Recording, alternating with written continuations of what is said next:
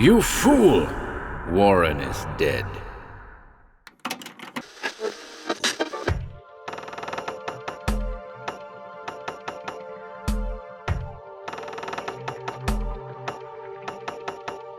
Baffling Beasts 2. More weird and mystifying creatures.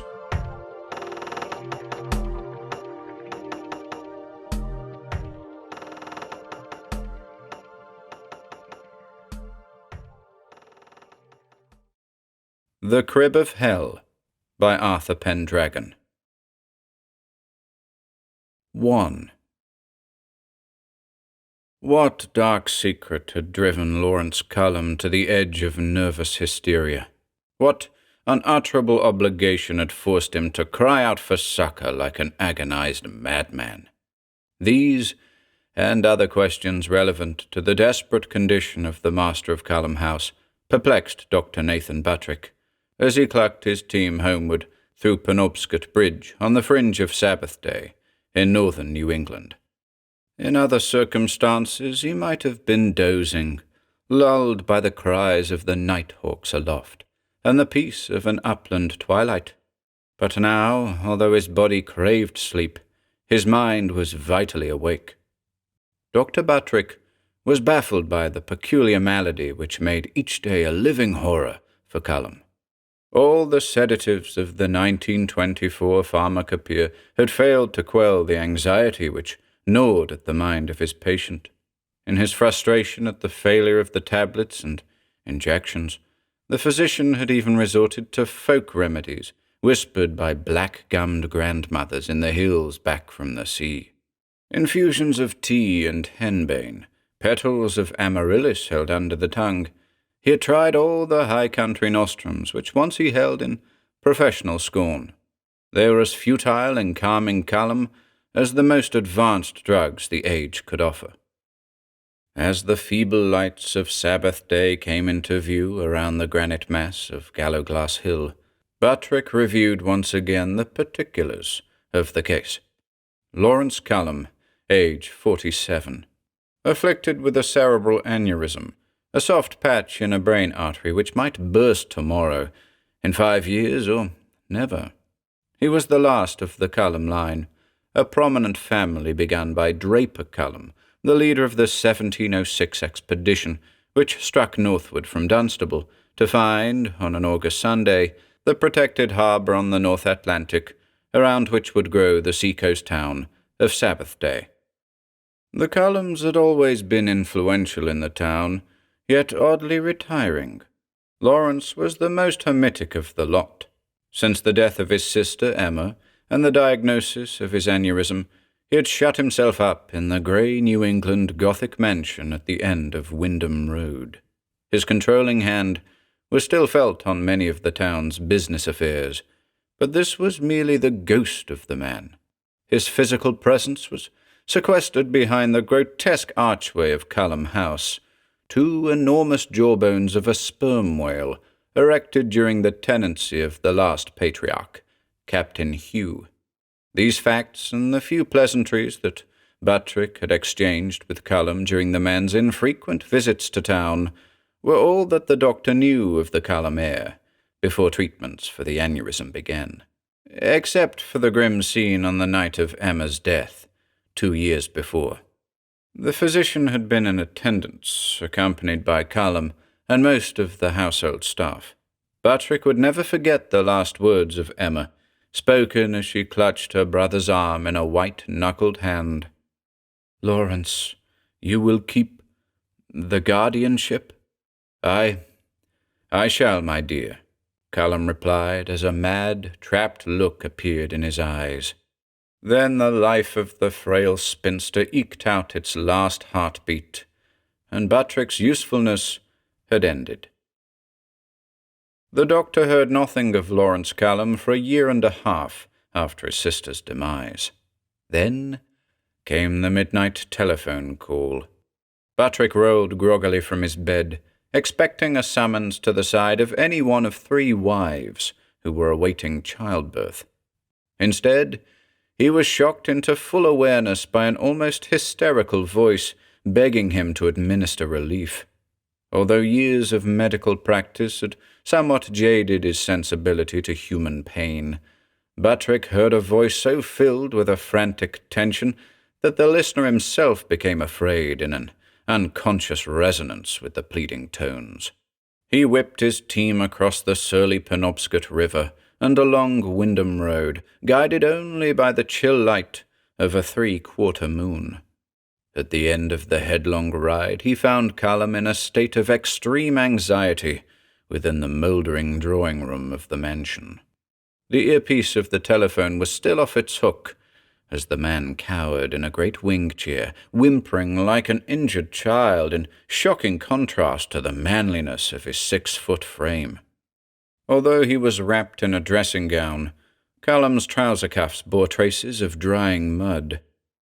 Buttrick quickly administered the standard dosage of a sedative. It had no effect. A second injection calmed Callum, or rather removed the physical manifestations of his hysteria. But even as the drug subdued his trembling, Callum retained a spark of horror in his eyes. Repeatedly, Buttrick questioned the sufferer about the cause of his alarming discomposure, and each time the gaunt-faced Callum had burrowed deeper into the plush of the wing-chair, mumbling under the sedation, "Can't say, mustn't say, no one must ever know, the guardianship." Despite himself, the physician felt a growing fear at the recurrence of that ominous term, first uttered in his hearing by the dying lips of Emma Callum. At last, the opiate calmed the man's chaotic nerves. With the aid of Amity, an aged Acadian manservant, the doctor wrestled the drugged weight onto a settee near the fire. He left a vial of tablets with the servant, and the assurance that he would visit his master on the next day. Then Buttrick returned to town, exhausted physically, but unable to quell the incessant questioning of his curiosity. What event or obsession could explain the mental disintegration of Callum? What arcane significance had that curious term muttered by Lawrence, even in his narcotic stupor? During the months of treatment which followed the first nighttime summons, the doctor had learned little else about the trouble at Callum House. He had diagnosed the aneurysm, but was certain that his patient's extreme nervousness and loss of weight were by no means related to his physical affliction. Rather, there was some obligation, burden, perhaps something in the house itself, under whose presence the mind of the Callum heir was slowly crumbling. Besides the strange terms spoken by both Emma and Lawrence, there was one other fact which increased the peculiarity of the case. Buttrick had noticed that Callum always avoided approaching a large tapestry hanging in the drawing-room, another remnant of the patriarchy of Captain Hugh. The subject and rendition were unsettling at first glance, a highly realistic depiction of a witch's Sabbath. The naked bodies of cabalistic women were ruddy in the glow from a fire which also illumined a bleeding victim. After a few visits, Buttrick had inured himself to the grisly scene, but Callum would never pass within 5 feet of the cloth. Sometimes the doctor had the uncomfortable conviction that his patient was listening to the tapestry, as though hearing the whickering laughter of the coven. Gradually, Buttrick resigned himself to the frustration of trying to quell a malady of the spirit by chemical means, a difficult task at best. With such a secretive, uncooperative patient, it was almost an impossibility. Such were the reflections of the toil-worn leech of Sabbath day, as he reined his team before the weathered frame bungalow from which his father had practiced before him. After stabling the horses, he ate a light supper, then willingly gave himself to his mattress with a side hope that no major illnesses or accidents would befall the populace of the village that night. His last conscious thought was not a prayer to his Creator, but a mindless repetition of the eldritch phrase so full of puzzlement and, in Emma's tones, a taint of evil, the guardianship. In late afternoon of the following day, Buttrick stood beneath the whale-jaw archway of Callum House, marvelling at the curving bone monoliths of this striking manifestation of the family's eccentricity. It was one of the 2 days of the week on which Callum was treated both for his aneurysm and for the frenzy attacking his nerves. Amity was waiting behind the door.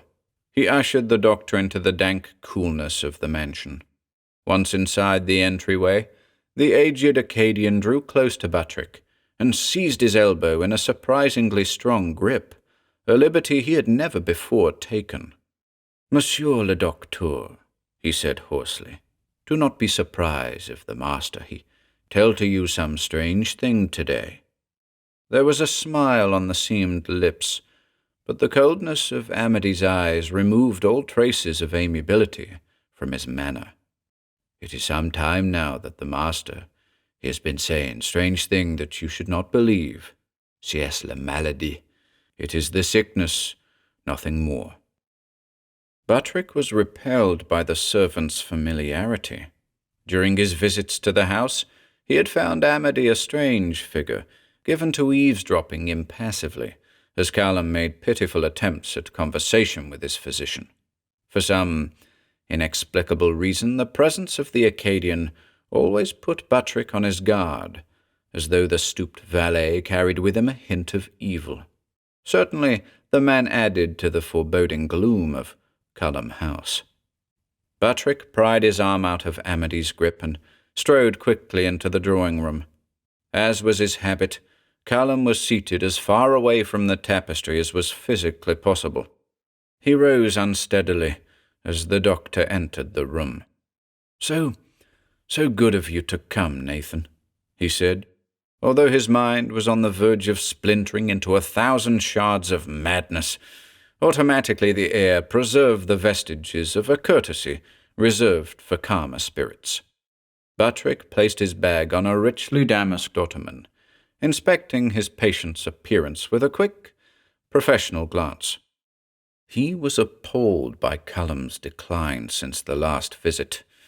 The man was wrapped in a crimson sitting robe that seemed made for a larger frame, so grievously had his body wasted under the bearing of his mental burden.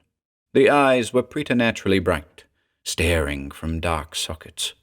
Callum nervously plucked at the cord of the gown with a hand which shocked Buttrick by its resemblance to Emma's, blanched and with yellowed nails. The doctor had seen patients harbouring within them vile malignancies fall into such decay. But Callum's dissolution was the result of a mental cancer, which threatened to destroy both mind and body. It was moot which, soul or flesh, would perish first. Now the man seemed inflamed by a strange eagerness. He motioned Buttrick to close his bag and cleared his throat nervously. "I fear, Nathan, that I have not been the best of patients. All your medications, all your attentions, useless." He dismissed them with a wave of his blue-veined hand. "Nothing will relieve me. Nothing can ease the weight of this hideous charge I labour under." Callum stopped briefly and seemed to listen to the tapestry. Recovering his train of thought, he continued, Unless I somehow ease my mind of this guardianship." He spat the word out in mingled tones of fear and loathing. "Unless I tell the secret, I shall die, and the secret shall die with me. And if I tell the secret shall die, and I shall die with it." Almost a conundrum, eh, Buttrick? A true gnomic riddle, eh, my friend? The physician rose to steady Callum, for his speech was assuming the peculiar cadence of madness. The man rallied, mumbling, "Not yet, not yet." In a moment, his face took on a grave cast as he spoke in cooler, more ominous tones. "You must have suspected, Nathan, that the cause of my agony was exceedingly strange. The aneurysm," he tapped his temple, "it is nothing. We Callums have suffered more unusual maladies than that. My trouble lies deeper than the fragile flesh." The heir paused reflectively, then continued, I have studied as long as I could, endured under this hideous burden longer than I thought possible. I am not as strong as Emma was. Not so much of a Callum, perhaps. She was like my father, Captain Hugh, amazingly strong-willed. The secret of our family, horror, I know no other name for it, was safe with her while she lived. But 2 years, man, 2 years of ceaseless anxiety, and the last few months have been a waking terror. Patrick had been engrossed by Callum's narration, but suddenly he started. A sound, a muffled moan or cry, had issued from the direction of the cabalistic tapestry.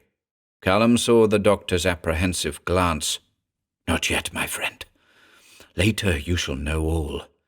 For now, Nathan, hear me out." He flicked his hand at Amity, who was loitering in the door of the drawing-room. "That will be all, Amity. Go to your duties." The Acadian shuffled reluctantly into the bowels of the house. When his footsteps no longer sounded off the flaking walls of the passage, Callum resumed his monologue. "It is now time, Nathan, that you knew the well-kept secret of this house, for I shall tell you or die in the attempt. Only by sharing this intolerable weight have I any chance of keeping my sanity." His lips trembled as he fought to maintain calmness.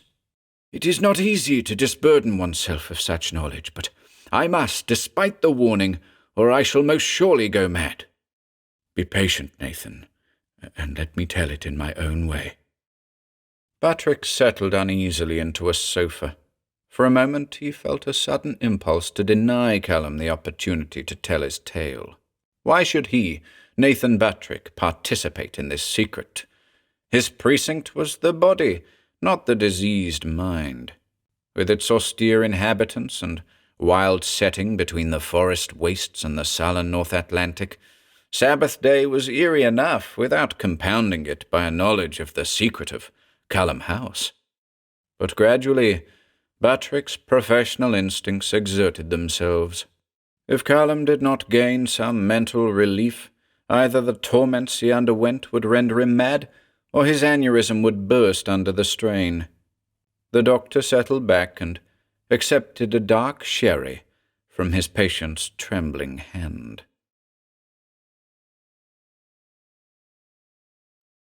2. "Nathan," said Callum, "have you ever heard the name Ligeia?" "Ligeia was the second wife, I believe, of your father, Captain Hugh," answered Patrick. "Yes, if she can be called a wife." Immediately, Patrick knew the reason for Callum's bitter statement. The doctor had been only a child when Ligeia came to Sabbath Day, yet the bizarre tales the townspeople told about her were preserved in his memory. After the death of his first wife, the mother of Lawrence and Emma, Captain Hugh Callum, had consigned his children to the care of a relative.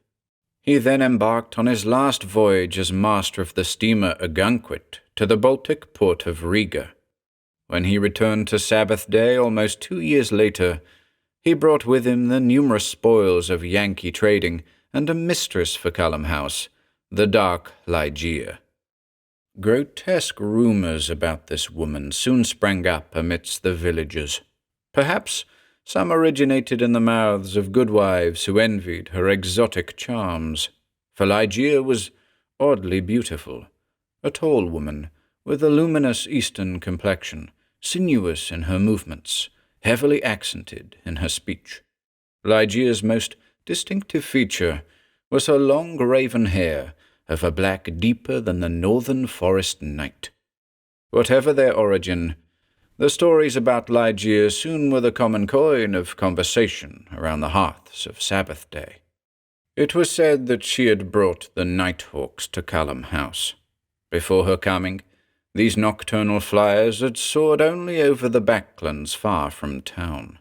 Now they roosted in the trees of the estate, trembling the night air with the beat of wings. More serious, Some reported that Ligeia had been seen on Walpurgis night, wantoning naked through the woods at the fringe of town. One individual who had been abroad at that hour swore that a glowing cloud had passed in from the sea over Sabbath day, and that voices could be heard mumbling in strange tongues from within the floating mass. An ancient dame who dwelt alone near Gallowglass Hill averred that Ligeia had spent many afternoons with the few Indian sachems still alive, the degenerate remainder of the Pequot tribe. This nearly extinct race, it was said, held powers over air and sea. The more intelligent of the townsfolk dismissed these tales as fantasies, yet all knew that Ligeia exerted a strange hold on Captain Hugh. The gruff skipper was quite deferential to her in public, a far cry from his callous treatment of his first wife. There were some who even noticed more than a touch of fear in his attitude toward the tall woman whom he bore on his arm. However, in her public behavior the woman was impeccable, haughty of mien, knowledgeable in the social graces, distant yet polite. During the couple's visits to town, she comported herself as befitted the wife of a moneyed landowner. Only a few noted that occasionally she exchanged knowing glances with the most depraved of the town's moral outcasts. A year after her arrival in Sabbath Day, Ligeia was big with child. At this time, Hugh Callum ceased his frequent visits to town and seemed to enter retirement at the end of Wyndham Road. The village believed that he had secluded himself in deference to his wife's condition. Not a soul understood that behind the captain's bluff facade lay a spirit sorely harried by some knowledge which he could impart to no other person. Several days after her confinement was due to end, the news reached Sabbath Day that both Ligeia and her babe had perished in childbed. The father of Nathan Buttrick had been in attendance. In answer to the many queries, he replied that there was nothing he could have done, and divulged no other details of the tragedy. Nathan recalled that his father had been unusually silent for days after the event, as though meditating on some incomprehensible problem. Once, he had told his son that if he aspired to be a physician, there was something about the Callums that he should know in the future. But then the normal course of town life was resumed. The remains of Ligeia were cremated and transported to her native land, as she had wished. The small casket of the child took its place among the Callum ancestors in the family crypt, and Nathan Buttrick never heard the Callum secret from the lips of his father, for the man died of a heart seizure a few months later. "She was a witch, damn her eyes!" cried Callum. The air had become noticeably less calm toward the end of Buttrick's narration of the few facts he knew of Ligeia. Now a torrent of suppressed emotion broke forth. "And it is not dead. Do you hear? Not dead!" Buttrick leapt to restrain Callum, who seemed ready to run from the room. At the same moment, a hideous clamour issued from the direction of the tapestry, a scarcely human screeching, accompanied by thudding impacts, as though a body were hurling itself at the wall. "It heard! It heard!" raved Callum. He swung around and faced the cloth. "You cannot hold me in bondage any longer. The guardianship is at an end. At last, an end!" His final words choked off in a sob. Callum pitched into a faint on the settee. The vicious sounds from the tapestry grew in intensity until the cloth and the wall behind it trembled. Amity entered the room on the run, his features contorted with rage. Apparently, he had overheard the entire scene. "The weak pig," he snarled. "His doom us all. We are dead men, monsieur, dead men." He vanished down the hall, his footsteps giving way to the grind of a heavy door being swung on its hinges. In a few moments, Buttrick heard the crack of a bullwhip over the horrid ululations. A note of pain entered the screams. They tapered off into piteous whimpers, until silence returned to Callum House. Batrick knelt beside the heir, struggling to revive him. For a moment he feared the aneurysm had burst, but the eyelids trembled, and slowly the man regained his senses. "Ah, the relief, Nathan," Callum sighed. "No longer a prisoner in my own house, no longer keeper of the vile heritage Emma passed on to me." "Great God, Lawrence!" cried Batrick. "What have you hidden behind that wall?" "I could not describe it," he answered. "Walk to the tapestry. You shall see it for yourself." Batrick moved unsteadily toward the rich cloth, his breathing suspended in anticipation of whatever was to occur. "Open the tapestry with the cord by your hand," directed Callum. The doctor grasped the weighted end of the cord. He closed his eyes for a moment, opened them, then tugged at the cord. The tapestry slid back smoothly across the wall. Beneath it, the wall was discoloured but blank, except for a small glassed orifice at eye level. Batrick hesitated. He glanced at Lawrence, who feebly motioned to him from the settee, then fixed his eye to the peephole.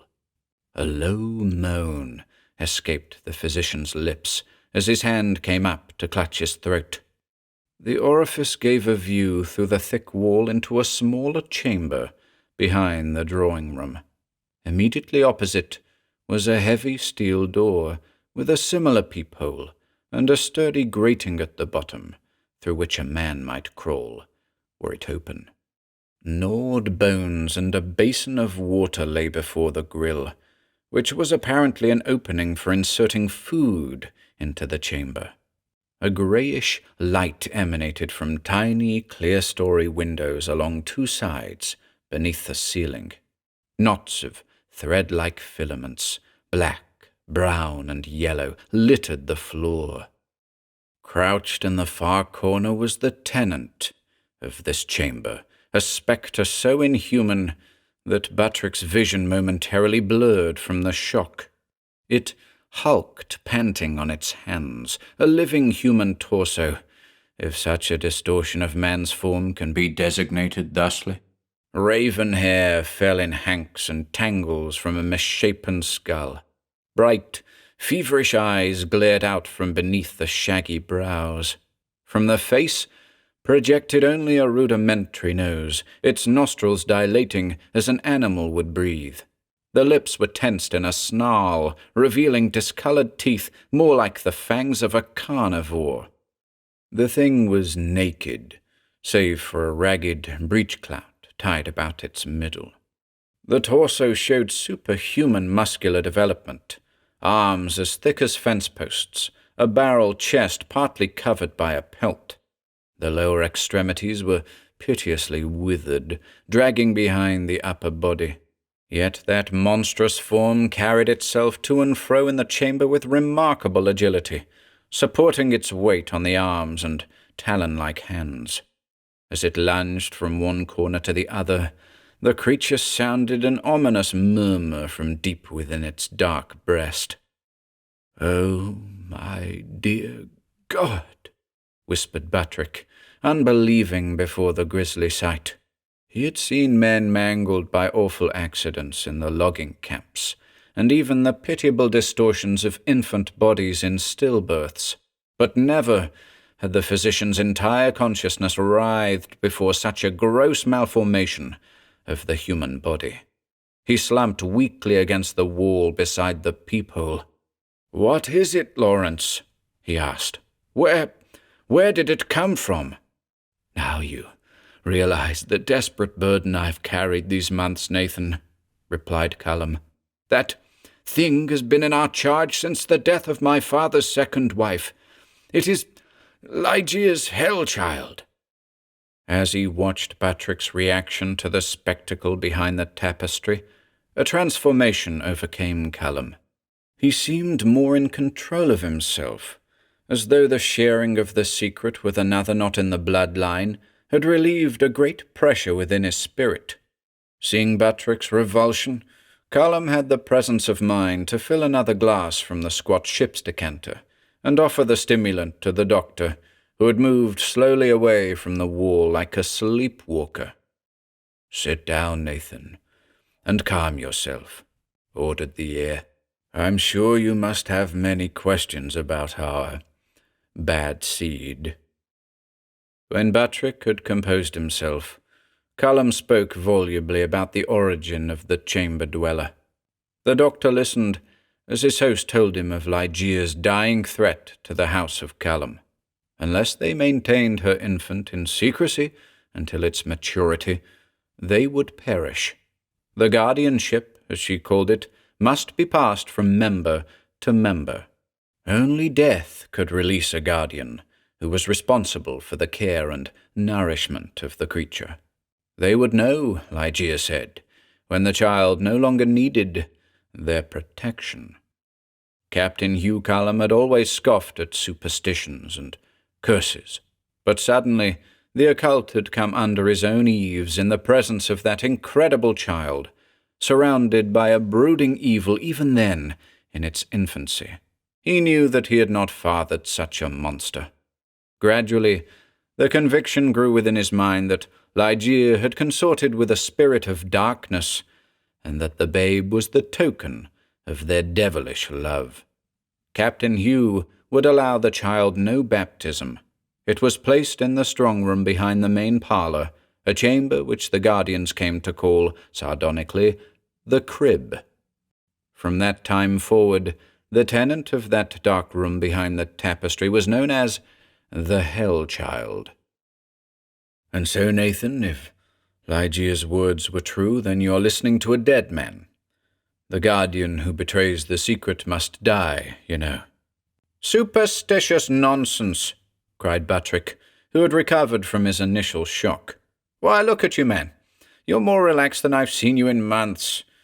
Now, Lawrence, I can't yet explain that thing in there, or why it survived so long despite its grave malformation, but it must have a natural explanation.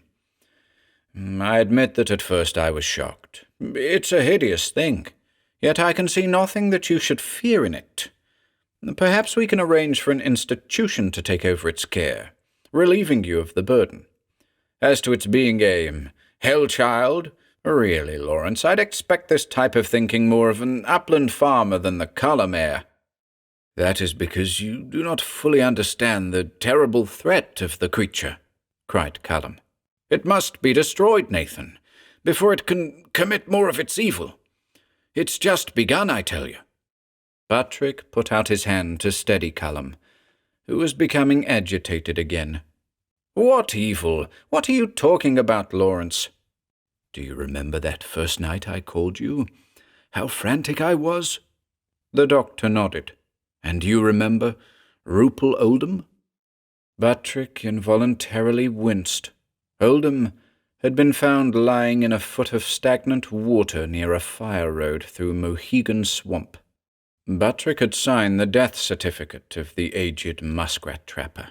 The body had been badly mutilated, and a look of utter horror was indelibly stamped on the face. "You don't mean that?" asked Batrick, pointing toward the wall. Callum nodded. "It broke out," he said helplessly. "We had underestimated its strength, and it burst through the wooden door, which the steel door you saw later replaced. Amity and I followed it as quickly as we could. It was dark. The spring rains had muddied the ground." Callum's voice became dreamy as he relived the gruesome event. "At first Amity and I didn't know where to look. We stood in the drive, he with the bullwhip, and myself carrying the lantern. It could have gone off in any direction. But then we heard the nighthawks crying over Mohegan Swamp in the valley behind the estate. A terrible, fierce sound. They were swarming and diving as though mad. We ran through the forest on the fire road. The sound of the birds got louder, more shrill, until we could see against the grey sky the place over which they were swarming. I remember wishing that I had had the presence of mind to bring a pistol, but then the light from the lantern showed us its form ahead. Oh, Nathan, Oldham had come down to check his traps, and it caught him there in the mud and scummy water. When we ran up, it was feeding. Amity lashed it with the whip, and it drew back. I saw that we could do nothing for Oldham. The expression on his face, terrible. Between the two of us, we drove the creature back to the house and into the crib. It was more docile then, feared the bite of the whip more than now. Callum paused and wet his lips with the sherry. But the atrocity so unsettled me that I had to call you for relief, or I would have lost my mind. We should have recognized this murderous act as an unmistakable sign that it was approaching its maturity, Nathan. But we thought the killing of Oldham was an accident, a chance encounter. No more than a month later, Arnold, my groundskeeper, passed away. He was the last of the servants, save Amity. At night, the beast broke out again. I was awakened by the nighthawks massing over the house. The coffin lay within the parlour. That thing had overturned it and was tearing, slashing. Callum clenched his fists in agony. Do you understand what I've been living with, Nathan? Do you wonder that my nerves are gone? Buttrick stirred uncomfortably. He was being drawn into the macabre web of Callum's narration. The doctor began to feel unsafe, sitting only a few yards away from the tapestry. How many times had he entered the decaying drawing-room to treat the master of Callum House, oblivious to the existence of a horror separated from him by only a few inches of plaster and lath. We then knew, continued Callum, that its ghastly appetite had been whetted. We realized that these events were not mere chance. The evil thing mothered by my father's second wife, I cannot call her my stepmother, had reached its maturity. For a week after we interred Arnold, it screamed. I shall hear its cries until my ears are stopped by death. Ravenous, ferocious howls which sounded even beyond the walls of the house. Amity and his bullwhip could not control it, and I stuffed my ears with cotton, took laudanum, drank myself into unconsciousness. Everything failed. That hideous keening could not be suppressed. It was then, at the end of my wits, that I made the decision for which, if ever a man were damned, I shall be. I had to stop the screaming, Nathan. Do you understand that? Buttrick shook his head slowly, scarce daring to consider what awful revelation he would hear next. I ordered Amity. Even now I cannot bring myself to pronounce the words. Callum fought visibly to control his rising emotion. He sprang from the settee and paced the room. Amity, in addition to being my only servant, is also, he blurted the words out, custodian of the Sabbath-day burial ground. Do you understand my meaning? Then the bones in the chamber, and those fibres, hanks of hair? Buttrick asked incredulously. How many evenings have I slumped in that very chair, listening to that beast at its unholy supper? How often have I considered suicide, anything to free me of this vile guardianship? Even Amity has become infected by it. I truly believe he enjoys tending the creature and disciplining it with his bullwhip. He derives a sense of power from those duties. The old man thinks me weak and scorns me because my nerves cannot stand the strain. But what a burden! God help me, I am the protector of a ghoul! A long silence followed the impassioned confession. The room had become oppressively thick atmosphered. Buttrick opened the French doors which led to a terrace and thence the drive. The sky was yet aglow, and only the drone of frogs at Mohegan Swamp heralded the approach of night. The birds roosting in the trees about the house had not yet begun their darkling flights. The doctor turned and addressed Callum. Is there any danger that it will break out again, Lawrence? The steel door has thus far resisted its attempts, he replied. Occasionally it hurls itself at the door for an hour at a time. Its ferocity is appalling, but the door and its frame remain fast. The heir sighed deeply. Yet a mere steel door cannot be sufficient to hold such a malignant evil. It must be destroyed, Nathan, and quickly. I can no longer protect the town from its appetite. And now that I have discovered the Callum's secret to you, I feel that if we do not act soon, the thing will be at large, with no one to stop it. For it heard me betray it, I am sure, and craves my death. Buttrick was convinced. Now his mind no longer operated in accord with the civilized virtues of reason and mercy. His own experience that day at Callum House, and his host's desperate words, had brought to life within him the savage's fear of the unknown. He agreed to assist in the extermination of the creature, and swore that no word of the proceedings would ever pass his lips. Since Callum assured him that he could spend another night in the house with the Hell-Child, Buttrick decided to return to Sabbath day. On the morrow, he would return to the estate to plan the destruction and interment of the beast, for they would need daylight to dig its unholy resting place. On the portico of the mansion beneath the arched jawbones, Callum seized Buttrick's hand in a firm grip. "I only wish my father had taken this course in the beginning," he said. "Then perhaps he, Emma, and myself would have been spared the blight which has sapped our lives." He ran his hand along the cool ivory of the curving white monoliths. "I know that, wherever he is, my father approves the action we must take." Buttrick nodded in silent agreement. He bade the heir a good night and turned his team onto the darkness of Wyndham Road. As he left the grounds of the estate, the nighthawks were beginning their evening clamour. Their rasping cries banished the peace of the autumn evening.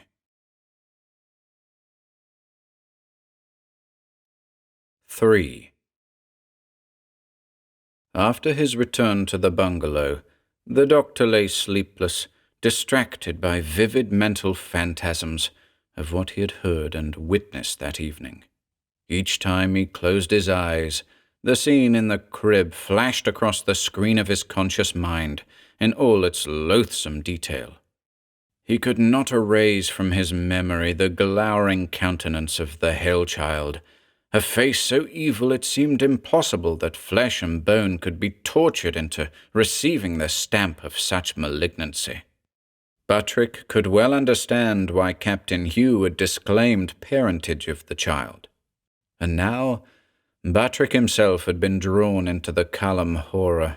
He had sworn to aid in the destruction of a thing which might still bear within it a spark of humanity, despite Callum's heated denials and the mystery of its parentage.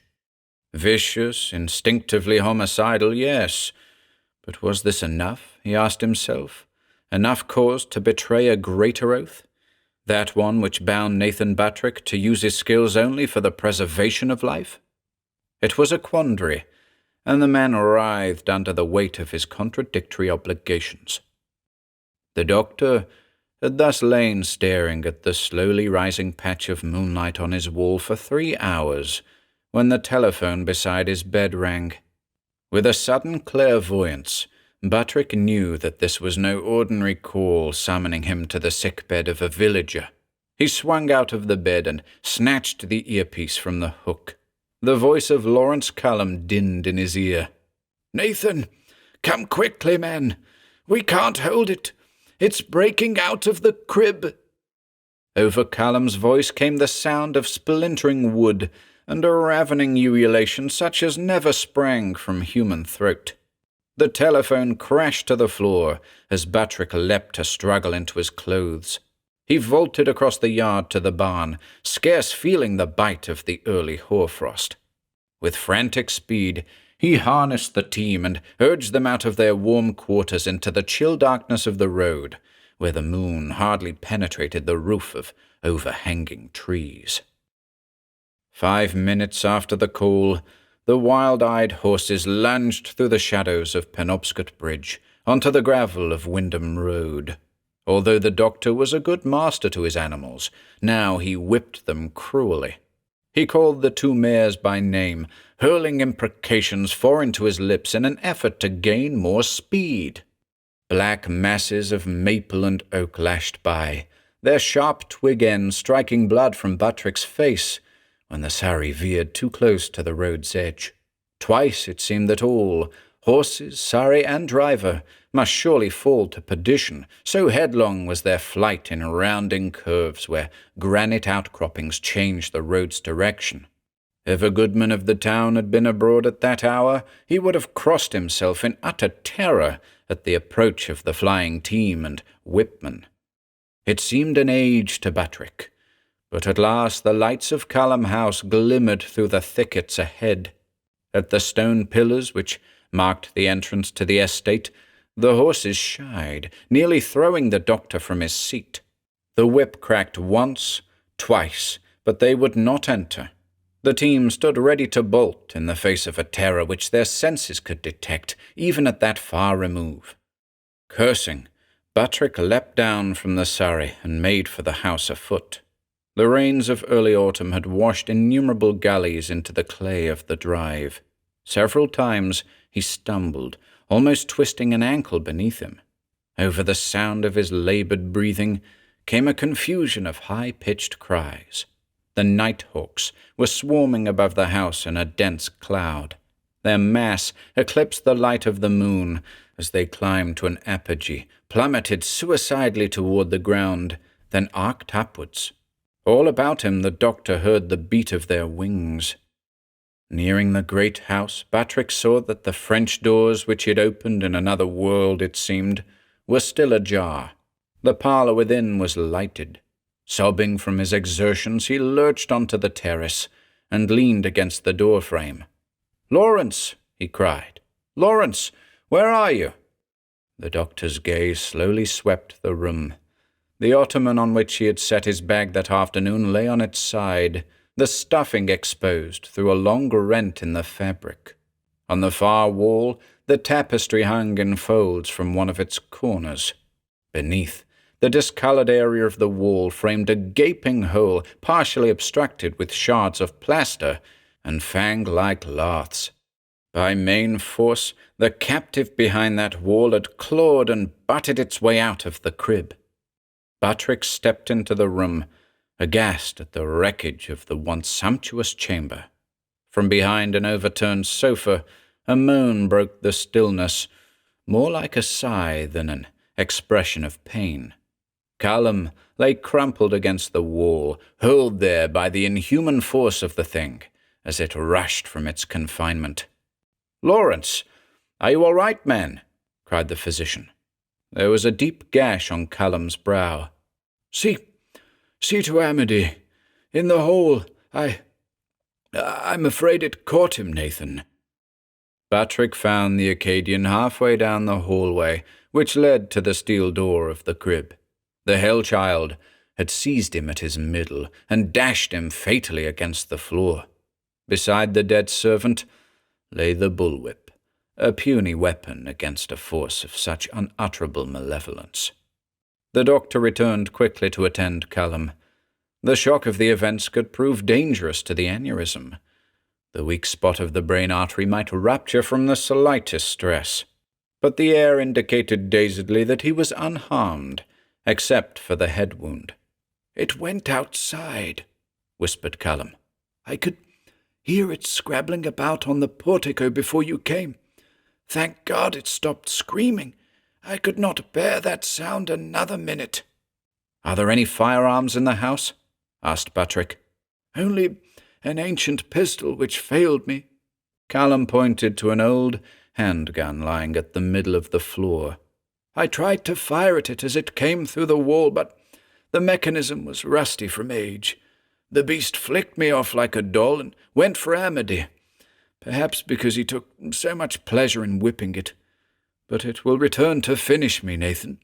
because it has now matured and needs its guardian no longer." Callum smiled weakly as a wistful expression fixed itself upon his pallid face. "If death is the price of freedom from that child of the pit, then I shall pay it gladly," he said. Buttrick suddenly stiffened. Somewhere beyond the open doors of the entryway, he heard the sound of deep animal respirations. A growl loosed itself from a savage throat. "I must close and bar those doors," the doctor muttered to himself, for Callum had lapsed into an almost trance-like state. He grasped a heavy poker and walked carefully through the hall. "If it comes at me," he thought, "I must slash at the eyes. The eyes." The main doors of the house stood thrown open to the night. Although it now rode the tree-tops, the moon illumined the steps up which Buttrick would have raced had he not entered through the French doors. The cries of the ominous birds had ceased. They roosted in the elms and oaks, as though awaiting a climactic event. The doctor peered out onto the lawn, keeping well within the shadows of the entryway. Nothing stirred. He stepped into the doorframe and quickly scanned right and left. Again, there was only the wash of moonlight on the lawn and long deserted walks. No sound was audible, except an occasional chirrup from the trees. Buttrick exhaled slowly. It seemed that the thing had run off, perhaps to Mohegan Swamp, where it had claimed its first victim. This was work for a search party in the morning, not for a middle-aged physician unarmed except for a poker. Wiping his brow against his sleeve, Buttrick stepped onto the portico beneath the massive jawbones. The moon caught the whiteness of the eccentric archway. He ran his palm along the ivory smoothness, grateful for a touch of cool solidity. Standing there for a moment, the man seemed to gain strength from the contact of his hand with the curving pillars of bone. On the steps of the mansion, he took a final surveying glance over the grounds, unwilling to stray farther from the light. All was quiet. "We will run the beast to earth in the bogs come sun-up," he thought. "Surely it cannot escape us there." Suddenly, the trees at the edge of the estate swayed at their tops as the nighthawks again winged aloft. The doctor's calmness left him. He started up the steps to regain the relative security of the house. But as he mounted the last step, his eyes caught a dark mass hulking at the very top of the arch, where the whalebones intersected. At the same moment, a guttural cry which seemed to tremble the entire portico pealed down at him. Buttrick's head snapped up. On the peak of the arch, balanced on its claw-like hands, crouched the Hell-Child. Its long, snarled hair cascaded down over the joint where the tops of the bones were clamped together. The fantastically developed shoulder and arm muscles knotted as the creature prepared to hurl itself downward upon Buttrick. In the split second it took his arm to bring the poker up, he realized that the thing had expected him to enter through the main door when he arrived in answer to Callum's call for help. It had climbed to the top of the arch, hidden there by the shadow of the eaves, in order to fall upon him as he entered the house. Then all thoughts ceased for Nathan Buttrick, as he saw the macabre figure let go the top of the arch and launch itself at him with a bellow. The poker flashed sideways in a vicious arc, aimed at the point in space where the eye should have been at that moment. But it smote the empty air. For as Buttrick began his stroke, the long, raven hair of the beast caught in the ironwork which braced the top of Hugh Callum's arch. The momentum of its lunge carried the Hell-Child clear of the ivory columns. It plummeted downward for the merest fraction of a heartbeat. Then a terrible jerk ceased its plunge. It swung between the columns like a grotesque marionette, hanging by its own matted hair. The doctor could not breathe as he gaped at the frantic contortions of the creature. The cruel arms flailed and beat the air as it struggled to haul itself back to the top of the arch. From that brutish throat came a scream of incredible fury. The face grimaced from pain and rage. Flecks of foam spotted the snarling lips. For a moment, it seemed that the hair surely must part, unable to support such a weight. But then a report like a muffled gunshot stilled the writhing of that hideous form. Its neck broken, the Hell-Child hung limply above the steps of the house it had terrorized through the long decades. Unstrung by the terrible self-execution he had witnessed, Buttrick fell to his knees on the floor of the portico. For minutes he sagged there, his fingers still gripping the haft of the useless poker. The trembling, which shook his entire frame, gradually subsided. Suddenly remembering the wounded heir who lay inside, he roused himself and entered the house. Callum was sitting as before, propped against the wall. His face was ashen, but his eyes glimmered with surprise as Buttrick knelt beside him. You're alive, Nathan," he whispered. "Does the beast still live?" The doctor quickly related the grisly death of the Hell-Child. It was apparent to him that his friend was falling into a decline from which he would never recover. The aneurysm had been fatally disturbed by the night's events. "Then I am free!" cried Callum. "At long last free of that terrible presence. Ah, liberty! Blessed, blessed liberty!" The voice of the air trailed off in a final sob. Buttrick gently placed a pillow beneath the still head and closed the eyes. The master of Callum House, the last guardian of the Hell-Child, was dead. For a long time the physician stood in the shambles of the parlour, trying to fathom some meaning in what he had experienced. 2 corpses lay in that silent mansion. Beneath the whale-jaw archway hung the carcass of the family's child of darkness, claimed by this architectural whim of its first guardian. The grim sequence of events was too unsettling to comprehend. But now it was time for action. Impelled by some allegiance which endured even the death of the last Callum, the doctor resolved never to divulge the horror in which he had participated. Crawling into the crib through the broken wall, he cleaned the chamber of all traces of the Hell-Child's occupancy. On the portico he cut down the monstrous body and loaded it onto the surrey. Buttrick inched the surrey down the dark fire road to Mohegan Swamp.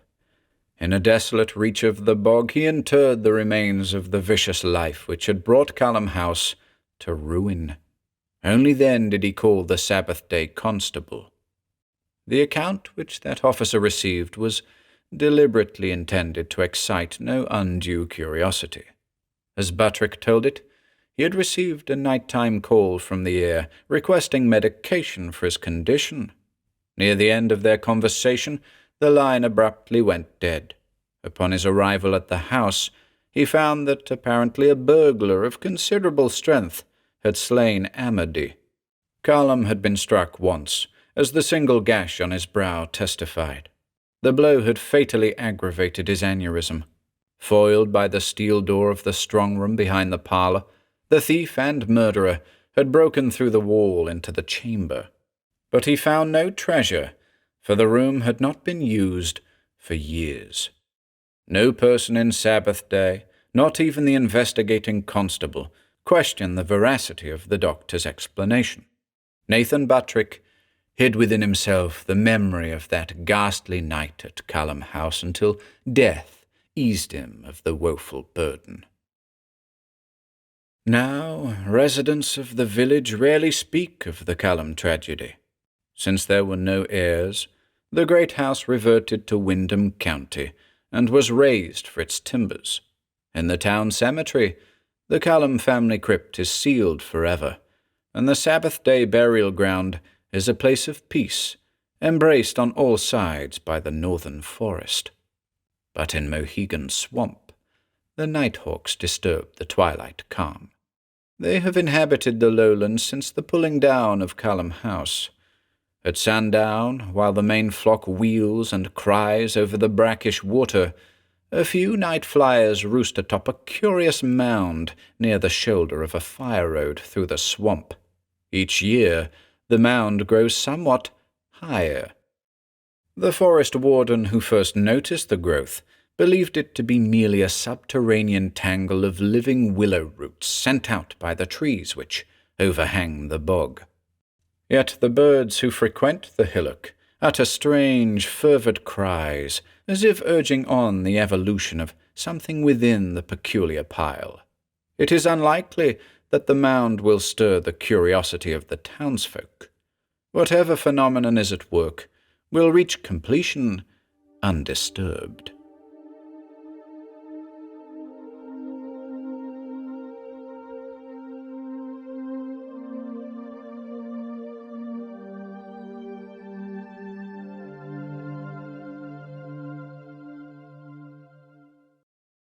Clay by C. Hall Thompson.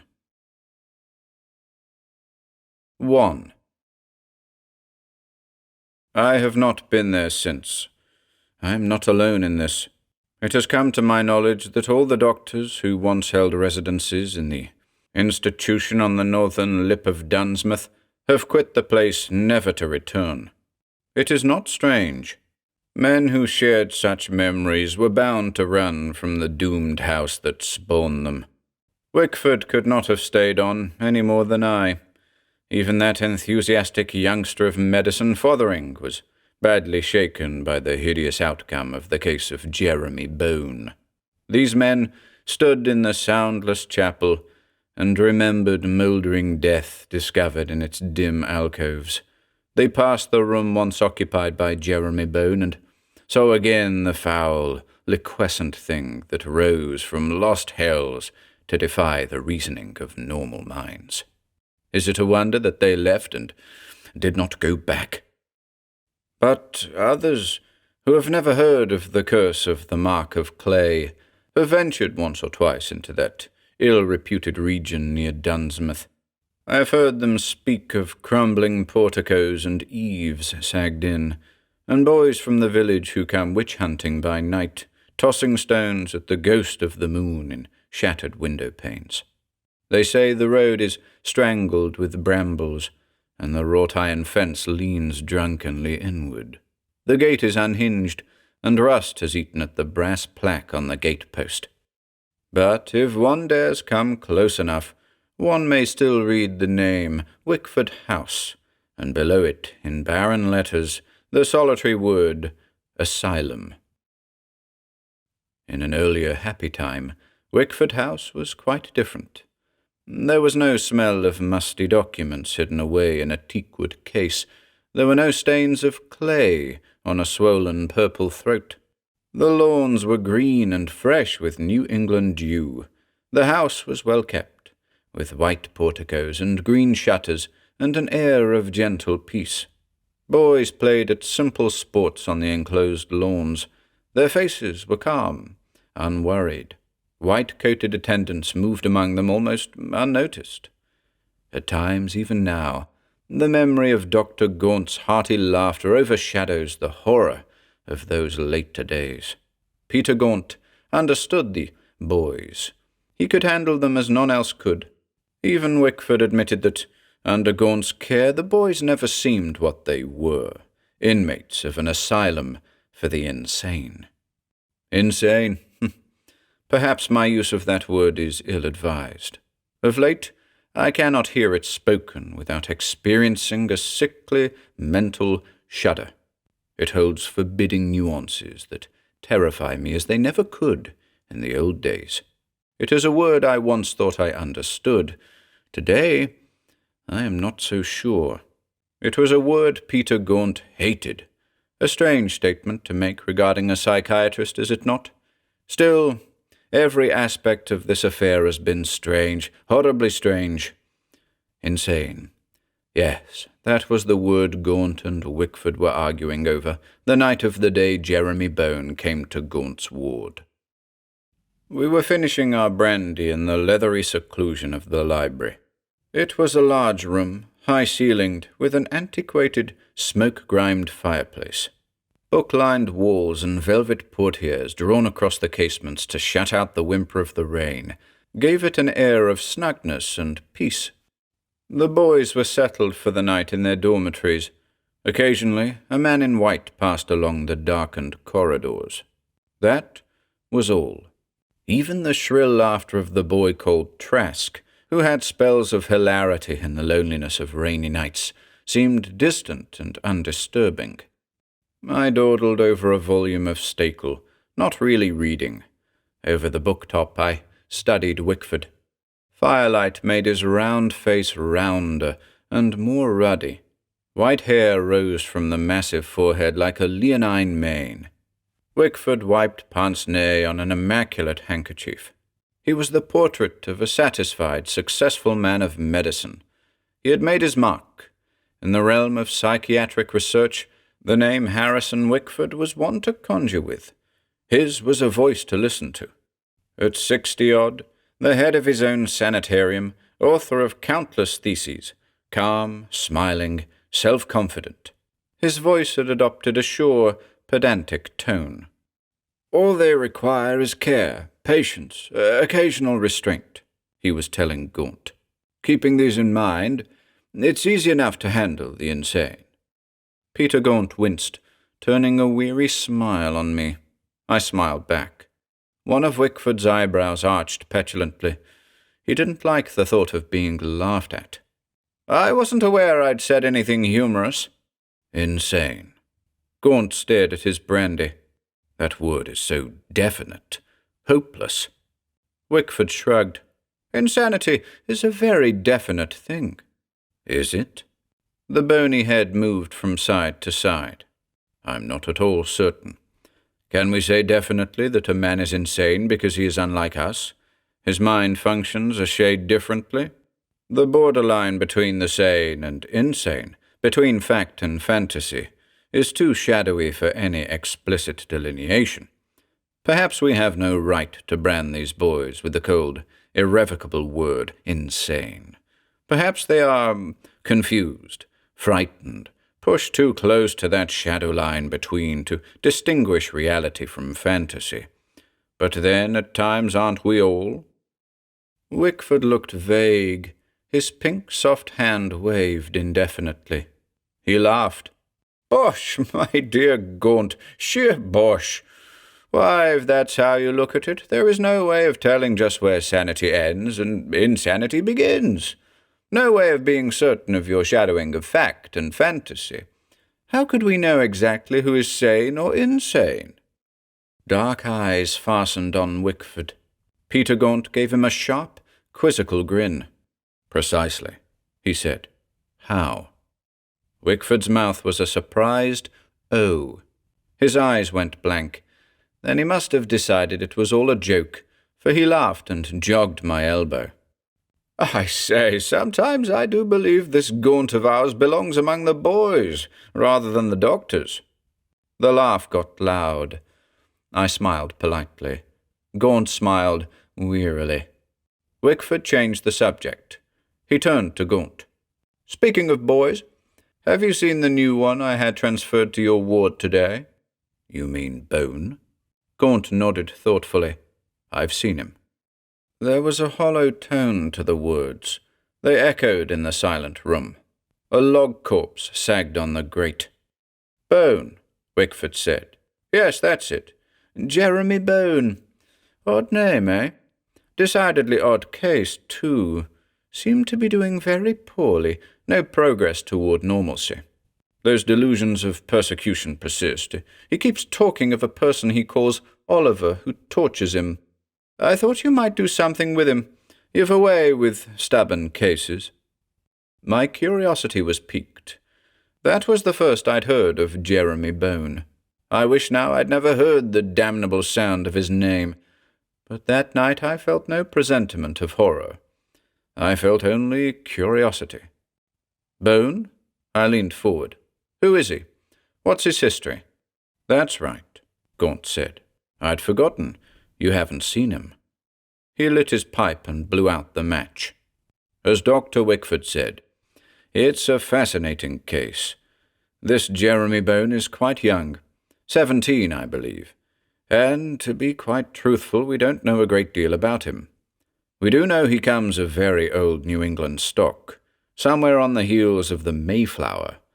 His mother died when he was born.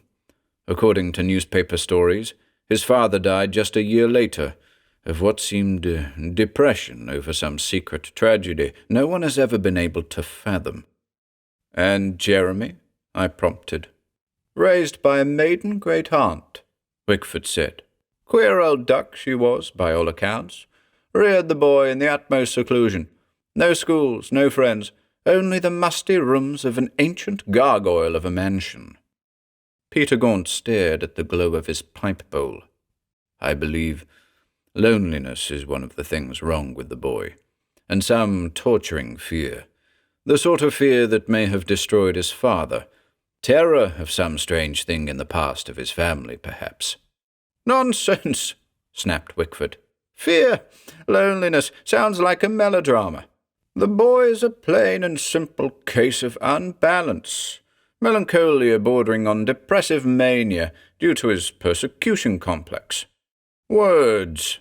Gaunt rapped out his pipe with an impatient movement. "Words! Can they fathom the uneasy thoughts of a frightened mind like Jeremy Bone's? Can they allay his fears, fears that may be half real?" The laugh was mocking. Wickford said, "Tell me, Gaunt, are you a doctor or a witch-hunter?" It was meant to be funny. Somehow it fell flat. Rain cried against the windows. Trask's hollow laughter seemed to grow nearer and haunting. Uneasiness crept into the room. "To get back to the boy," Gaunt said quietly. "When his great-aunt died, the executors of the Bone estate sent Jeremy to a school in Blackmoor. Reports say that the lad behaved oddly from the outset, was afraid and unwilling to go to Blackmoor, seemed to live in his own world with people of his own making. It was thought that the company of normal boys would improve him. It didn't. There are strange stories at Blackmoor of unsettled times after the coming of Jeremy Bone. Incidents small but decidedly unpleasant. The beheading of a school mascot. The neurotic talk of Jeremy's roommates about eerie things happening to the boy during the night." "The school board was worried," Wickford cut in. "Naturally, their reputation suffered. Enrollment fell off. At that point I was called in. I committed the boy. He spoke of nothing but this strange entity named Oliver, a thing that forced him to do evil, to maim, even kill. He kept repeating, 'Oliver wants me to destroy others as I destroyed him.'" The ruddy head shook. The pink lips pursed. "Typical schizophrenia, of course. Split personality, the one good, the other bad. Called Oliver, compelling him to commit crimes his normal self finds repulsive. I thought we might snap him out of it, but—" Wickford raised hands, palm up. Peter Gaunt frowned. "It's not as hopeless as that, Doctor. Bone has behaved very well since he came to my ward. Seems to get on famously with that young fellow Swan in his dormitory. You'd think they were blood brothers. Perhaps friendship is what Jeremy needs. With that, I may get at the root of his fear, find out exactly who Oliver is and what terrible meaning he has for the boy. Maybe, with such knowledge, I could cast out this hellish entity." "Cast out?" Wickford echoed pompously. "You talk like a preacher exorcising evil spirits. Really, my dear Gaunt, we're not alchemists handling a case of possession." Peter Gaunt lifted one black peaked eyebrow. He said softly, "Aren't we?" The words died. Firelight did a dance macabre in the far corners of the library. Then, abruptly, a high-pitched, unhuman cry shrilled through the silence. Gaunt stiffened. Wickford paused, brandy glass halfway to his lips. My mouth felt strangely dry when I spoke to Gaunt. "That was from your ward." Even as he nodded, It came again, the wail of a soul in torment rising from a bottomless abyss. Gaunt was on his feet. He turned to the door just as it burst open. Lowry, an attendant from Gaunt's ward, stood on the threshold. His face had an unwanted pallor. "It's the Bone Kid, Doctor. He's acting up something fierce." The agonized scream sliced out anew. Lowry licked dry lips. "You better come." Gaunt had already started. Wickford and I followed hastily. The grey corridors seemed unusually chill and lonely. Ward A lay around the first bend. An excitement I could not quite account for tightened my scalp as we entered Bone's dormitory. The cry had dwindled to the whine of a terrified animal. The room was dark. A noisome stench sifted under the smell of antiseptic, an odour of decay that seemed to rise from the black corner by Jeremy Bone's cot. I was conscious of Gaunt's face, pale and taut. I followed his gaze to that corner. Against the wall, a phosphorescent nimbus seemed to hover like a bird of prey. As we watched, its edges bled and faded. Slowly, the amorphous mass became one with the dark, and a last unholy wail tore from the throat of the pitiful creature that cringed in the shadow of the cot. I stared at Jeremy Bone.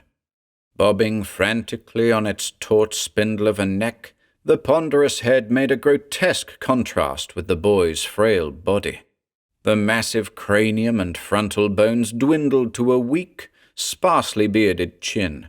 Bulging eyes held a nameless terror, the like of which I had never seen before. Spittle slavered from the lax mouth, and his huge hands, strangely covered with grey suede gloves, tore wildly at the nightgown's throat. Slowly, the cries subsided to an abject whine. He continued to stare fixedly at the spot where the ectoplasmic cloud had been. His lips worked. Coherent words came. "Thank God! He's gone! He won't make me do it! Not now!" The glazed eyes blinked and roved and focused on Peter Gaunt. "Dr. Gaunt!" He stumbled to his feet. The big head wobbled. He caught Gaunt's sleeve. "Don't let Oliver come back, please! He'll make me do bad things. When you came, he was talking to me, real soft in my ear. Kill, kill! He wanted me to destroy Swan." Wickford exploded. "Good Lord! Swan!" Someone switched on the light. I turned to Wickford. Then I saw Swan's fat, limp form sprawled across the bed in the other corner. Wickford looked pale and worried as I tested the boy's pulse. He sighed relief when I said Swan was only sleeping. At that moment, the little eyes opened. Swan gave us his slow cretin smile. I patted his arm. "It's all right, son. Go back to sleep."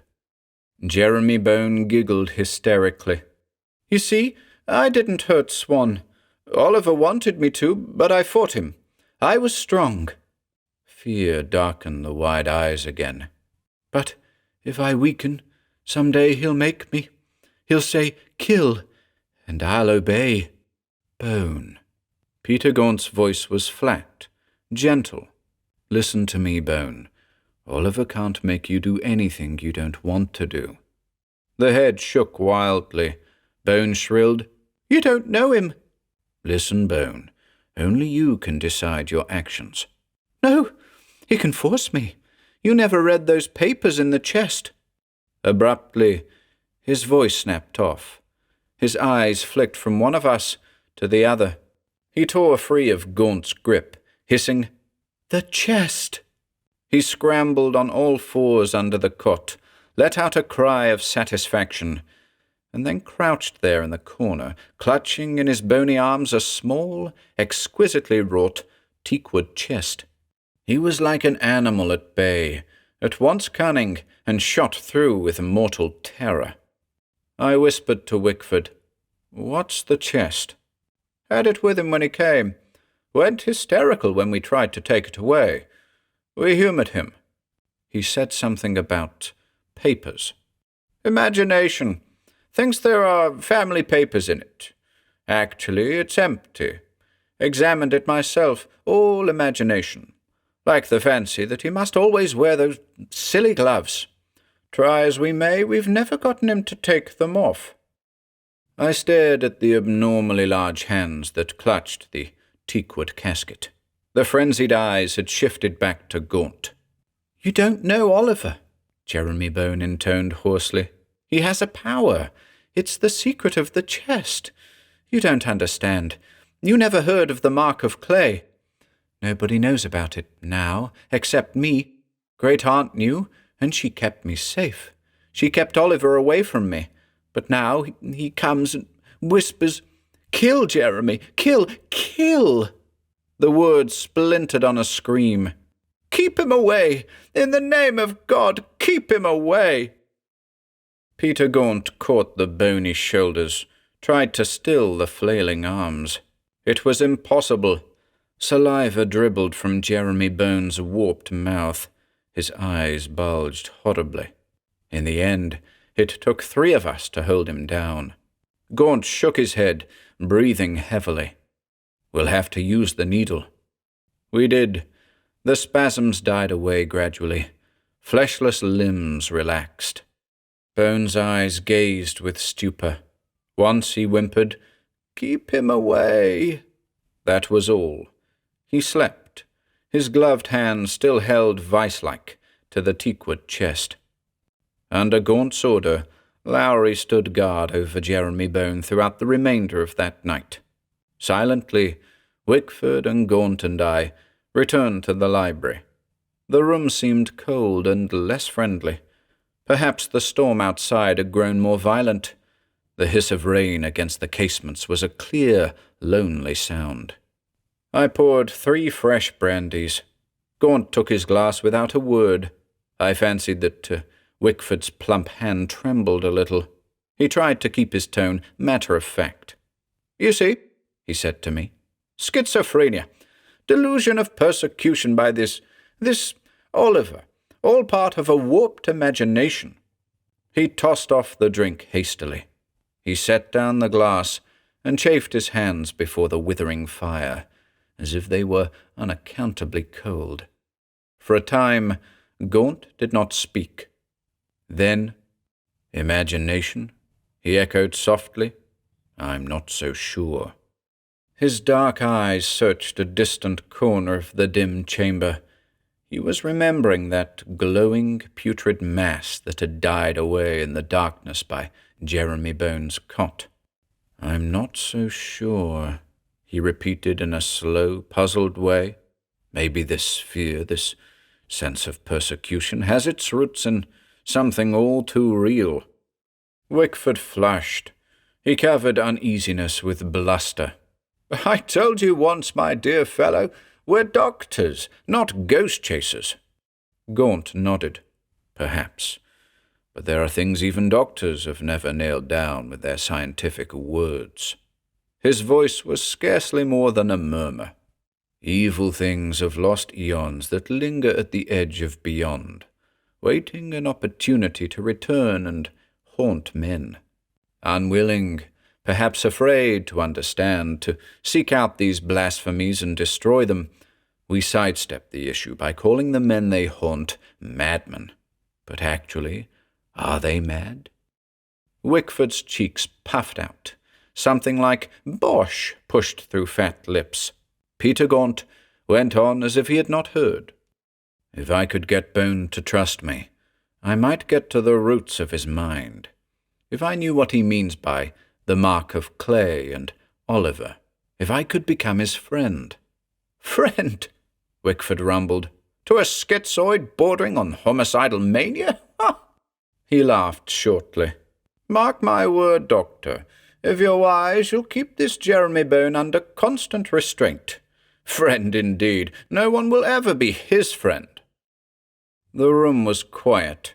Peter Gaunt only stared silently into the glow of the hearth, but his eyes were steady, thoughtful. I think I knew even then that he would prove Wickford was wrong. He did. 2. I saw very little of Peter Gaunt in the weeks that followed.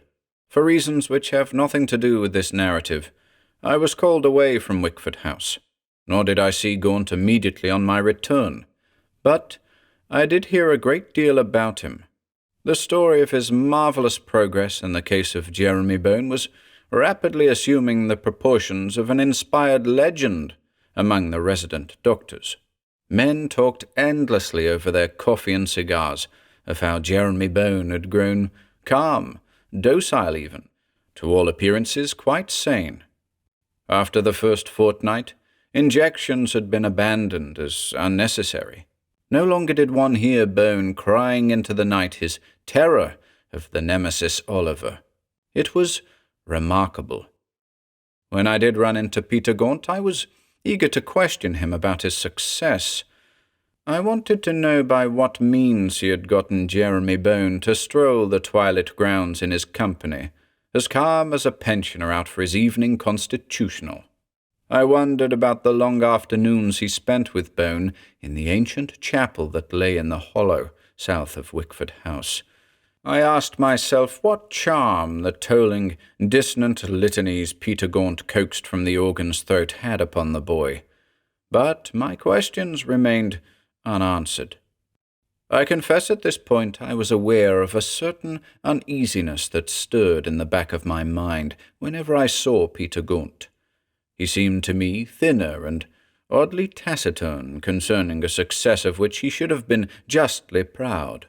The hollows of his eyes had deepened and grown darker, and while he talked of Jeremy Bone to no one, it was obvious that the boy was constantly on his mind. He grew absent and more than a little short-tempered. I was worried. It was not until the afternoon we were summoned to his private study that I realized Wickford shared my concern. He offered us tea and scones. He was jovial, boisterous. He was, patently, a man about to broach a delicate subject. Gaunt watched him with detached eyes. At length, with strained casualness, Wickford said it. "By the way, my dear Gaunt, you'll be pleased to know I've arranged for you to leave on your long-delayed sabbatical sometime next week." Gaunt sat bolt upright. He looked as if he wondered if he had heard correctly. "But I don't want—" "Nonsense, old fellow." Wickford forged ahead. "You deserve a vacation. Been working hard. Perhaps a bit too hard, eh? You're not looking like your old self lately." "I don't want a vacation," Gaunt cut in flatly. I've cases to think of. I'm just beginning to get at the bottom of Jeremy Bone's trouble. To stop now might mean disaster." "Fiddlesticks." "Fiddlesticks, hell." The voice cracked with nerves. "I tell you, I daren't leave that boy now. Dr. Gaunt," Wickford snapped. "Must I remind you that I'm running this institution?" He looked at me. "It is my considered opinion that Lambert here can take over the Jeremy Bone case quite capably in your absence." For a moment, Peter Gaunt only stared. I waited for another outburst. It did not come. His dark eyes shadowed. The shoulders seemed suddenly stooped. Then, without another word, he turned and left. Perhaps I should have been insulted, but I sensed that something much stronger than professional jealousy made Gaunt unwilling to relinquish the Bone case to me. An aura of fear of some impending doom had hung over his desperate argument with Wickford. I felt sorry for him. I wanted to reassure him. I thought perhaps I might even continue his method of treating Jeremy Bone if I could get him to confide in me. But when I found him alone in the library that night, he gave me nothing but detached civility. I tried to draw him out. "I want to do my best, Gaunt. It might be well if I carried on your treatment." He stared at his book. "No, just care for him until I get back."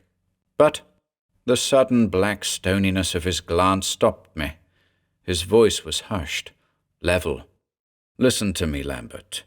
You wouldn't care to know my method of treating Jeremy Bone It's, well, not orthodox. When you cross the threshold, as I have, you learn things no man wants to know. But I do want to know. If you've had such success, perhaps I—" He closed the book sharply. "Very well," he snapped. "I'll tell you.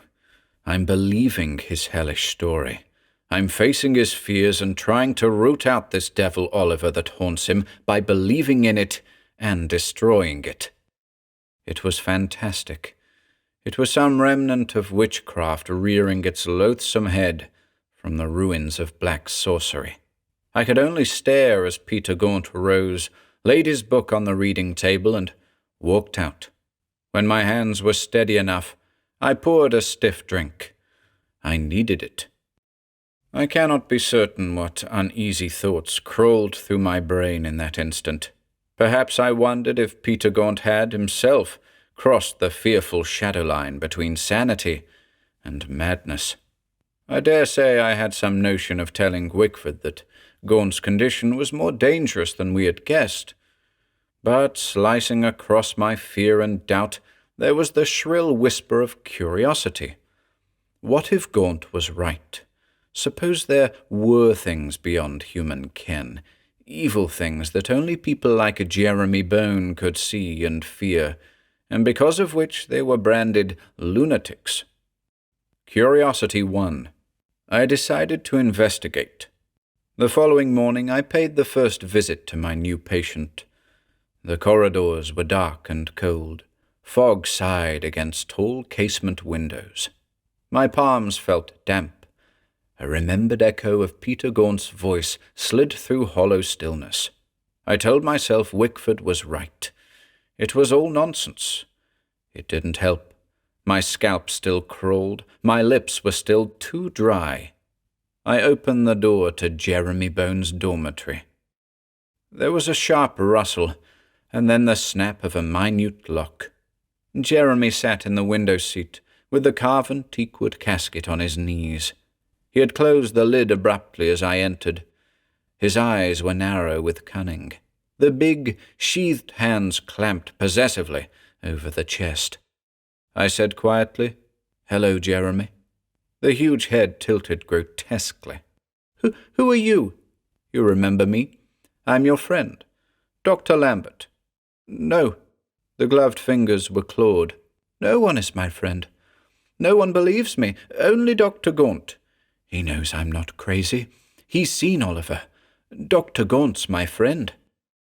I sat down beside him. He cowered in the seat corner. I tried for Gaunt's reassuring tone. "We're all your friends, my boy. Remember that. I want to help you. Now that Dr. Gaunt is going away." "Going away?" It was a raw scream. Wariness gave way to sheer terror. "But he can't leave me. He was helping me. He was keeping Oliver away. He understood and could fight Oliver. He mustn't go away now." "Listen, Jeremy, I'm here to help you now. You must trust me. Tell me how I can keep Oliver from you. You must be my friend, like you were with Dr. Gaunt, like brothers." Jeremy Bone sprang to his feet. A frantic screech clogged his throat. He clutched the teakwood chest to him. His head shook wildly. "No, you shouldn't have said that. Not like brothers. Now Oliver will make me do it. He doesn't want anyone to be my friend, my brother. Now he'll force me to kill Dr. Gaunt. Don't you see? It's the mark of clay.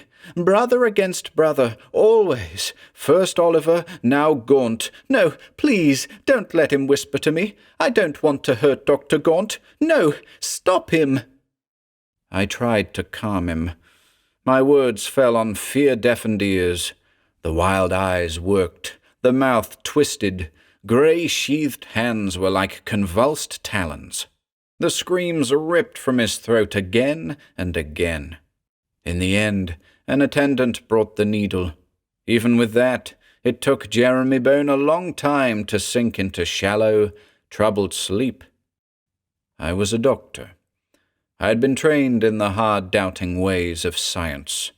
A man like that finds it difficult to believe in the erratic babbling of a boy who has been committed to an asylum. I told myself the whole thing was absurd. The idea of a frail child like Jeremy Bone overpowering and killing a man the size of Gaunt was ridiculous. Still, all the rest of that day, a deep sense of failure and anxiety nagged me. I promised myself I would question Peter Gaunt in greater detail that evening. I had the feeling he knew more about this bizarre affair than he had told me. I never got to ask those questions. I was too late. By the time I had finished my rounds, picked up some books at the Dunsmouth post office, and returned to dine at Wickford House, Peter Gaunt was gone. I ate a solitary meal, wondering at his absence, and wandered afterward into the library. A couple of other residents were there, arguing a point on Freud. I inquired for Gaunt. No one had seen him since mid-morning. I shrugged, poured a drink, and tried to get interested in one of the new books. Perhaps it was a subconscious sense of uneasiness that distracted me. It had begun to rain again. Despite the fire, the library seemed grey and alien. I decided I needed rest and retired to my quarters early. I had closed the door behind me and lit a lamp before I spied the manila envelope just inside the sill. The note was brief and written in a square, sure hand. Dear Lambert, I leave Jeremy in your care, knowing you won't fail me. See that no harm comes to him, but I beg of you, ask no questions. Stay out of this affair. It is mine, and must be left for my return. It was signed simply, Gaunt. I stared at it for a long moment, then sighed. After all, it was his case. It could wait until he came back. Came back. I frowned. For a man who had wanted no vacation, he had certainly gotten under way quickly, and without a word to anyone. Odd. I put the note on my desk and began undressing. The knot of my tie seemed unusually stubborn. I looked at my hands in the mirror. They were trembling. Nonsense. I said it aloud. The word sounded flat and brassy, like whistling in the dark. I repeated it more convincingly. I was getting upset over foolish trifles, taken in by the weird jabbering of an out-and-out schizoid. I had to get hold of myself. Everything was all right. But even with the drapes drawn and electric heater going, my sitting room seemed dark and filled with strange, restless thoughts. I must have dozed. My neck felt stiff with nodding in the easy-chair. I stirred. Somewhere a door was open, because a damp draught swirled about my ankles. The sobbing of the storm had dwindled, but now, even before I opened my eyes, I was aware of a hoarse pulsing sound murmuring from a spot very near to me. I sat quite still and stared. Inside the open door of my chamber, crouched and rain-soaked, stood Jeremy Bone. My nerves tightened sharply. It cost an effort to keep my voice level. "Well, Jeremy, shouldn't you be in bed? It's past your time." His thick breathing throbbed in the stillness. The pendulous lower lip quivered. His eyes had a look of blank, frozen horror. The sane timbre of his words gave me a start. "Dr. Lambert, I want you to lock me up." "Now, Jeremy, you wouldn't like that." "You've got to lock me up," he droned. "Oliver has won. I warned you he would, and he has. I've listened to him and killed." A raw sob caught in his chest. "I've killed Dr. Gaunt." I had started toward him. I came up short. "You're wrong, my boy. You wouldn't hurt Dr. Gaunt. He's your friend." "Yes."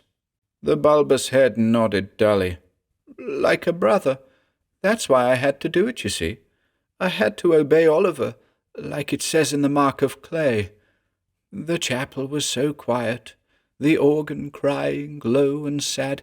I didn't want to kill him, But Oliver kept urging me. His neck was soft and easy to snap. And then those grey marks on the flesh, and the organ going sour like a dying man's scream. Jeremy, I said steadily, listen to me. Dr. Gaunt has left on his vacation. In a little while he'll be back. You didn't kill him. You're only a boy. Gaunt is a powerful man. You don't know the strength of Oliver. He speaks to me, and my hands are like vices. Try to understand, boy. Dr. Gaunt left me a note. I wrote that note. After I throttled him, I thought I wanted to escape. Now I know I can't. It'll always be somebody. When he whispers, "Kill," I'll do his bidding. I swallowed. My throat felt tight. It was growing more difficult to keep the words calm. Now, Jeremy, you're only upset because Dr. Gaunt has gone away. You need rest and dry clothes. You shouldn't go out in the rain, Jeremy. You don't believe me, Bones said sharply. The frantic terror was back in his eyes. I tell you, I must be locked up. I killed Gaunt. There'll be others. It's the truth. In the secret drawer of the chest. If you don't lock me up, I'll kill myself. I won't let Oliver torture me any more. I swear it. I'll hang myself in the bell tower. I had caught the fragile shoulders. Bones' arms flung out wildly. He screamed. That was what brought Lowry. The attendant from Ward A sighed with relief at sight of the boy. Thank the Lord, we've been looking all over for him since noon. He gripped Bone in powerful arms. All right, laddie buck, easy does it. No more of your running off and disappearing. I said hoarsely, You'd better use the sheets. Lowry nodded. He and several others carried the floundering form from the room. Jeremy Bones' maniacal wail echoed back along the clammy corridors. I'll kill myself. I warn you, I didn't want to hurt Gaunt. There mustn't be any more like him. The words withered. I heard a heavy door clang shut. Then only silence. I turned back to my room. Tousled and bathrobed, Wickford filled the doorway. What the devil is this, Lambert? Between sips of brandy, I told him. His cheeks puffed out. Absurd!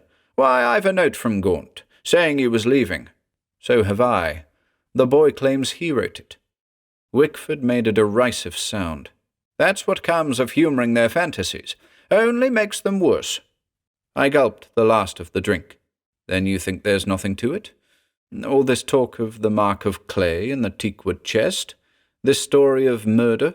Fantasy, Wickford said. Pure and simple.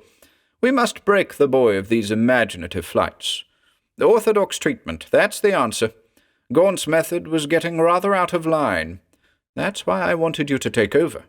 But, no buts, my dear fellow. Take my word, it's all schizophrenic fantasy. I wanted to believe him. It was the logical, safe answer. I watched Wickford pad off, yawning and self-satisfied, to his quarters, and wondered why I could not be as sure as he. I could still hear the shrill reverberations of Jeremy Bones' screams. I closed my door and locked it. Somewhere, outside, wind cried through naked branches. Even the quilted coverlet did not keep me from shivering. That night, I slept very poorly. A nameless apprehension lay like frozen fear at the pit of my stomach. But the expected blow did not fall that night. Nothing happened until the following Saturday. Then Fothering discovered the thing in the chapel. 3. Like Peter Gaunt, young Fothering was something of an artist at the keyboard.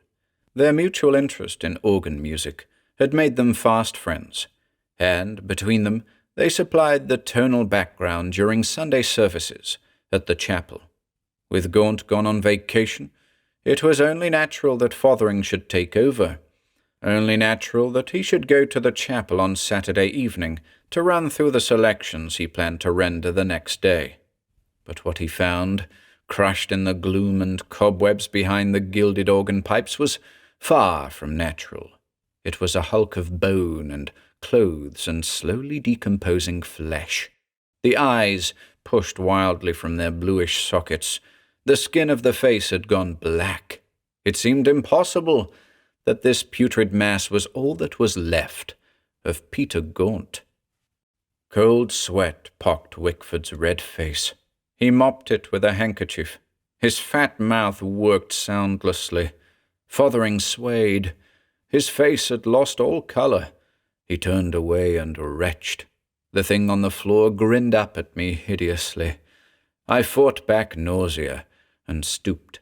Even in dim light filtered through stained glass windows, I could see the purple puffiness of the throat. There were the marks of 2 thumbs on either side of the windpipe. They were grey and flaked away dryly when my fingers brushed them. I felt words thick on my tongue. The mark of clay. Wickford's breath caught on a snag. He tried to sound gruff, assured. "Nonsense! You're on the wrong track, Lambert. That boy couldn't have done it. It doesn't make sense." I stood erect. "It does, if you believe in Oliver." Wickford only stared. Gaunt believed. He warned us the boy wasn't mad. He said Bones' fear had a real cause. Remembered words chanted in my head. The secret of the chest. Yes, Jeremy said that. Perhaps the answer is in that cask. "I tell you it's impossible. Why should this boy want to murder Gaunt? And how could he manage to strangle a grown man?" I shook my head. "I don't know. But one thing is certain. Jeremy Bone can't be left loose. He tried to tell me there would be others, like Gaunt. We've got to restrain him, now, before it's too late." I did not wait for more of Wickford's stubborn protests. I brushed past Fothering and out into the mist-clotted night. The journey across the grounds seemed endless. Behind, in its musty tower, the chapel bell tolled with the shifting wind. Wickford puffed at my heels, cursing his foul luck. I hurried along the corridors toward Ward A. My hands felt like ice. A numb chill fingered along my spine. Somehow, even before I tried it, I knew the door to Jeremy Bones' dormitory was locked. Wickford blinked at me. The self-possession was gone. He waved plump hands. "Well, don't just stand there. Break it down." I lunged against the thick panels. Something gave and splintered. The 4th thrust did it. The door slammed open, and I plunged into the room. Moonglow bled on the pallid walls. In its corner, Jeremy Bones' cot was empty, its linen undisturbed. I started toward it. A low, inane giggle brought me up short. I turned to find Swan sitting on the edge of his bed, smiling emptily at Wickford. The cretin's head lolled to one side. His voice was a sing-song, keeping time with the distant caroling of the chapel bell. "Listen to the chimes are ringing, ding-dong, ding." "Swan," I said sharply, "where's Bone? When did he leave?" The pale eyes focused on me. "Ding-dong, Jeremy said you would come. He locked me in. No more Oliver. Ding-dong, no more Gaunts. The secret of the chest." "The chest," Wickford echoed in a toneless voice. I snapped on the light and made for Jeremy Bones' cot. In the shadow beneath it, covered with a mildewed blanket, lay the teakwood casket. I drew it out. The lock was a simple affair. After a moment, the lid sprang open. I stared. The box was empty. A foul stench issued from it like a cloud of grave dust. I fumbled anxiously. He said there were papers. Something about a secret drawer. On the lid of the chest, carven in dark wood, there was a Gorgon mask. My fingers brushed it. The head turned with a muffled click and, simultaneously at the base of the casket, a shallow compartment slid into view. The sickly odor had grown overpowering. It seemed to rise from the tiny, leather-bound book that lay on the bottom of the hidden drawer. The jaundiced pages crackled at the touch. The print was archaic and minute.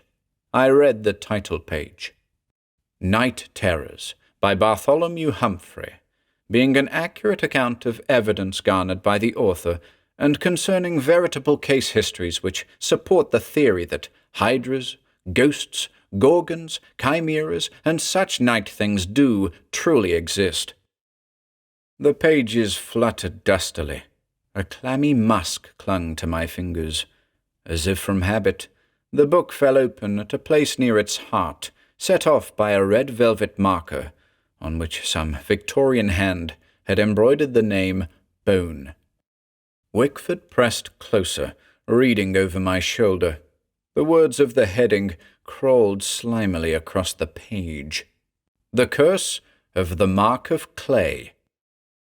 According to certain obscure documents in the archives of the New English hamlet of Dunsmouth, there dwelt in that town in the year 1603 a woman named Hester Titus, sprung from a family of ill repute, much mistrusted because of her secretive ways and physical ugliness.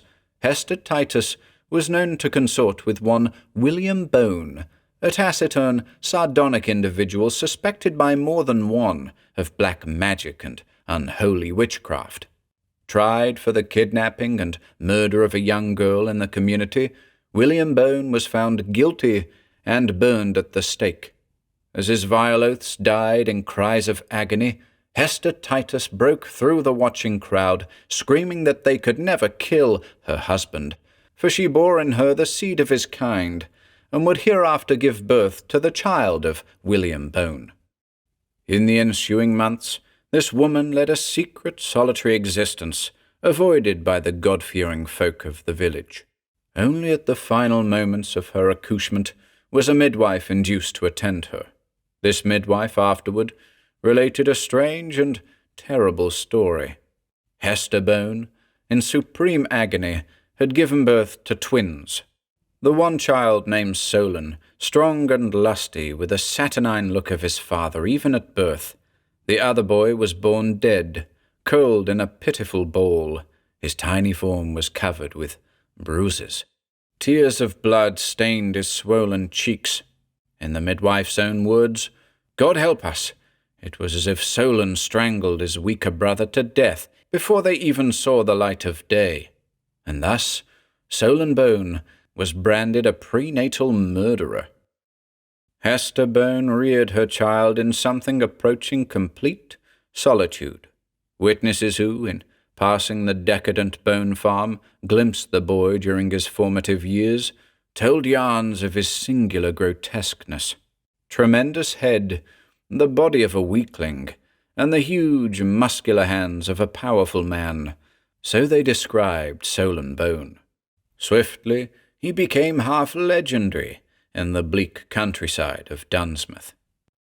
Perhaps 15 years after the birth of William Bone's son, the first of a series of peculiar local murders took place. The victim, a boy who had once or twice attempted to befriend Tzo-Lin Bone, was found at the bottom of a dried-up cistern, his face bloated by strangulation, and on his throat a series of grey, dusty fingerprints that seemed like nothing but the mouldering clay from some ancient grave. It was not until the third monstrous crime had been committed that the citizens of Dunsmouth rose in arms and descended on the Bone farmhouse. They found the body of the woman, Hester, crammed in the blackened fireplace. She had been throttled. A party of irate men cornered the boy in the attic. He babbled strange stories of how his twin haunted him, forcing him to kill others as he had killed that brother. His hands were those of the murderer, stained with the clay of death, and leaving their hellish mark on the throats of his victims. As Tzo-Lin Bone spoke, he seemed to reach a frenzied pitch, until finally, pointing at a dim corner of the attic, he screamed, "It's him! He wants me to kill again!" There are extant statements signed by witnesses to the horrible scene, to the effect that, as the boy cried, there appeared in that dark corner a liquescent shining thing that slowly formed the twisted crying form of Soul and Bone's twin brother. An instant later, when the boy dove for one of his captors and caught the charge of a shotgun in the chest, that unnatural being faded and was gone, never to be seen again. Yet this was not the last of the mark of clay.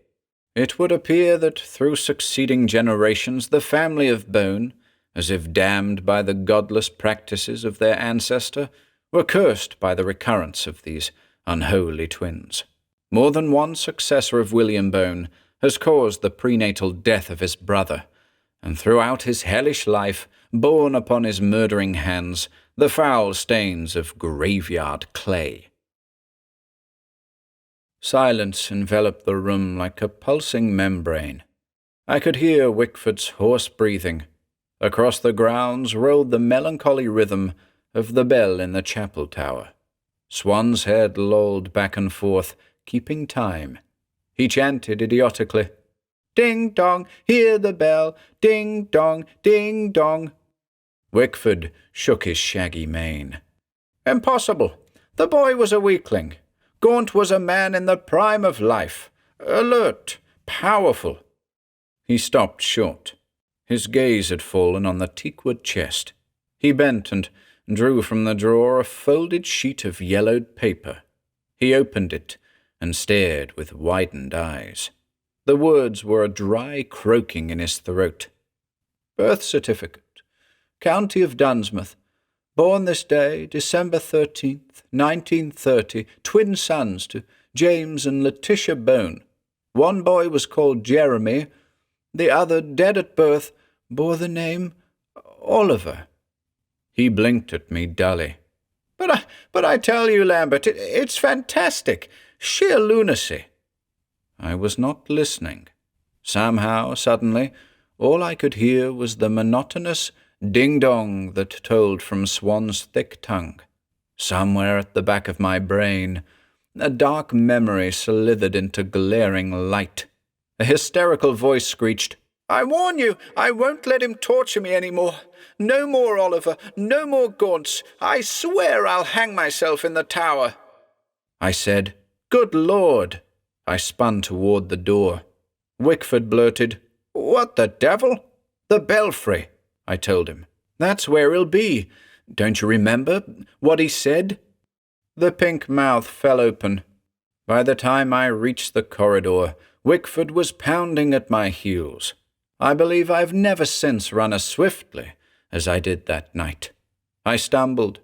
I heard Wickford cursing the brambles by the chapel gate. Every throb of the bell was like a white-hot needle driven through my eardrums. I rushed through the gloomy sanctuary, twisting behind the organ, into a tiny vestry. The door to the tower was ajar. The ladder was ancient and slimed with cobwebs. A cold draught slithered down the shaft. The trapdoor was open. Now the clangor of the bell was like slow thunder. I halted abruptly. Wickford was right behind me. I didn't speak. I only pointed. In the darkest reach of the belfry tower, an eerie shifting brilliance slowly took on form. Curled at the heart of an amoebic oval, we saw a tiny, naked child.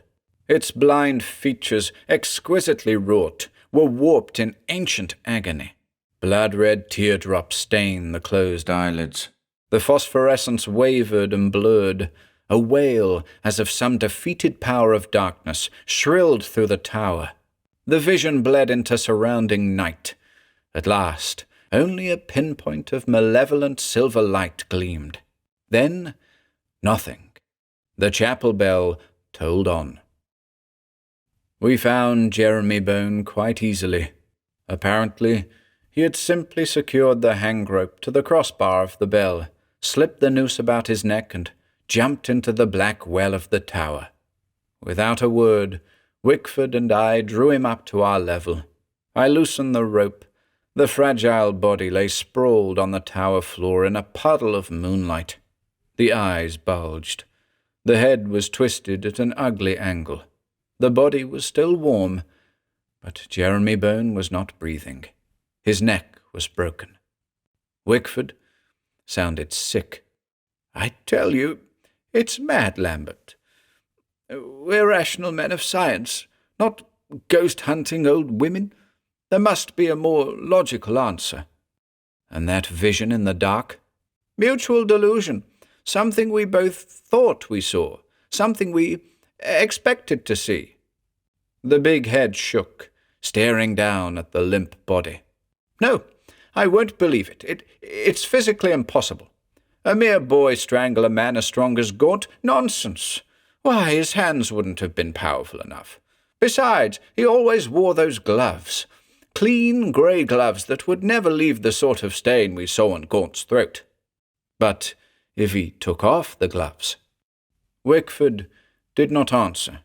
The bell moaned a death knell. We exchanged one more glance, then I knelt beside the corpse of Jeremy Bone. I unsnapped the wrist button and slowly peeled the glove from his clawed right hand. Now, in the quiet passage of days and nights that comprise my life as a general practitioner in a small town, there are moments when I might bring myself to believe it was all a hellish nightmare, that there is indeed a more logical explanation of the events which led to Peter Gaunt's death, or that Dr. Wickford retired because he wanted to, and not because he could never again be certain, not because he could never rid himself of Gaunt's quiet voice. Can we ever draw definitely the boundary line between sanity and insanity? Perhaps I could tell myself that madness is a definable state after all, and creatures like Jeremy Bone are truly insane, not merely pitiable beings who have seen beyond a veil that should never be drawn aside. I could rationalize, and in the end I might convince myself, but for one detail. It will never be possible to explain away the thing I saw that night in the chapel tower. As long as I live, I shall hear the mournful booming of the bell and see frosty moonlight shifting across Jeremy Bone's hand, that tremendous, sinewy hand of a man of prodigious strength, that hand whose gnarled fingers were coated with clay from the crumbling walls of an ancient grave.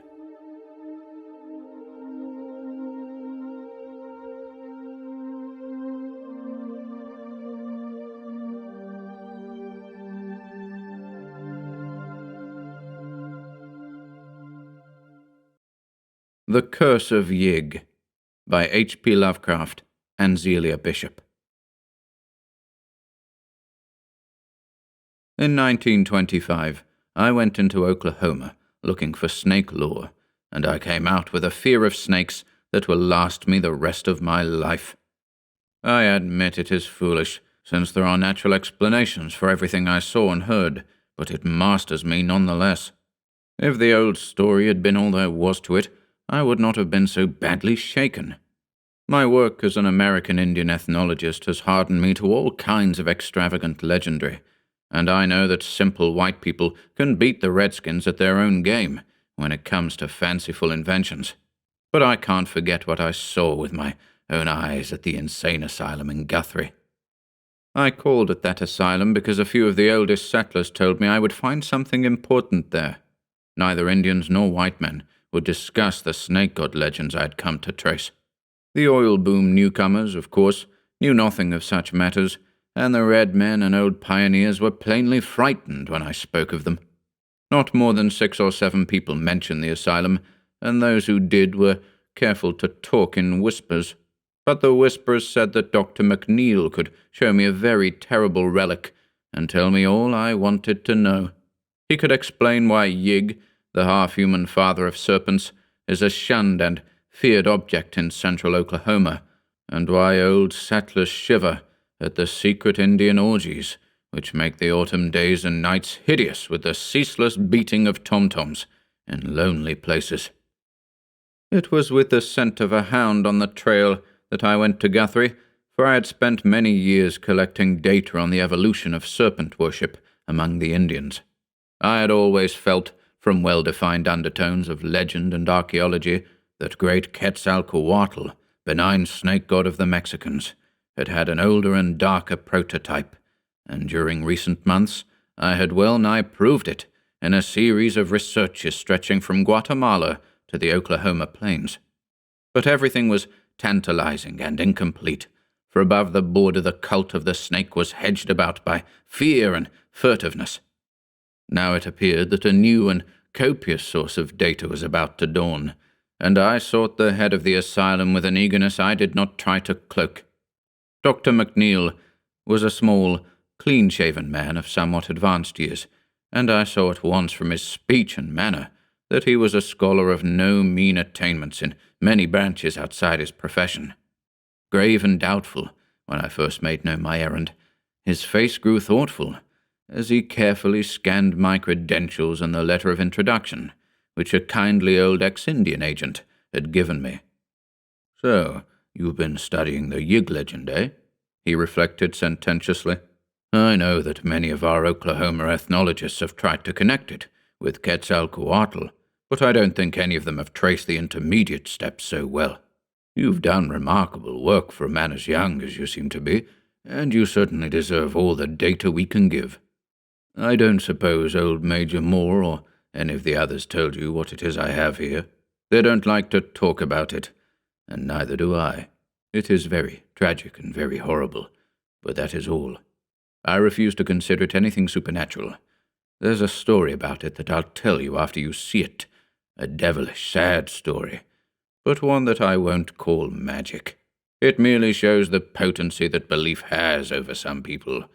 I'll admit there are times when I feel a shiver that's more than physical, but in daylight I set all that down to nerves. I am not a young fellow any more, alas.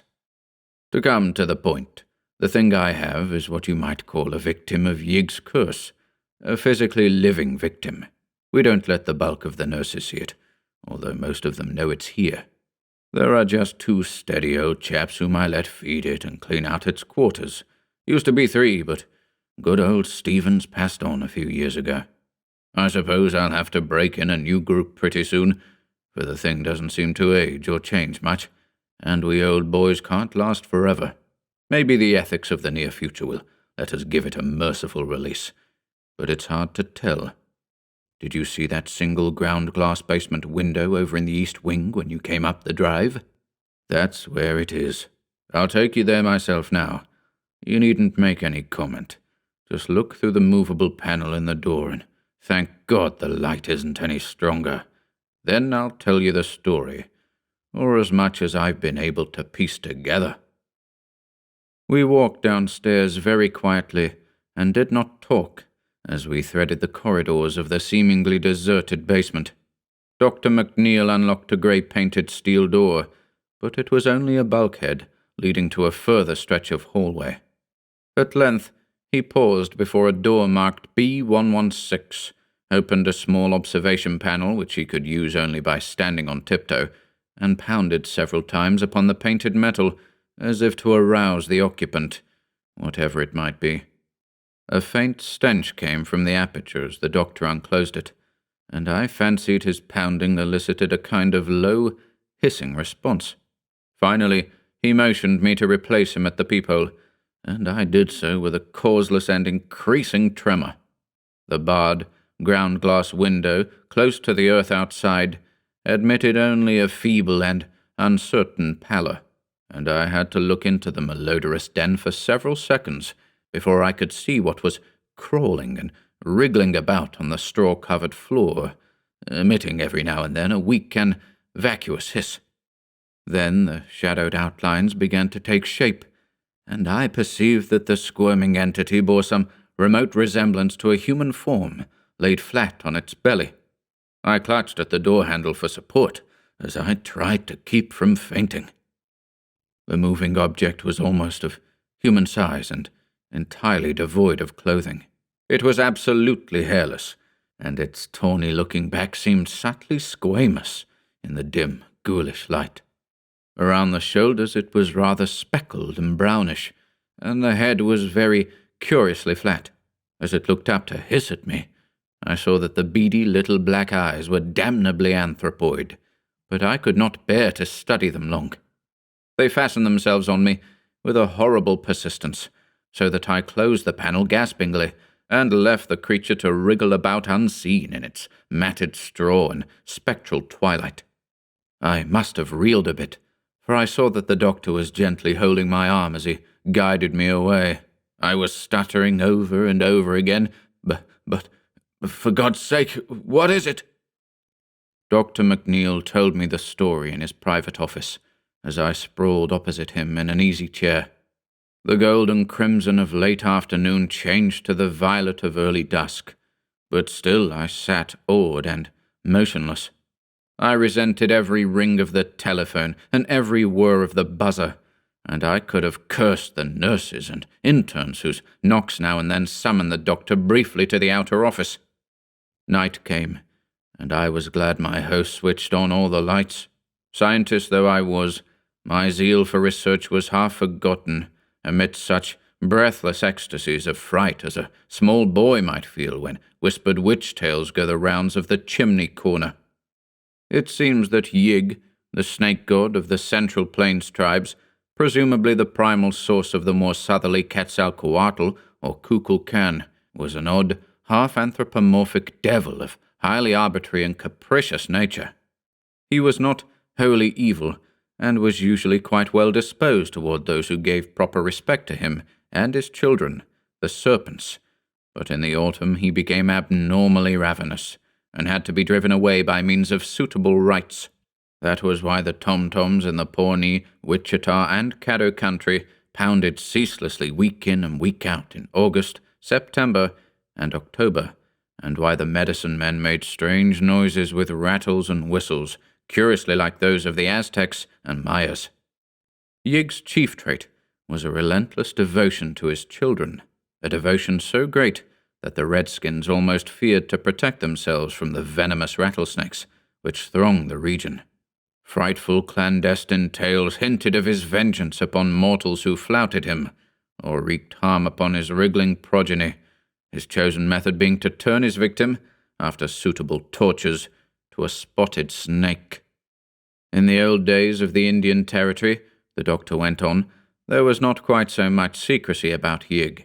The plains tribes, less cautious than the desert nomads and pueblos, talked quite freely of their legends and autumn ceremonies with the first Indian agents, and let considerable of the lore spread out through the neighboring regions of white settlement.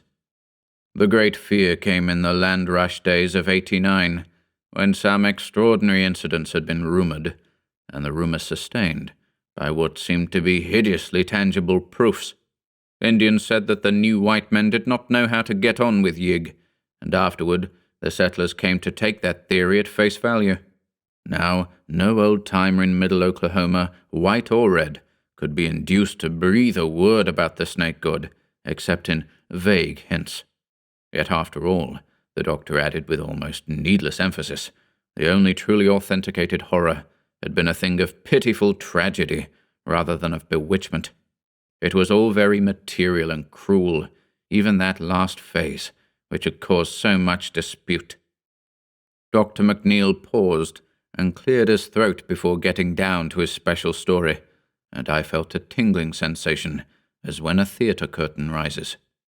The thing had begun when Walker Davis and his wife Audrey left Arkansas to settle in the newly opened public lands in the spring of 1889, and the end had come in the country of the Wichitas, north of the Wichita River, in what is at present Caddo County. There is a small village called Binga there now, and the railway goes through, but otherwise the place is less changed than other parts of Oklahoma. It is still a section of farms and ranches, quite productive in these days, since the great oil fields do not come very close. Walker and Audrey had come from Franklin County in the Ozarks, with a canvas-topped wagon, 2 mules, an ancient and useless dog called Wolf, and all their household goods. They were typical hill folk, youngish, and perhaps a little more ambitious than most, and looked forward to a life of better returns for their hard work than they had had in Arkansas. Both were lean, raw-boned specimens, the man tall, sandy, and grey-eyed, and the woman short and rather dark, with a black straightness of hair suggesting a slight, Indian admixture. In general, there was very little of distinction about them, and but for one thing, their annals might not have differed from those of thousands of other pioneers who flocked into the new country at that time. That thing was Walker's almost epileptic fear of snakes, which some laid to prenatal causes, and some said came from a dark prophecy about his end, with which an old Indian squaw had tried to scare him when he was small. Whatever the cause, the effect was marked indeed, for despite his strong general courage, the very mention of a snake would cause him to grow faint and pale, while the sight of even a tiny specimen would produce a shock sometimes bordering on a convulsion seizure. The Davises started out early in the year, in the hope of being on their new land for the spring ploughing. Travel was slow, for the roads were bad in Arkansas, while in the territory there were great stretches of rolling hills and red sandy barrens without any roads whatever. As the terrain grew flatter, the change from their native mountains depressed them more, perhaps, than they realized, but they found the people at the Indian agencies very affable, while most of the settled Indians seemed friendly and civil. Now and then they encountered a fellow pioneer, with whom crude pleasantries and expressions of amiable rivalry were generally exchanged. Owing to the season, there were not many snakes in evidence, so Walker did not suffer from his special temperamental weakness. In the earlier stages of the journey, too, there were no Indian snake legends to trouble him, for the transplanted tribes from the southeast do not share the wilder beliefs of their western neighbors.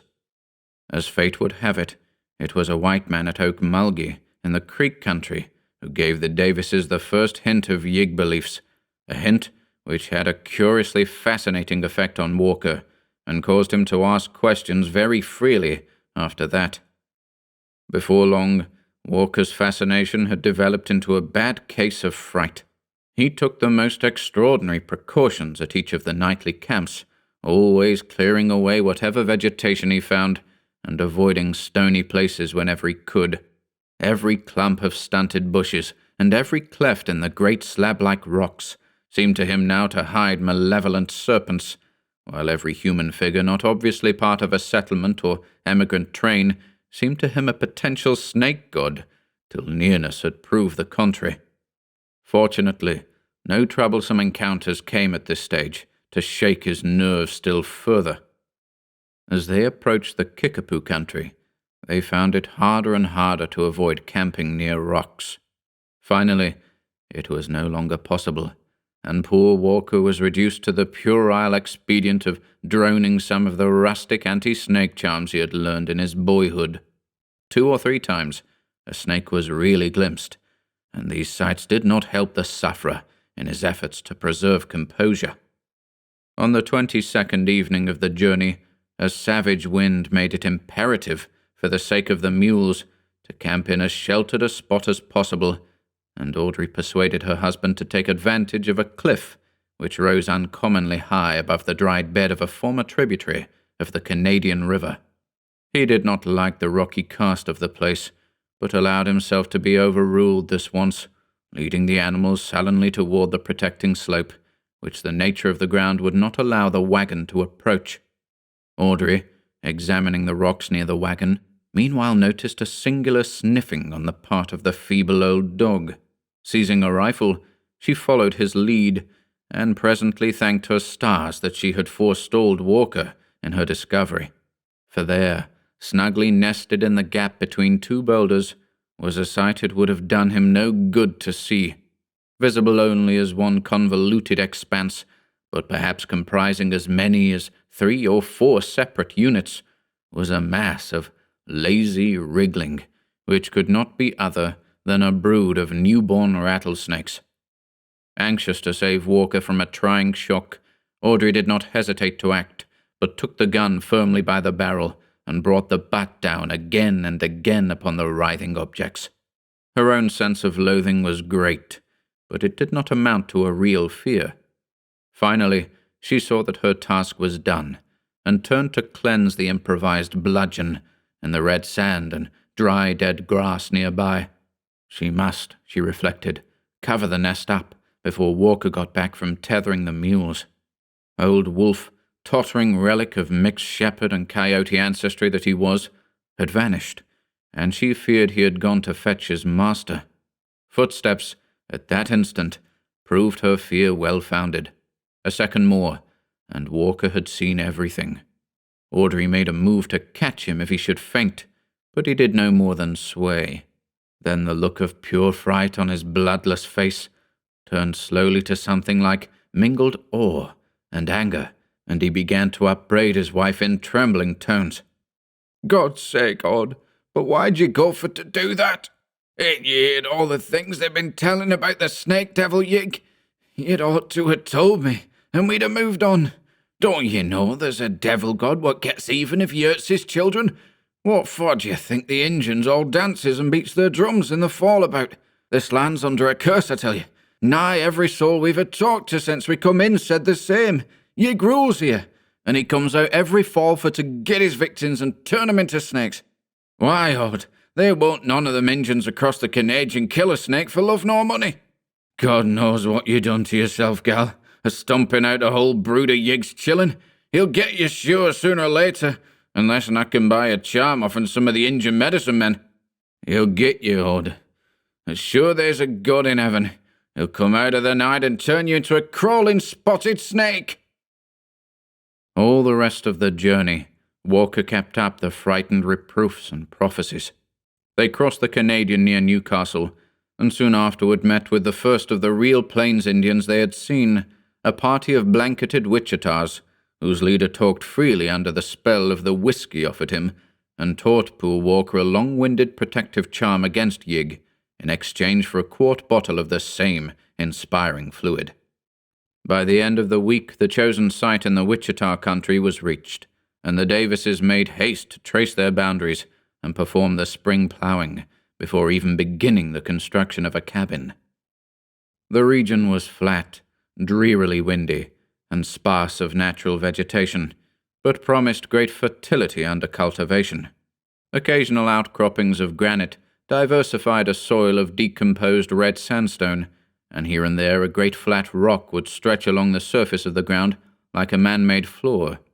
There seemed to be a very few snakes, or possible dens for them, so Audrey at last persuaded Walker to build the one-room cabin over a vast, smooth slab of exposed stone.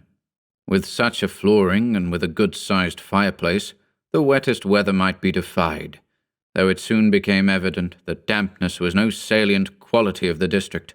Logs were hauled in the wagon from the nearest belt of woods, many miles toward the Wichita Mountains. Walker built his wide-chimneyed cabin and crude barn with the aid of some of the other settlers, though the nearest one was over a mile away. In turn, he helped his helpers at similar house-raisings, so that many ties of friendship sprang up between the new neighbors. There was no town worthy the name nearer than El Reno, on the railway 30 miles or more to the northeast, and before many weeks had passed, the people of the section had become very cohesive, despite the wideness of their scattering. The Indians, a few of whom had begun to settle down on ranches, were for the most part harmless, though somewhat quarrelsome, when fired by the liquid stimulation which found its way to them, despite all government bans. Of all the neighbors, the Davises found Joe and Sally Compton, who likewise hailed from Arkansas, the most helpful and congenial.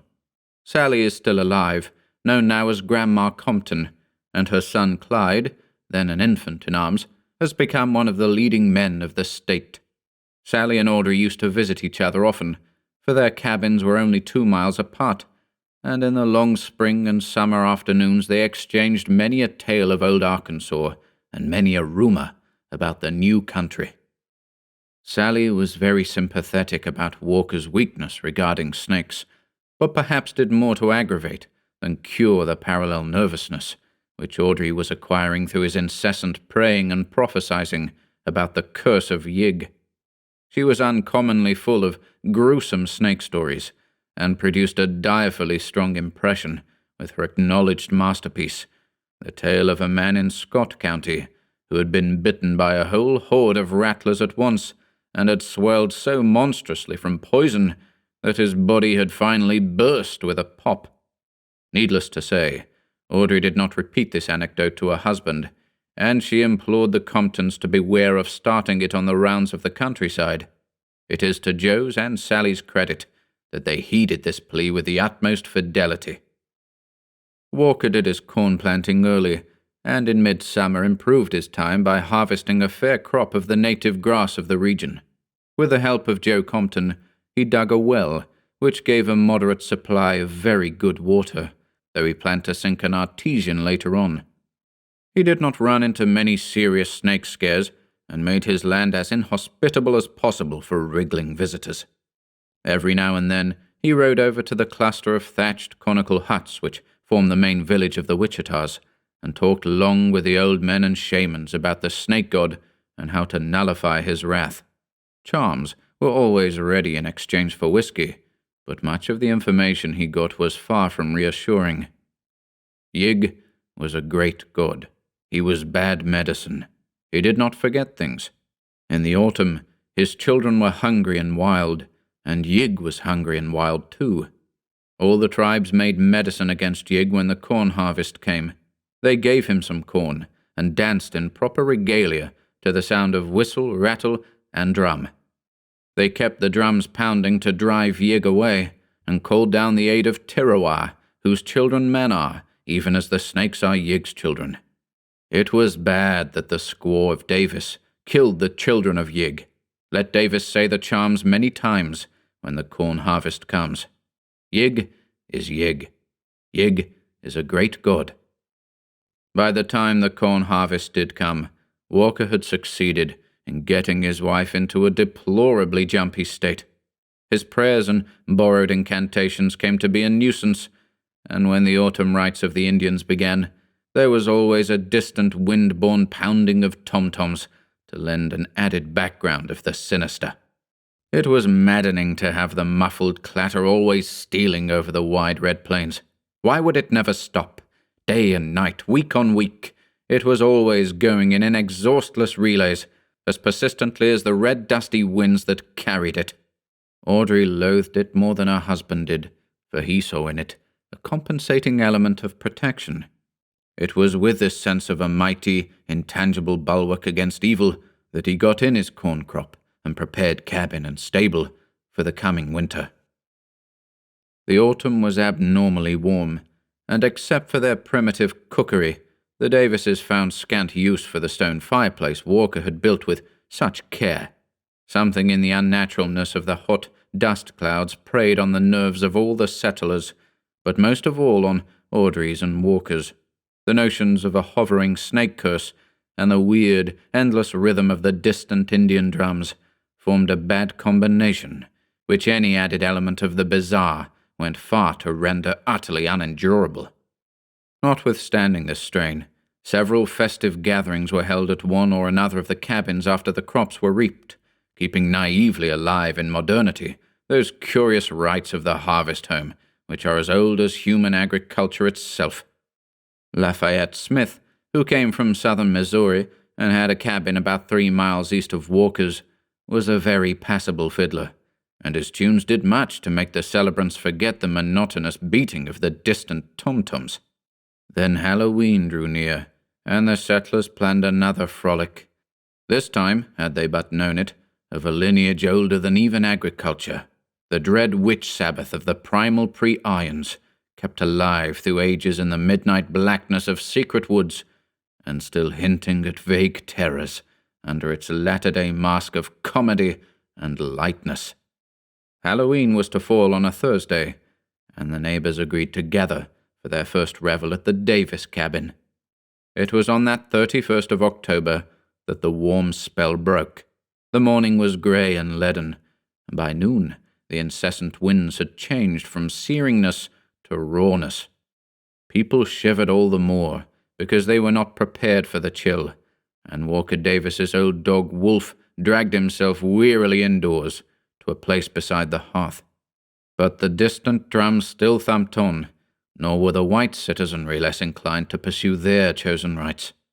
As early as 4 in the afternoon, the wagons began to arrive at Walker's cabin, and in the evening, after a memorable barbecue, Lafayette Smith's fiddle inspired a very fair-sized company to great feats of saltatory grotesqueness in the one good-sized but crowded room. The younger folk indulged in the amiable inanities proper to the season, and now and then old Wolf would howl with doleful and spine-tickling ominousness at some especially spectral strain from Lafayette's squeaky violin, a device he had never heard before. Mostly, though, this battered veteran slept through the merriment, for he was past the age of active interests and lived largely in his dreams. Tom and Jenny Rigby had brought their collie Zeki along, but the canines did not fraternize. Zeki seemed strangely uneasy over something, and nosed around curiously all the evening. Audrey and Walker made a fine couple on the floor, and Grandma Compton still likes to recall her impression of their dancing that night. Their worry seemed forgotten for the nonce, and Walker was shaved and trimmed into a surprising degree of spruceness. By 10 o'clock, all hands were healthily tired, and the guests began to depart family by family, with many handshakings and bluff assurances of what a fine time everybody had had. Tom and Jenny thought Zeki's eerie howls as he followed them to their wagon were marks of regret at having to go home, though Audrey said it must be the faraway tom-toms which annoyed him, for the distant thumping was surely ghastly enough after the merriment within.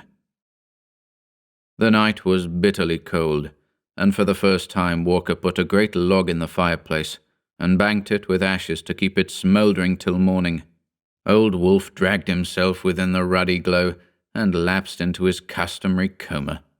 Audrey and Walker, too tired to think of charms or curses, tumbled into the rough pine bed and were asleep before the cheap alarm clock on the mantel had ticked out 3 minutes, and from far away, the rhythmic pounding of those hellish tom-toms still pulsed on the chill night wind.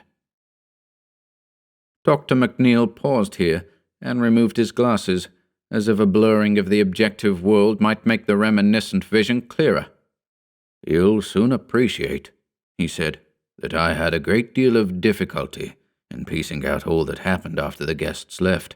There were times, though, at first, but I was able to make a try at it." After a moment of silence, he went on with the tale. Audrey had terrible dreams of Yig, who appeared to her in the guise of Satan, as depicted in cheap engravings she had seen. It was indeed from an absolute ecstasy of nightmare that she started suddenly awake, to find Walker already conscious and sitting up in bed.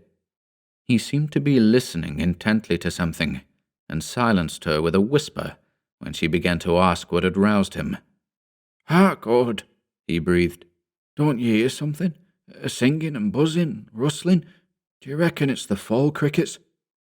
Certainly, there was distinctly audible within the cabin such a sound as he had described. Audrey tried to analyze it, and was impressed with some element at once horrible and familiar, which hovered just outside the rim of her memory. And beyond it all, waking a hideous thought, the monotonous beating of the distant tom-toms came incessantly across the black plains on which a cloudy half-moon had set. "Walker, suppose it's the Curse of Yig?" She could feel him tremble.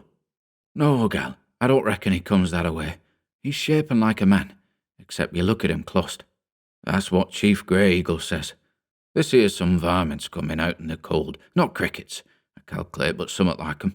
I'd ought to get up and stomp 'em out before they make much headway or get at the cupboard."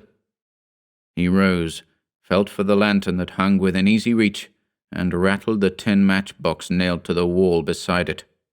Audrey sat up in bed and watched the flare of the match grow into the steady glow of the lantern. Then, as their eyes began to take in the whole of the room, the crude rafters shook with the frenzy of their simultaneous shriek. For the flat, rocky floor, revealed in the newborn illumination, was one seething, brown-speckled mass of wriggling rattlesnakes, slithering toward the fire, and even now turning their loathsome heads to menace the fright-blasted lantern-bearer. It was only for an instant that Audrey saw the things.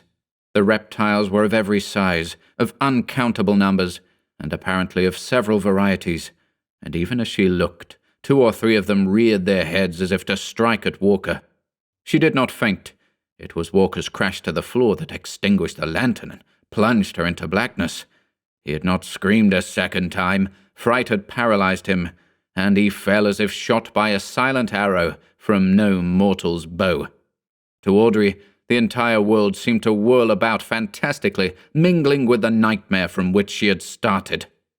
Voluntary motion of any sort was impossible, for will and the sense of reality had left her. She fell back inertly on her pillow, hoping that she would wake soon. No actual sense of what had happened penetrated her mind for some time. Then, little by little, the suspicion that she was really awake began to dawn on her, and she was convulsed with a mounting blend of panic and grief, which made her long to shriek out, despite the inhibiting spell which kept her mute. Walker was gone, and she had not been able to help him. He had died of snakes, just as the old witch woman had predicted when he was a little boy. Poor Wolf had not been able to help either. Probably he had not even awaked from his senile stupor. And now the crawling things must be coming for her, writhing closer and closer every moment in the dark, perhaps even now twining slipperily about the bedposts and oozing up over the coarse woolen blankets. Unconsciously, she crept under the clothes and trembled. It must be the Curse of Yig. He had sent his monstrous children on All Hallows Night, and they had taken Walker first. Why was that? Wasn't he innocent enough?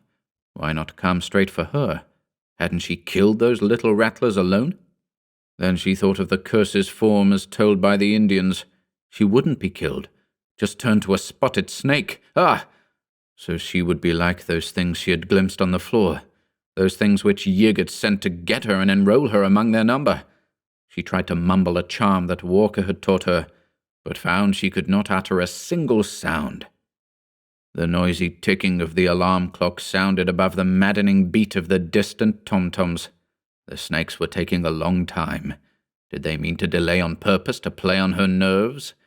Every now and then she thought she felt a steady, insidious pressure on the bedclothes, but each time it turned out to be only the automatic twitchings of her overwrought nerves. The clock ticked on in the dark, and a change came slowly over her thoughts. Those snakes couldn't have taken so long. They couldn't be Yig's messengers after all, but just natural rattlers that were nested below the rock and had been drawn there by the fire. They weren't coming for her, perhaps. Perhaps they had sated themselves on poor Walker. Where were they now? Gone? Coiled by the fire? Still crawling over the prone corpse of their victim? The clock ticked, and the distant drums throbbed on. At the thought of her husband's body lying there in the pitch blackness, a thrill of purely physical horror passed over Audrey. That story of Sally Compton's about the man back in Scott County. He, too, had been bitten by a whole bunch of rattlesnakes. And what had happened to him?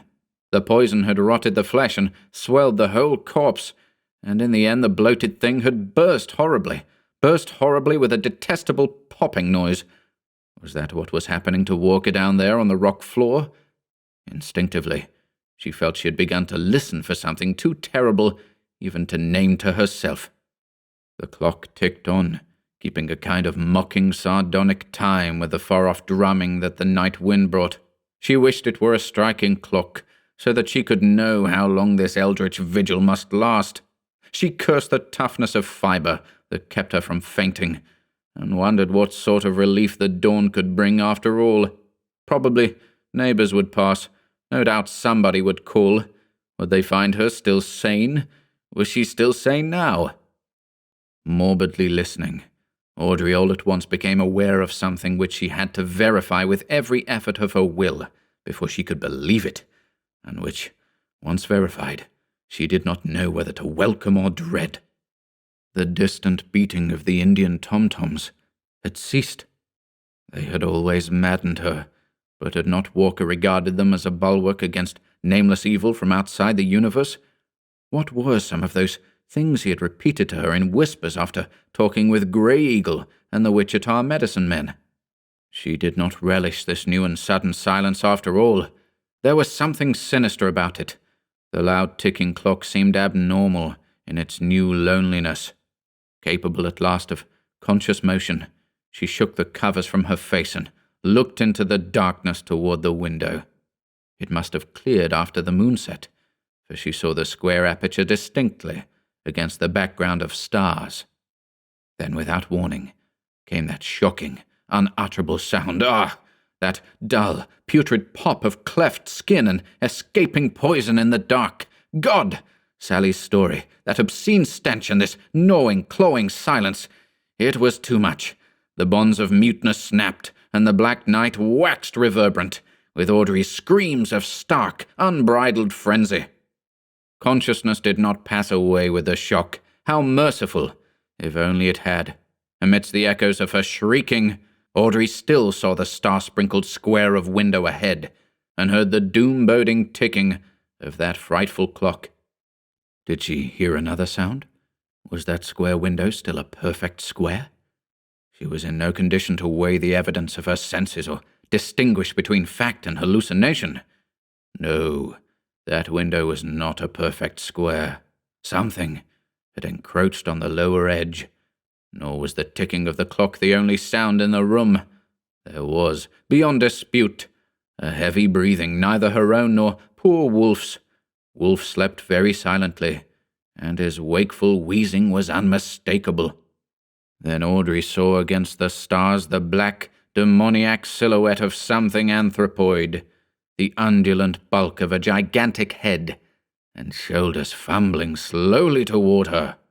Yeah, go away, snake devil, go away, Yig. I didn't mean to kill him. I was feared he'd be scared of him. Don't, Yig, don't.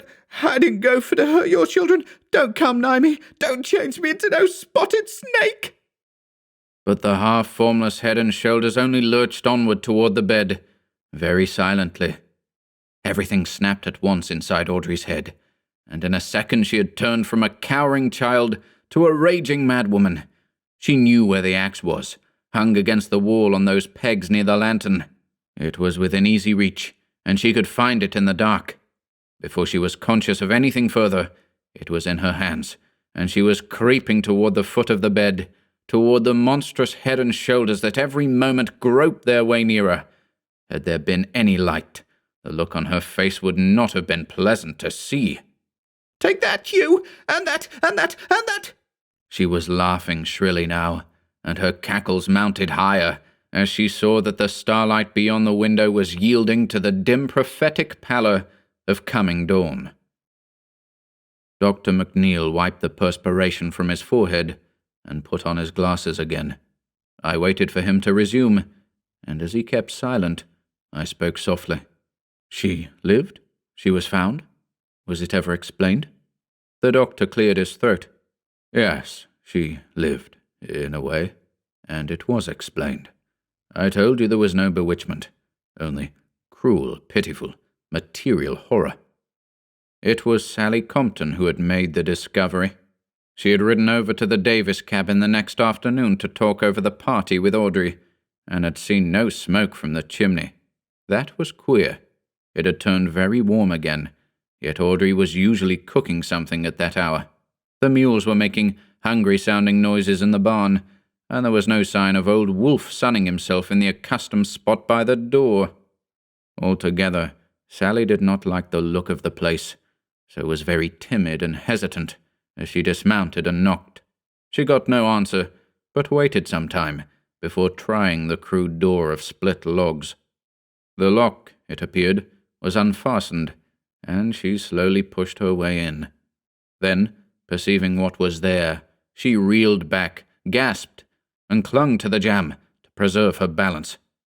A terrible odour had welled out as she opened the door, but that was not what had stunned her. It was what she had seen, for within that shadowy cabin, monstrous things had happened, and 3 shocking objects remained on the floor to awe and baffle the beholder. Near the burned-out fireplace was the great dog, purple decay on the skin left bare by mange and old age, and the whole carcass burst by the puffing effect of rattlesnake poison. It must have been bitten by a veritable legion of the reptiles. To the right of the door was the axe-hacked remnant of what had been a man, clad in a nightshirt, and with the shattered bulk of a lantern clenched in one hand. he was totally free from any sign of snakebite.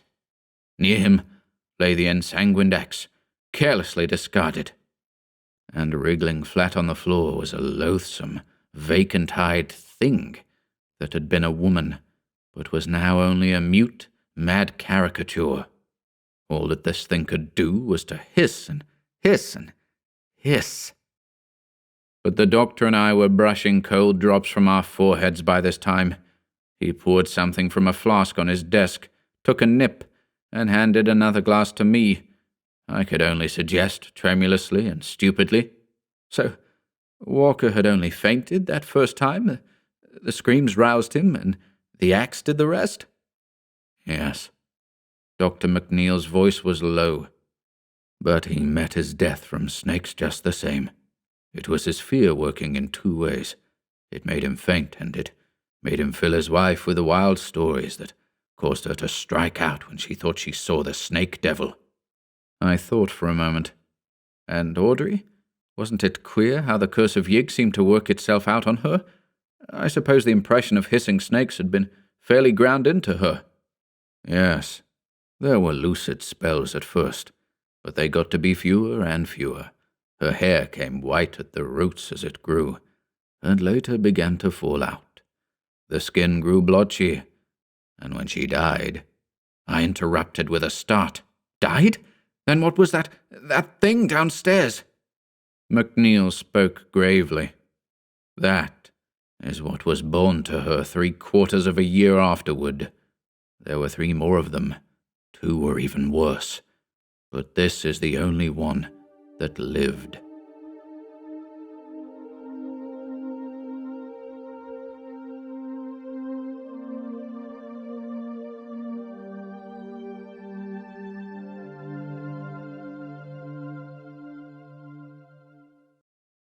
Rats by M.R. James.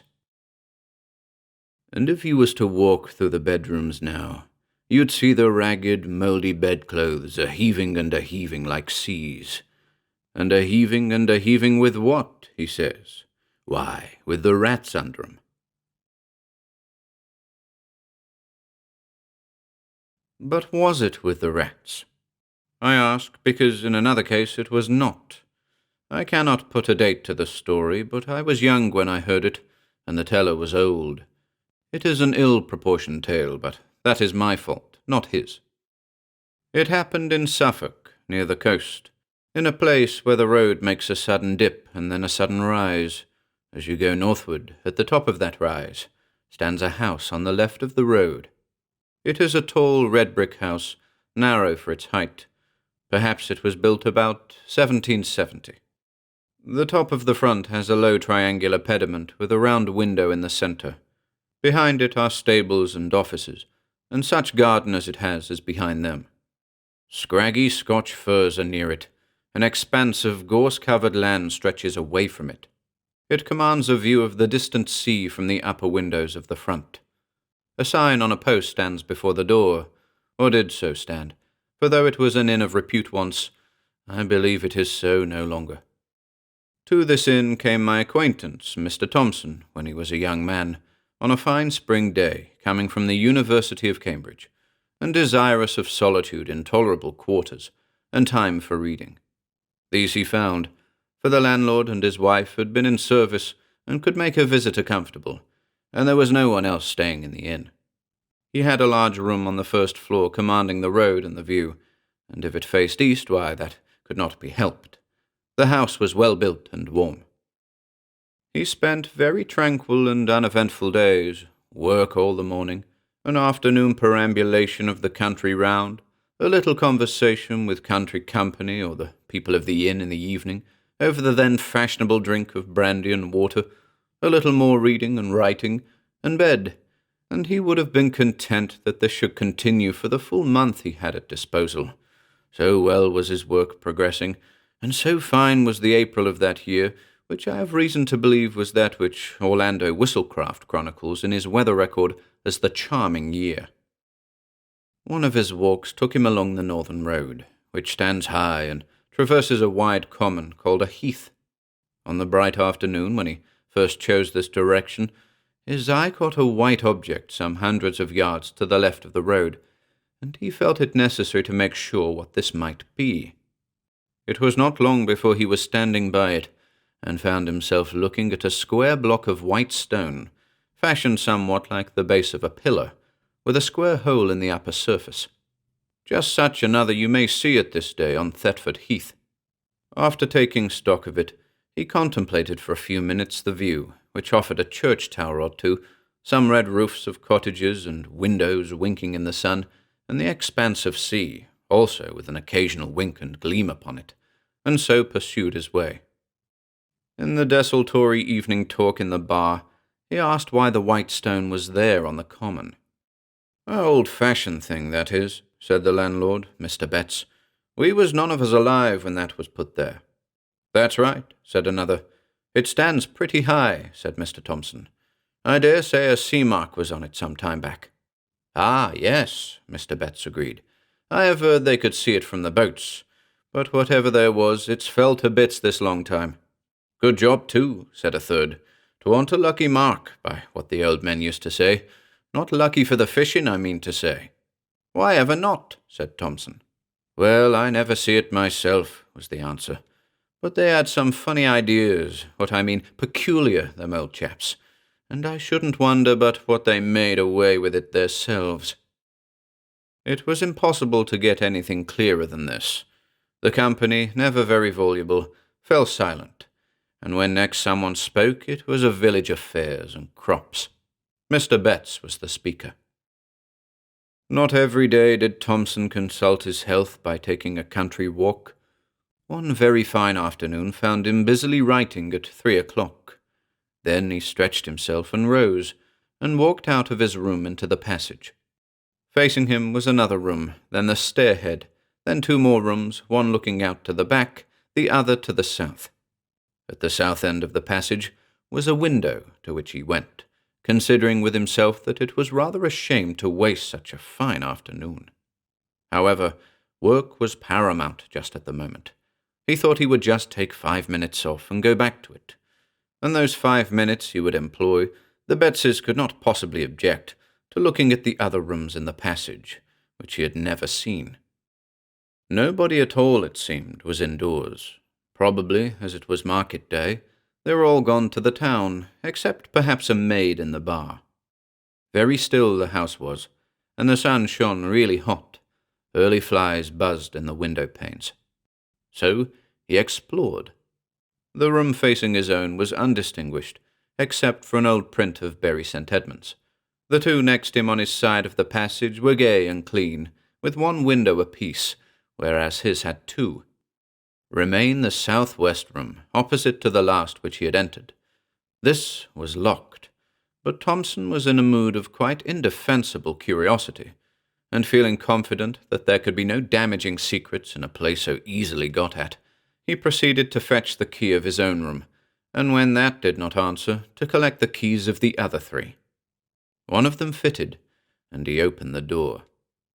The room had 2 windows looking south and west, so it was as bright and the sun as hot upon it as could be. Here there was no carpet, but bare boards, no pictures, no washing stand, only a bed in the farther corner, an iron bed with mattress and bolster, covered with a bluish check counterpane. As featureless a room as you can well imagine, and yet there was something that made Thompson close the door very quickly and yet quietly behind him, and lean against the window-sill in the passage, actually quivering all over. It was this, that under the counterpane someone lay, and not only lay, but stirred. That it was someone and not something was certain, because the shape of a head was unmistakable on the bolster, and yet it was all covered, and no one lies with covered head but a dead person, and this was not dead, not truly dead, for it heaved and shivered. If he had seen these things in dusk or by the light of a flickering candle, Thompson could have comforted himself and talked of fancy. On this bright day that was impossible. What was to be done? First, lock the door at all costs.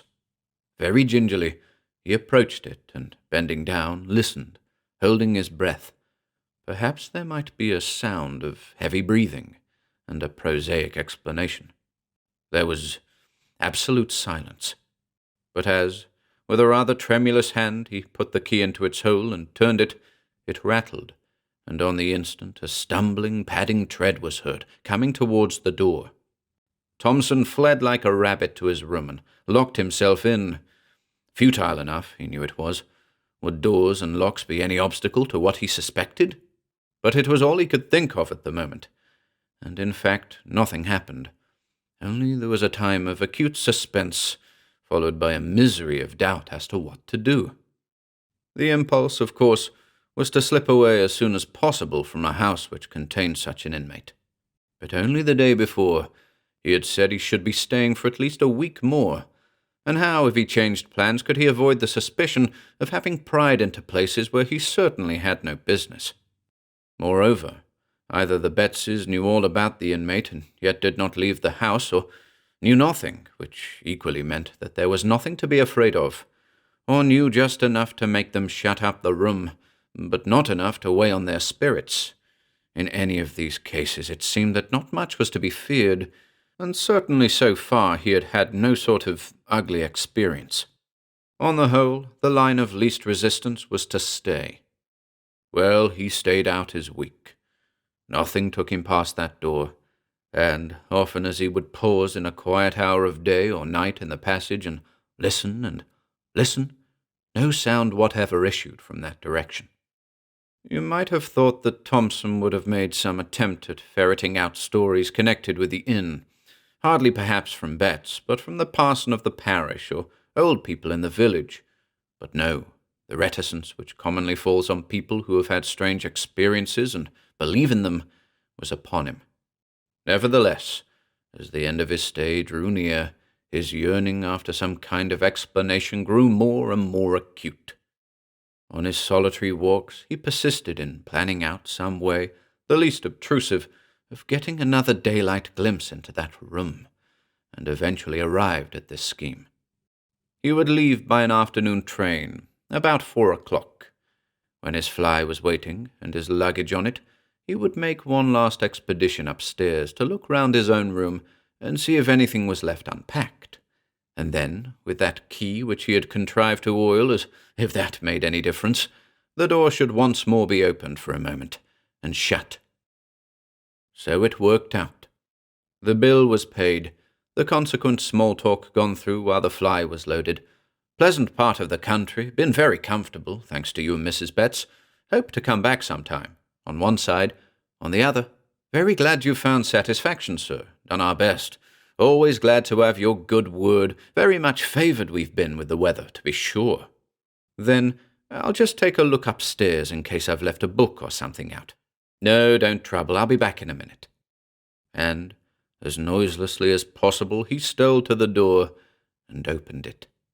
The shattering of the illusion. He almost laughed aloud. Propped, or you might say sitting on the edge of the bed, was nothing in the round world but a scarecrow. A scarecrow out of the garden, of course, dumped into the deserted room. Yes, but here amusement ceased. Have scarecrows bare bony feet? Do their heads loll onto their shoulders? Have they iron collars and links of chain about their necks? Can they get up and move, if never so stiffly, across a floor with wagging head and arms close at their sides, and shiver? The slam of the door, the dash to the stairhead, the leap downstairs were followed by a faint. Awakening, Thompson saw Bet standing over him with the brandy bottle and a very reproachful face. "You shouldn't have done so, sir. Really you shouldn't. It ain't a kind way to act by persons as done the best they could for you." Thompson heard words of this kind, but what he said in reply he did not know. Mr. Betts, and perhaps even more Mrs. Betts, found it hard to accept his apologies and his assurances that he would say no word that could damage the good name of the house. However, they were accepted. Since the train could not now be caught, it was arranged that Thompson should be driven to the town to sleep there. Before he went, the Bettses told him what little they knew. They says he was landlord here a long time back, and was in with the highwaymen that had their beat about the heath. That's how he come by his end, hung in chains, they say, up where you see that stone what the gallows stood in. Yes, the fishermen made away with that, I believe, because they see it out at sea, and it kept the fish off, according to their idea. Yes, we had the account from the people that had the house before we come. You keep that room shut up, they says, but don't move the bed out, and you'll find there won't be no trouble. And no more there has been. Not once he haven't come out into the house, though what he may do now there ain't no saying. Anyway, you're the first I know on that's seen him since we've been here. I never set eyes on him myself, nor don't want. And ever since we've made the servants' rooms in the stabling, we ain't had no difficulty that way. Only I do hope, sir, as you'll keep a close tongue, considering how an house do get talked about, with more to this effect. The promise of silence was kept for many years. The occasion of my hearing the story at last was this, that when Mr. Thompson came to stay with my father, it fell to me to show him to his room, and instead of letting me open the door for him, he stepped forward and threw it open himself, and then for some moments stood in the doorway, holding up his candle and looking narrowly into the interior. Then he seemed to recollect himself and said, "I beg your pardon. Very absurd, but I can't help doing that for a particular reason." What that reason was, I heard some days afterwards, and you have heard now.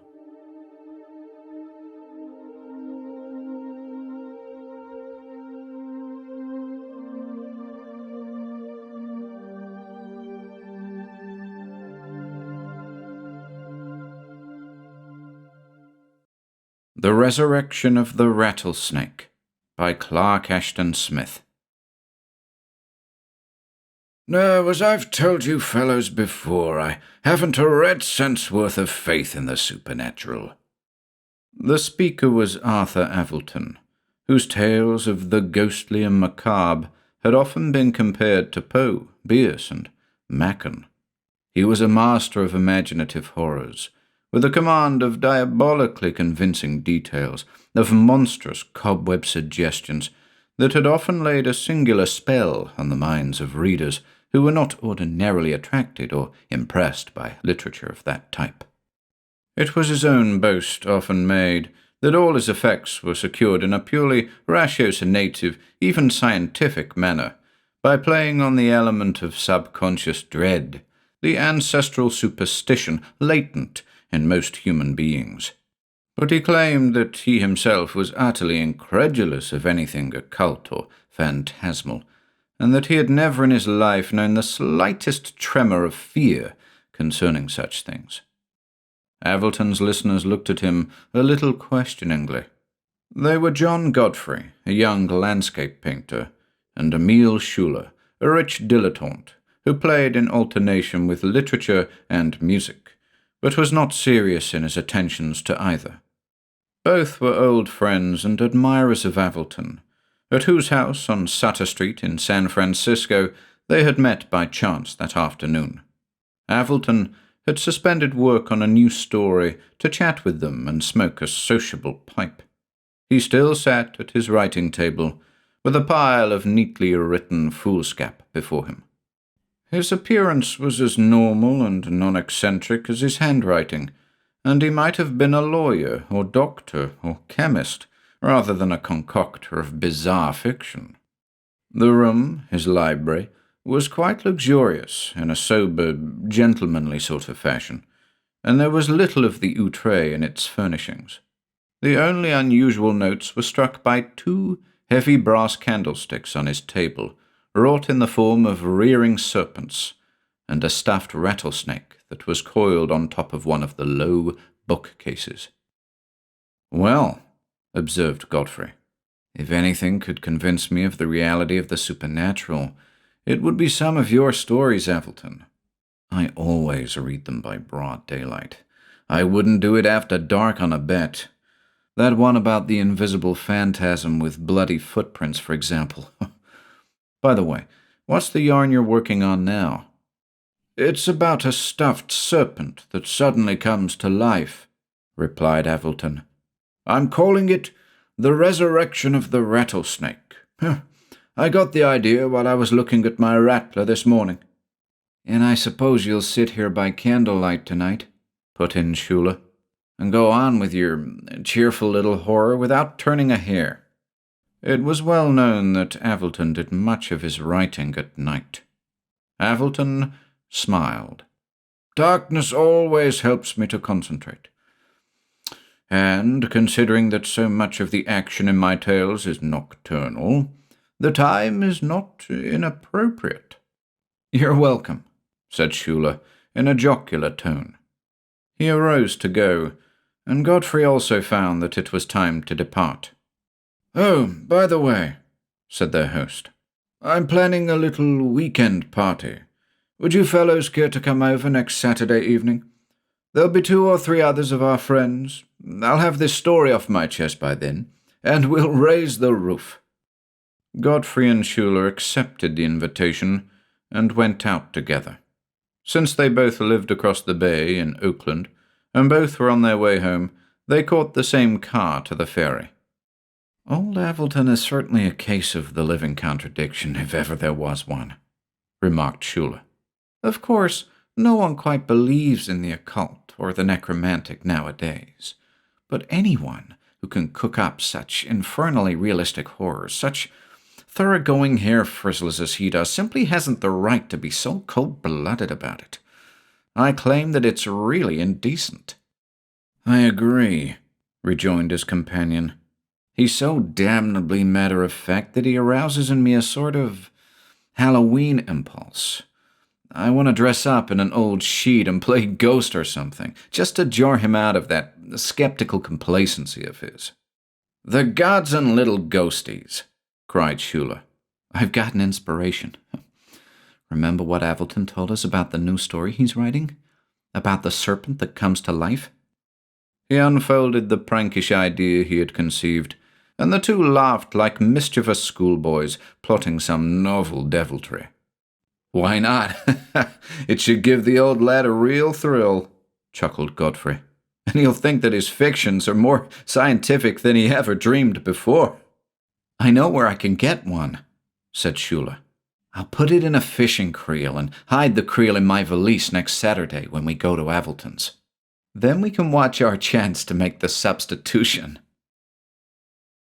On Saturday evening, the two friends arrived together at Avilton's house, and were admitted by a Japanese who combined in himself the roles of cook, butler, housekeeper, and valet.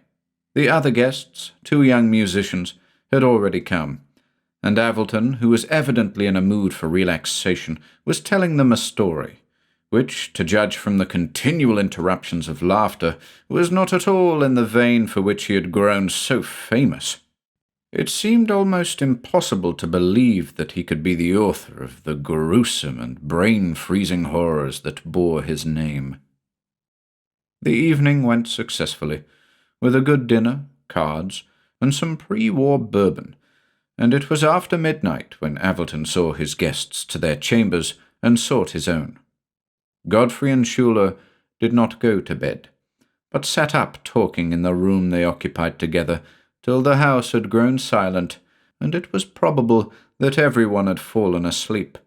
Avilton, they knew, was a sound sleeper, who boasted that even a rivet factory or a brass orchestra could not keep him awake for 5 minutes after his head had touched the pillow. "Now's our chance," whispered Shula at last. He had taken from his valise a fishing creel, in which was a large and somewhat restless gopher snake, and, softly opening the door which they had left ajar, the conspirators tiptoed down the hall toward Avilton's library, which lay at the farther end. It was their plan to leave the live gopher snake in the library in lieu of the stuffed rattler, which they would remove. A gopher snake is somewhat similar to a rattler in its markings, and, in order to complete the verisimilitude, Shula had even provided himself with a set of rattles, which he meant to attach with thread to the serpent's tail before freeing it. The substitution, they felt, would undoubtedly prove a trifle startling, even to a person of such boilerplate nerves and unrelenting skepticism as Avilton. As if to facilitate their scheme, the door of the library stood half open. Godfrey produced a flashlight, and they entered. Somehow, in spite of their merry mood, in spite of the schoolboy hoax they had planned, and the bourbon they had drunk, the shadow of something dim and sinister and disquieting fell on the two men as they crossed the threshold. It was like a premonition of some unknown and unexpected menace lurking in the darkness of the book-peopled room where Avilton had woven so many of his weird and spectral webs. They both began to remember incidents of nocturnal horror from his stories, happenings that were ghoulishly hideous or necromantically strange and terrible. Now, such things seemed even more plausible than the author's diabolic art had made them heretofore. But neither of the men could have quite defined the feeling that came over them, or could have assigned a reason for it. "I feel a little creepy," confided Shula, as they stood in the dark library. "Turn on that flashlight, won't you?" The light fell directly on the low bookcase where the stuffed rattler had been coiled, but to their surprise, they found the serpent missing from its customary place. "Where is the damn thing, anyway?" muttered Godfrey. He turned the light on the neighbouring bookcases, and then on the floor and chairs in front of them, but without revealing the object of his search. At last, in its circlings, the ray struck Avilton's writing table, and they saw the snake, which, in some mood of grotesque humour, Avilton had evidently placed on his pile of manuscript to serve in lieu of a paperweight. Behind it gleamed the two serpentine candlesticks. "Ah, there you are," said Shula. He was about to open his creel when a singular and quite unforeseen thing occurred. He and Godfrey both saw a movement on the writing table, and before their incredulous eyes, the rattlesnake coiled on the pile of paper slowly raised its arrow-shaped head and darted forth its forky tongue. Its cold, unwinking eyes, with a fixation of baleful intensity well-nigh hypnotic, were upon the intruders, and as they stared in unbelieving horror, they heard the sharp rattling of its tail like withered seeds in a wind-swung pod. "My God!" exclaimed Shula. "The thing is alive!" As he spoke, the flashlight fell from Godfrey's hand and went out, leaving them in soot-black darkness. As they stood for a moment, half petrified with astonishment and terror, they heard the rattling again, and then the sound of some object that seemed to strike the floor in falling.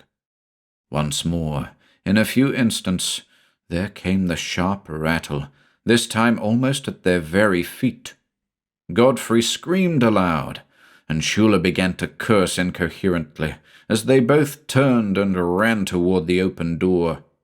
Shula was ahead, and as he crossed the threshold into the dim-lit hall, where one electric bulb still burned, he heard the crash of his companion's fall, mingled with a cry of such infinite terror, such atrocious agony, that his brain and his very marrow were turned to ice. In the paralyzing panic that overtook him, Shula retained no faculty except that of locomotion, and it did not even occur to him that it would be possible to stop and ascertain what had befallen Godfrey. He had no thought, no desire, except to put the length of the hall between himself and that accursed library and its happenings. Avilton, dressed in pyjamas, stood at the door of his room. He had been aroused by Godfrey's scream of terror. "What's the matter?" the story writer queried, with a look of amiable surprise, which turned to a real gravity when he saw Shula's face. Shula was as white as a marble headstone, and his eyes were preternaturally dilated. "The snake!" Shula gasped. "The snake! The snake! Something awful has happened to Godfrey. He fell with the thing just behind him." "What snake? You don't mean my stuffed rattler by any chance, do you?" "Stuffed rattler?" yelled Shula. "The damn thing is alive. It came crawling after us, rattling under our very feet a moment ago. Then Godfrey stumbled and fell, and he didn't get up." "I don't understand," purred Avilton. "The thing is a manifest impossibility. Really quite contrary to all natural laws, I assure you. I killed that snake 4 years ago in El Dorado County and had it stuffed by an expert taxidermist." "Go and see for yourself," challenged Shula. Avilton strode immediately to the library and turned on the lights. Shula, mastering a little his panic and his dreadful forebodings, followed at a cautious distance. He found Avilton stooping over the body of Godfrey, who lay quite still in a huddled and horribly contorted position near the door. Not far away was the abandoned fishing creel. The stuffed rattlesnake was coiled in its customary place on top of the bookshelves. Avilton, with a grave and brooding mien, removed his hand from Godfrey's heart and observed, "He's quite dead. Shock and heart failure, I should think." Neither he nor Shula could bear to look very long at Godfrey's upturned face, on which was stamped, as with some awful brand or acid, an expression of fear and suffering beyond all human capacity to endure. In their mutual desire to avoid the lidless horror of his dead staring, their eyes fell at the same instant on his right hand, which was clenched in a hideous rigidity and drawn close to his side. Neither could utter a word when they saw the thing that protruded from between Godfrey's fingers. It was a bunch of rattles, and on the endmost one, where it had evidently been torn from the viper's tail, there clung several shreds of raw and bloody flesh.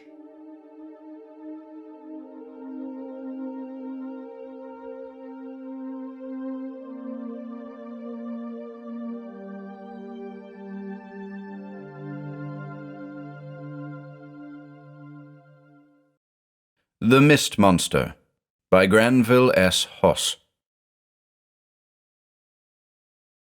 The newspaper account stated that Judson McSweet had gone into a cave near his cabin, and in the prevailing darkness wandered too near the brink of a chasm, situated about 500 yards inside the cavern, where he lost his balance or stepped blindly into space and fell to destruction. He may have found his last resting place at the bottom of that pit. I think he did, but not in the manner stated by the newspapers. I'm going to tell you here just what occurred. It will be just a bold statement of facts, which I quite realize will sound much like the dream of a disturbed imagination. McSweet had extended me a standing invitation to spend some time at his place. Well knowing my weakness, he represented the hunting and fishing as excellent, holding out alluring prospects of the sport to be enjoyed. It was long ere I could avail myself of his offer, but finally feeling that my affairs were in such shape that the business could be left with subordinates for a while, I wrote him to expect me early in November. After an all-day journey, I alighted at a small mountain station, where Judson met me with a spring wagon drawn by one horse, and in this vehicle, which was already well loaded with bundles, he placed my luggage. "Been stocking up a bit," he explained. "Although there is plenty of fish and game, we can't live on that alone. I like a variety." McSweet was a small man, round and fat, entirely bald, with a cherubic face and mild blue eyes. He was dressed in rough outing clothes, a cap and top boots. He had suddenly retired from business some years before, and bought a small tract of ground with a 2-room cabin, where he had since lived alone. In explanation, he had always answered that he preferred being next to nature, that the simple life met all his needs and suited him far better than the more complicated existence of the town or city. As we jolted over the rocky road through the evening gloom, I was surprised by his silence. He'd always been a jolly man, full of fun and overflowing with conversation. His face now, as I glanced at him occasionally, seemed set and strained. As we came to a particularly rough stretch of road, the horse stumbled and almost fell. McSweet gave a vicious jerk at the reins and lashed the beast unmercifully, at the same time giving voice to several deep curses. "What on earth is the matter, Mac?" I exclaimed. "You are not yourself at all. I noticed it at the station, and have been marvelling at the change in you ever since." "Oh, it's nothing," he replied. "I'm all right, though I guess the devilish thing has gotten on my nerves a bit." "What thing?" I demanded. "I'll tell you in the morning. Here we are at the shack. We'll soon have a fire going and a supper good enough for your club. Anyway, it will be as substantial as anything they could give you there." He unharnessed the horse, loosing him to range at will, and we soon had the contents of the wagon transferred to the house. After a hearty repast, we sat before the stove with our pipes, while he asked innumerable questions about friends and acquaintances whom he had not seen or heard of since renouncing civilization and settling in the wild spot he now called home. About 10 o'clock we adjourned to the other room, 2 sides of which were fitted with bunks, while a third was lined with shelves filled with books and magazines. It was apparent how he was in the habit of spending his days and evenings. We were soon occupying the bunks, and I, for one, was not long in falling sound asleep. I arose at dawn, but early as I was, McSweet was up and busied with breakfast. "Ah, Hatton," he exclaimed cheerfully, as I appeared in the doorway armed with rod and creel. "I see we're going to have fish for dinner, but bacon must suffice for breakfast." "Not for dinner," I replied. "I'm going to put up a lunch and make a day of it, but I can promise you some good ones for tonight, if you have not deceived me about how your streams abound with them." We soon breakfasted, and as I prepared to depart, McSweet accompanied me to the door, where he paused, saying, "Hatton, I want particularly to call your attention to that cave you see about 400 yards before us. Keep away from it during the afternoon hours, especially after 3 o'clock, as it is dangerous. The Indians have always lived in great fear of it, and those around here now say that in times past, sacrifices, both human and animal, were made to the thing they believed to dwell in its depths. They call it the Cave of the Wind Devil. I do not know what it is, but I do know that it is something evil and horrible, and to go in there at certain hours is death. The spring from which I get my water is about 10 yards inside the entrance, and I am very careful not to require a supply of it after a certain hour." "But what is it?" I asked. "Surely you must have some good reason for saying what you do, and are not influenced by an old Indian superstition. What do you fear, and what has happened to make you speak so positively of danger?" "Superstition, nothing. No, I am not influenced by the Indian legends, but have good reasons for saying what I do. I'll tell you more this evening, and maybe show you something too, if you return at the right time. But remember what I have said, and keep away from the place." He turned abruptly into the house, and there soon issued a prodigious rattling of pots and pans, indicating that no more information was to be had at that time. Wondering somewhat, I left the cabin, following a path which lay within about 20 feet of the cave, where I paused. The place looked ordinary enough, like hundreds of others to be found in all mountain regions. It may have been the result of what I had just heard, but as I stood gazing into the cavernous depths, I felt a chill creep along my spine, and a sense of deadly fear steal over me. I muttered, "This will never do. Am I letting Mac's wild talk make a fool of me?"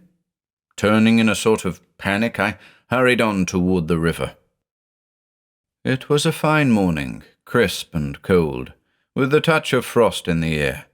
I pushed forward vigorously through the brambles and other dead growths of summer, and soon reached my destination. McSweet had not exaggerated the abundance of fish, and in a short time my creel contained some fine ones. I built a fire about noon and ate my lunch, which I thoroughly enjoyed, in spite of the fact that it had become quite cold and somewhat dry. About 3 o'clock, I decided to return to the cabin. I had all the fish we could use, and while they were still biting, it seemed a shame to take more from the water than would supply our wants. Drawing near the clearing, I heard loud curses, then shouts, vengeful and gleeful in turn. As I hurried through the trees and around a small hill, a strange sight met my eyes. Judson McSweet was hopping about some distance in front of the cave, and hurling stones into the mouth of it. "Ah, you devil!" he shouted. "How was that? So, you creeping monster, right through you. There, you fiend! And there! And there! And there!" I hurried toward him, my eyes fixed intently on the entrance to the cave. I could see nothing but a grey billowing mist which filled the entire opening. As his missiles disappeared into this mass, a puff of vapour would spurt forth, much in the manner of smoke on the discharge of a gun. These spurts of vapour were accompanied by a horrible odour, a sickening, dead, carrion odour. As I drew nearer, I could feel the same sense of chilly fear steal over me which I had noticed in the morning. The cloud had by now receded into the depths of the cave, and by the time I reached McSweet, it had entirely disappeared. He stood panting from his exertions, shaking his fist, growling inaudibly. "What on earth is the matter, Mac?" I exclaimed. "Have you gone crazy?" "Did you see it?" he cried. "Oh, the inhuman devouring thing, waiting to draw me into its cold, clammy maw. And listen to it. It is angry and seems to be telling me that some day it will not fail." From the interior of the cavern came a wailing and roaring sound as of a high wind sweeping over a neglected graveyard. "I saw nothing," I replied, "but a cloud of mist. Collect yourself. Why were you throwing stones and acting in such a wild manner?" "That was it, Hatton. What you call mist. But it is not that, no. It is a deadly agency of some sort which destroys and leaves no trace." "Why do you say that? It is true the stuff smelled rather bad, but so far as I could observe, it did not seem capable of much harm. It is probably a mist which rises periodically from some subterranean river." "Mist nothing. No, there is intelligence and power there. During the first months of my stay here, my only companions were a cat and dog. Poor old Tom, it got him. During the hot weather, he was in the habit of sleeping just at the mouth of the cave where it was cool. One day I was sitting in the door of my cabin when I suddenly heard a number of terrified squalls from the cave. Looking up, I beheld poor Tom, his head and forefeet projecting from the vaporous mass. He seemed to be struggling desperately to get out, but was gradually sucked in. His cries ceased, and the cloud retreated into the cavern. I hastened to the cave, but he was gone. Since then I have seen several small animals disappear in a like manner. First a rabbit, then a fox, and finally a wolf. They had apparently gone to the spring for water." "Remarkable," I exclaimed. "Can it be that the cloud we saw is some sort of poisonous vapour which rises at intervals from the depths of the earth and overcomes whatever living thing it envelops?" "It can't be that, no. A gas of that nature would cause death, but it certainly would not be able to remove the body of the victim. No. This is an intelligent agency of some sort, devilish and deadly. A dog would not fear gas, would it? Well, I had a dog, and after the disappearance of the cat, I noticed what I had failed to observe before, that he would not go within 100 feet of the cave. So one day I took him by the collar and dragged him to the entrance. He whined and struggled desperately, but I persisted, and after getting a few feet within the cave, released him. The poor animal gave one terrified howl and dashed out, disappearing among the trees, and I have seen nothing more of him." "It is certainly strange," I returned thoughtfully. "You say this cloud appears at regular intervals?" "Not exactly, no. It is likely to come out at any time in the afternoon, though I have never seen it before 3 o'clock. We must make a careful investigation. Whatever the phenomenon is, you may be certain it is caused by natural agencies." "I'm afraid any investigation will come to nothing," he answered rather despairingly. "I have just about adopted the Indian belief that the thing is a devil. Something superhuman, anyway." "Nonsense," I replied. "Come on into the house. I have a fine creel of fish here. Let's give them our undivided attention and resume discussion of this queer thing in the morning." After an excellent repast, we talked and read until bedtime, but without recurring to the thing in the cave. Neither was it mentioned the next day, and as things turned out, it was never mentioned again. I spent the next 3 days hunting and fishing, keeping our table well supplied. As I drew near the cabin on my return the 4th day, I was startled by wild cries and screams from the direction of the cave. "Help! Help! Oh, it's got me! Oh, the cold, clammy devil! Help! Help!" I hurried forward, soon coming to the cave. The grey vapour filled the mouth of the cavern. McSweet's head and shoulders projected from the foggy mass, a look of unutterable fear on his round face. He clawed wildly at the empty air, and it was plain to be seen that he was making desperate efforts to make his way out of the billowing mass, but was apparently held fast. "Courage, Mac!" I shouted. "I'm here!" As I neared him, I brought up my gun, discharging the contents into the grey mass above his head, causing putrid spots of vapour to shoot forth where the charge had entered. Dropping the empty weapon, I rushed forward to seize him by the arms, but my shot seemed to have hastened the end, for he was suddenly enveloped in the cloud, which rapidly retreated into the cave. I got out my flashlight and followed, but all was quiet, and the air clear, though there was a noticeable odour of dead and mouldy matter. I continued forward until I reached what was seemingly the edge of a precipice. My spotlight failed to find the bottom, and stones dropped gave back no sound. I shouted repeatedly, but the echo of my own voice was the only reply. Judson McSweet was gone. I remained at the cabin 2 days longer, hoping against hope. The cloud, now seeming to me ominous and deadly, billowed from the mouth of the cave each day, but I made no attempt to investigate its nature. Of course, I gave no thought to the idea that it was of supernatural origin. Could it be possible, I wondered, for some slimy, horrible monster of the Jurassic Age, or some other period when the world was young, to survive and have its lair in those dark depths? That it came up into the light each day in search of food, and was able to mask its movements by discharging that evil-smelling vapour, much the same as the present-day octopus in the depths of the ocean surrounds itself with an inky blackness when attacked? I wonder.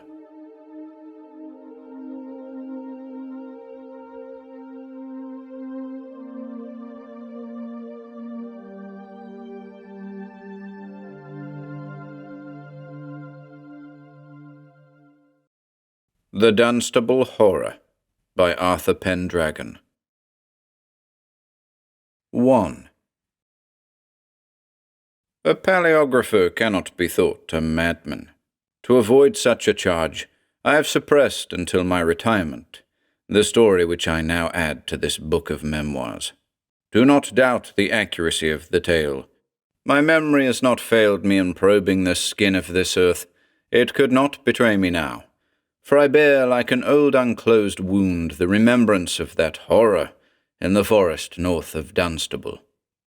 I had come from the British Museum to Dunstable in northern New England during the rainy March of 1920 in order to find and study the long-buried records of the Massaquoi tribe of Red Indians. They were an isolate and obscure nation, a sea-marsh people who perished shortly after the foundation of the Massachusetts Bay Colony. My grips and gear were thrown from the creaking passenger train at the Boston and Maine depot on the outskirts of the town. From the platform of the small Victorian building, the landscape was singularly depressing. The continual drizzle of winter's end reduced all to a monochrome grey of muddy flats and dripping scrub-topped hills. I would have been stranded, were it not for the New England type lounging with the station master in the telegraph office. As I entered the warmth of the waiting room, he casually surveyed my dripping waterproof and the cut of my clothes, remarking dryly, "Looks like the tourist season has begun." I took an instant dislike to the man, which went beyond the sneer of his remark. However, since his was the only team outside, I forced myself to be polite, to suffer his arrogance for the sake of a ride to town and a warm billet. After a few minutes of conversation, he rose to his feet and grudgingly offered to drive me into Dunstable, if I would help him load the wagon. We wrestled several boxes of parts for his lumber mill, apparently the only industry in this area of rocky farms, into the back of the wagon and added my gear. As the team plodded through the cold mist, I found him more talkative than the traditionally taciturn New Englander. He commented, in a fragmentary fashion, on his mill, his position of authority in the town, and his affluence. From the very beginning, his family, the Varnums, had inhabited the town, and he was the culmination of the line. Although unmarried at 40, he had decided to take a wife when time allowed in order to perpetuate the Varnum house. The wagon swung onto a paved and wider thoroughfare, posted as the Black North Road. Varnum finished his monologue and eyed me suspiciously, asking why I had come all the way up the coast to Dunstable. I decided to put an end to his egoistic spouting by exploiting the awe for learning shared by the middle classes, and so replied, "I am Thomas Grail of the British Museum, and I have come to find Porquatogue." To my utter astonishment, he recognized the name of the great sorcerer of the Massaquoits, the evil Merlin of the New England tribes. Varnum saw the surprise on my face. "Oh, yes. The family had a certain, contact with Porquatogue when they first landed." He smiled darkly and alluded to several diaries he had inherited with his father's estate. I would not learn the peculiar nature of that contact and its terrible result until later. We rolled onto the covered bridge over the Penobscot River. On the far bank lay Dunstable, its lights wanly glowing against the foggy dusk. "I suppose this means you'll be going up north into the forest," Varnum said. "You'll have a hard time getting anyone to go with you." I told him that I could offer good wages, and that the work would not be difficult, merely a bit of digging. "You've got 3 things working against you," he replied. "Number 1, the frost is coming out of the ground, and the farmers will be putting in the seed pretty soon. Number 2, the ice broke on the Penobscot and the Kennebago last week, so the mill will be running at top speed in a few days." He cracked the reins as we left the bridge for the main road. And number 3, everyone's been sort of reluctant to go farther north than the logging camps since the animals came floating down river. He pointed out a mill pond at the side of a small dam. The oily water circled and foamed in endless eddies. That pond has been almost full of dead animals 2 or 3 times since the thaw began. Came floating downstream from beyond the last logging camp. Squirrels, foxes, even a deer or 2. Never saw anything like it. I asked how they had died. As far as we could tell, by drowning, as if something had driven them into the river. When the snow melts in the uplands, the current gets vicious. You'll see it at its worst in about a week. Ever since then, nobody has gone beyond the camps. Superstitious peasants. He laughed wryly. And some of my men who've been past the camps, laying out cutting stakes, even say they saw a glow in the forest after dark, near the marshes. I just couldn't convince them that they had seen an ordinary will-o'-the-wisp.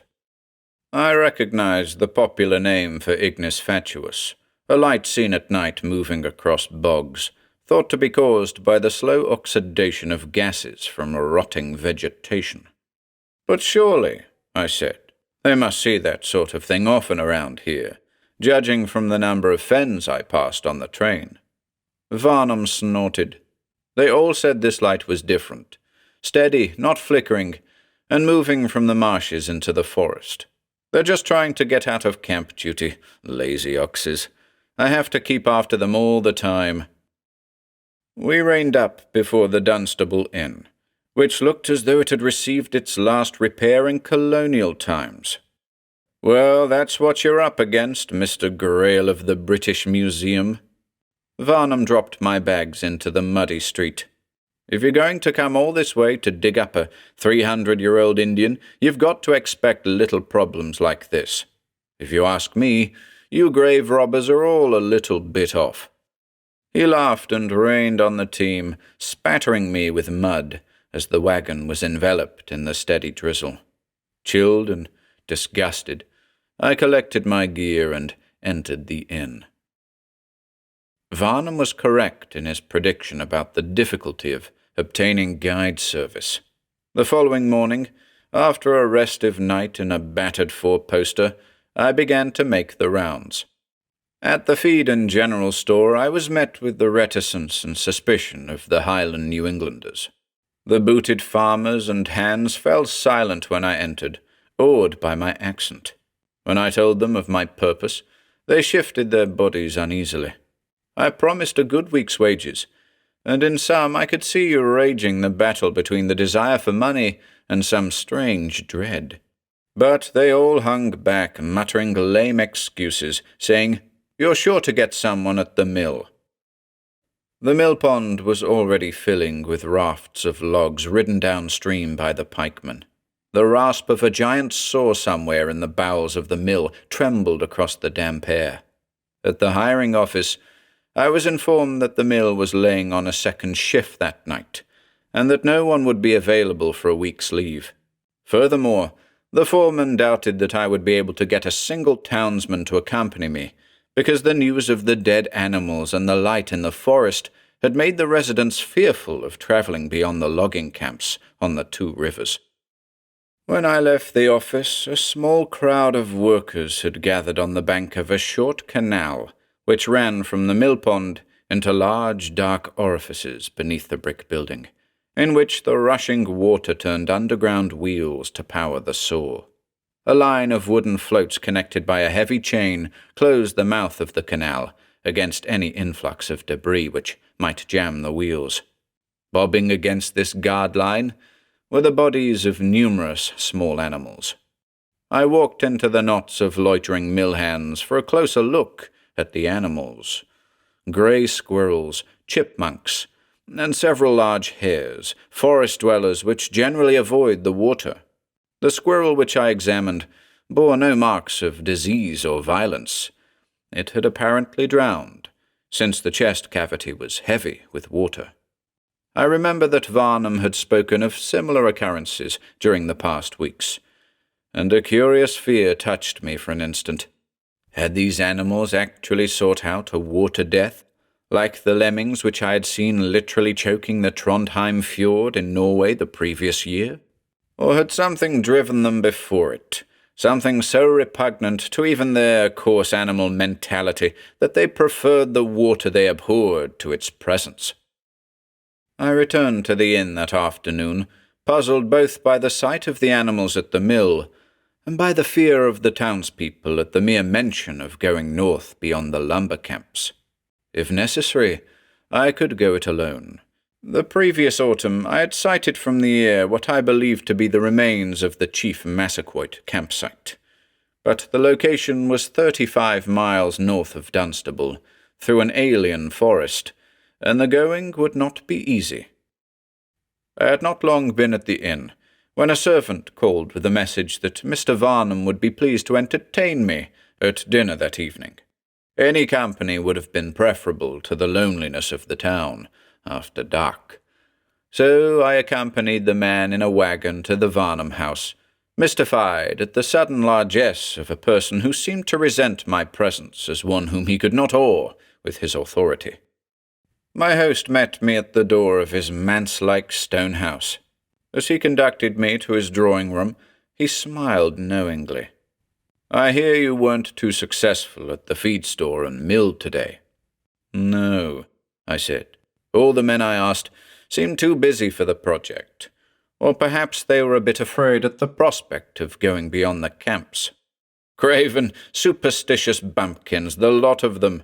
Since those animals began showing up at the mill, they've been acting like old women." Varnum dismissed the subject with a contemptuous wave of the hand. He poured me what he called a hearty old colonial drink, aptly named the Dog's Nose, a bumper of warm ale to which he added a jigger of gin. The taste was wretched, but I stomached it in deference to his attempt at hospitality. "By the way, you saw the mill pond today?" he asked. "Yes, the animals have begun to appear again," I said. "Forest creatures, which seldom go near the water. Puzzling and a bit eerie." "Why, Mr. Grail of the British Museum," said Varnum in a mock surprise, "are you becoming a little unsure about the trip to find your sorcerer? Don't tell me that a few waterlogged animals are giving a man of science cold feet." "My dear Varnum," I replied, considerably nettled, "let me assure you that I have seen things far more eerie than a few squirrels bobbing in a mill pond. Whatever the phenomenon, sir, it is all grist for the mill of science, and we will find it out." Varnum grunted and motioned me to the dining room, where dinner was laid out by his decrepit housekeeper. The menu was a boiled New England dinner, more bland than the tasteless food which gluts Britannia. While eating, I remarked on the gallery of portraits, mostly in American primitive style, which covered the walls of the room. Varnum bore a striking resemblance to the first portrait, although the family features appeared in all of them: small, heavily lidded eyes, insipidity of the brow, large nose, and the surprise of a markedly narrow and thin-lipped mouth set between heavy and sensual jowls. "You've noticed the resemblance between Prester and myself," Varnum said, pausing in ravenous devoural of the steaming food. He shook his fork at the portrait. "A real rake. For one of the old guard, he was a high stepper. You should read his diaries. By Nick, I'll show them to you after supper." He flicked a fragment of cabbage off his vest. "The folks used to tell me that I was the reincarnation of Prester, but it must go only skin deep. I have no time for women. Too much to be done. The mill, the town council, and now this damned business beyond the camps to be settled." I was amazed at his lack of interest in the subject of the ladies, myself having been without an amour since the pretty but petulant botanist at Harvard, who had been a most charming companion, until I became completely unnerved by the continual presence of beef-eating plants in her flat. Varnum's sang-froid, I decided, was simply another aspect of the consuming ambition which drove the man to his displays of arrogance. We arose from the wreckage of the dinner and re-entered the drawing-room for cigars and a look at the diaries of Prester Varnum. My host excused himself to go and fetch them, indicating the liquor cabinet to me before he left. I surveyed the dismal array of American firewater, fit for no civilized gullet, my spirits sagging until I saw a tenth of Cointreau forgotten in the corner. The sugary crystals on the bottle's neck formed an unbroken seal. Varnum was obviously not an enthusiast of the delightful liquor. I wrenched the cap off and poured myself a finger as he returned with several calf-bound octavos.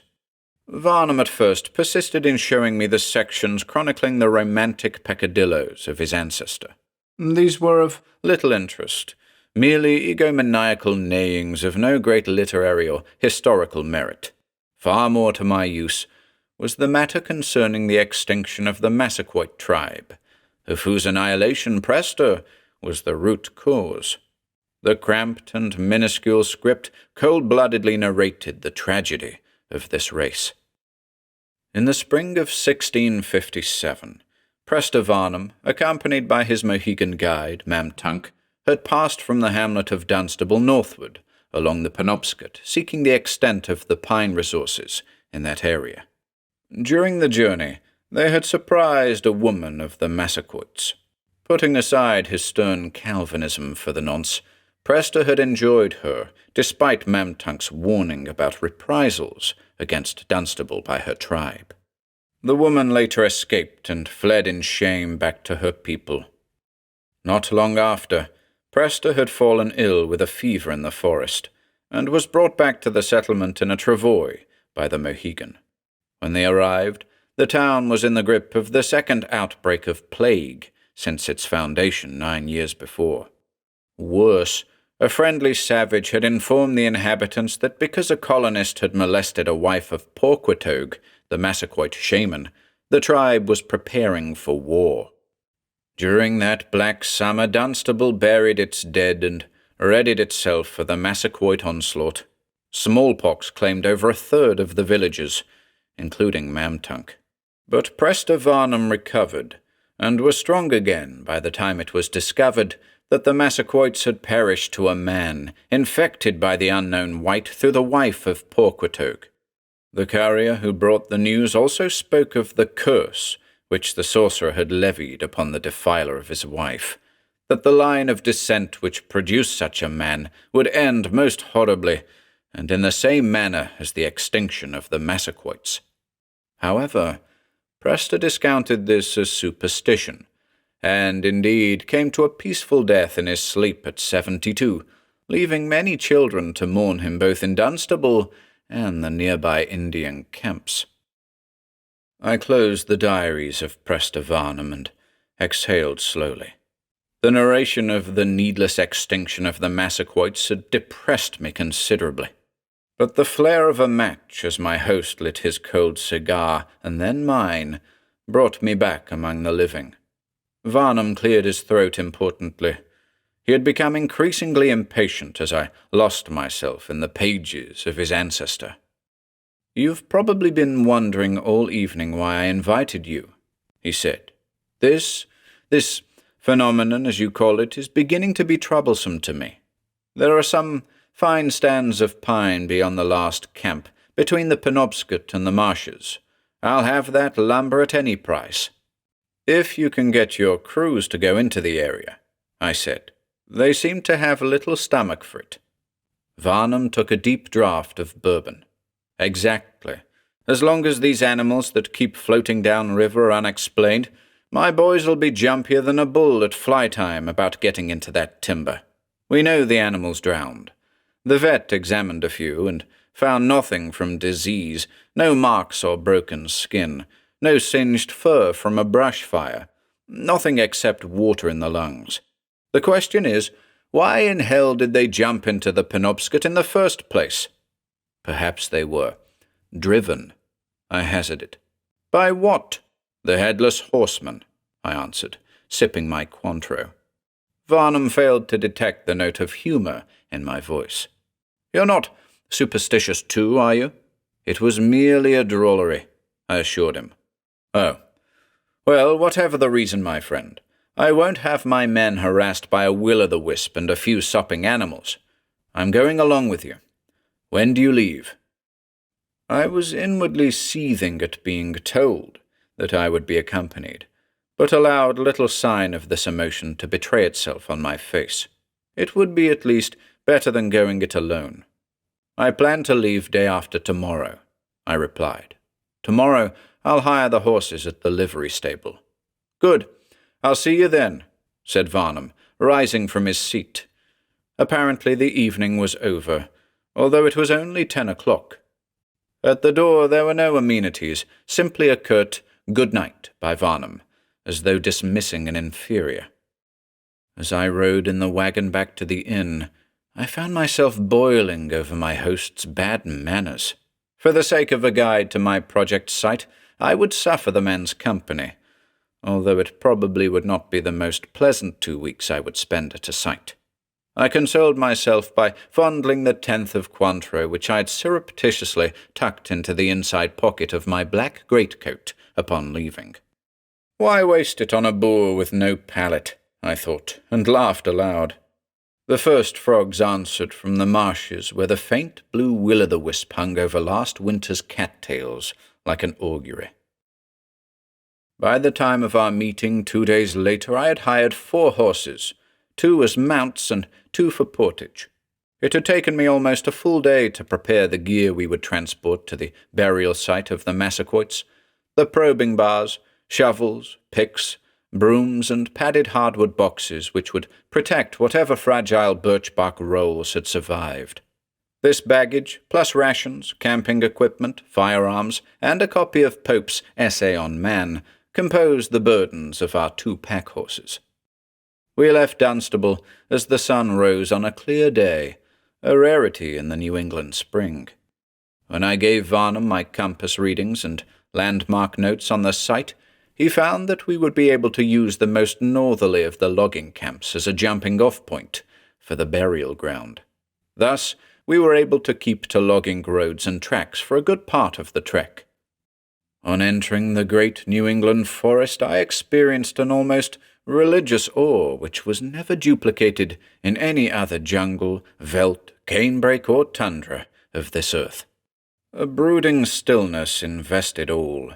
The light filtered greenly through the solemn pines and hemlocks, so that even the air we breathed seemed the color of the vegetation which pressed in around us. The sound of hooves was muffled by the thick carpet of dry, reddish needles, the organic sediment of the centuries. When a bird called, the echo amid the quiet was startling.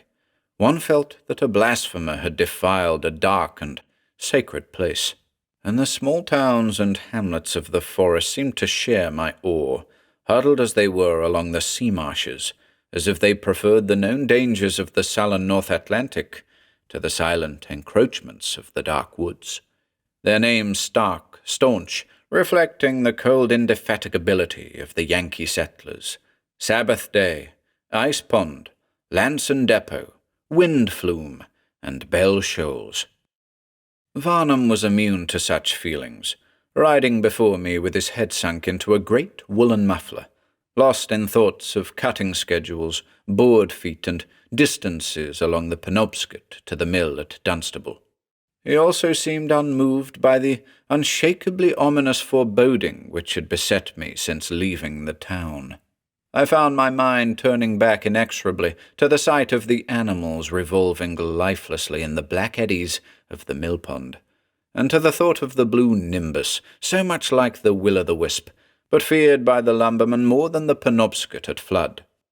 I tried to concentrate on the work which lay ahead, finding the site, the excavations, the discovery, identification, and packing of the Massaquoit pictographs.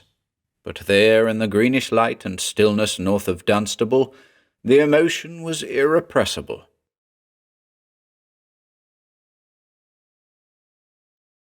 2. On the morning of the 3rd day, after a night's halt at the most northerly of the logging camps, we arrived at the site. The reader may wonder at the ease with which we located the tribal ground of the Massaquoits. But, in addition to compass fixes and landmark notes, I had another factor working for me: the almost eternal sterility of land used for many years as a camping place. Because of constant foot traffic, cooking and smelting fires, and the disposal of alkaline solutions used in primitive tanning, the land is so leached and eroded that it can support only the hardiest of weeds. I recognized the site immediately upon breaking out of the scrub pine into the roughly circular 15-acre clearing. There were no middens or refuse mounds, for these had long ago vanished under the winds of the summer hurricane and incursions of scavenger animals. There were, however, rows of blackish depressions in the earth, which once held the lodge-poles supporting the Massaquoit dwellings. Except for these, the ground was clean of any trace of a civilization. If anything were to be found here, it would be an occasional discarded arrowhead, or shard of pottery, or other artifact of the tribe. The birch-bark picture records would be in the burial ground, distributed among the graves of the chiefs and first warriors. Unlike many of their neighbours, the tribe of Porquatogue cremated their dead and interred the remains. The corpse was not lashed to a scaffold or tree limb to tatter in the wind. We made camp at the centre of the clearing, pitching the 2 one-man tents about 20 yards apart on either side of the fire. I was eager to find the burial ground, and Varnum wished to ride through the area, both to inspect the stands of timber and to search for any trace of the mystery which had been worrying his men. Accordingly, we agreed to meet back at camp before sundown. Through the long afternoon, I made shallow preliminary excavations at the burial ground, about a mile northwest of our camp. It was not long before I found the first of the pictographs, interred with the remains of one who had been a major warrior. The primitive stick figures might have come from the hand of a child, so simple were they, carefully drawn in berry dyes on sheets of birch bark, packed in a matrix of alkaline ash, which preserved them from fungus and bacteria through the centuries. But while the analytical faculties of my mind feasted on the details of the records, my emotions were disturbed with the same sense of foreboding which had dogged me on the passage from Dunstable. Perhaps it was the starkness of the area, or the solemnity of walking in the footpaths of a vanished race. Whatever the cause, I was relieved to find Varnum waiting at the camp on my return. He had lit the campfire, although it was not yet sundown, and glanced up as he gingerly inserted a dry log into the blaze. "Did you find your Indian comic books?" he asked. "Yes. The records are buried with the remains, just as I thought they would be. I took only a sampling today, but the pictographs seem remarkably well preserved. But a rather curious thing, I didn't see the grave of Porquatogue, although that should be the most clearly indicated of them all, with at least a rock cairn atop it." Varnum looked into the fire with an expression of absolute disinterest. "Perhaps the old faker was assumed into the Indian heaven. He was supposed to be a witch doctor or something, wasn't he? Well, perhaps I overlooked the grave. But it should be large and easy to find, what with the immense number of trappings they buried their shaman with." I poured myself a cup of coffee. "How did your day go? Any sign of anything?" Varnum laughed shortly. "Not a thing. Those old women who call themselves lumbermen are afraid of a will-o'-the-wisp, just as I said. No tracks, nothing unusual for miles around. A moving blue light. Nonsense!" "But what of the animals in the mill pond?" I asked. "How should I know? Maybe they take some sort of a fit that makes them leap into the water. It could be anything like that." He was complete in his confidence, but his self-assuredness did not relieve me of that foreboding, which was now almost a part of my mind. We finished supper shortly after total darkness enveloped the forest. Varnum rose in the circle of firelight, stretched, and rubbed his unshaven jowls. "Are you going digging tomorrow?" he asked. "Yes, I'll try to find the grave of Porquatogue. And you?" "I'll ride northwest about 8 miles. There's a stand of pine that looks good from here." He scratched his sides, and without a further word entered his tent and drew down the door flap. Since the night chill had come up, I banked the fire and retired to my tent, bringing the few birch rolls with me. By the light of the kerosene lantern, I sat for an hour deciphering those of the records which were easily legible. Although fragmentary, they spoke of the last days of the tribe during the smallpox epidemic, which they believed was a curse levied upon them because of the illicit congress between Porquatogue's wife and the colonist. One roll mentioned that at the first sign of smallpox tokens on her body, the woman was slaughtered most cruelly, and her carcass literally thrown to the dogs. But this gesture of appeasement to the gods was ineffectual. Each succeeding roll was covered with drawings of dismembered bodies, the Massaquoi method of depicting death from disease. The living perished even as they keened the dirges for the dead in their birch lodges. When I found myself drowsing over the records, I snuffed the lantern, bedded down, and was immediately asleep. But it was not long after midnight when I suddenly awoke to the feel of Varnum shaking me. In the glare of his battery lantern, I could see his rifle glinting in his hand. "Get up," he said. "Something's wrong outside." I drew on my leggings and seized my own rifle. In the darkness of the campsite, the ashes of the banked fire glowed hotly. "To the northeast," Varnum whispered. "Animal noises." I listened carefully, straining to hear over the roiling of the Penobscot, which had risen during the night. When I had retired, the only sounds were the metrical chirruping of the crickets and the eerie call of a night-roving whippoorwill. I could still hear only these sounds, and the river. I looked at Varnum and shrugged. "Wait till the wind swings around," he said. The breeze, which had been at our backs, began to turn with excruciating slowness until it cooled our faces as we stared off into the black wood.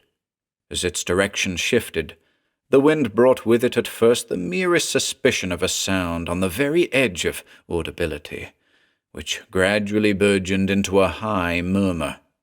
With a thrill of fear, I recognized the sound as a frantic chorus of animal voices.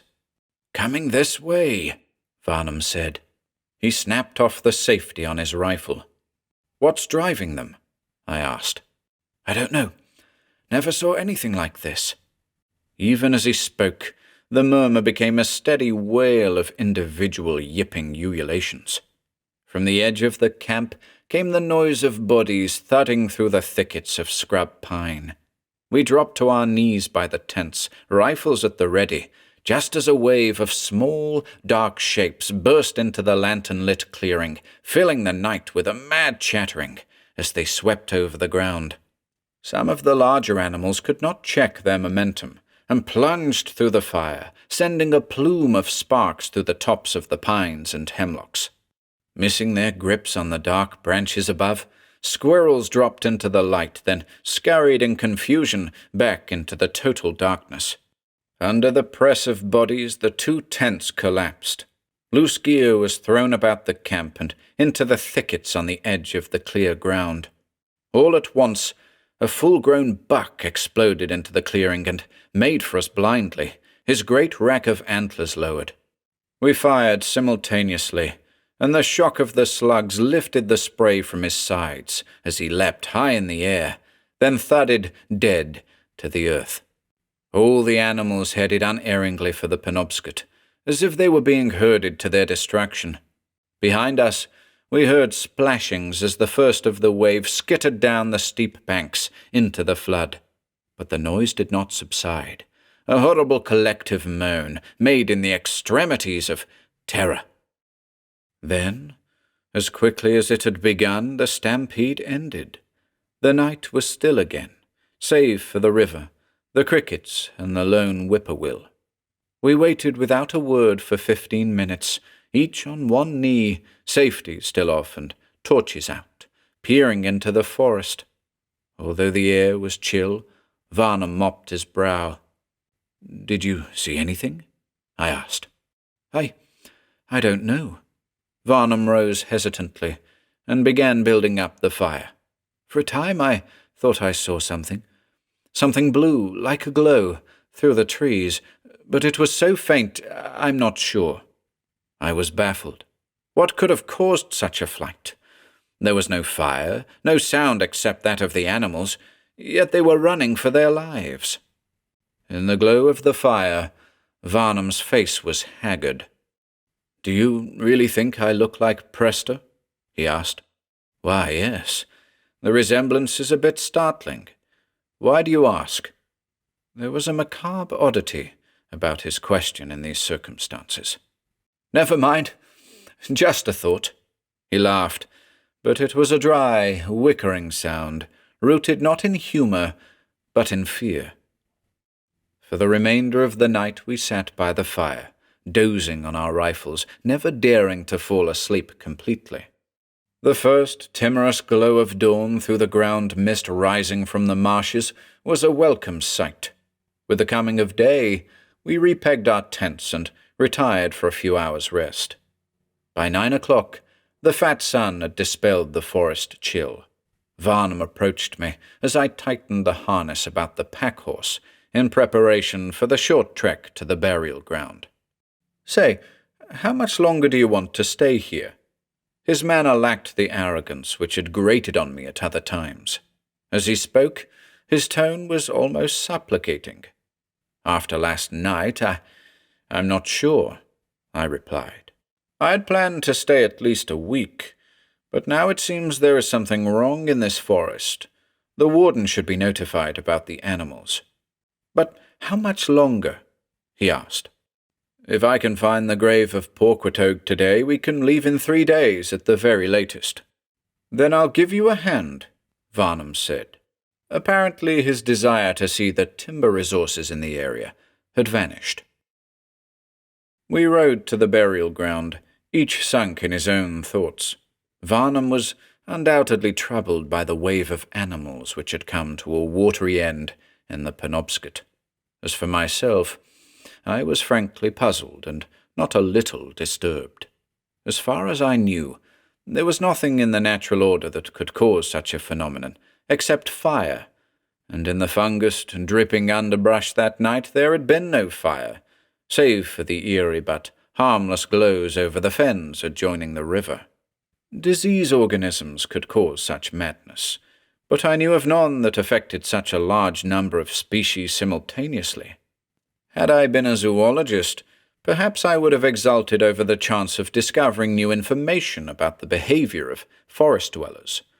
As a student of ancient records, versed only incidentally in animal lore, I could only stand in awe and bewilderment.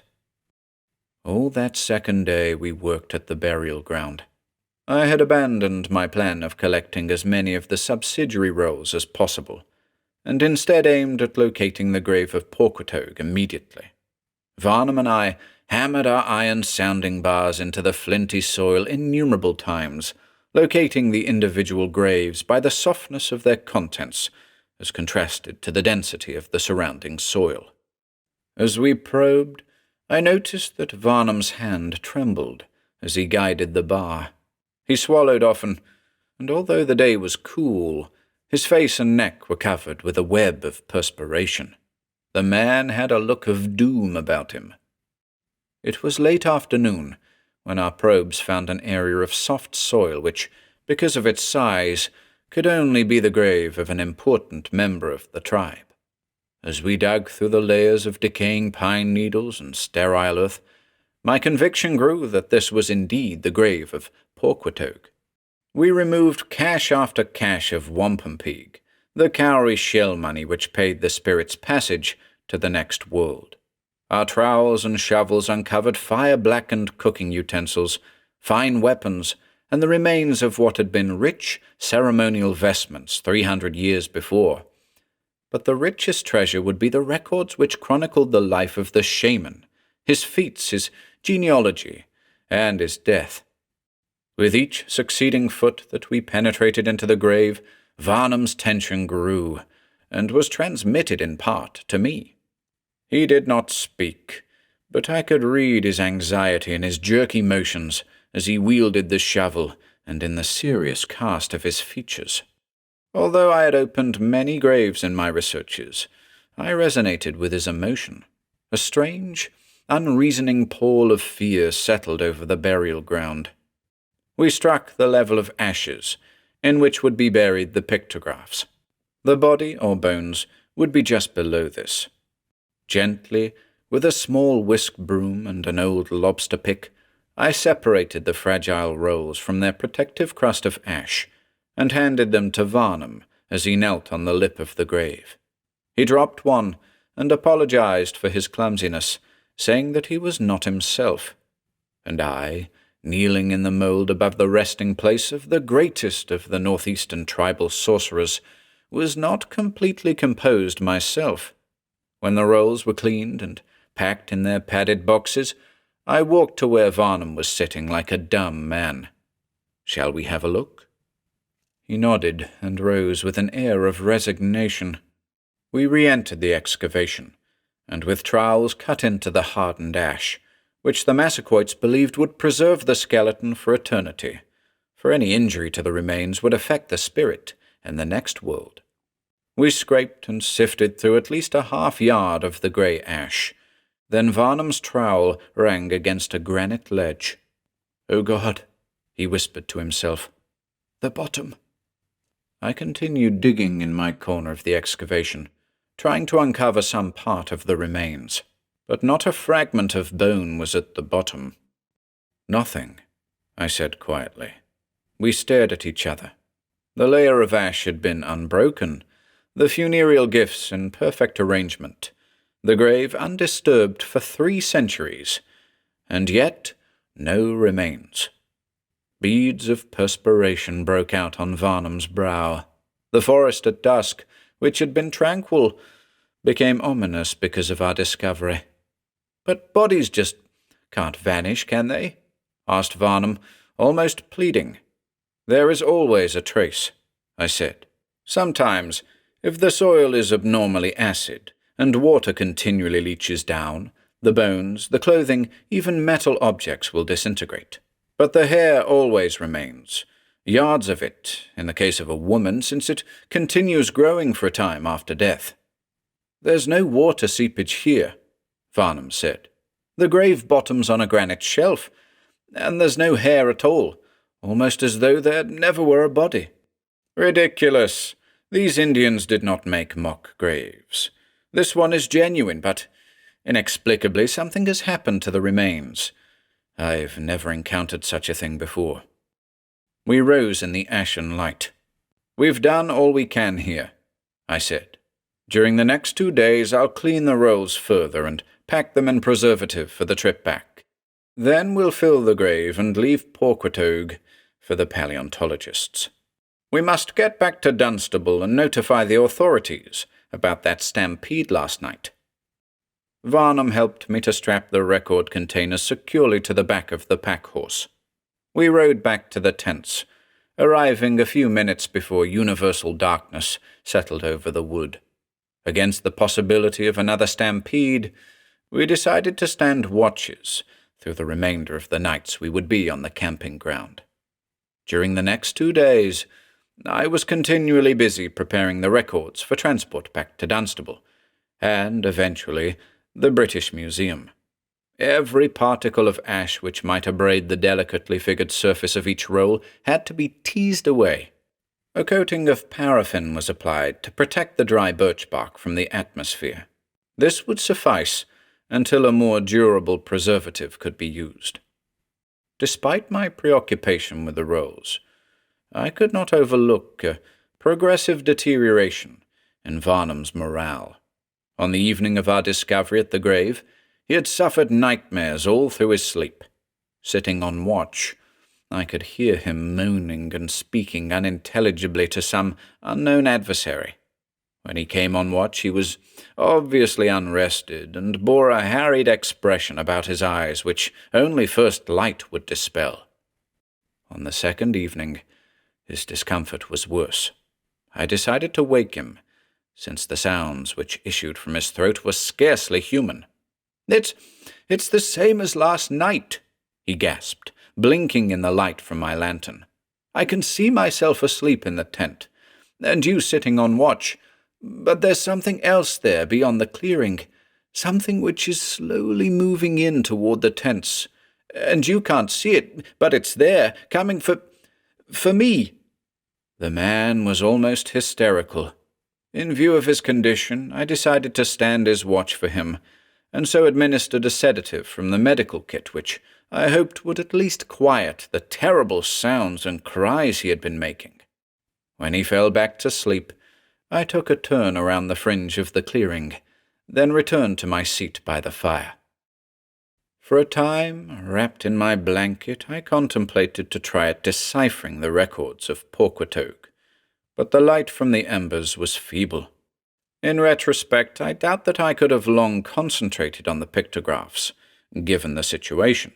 My mind was occupied with thoughts of the unnatural fear which hung over Dunstable in this forest, The unspoken fear of the townsmen at the mere mention of penetrating north of the lumbering camps, the bizarre sight of animal bodies circling aimlessly in the eddies of the millpond, the inane, chattering flight of the animal horde through the forest and into the Penobscot, and now our failure to find a trace of the shaman in his virgin, untouched grave. With an effort of will, I forced my mind away from these thoughts, since there in the ruddy glow of the dying fire I found myself becoming mortally afraid. I was a grown man, only a few years away from the slaughter of Bellow Wood. I had been afraid there, yet had never betrayed the emotion since I was among my fellows. With the romanticism of a nobler age, we thought we were all marked for death, and so resigned ourselves. But there in that black forest, where each breath brought the taste of mould, there was no flashing cannonade, or shrapnel warbling into trenches, or bullets thudding through the olive drill of uniforms, only the steady dripping of the leaves, the smell of unknown centuries of decay and dissolution, and the unbearable silence. Although I trust no human group above the size of a British infantry platoon, that night I longed for the babble of a crowd. To compose myself, I reached inside my pack and drew out the dog-eared copy of the works of Alexander Pope, my beloved Pope, whose graceful verse had solaced me on many such a watch. I hunched in my blanket against the fire, rifle at my knee, and almost pushed the sense of foreboding from my mind. It was 2 hours before dawn, and I had just finished Windsor Forest, when the pain began. Without warning, I was in the extremities of agony. Every joint, nerve, and organ writhed under a pain so intense it was exquisite. I bit my tongue and tasted blood as the volume slipped from my fingers. Entirely paralyzed, I began to fall forward, afire in a frenzy of pain and fear, but unable to scream and hardly to breathe. The brief interval of my fall seemed a day. Although my mind was numbed, a small, cold faculty dispassionately and at great speed reviewed the possible causes of my agony. A cerebral hemorrhage?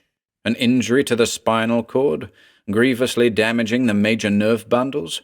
A crushing blow to the cerebellum? With damp moss against my cheek, I lay facing Varnum's tent across the fire, almost mad with the spasms which tethered up and down my limbs. My God, I thought, is this the end?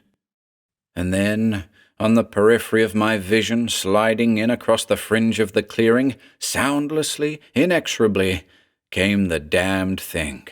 A cold blue glow, a lurid phosphorescence which gave no warmth to the night which enveloped it. It crossed the open space, my pain increasing with its approach, but no merciful unconsciousness came. The nimbus passed through the fire, while not an ember stirred, not a spark rode the column of warm air. Ignoring me, it made for Varnum's tent, from which came the sounds of a sleeper in the throes of a horrid dream, the mumbled cries of a mind battling a hideous foe. As I listened, laying mute like a felled animal, the cries hanged in timbre, and Varnum was awake. The glow hovered over, then invested the entire tent, its unearthly light playing over the canvas and ropes like St. Elmo's fire in the rigging of a ship. The door flap burst open, and Varnum bolted out, naked to the waist, clawing his flesh in the air as the radiance settled around him. On his chest and arms the muscle bundles were twitching and cramping spasmodically. From his frantic screams, I knew he shared the agony in which I lay. Frenziedly, he ran through the fire, setting his leggings ablaze in a vain attempt to outrun his tormentor. "Grail, for the love of God, help me!" he cried. He wore the glow like a cloak. His limbs pulsated with an unholy light, and thrashed about like those of a madman. With a sudden shock that rose even above my numbing pain, I realized that Varnum was headed toward the river. He passed out of my field of vision, as his agonized screams were joined by the crackling of underbrush. I tried to move my arms, to grasp my rifle, to seize a brand from the fire, anything to relieve my terror through action. But I was paralyzed as surely as if my spinal cord was severed. I could only lie sobbing as the wails grew more distant, finally vanishing under the roar of the flooding Penobscot. With the knowledge that Varnum now shared the fate of the stampeding animals, blessed unconsciousness came. I revived shortly before dawn, groggy at first, then wide awake. The paralysis and pain had left me. Now I experienced a wild desire to run, to leave the damned campsite. I loped to the brush near the river, and lay amid the wet leaves, expecting the reappearance of the awful thing at any moment. Thoughts of Prester Varnum, the curse of Porquetog on the Varnum house, and the empty grave seethed through my mind, dominated by the image of that inexorable blue nimbus moving across the clearing and through the fire like a mad surrealist's rendering of the Angel of Death. With the coming of dawn I returned to the campsite, and hurriedly packed the more important gear and the precious rolls, leaving the tents and utensils to rot away. I paused briefly at the burial ground to pack the few cases of unprocessed rolls I had left there. Then I rode headlong through the forest, toward Dunstable, as fast as the pack-horses and Varnum's riderless mount would permit. A cloying fear hung over the town where I arrived after a 2-day journey. Work had halted at the mill. The inhabitants gathered in tight knots along the main street. At the police office, the sheriff of Sussex County was talking with the district coroner. Varnum's body had been found that morning in the mill pond, borne like the animal corpses on the flood of the Penobscot. Given the circumstances of his death, I chose to edit my statement. The events of that night seemed too fantastic to be believed. Accordingly, I reported that I had heard Varnum screaming in the underbrush as he ran toward the river, and that he had apparently tumbled down the bank in his frenzy and drowned. The officials received my statement with no sign of disbelief. We walked to the local undertaking parlour to view the corpse. Although in the water for only 36 hours, the body was badly mangled from snagging on obstacles in the Penobscot. However, it was unmistakably Varnum, but with the remains of his face twisted into an uncannily ironic smile, a true risus sardonicus. The areas of unscratched flesh were covered with numerous reddish wheals and puckers. The coroner saw me stiffen at the sight of the marks. He tapped the cold flesh with his pencil. "Bee stings," he said. "He must have tramped down on a bee nest and run from them down the bank into the river." His tone was that of a man disbelieving his own diagnosis. I nodded my head in false agreement, for I had seen such marks once in Alexandria. They were unmistakably the first tokens of smallpox. On the following morning, I ended my stay in Dunstable, not wishing to remain for the funeral of a man who had perished in such a loathsome manner before my eyes. As I sat in the passenger coach, lurching southward toward Boston and civilization, I mused over the events at the burial ground as if they were dreams remembered from the delirium of an illness. But they were real enough, as real as the pictographs in the baggage car, recording the extinction of the tribe and the curse on the Varnum house. Thinking of this, I wondered who would believe me if I ever let it be known that on the morning after Varnum's death, while collecting the rolls at the burial ground, I saw at the very bottom of the open grave a faint area of bone-coloured powder outlining the form of a man, and knew that after 3 centuries, Porquetog of the Massaquoits had come to rest.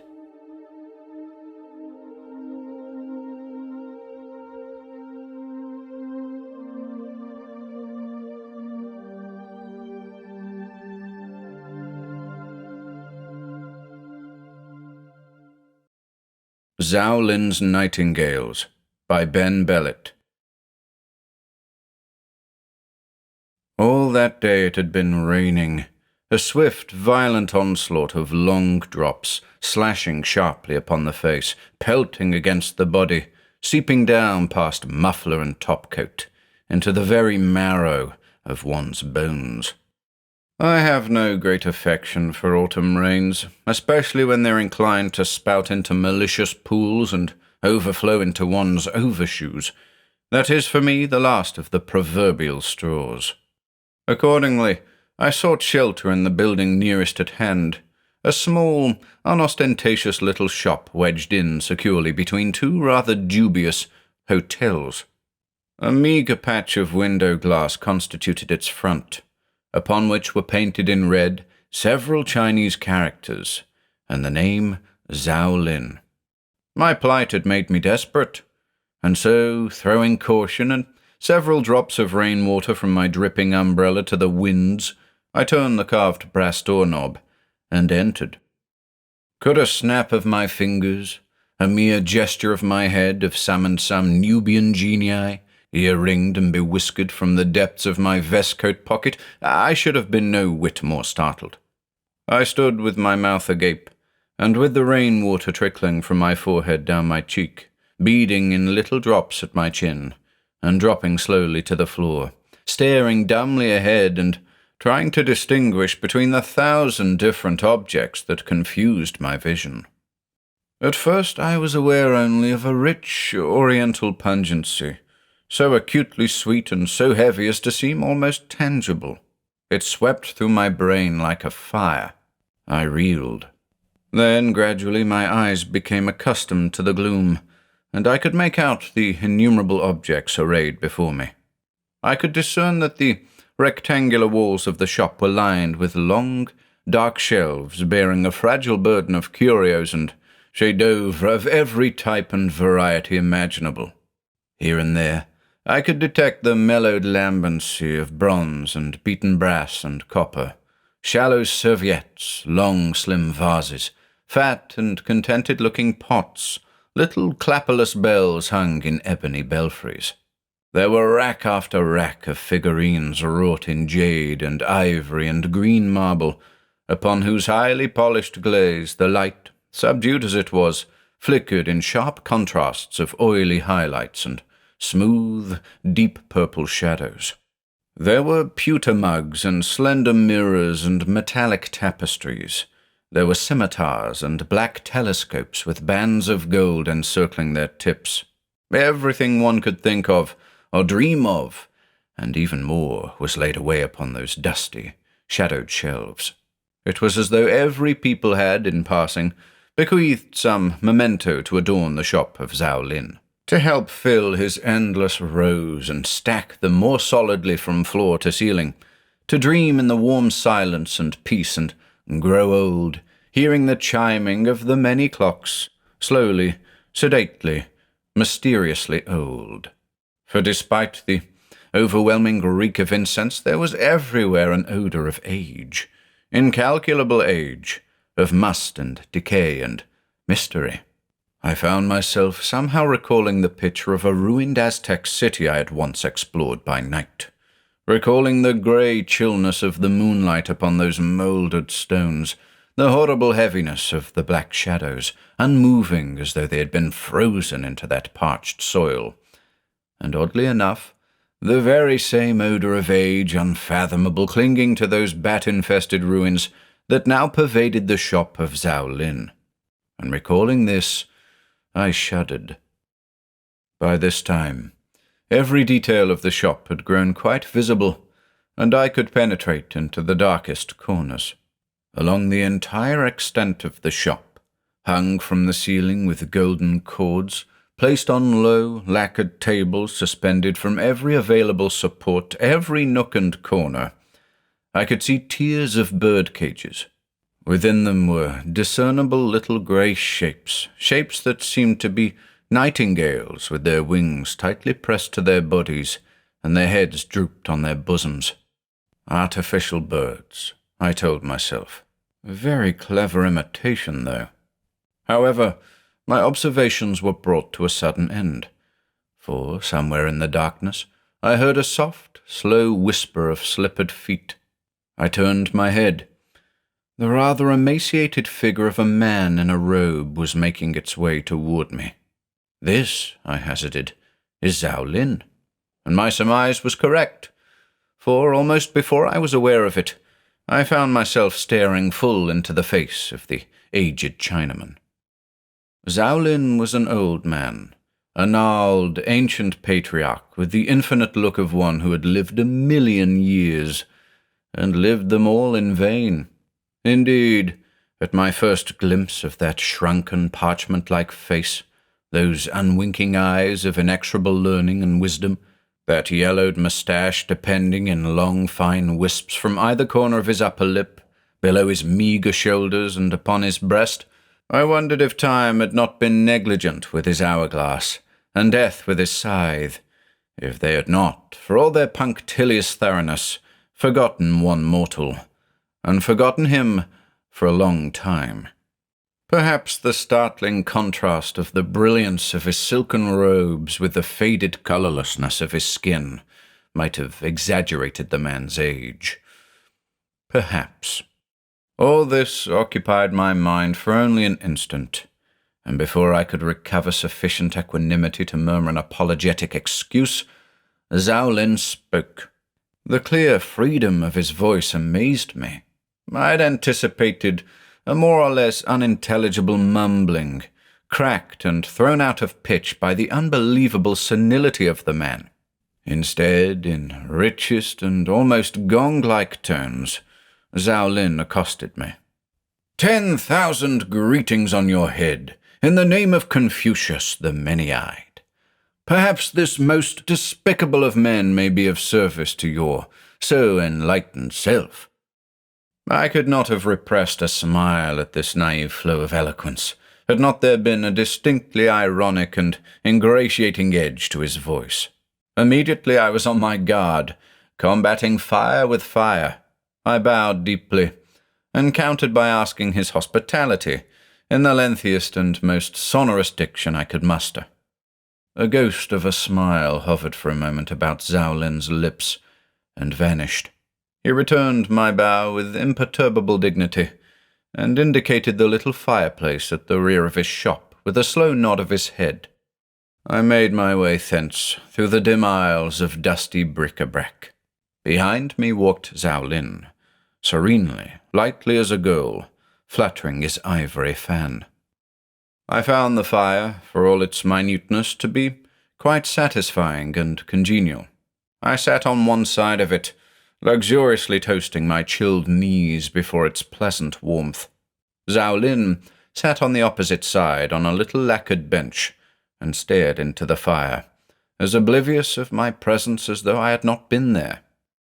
For a time we both remained thus, hearing the flames crackle, the fresh wood hiss and splutter, the clocks ticking off the seconds, and the rain pattering softly, monotonously, unceasingly upon the roof. In the end, several questions that had been rankling in my mind forced me to break the silence.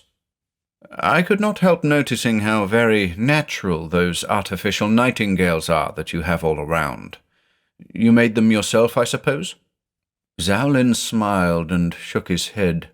A sort of contemplative dreaminess crept into his voice. He said, "No, how could I? The birds, the nightingales, are not artificial." And he resumed his reverie. I laughed his words aside.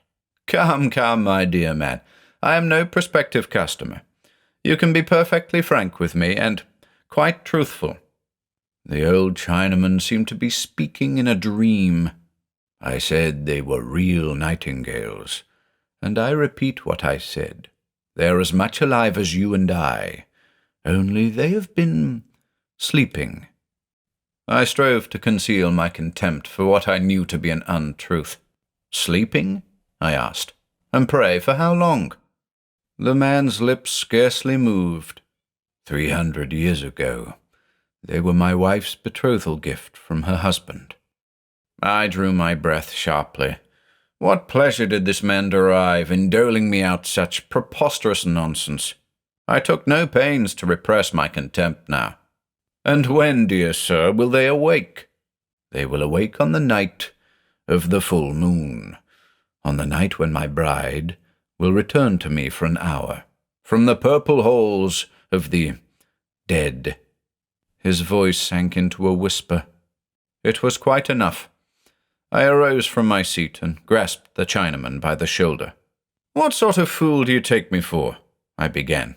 "Perhaps—" Tzo-Lin cut me short with a steady glance. Very slowly he rose, as if in a daze, removed my hand from his person, and spoke with a keen deliberateness. "I will not have doubted, my friend. If it is your pleasure, you may come and see for yourself on the night of the full moon. Meanwhile, it will please me to have you leave." Again he sank down into his seat, opened his fan, and stared into the fire as though he saw— what? Despite my resentment of this indignity, I had sufficient presence of mind to do as I was bid. I left, clanging the door shut with a reverberating report that set the brassware trembling and made the china tinkle, leaving the silence and the warmth and the solitude of the shop for Tzo-Lin's sole enjoyment. That month the full moon came with a vivid silverness that dominated the entire length and breadth of the sky. It came floating up out of the darkness of the city, and hung in space like a vast bubble of ice just about to burst, with a transparent mist of cloud scud clustered about it. On the ground, the snow, soft as a new-shorn fleece, lay several inches thick, stretching away on every hand to a wilderness of pearl and diamond, and a low sky flushed to a dull mauve, as though it had been afire. There were a few flakes tumbling about in a rather lazy fashion when I first set out, but when I had finally reached the tiny lozenge of a shop bearing Tzo-Lin's name, I found myself shouldering through nothing less than a blizzard. My coat flapped and cracked in the wind like a banner, and my umbrella was blown inside out. Hurling the tattered wreckage of the latter into the darkness, I opened the narrow door and entered. I was fairly catapulted inside by the violence of a savage gust that lifted the innumerable rugs and carpets from the floors and blew out the tapestries up on the walls like sails. I shook the snowflakes from my person and made my way back into the rear of the little shop to where the cheerful fire snapped on the hearth.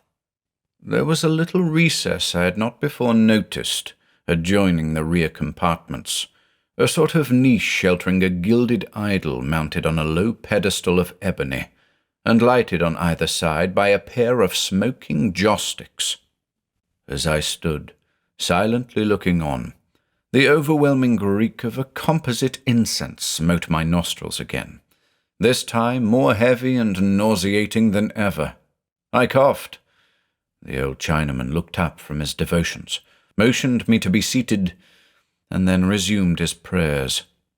Having no other alternative, I obeyed and soon gave myself up to the magic of watching the yellow flames that leaped and fell, and shod in pale blue slippers ran swift little races across the brown logs. And in the small alcove, Tzo-Lin went on praying to his pagan gods, tearing into bits the scarlet prayer paper. And so the minutes passed on. Then, when I had almost drowsed off into sleep, the hour struck, slowly, deliberately, portentously. The heavy silence that followed lay like a weight upon my brain, seemed to pour a tide of whirring soundlessness into my ears. I gasped for breath, and waited for whatever might happen, my glance riveted up on the little cages that thronged the shop.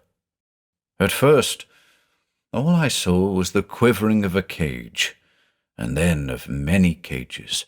Then I could hear the brushing and thrashing of innumerable wings, and finally, to climax the entire inexplicable occurrence, a clear, shrill chirp cut the air like a tiny knife thrust, soared upward, a silver skyrocket of sound, burst into a sudden confusion of trills, and spent itself, gradually, softly, like a shower of many-coloured sparks. Almost immediately, before I could force myself to realize it, before I was even aware of it, the hundreds of little cages all about were swinging violently to and fro, with their tassels waving frantically like yellow hands. And of a sudden there arose such a burst of song, such a passion of mad sweet music, that I felt my very body must crumble like a liquid beneath it, and melt and be lost, quietly, into the turning vortices of that consecrated air. It seemed impossible that such perfect, rounded harmony could come from the throat of any bird in such rapid and faultless succession.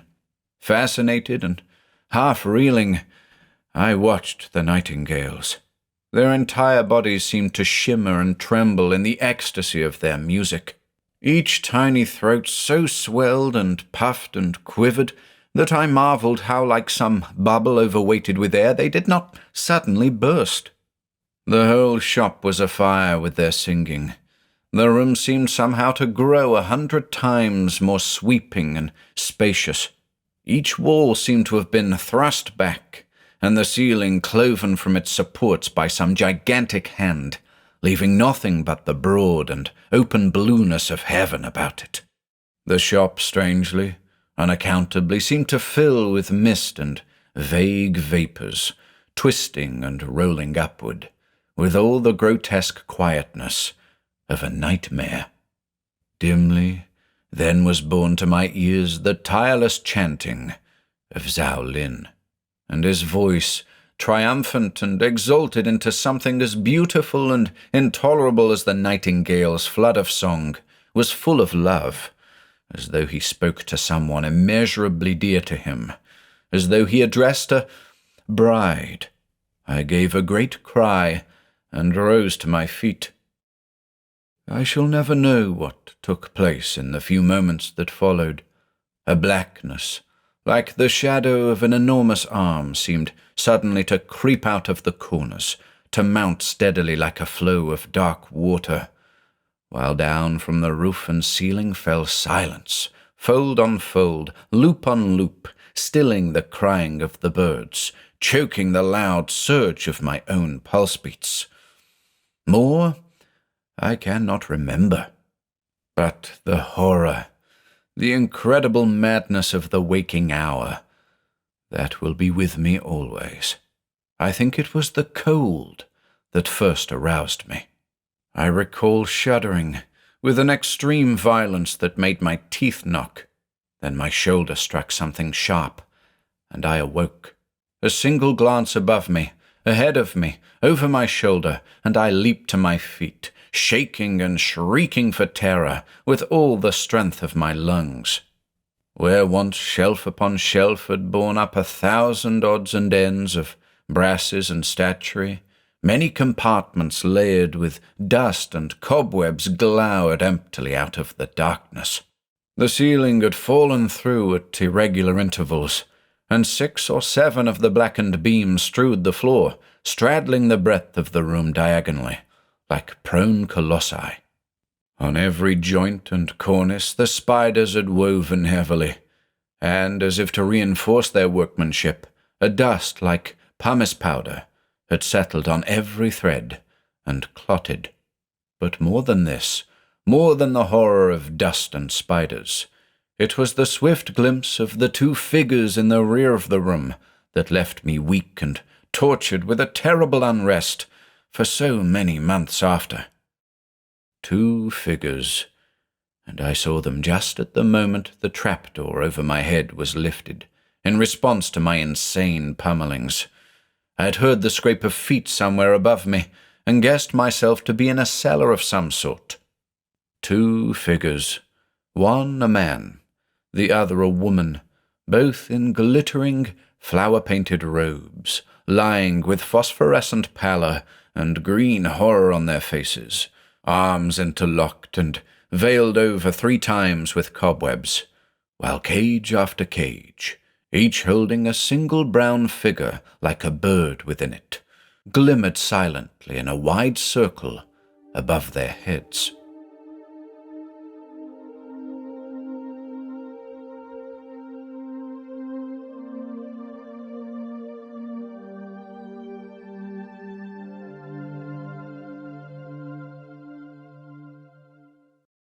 The Worm by David H. Keller.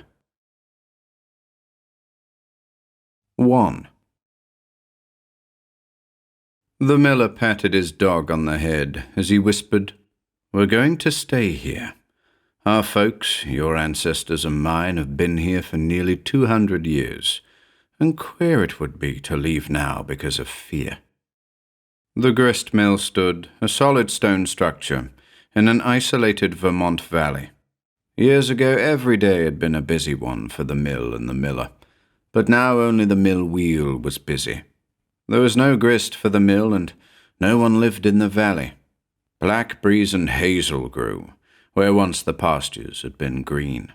The hand of time had passed over the farms, and the only folk left were sleeping in the churchyard. A family of squirrels nested in the pulpit, while on the tombstones silent snails left their cryptic messages in silvery streaks. Thompson's valley was being handed back to nature. Only the old bachelor miller, John Staples, remained. He was too proud and too stubborn to do anything else. The mill was his home, even as it had served all of his family for a home during the last 200 years. The first Staples had built it to stay, and it was still as strong as on the day it was finished. There was a basement for the machinery of the mill. The first floor was the place of grinding and storage, and the upper 2 floors served as the Staples homestead. The building was warm in winter and cool in summer. Times past it had sheltered a dozen Staples at a time. Now it provided a home for John Staples and his dog. He lived there with his books and his memories. He had no friends and desired no associates. Once a year, he went to the nearest town and bought supplies of all kinds, paying for them in gold. It was supposed that he was wealthy. Rumor credited him with being a miser. He attended to his own business, asked the world to do the same, and on a winter's evening laughed silently over Burton and Rabelais, while his dog chased rabbits in his heated sleep upon the hearth. The winter of 1935 was beginning to threaten the valley. But with an abundance of food and wood in the mill, the recluse looked forward to a comfortable period of desuetude. No matter how cold the weather, he was warm and contented. With the inherent ability of his family, he had been able to convert the water power into electricity. When the wheel was frozen, he used the electricity stored in his storage batteries. Every day he puttered around among the machinery which it was his pride to keep in perfect order. He assured the dog that if business ever did come to the mill, he would be ready for it. It was on Christmas Day of that winter that he first heard the noise. Going down to the basement to see that nothing had been injured by the bitter freeze of the night before, his attention was attracted, even while descending the stone steps, by a peculiar grinding noise that seemed to come from out of the ground. His ancestors, building for permanency, had not only put in solid foundations, but had paved the entire basement with slate flagstones 3 feet wide and as many inches thick. Between these, the dust of 2 centuries had gathered and hardened. Once his feet were on this pavement, Staples found that he could not only hear the noise, but he could also feel the vibrations which accompanied it through the flagstones. Even through his heavy leather boots he could feel the rhythmic pulsations. Pulling off his mittens, he stooped over and put his fingertips on the stone. To his surprise, it was warm in spite of the fact that the temperature had been below 0 the night before. The vibration was more distinct to his fingertips than it had been to his feet. Puzzled, he threw himself on the slate stone and put his ear to the warm surface. The sound he now heard made him think of the grinding of the millstones when he was a boy, and the farmers had brought corn to be ground into meal. There had been no cornmeal ground in the mill for 50 years, yet here was the sound of stone scraping slowly and regularly on stone. He could not understand it. In fact, it was some time before he tried to explain it. With a habit born of years of solitary thinking, he first collected all the available facts about this noise. He knew that during the long winter evenings he would have time enough to do his thinking. Going to his sitting room, he secured a walking stick of ash and went back to the cellar. Holding the handle of the cane lightly, he placed the other end on 100 different spots on the floor, and each time he held it long enough to determine the presence or absence of vibration. To his surprise, he found that while it varied in strength, it was present all over the cellar with the exception of the 4 corners. The maximum intensity was about in the center. That evening he concentrated on the problem before him. He had been told by his grandfather that the mill was built on solid rock. As a young man, he had helped clean out a well near the mill, and recalled that instead of being dug out of gravel or dirt, it had the appearance of being drilled out of solid granite. There was no difficulty in believing that the earth under the mill was also solid rock. There was no reason for thinking otherwise. Evidently some of these strata of stone had become loose and were slipping and twisting under the mill. The simplest explanation was the most reasonable. It was simply a geological phenomenon. The behavior of the dog, however, was not so easily explained. He had refused to go with his master into the cellar, and now, instead of sleeping in comfort before the fire, he was in an attitude of strained expectancy. He did not bark or even whine, but crept silently to his master's chair, looking at him anxiously. The next morning the noise was louder. Staples heard it in his bed, and at first he thought that some bold adventurer had come into the forest and was sawing down a tree. That was what it sounded like, only softer and longer in its rhythm. Buzz, buzz, buzz. The dog, distinctly unhappy, jumped up on the bed and crawled uneasily so he could nuzzle the man's hand. Through the 4 legs of the bed, Staples could feel the same vibration that had come to him through the handle of his cane the day before. That made him think. The vibration was now powerful enough to be appreciated not through a walking stick, but through the walls of the building. The noise could be heard as well on the 3rd floor as in the cellar. He tried to fancy what it sounded like, not what it was, but what it was like. The first idea had been that it resembled a saw going through oak. Then came the thought of bees swarming, only these were large bees and millions of them. But finally all he could think of was the grinding of stones in a gristmill, the upper stone against the lower, and now the sound was grrr, grrr, instead of buzz or hum. That morning he took longer than usual to shave, and was more methodical than was his wont in preparing breakfast for himself and the dog. It seemed as though he knew that some time he would have to go down into the cellar, but wanted to postpone it as long as he could. In fact, he finally put on his coat and beaver hat and mittens and walked outdoors before he went to the basement. Followed by the dog, who seemed happy for the first time in hours, he walked out on the frozen ground and made a circle around the building he called his home. Without knowing it, he was trying to get away from the noise, to go somewhere he could walk without feeling that peculiar tingling. Finally, he went into the mill and started down the steps to the cellar. The dog hesitated on the top step, went down 2 steps, and then jumped back to the top step, where he started to whine. Staples went steadily down the steps, but the dog's behavior did not add to his peace of mind. The noise was much louder than it was the day before, and he did not need a cane to detect the vibration. The whole building was shaking. He sat down on the 3rd step from the bottom and thought the problem over before he ventured out on the floor. He was especially interested in an empty barrel which was dancing around the middle of the floor. The power of the mill wheel was transferred through a simple series of shafts, cogs, and leather belting to the grinding elements on the 1st floor. All this machinery for transmitting power was in the basement. The actual grinding had been done on the 1st floor. The weight of all this machinery, as well as of the heavy millstones on the 1st floor, was carried entirely by the flooring of the basement. The ceiling of the first floor was built on long pine beams which stretched across the entire building and were sunk into the stone walls at either side. Staple started to walk around on the slate flagstones when he observed something that made him decide to stay on the steps. The floor was beginning to sink in the middle, not much, but enough to cause some of the shafts to separate from the ceiling. The ceiling seemed to sag. He saw that light objects like the empty barrel were congregating at the middle of the cellar.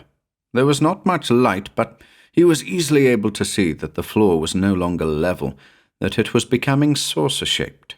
The grinding noise grew louder. The steps he sat on were of solid masonry, stoutly connected with and a part of the wall. These shared in the general vibration. The whole building began to sing like a cello. One day he had been to the city and heard an orchestra play. He had been interested in the large violins, especially the one that was so large the player had to stay on his feet to play it. The feeling of the stone step under him reminded him of the notes of this violin the few times it had been played by itself. He sat there. Suddenly he started, realizing that in a few more minutes he would be asleep. He was not frightened, but in some dim way he knew that he must not go to sleep, not here. Whistling, he ran up the steps to get his electric torch. With that in his hand, he went back to the steps. Aided by the steady light, he saw that several large cracks had appeared in the floor, and that some of the stones, broken loose from their fellows, were moving slowly in a drunken, meaningless way. He looked at his watch. It was only a little after 9. And then the noise stopped. No more noise, no more vibration, just a broken floor and every bit of the machinery of the mill disabled and twisted. In the middle of the floor was a hole where one of the pavement stones had dropped through. Staples carefully walked across and threw the light down this hole. Then he lay down and carefully put himself in such a position that he could look down the hole. He began to sweat. There did not seem to be any bottom. Back on the solid steps, he tried to give that hole its proper value. He could not understand it, but he did not need the whining of the dog to tell him what to do. That door must be closed as soon as possible. Like a flash, the method of doing so came to him. On the floor above, he had cement. There were hundreds of grain sacks. Water was plentiful in the mill race.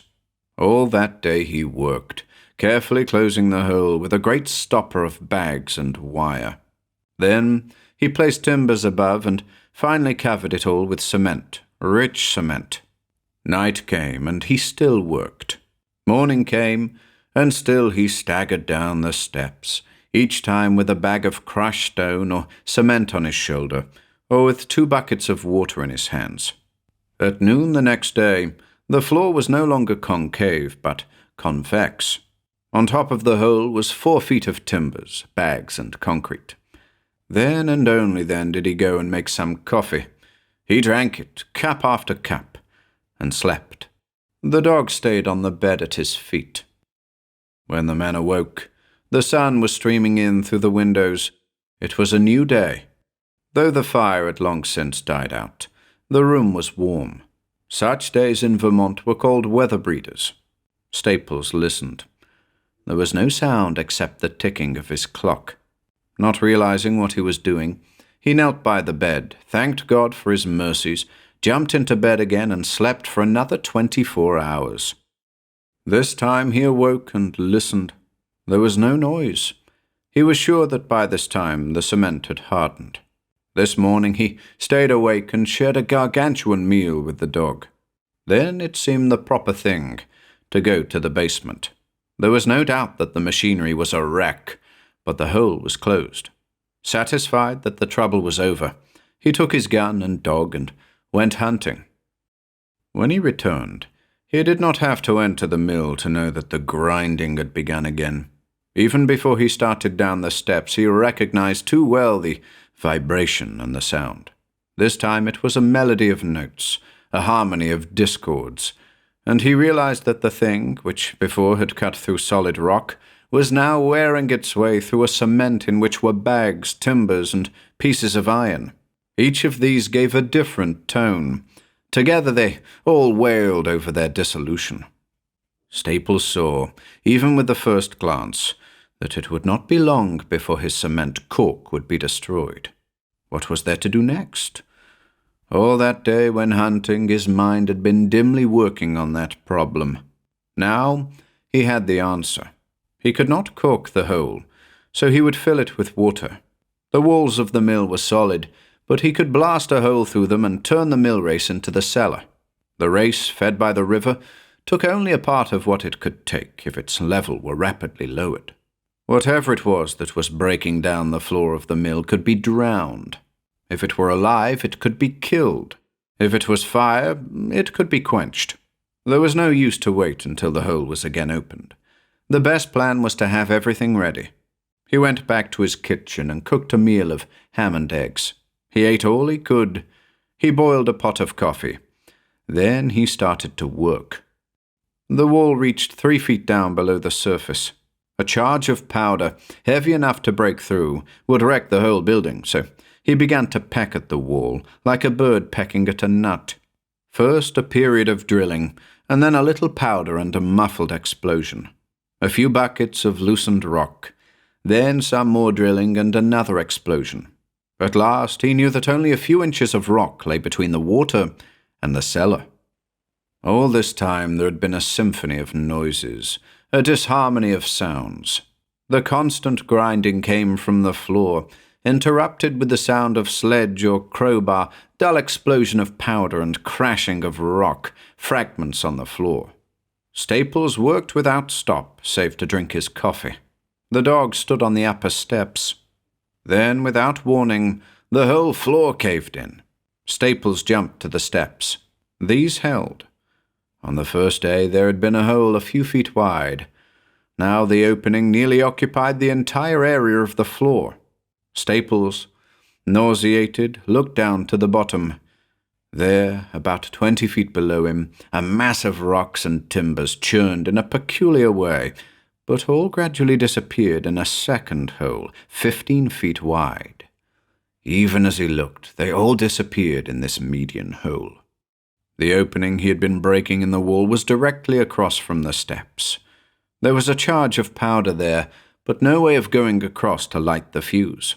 Still, there was no time to lose, and he had to think fast. Running to the floor above, he picked up his rifle and went to the bottom of the steps.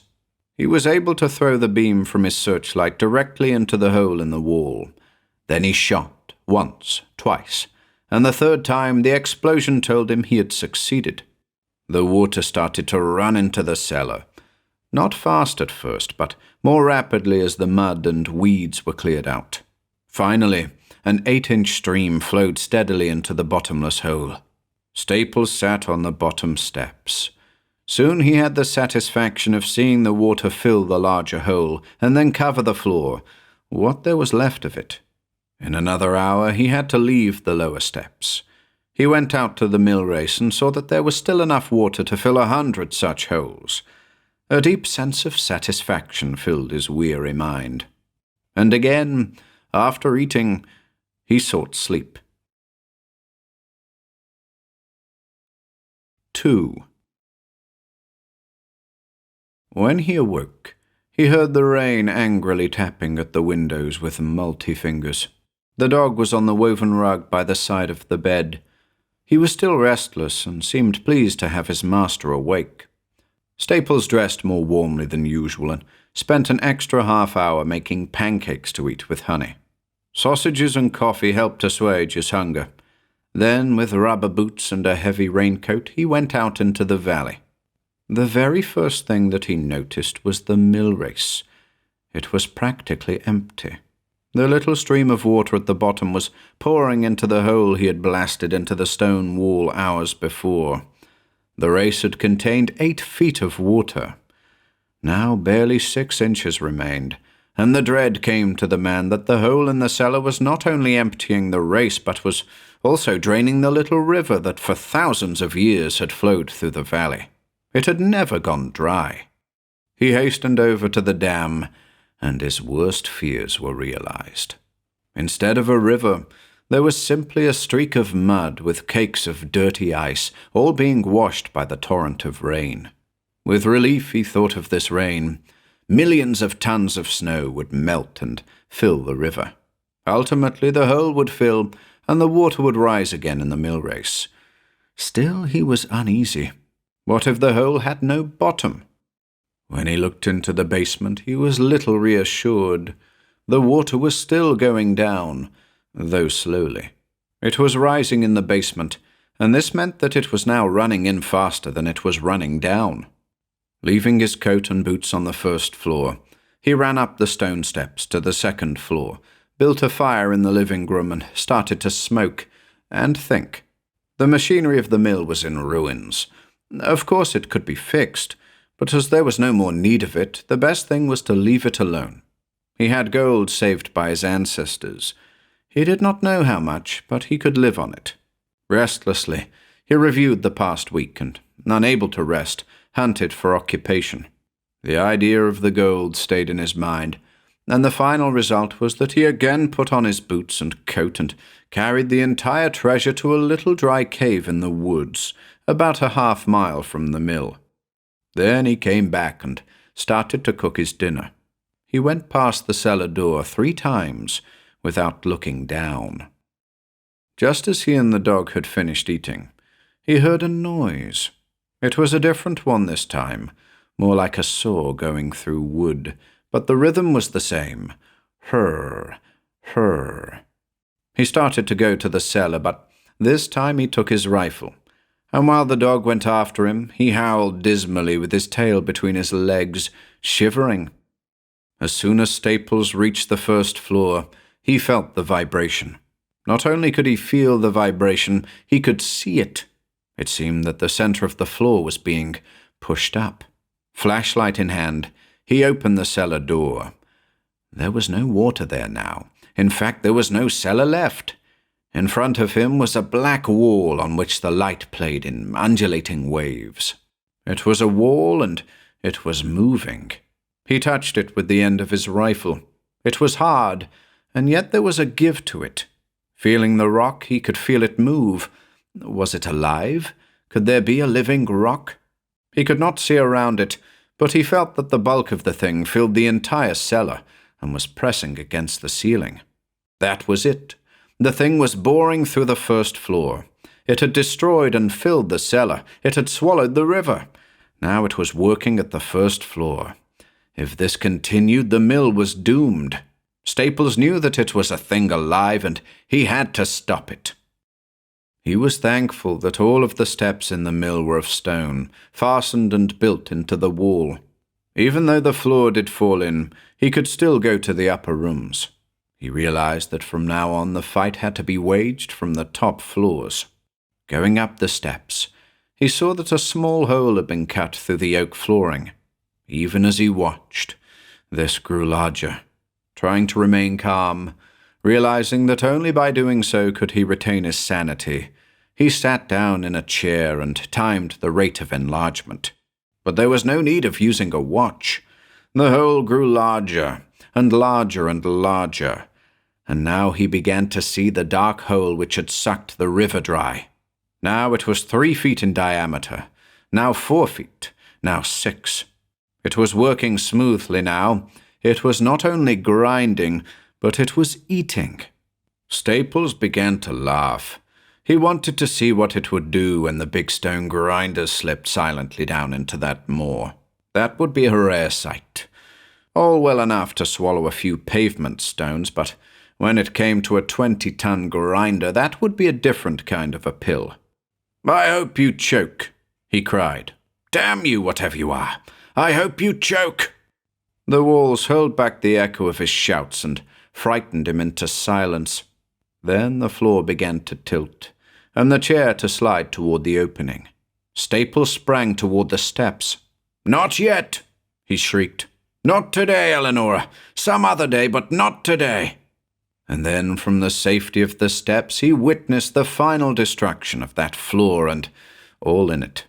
The stones slipped down, the partitions, the beams, and then, as though satisfied with the work and the food, the thing dropped down, down, down, and left Staples dizzy on the steps, looking into a hole, dark, deep, coldly bottomless, surrounded by the walls of the mill, and below them a circular hole cut out of the solid rock. On one side a little stream of water came through the blasted wall and fell, a tiny waterfall, below. Staples could not hear it splash at the bottom. Nauseated and vomiting, he crept up the steps to the second floor, where the howling dog was waiting for him. On the floor he lay, sweating and shivering in dumb misery. It took hours for him to change from a frightened animal to a cerebrating god, but ultimately he accomplished even this, cooked some more food, warmed himself, and slept. And while he dreamed, the dog kept sleepless watch at his feet. He awoke the next morning. It was still raining, and Staples knew that the snow was melting on the hills and soon would change the little valley river into a torrent.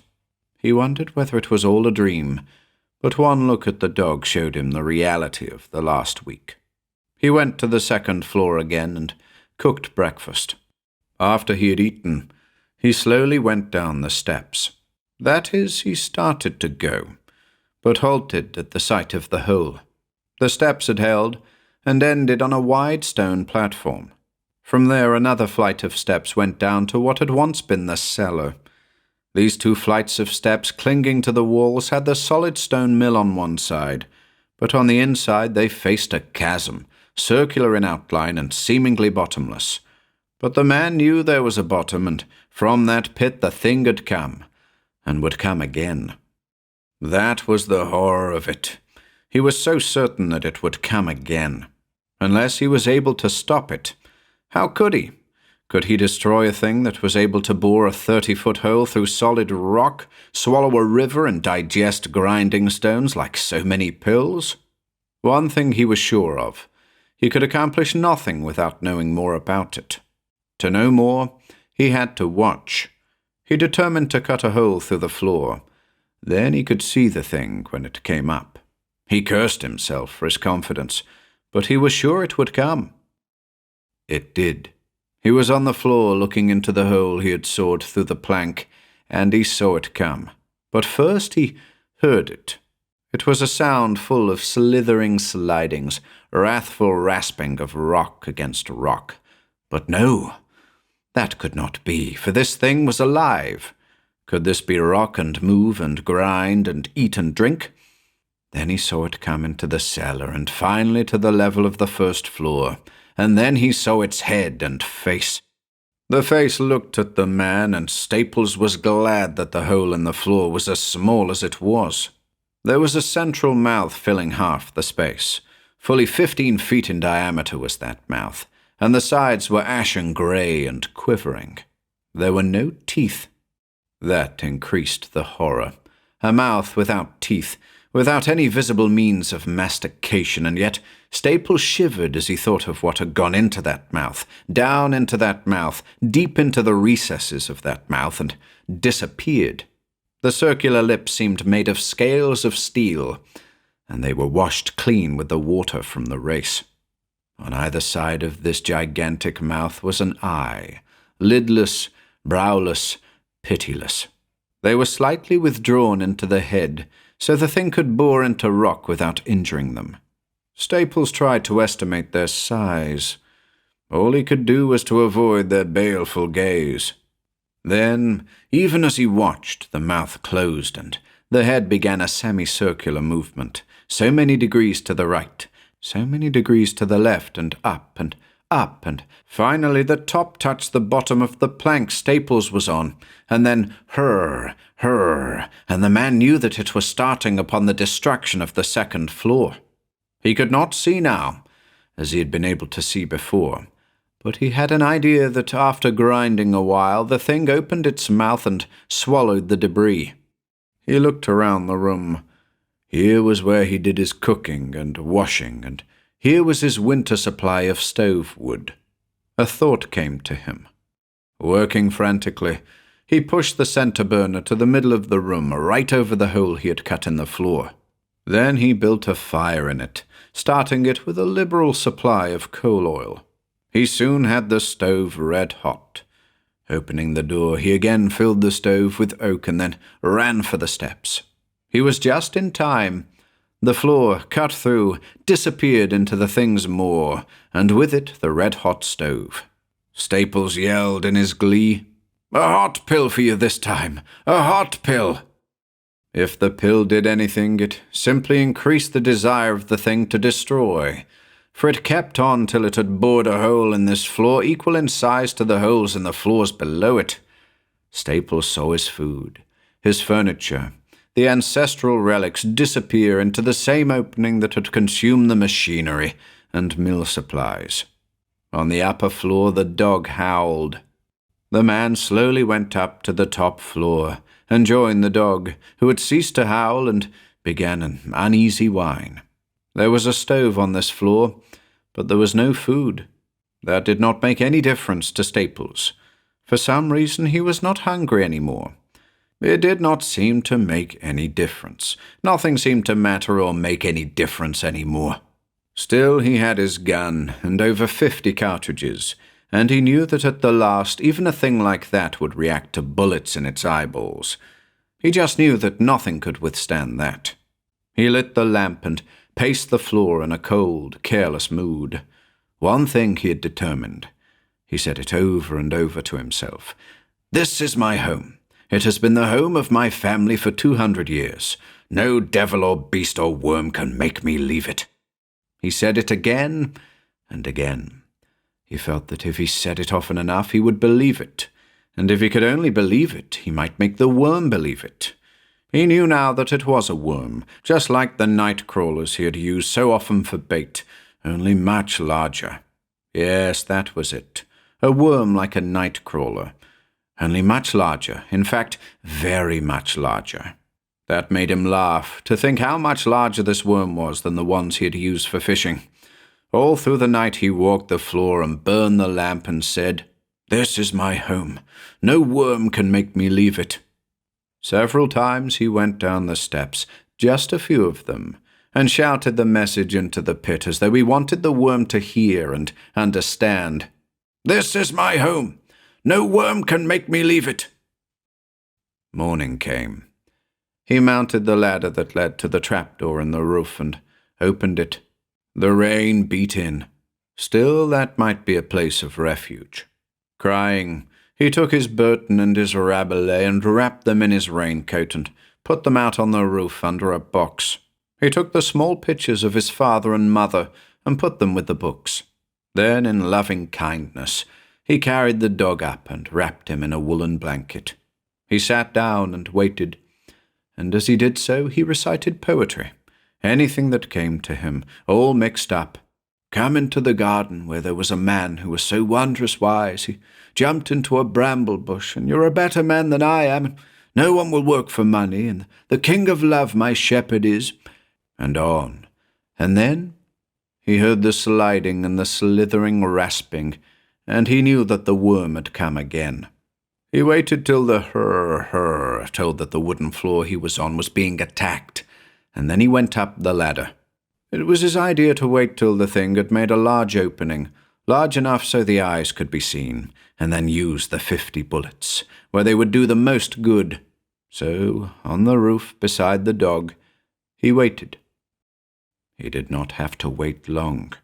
First appeared a little hole, and then it grew wider and wider, till finally the entire floor and the furniture had dropped into the mouth, and the whole opening, 30 feet wide and more than that, was filled with the head, the closed mouth of which came within a few feet of the roof.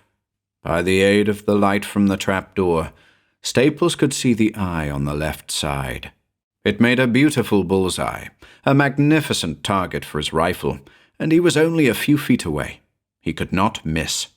Determined to make the most of his last chance to drive his enemy away, he decided to drop down on the creature, walk over to the eye, and put the end of the rifle against the eye before he fired. If the first shot worked well, he could retire to the roof and use the other cartridges. He knew that there was some danger, but it was his last hope.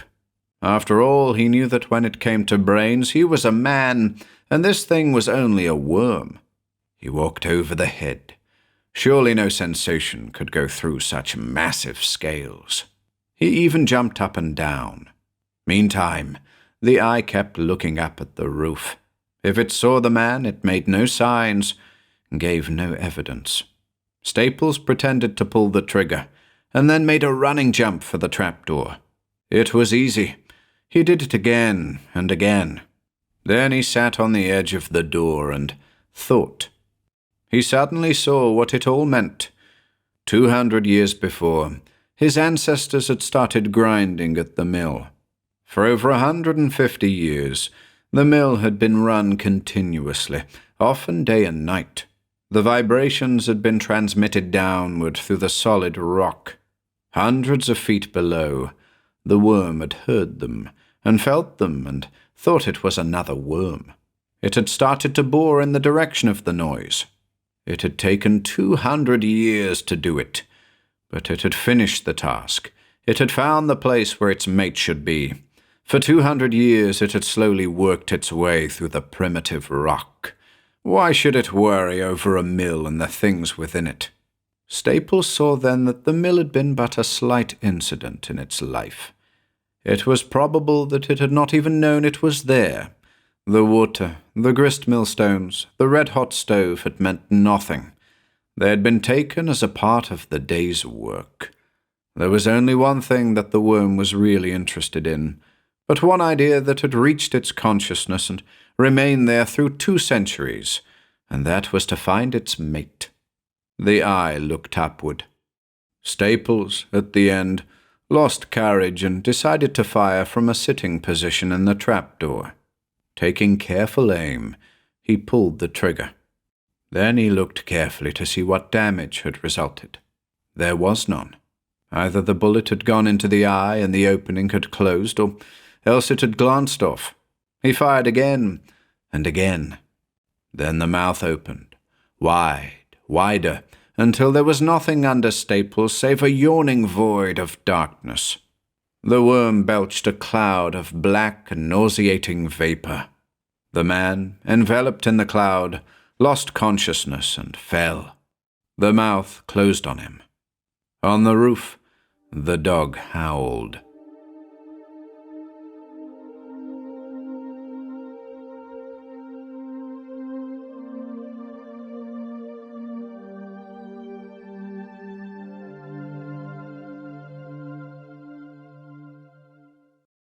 Whispers by Robert S. Carr. 1. Taggartsville stirred sleepily as the wheezy Dinky Line train puffed into town and paused to get its breath, then sank back into its habitual state of coma as the train lumbered on through the rank swamplands. The one passenger stood on the dilapidated depot platform and viewed the isolated little village with the amused, condescending air that the bred-in-the-bone New Yorker shows toward the rest of the world. His clean-shaven young lips twisted themselves into an expression of scorn. He would never have believed that a civilized nation could harbor such a down-at-the-heels lump of concentrated inertia as Taggartsville. Gordon Hall laughed loudly, contemptuously. He leaped down off the platform, walked briskly up the street, and noisily entered the shabby general store. The inner gloom of the low, windowless building made him stop abruptly, till his eyes became accustomed to the darkness. Presently, as he stood blinking and inhaling the mingled odors of pipe smoke and coal oil, he became dimly aware of his surroundings. A half-dozen old men were seated in a semicircle. Several gazed at him reproachfully for interrupting their dozing, while the rest eyed him in mild surprise. For a minute, he stood there, his eyes taking in the coils of rope, the bags of feed, and the fly-speckled shelves of canned goods. The circle remained as if carved from wood, chairs tilted far back, battered straw hats on heads, pipes in mouths. At last, Gordon spoke, his words grating harshly on the tranquil silence. Anyone around here who can drive me out to the Muller place?" Stillness reigned for a moment more. Then one of the men drawled, "You mean the Swampland Mullers out to the south?" "I mean the Mullers that own the big cypress plantation. Them's the Swampland Mullers. You see, there's another tribe of Mullers up the hill, and so we call one the Swamp Mullers and the others the Hill Mullers, so we can tell 'em apart." "Yes, but as I said before, is there a rig or an auto I can hire to take me out there?" he demanded shortly. The unhurried, monotonous drawl of the old man's voice irritated him. "I dunno," was the laconic response. "How far is it? Maybe I could walk." "Couldn't make it afore dark, and there's sinkholes to watch for." "I could keep out of the sinkholes if you'll show me which road to take." "You couldn't make it afore night." The old man's tone sounded like a foreboding. "And what if I didn't?" snapped the young man. "I'm not afraid of the dark." The grizzled old villager regarded him curiously for some little time, then made the rather cryptic remark, "You would be, though, before you got there." Gordon snorted indignantly. Then, "Has anybody got a machine?" "Jake has." "Where's Jake?" "In the back there." He lifted his voice. "Hey, Jake, come in here." The callow youth that appeared sulkily consented, after some deliberation, to drive him out to the Muller place in his decrepit old flivver. As they left the store, Gordon was conscious that the group was eyeing him queerly. Winding interminably and tortuously over the soggy wagon trail, the city man could not help wondering at the tropical luxuriance of the unbroken wall of vegetation that rose sheer on each side. The fantastic shapes of the monster cypress trees, hung with long grey beards of Spanish moss, together with the rank greenery on the islands of solid ground, made a ghostly shadowland even in the sunlight. Later, as they penetrated farther into the gloomy solitudes of the great swamp, the black waters of deep lagoons on each side became more and more frequent, the air became more humid, and even the narrow strip of cleared land they travelled became dangerously swampy at times. A huge, bloated water moccasin slid off a gnarled cypress knee and disappeared in the thick water below with an oily splash. A whippoorwill's funeral notes echoed down the dim aisles of the spectral swamp like a weird cry of warning. For hours they drove steadily onward. Lower and lower sank the sun. Slower and slower crawled the puffing auto. Long, velvet-black shadow fingers lay across the road, as if to stay their path. The fetid breath of the swampland rose lazily about them in wispy spirals of yellow-green steam from the carpet of matted vegetation and foul muck beneath the cypresses. It seemed to Gordon that they must have travelled many miles. At last, finding the cathedral hush unbearable, he made a conversational sally. "How much farther is it?" he asked. A grunt and a non-committal shrug of the shoulders was his answer. He gazed out into the gloomy swamp once more. It was not yet 6 o'clock, but back there in the shade of the twisted old cypress trees it was quite dark. He fancied he saw weird shapes flitting about. The car came to a halt. Gordon looked at the driver interrogatively. "'Tain't safe to go no farther," growled the villager, avoiding the other's eyes. Gordon looked ahead. The road seemed to be slightly better, if anything, than that which they had travelled thus far. 50 cents more?" he inquired hopefully. A negative grunt. Jake started to back the car preparatory to turning around. "How come?" "Gotta get back afore dark." "What's the matter? You've got lights?" The auto continued its backward arc. "Come now, listen to reason. I've got to get there tonight. I'll give you $1 extra." "I'm a-going back." Gordon swore under his breath. "All right, then," he snapped. "Have it your own way. How far will I have to walk?" A long streamer of Spanish moss overhanging the roadway began to swing violently, although there was not a breath of wind stirring. The village boy eyed the swaying moss fearfully. "How much farther?" repeated Gordon. Jake recovered himself with a start. "I dunno, a mile or so." He lurched the machine up onto the road, headed townward, and extended his hand. Gordon paid him. Sullenly, the youth pocketed his money, then slowly started the auto. A moment later, he leaned out and looked back. The city man was plodding along the muddy road in the opposite direction. "Hey!" Gordon halted and turned, scowling. "What do you want?" Jake appeared to be confused. "I was just a-going to say, you better kind of hurry up. You want to get there before it gets real dark, you know." With that, he was gone. For some time, the other man stared after him, mystified, then laughed nervously and continued on his way. The shadows lengthened, and the way grew dim. The sticky black mud clung to his feet, making rapid progress impossible. An inexplicable uneasiness grew upon him with the increasing darkness. Several times, the lone walker heard uncanny little sounds nearby, and once he wheeled about very suddenly, as if to catch sight of the something he was certain was following him. His walk grew furtive. His eyes darted from side to side in fearful apprehension. The road narrowed, bringing the terrifying darkness on each side closer about him. He could almost have sworn that something brushed against him as he passed through a blotch of misty blackness beneath a giant cypress.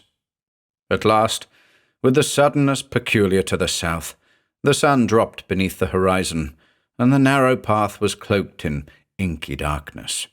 With the abrupt blotting out of even the faintest illumination, Gordon paused to get his bearings, and to make sure he was in no danger of stepping into a hidden sinkhole.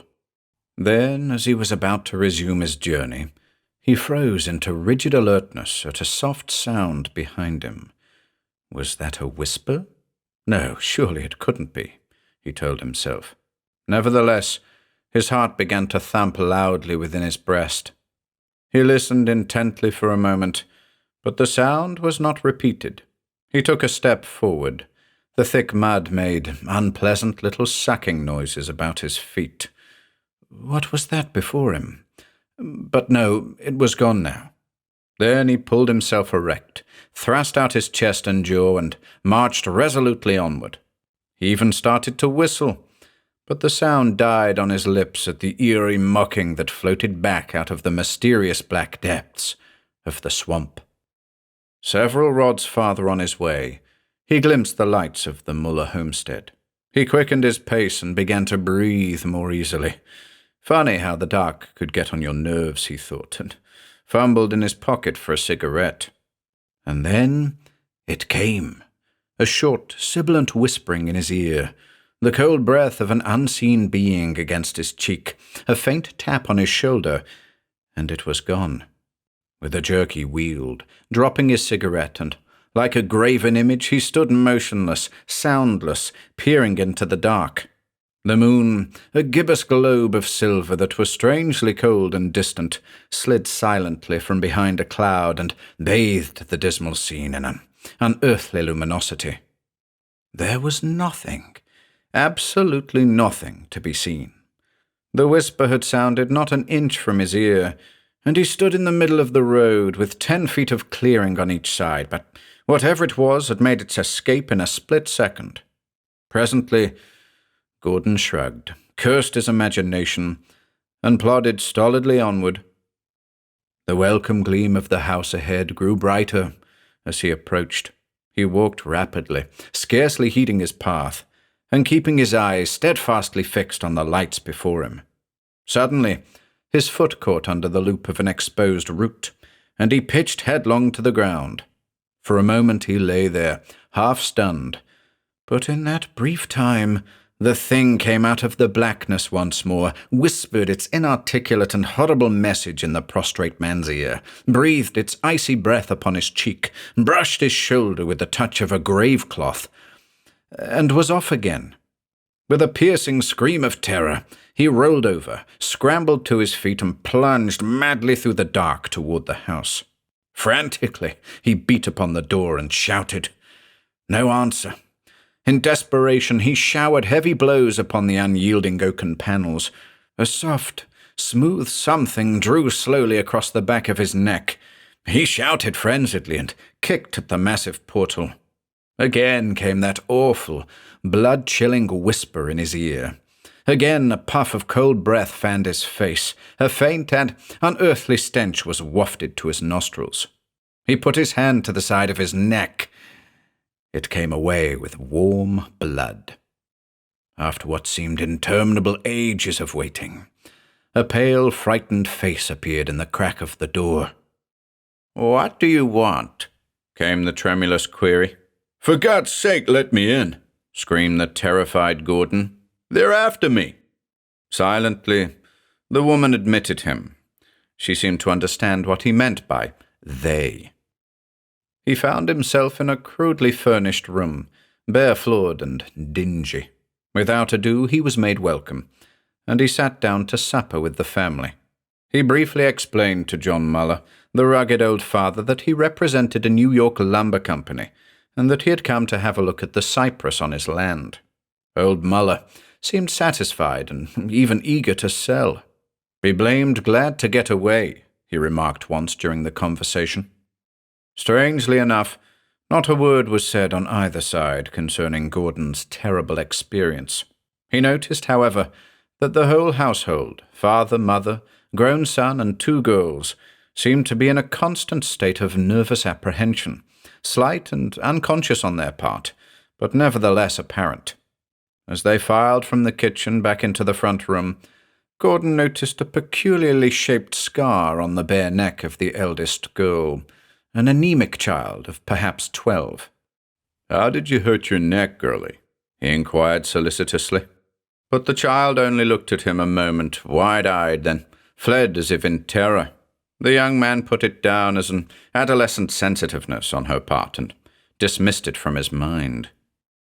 The evening passed uneventfully enough, except for one thing. Gordon noticed the exact replica of the little girl's scar on the neck of John Muller. When the time came to retire, Frank, the son, showed the guest up to the room he was to occupy. As they ascended the broad stairway, Gordon could not help but comment on the exceptional size of the house and the number of rooms it contained.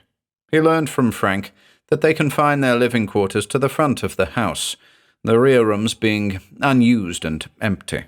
The dwelling had at one time been a historic colonial mansion, and more recently the property of an old recluse, a retired explorer and adventurer. The building and surrounding estate had been in John Muller's possession some 5 or 6 years. The 2 young men entered the bedroom.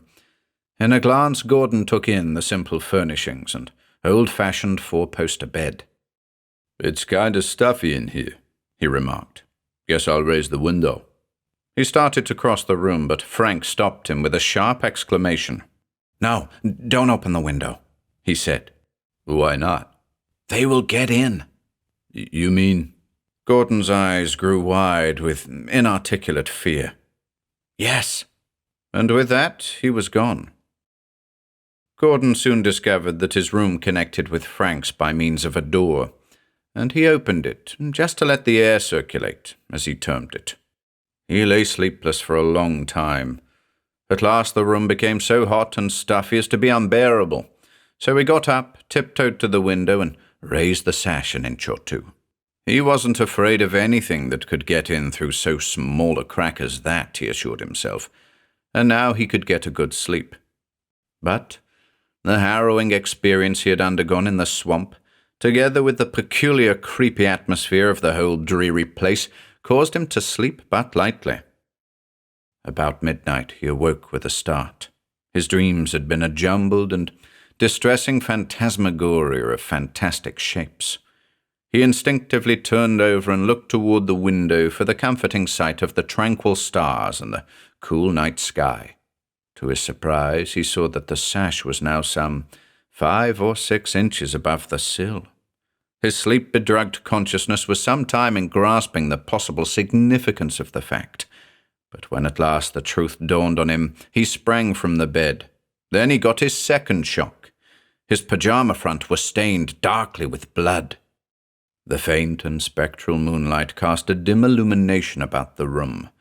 He stood in dumb astonishment for a moment, then galvanized into instant action at the sound of a long-drawn-out gasp from the next room, followed by a low, horrible gurgling sound. With a leap he crossed the room, to stop short and clutch the door casing at the sight within.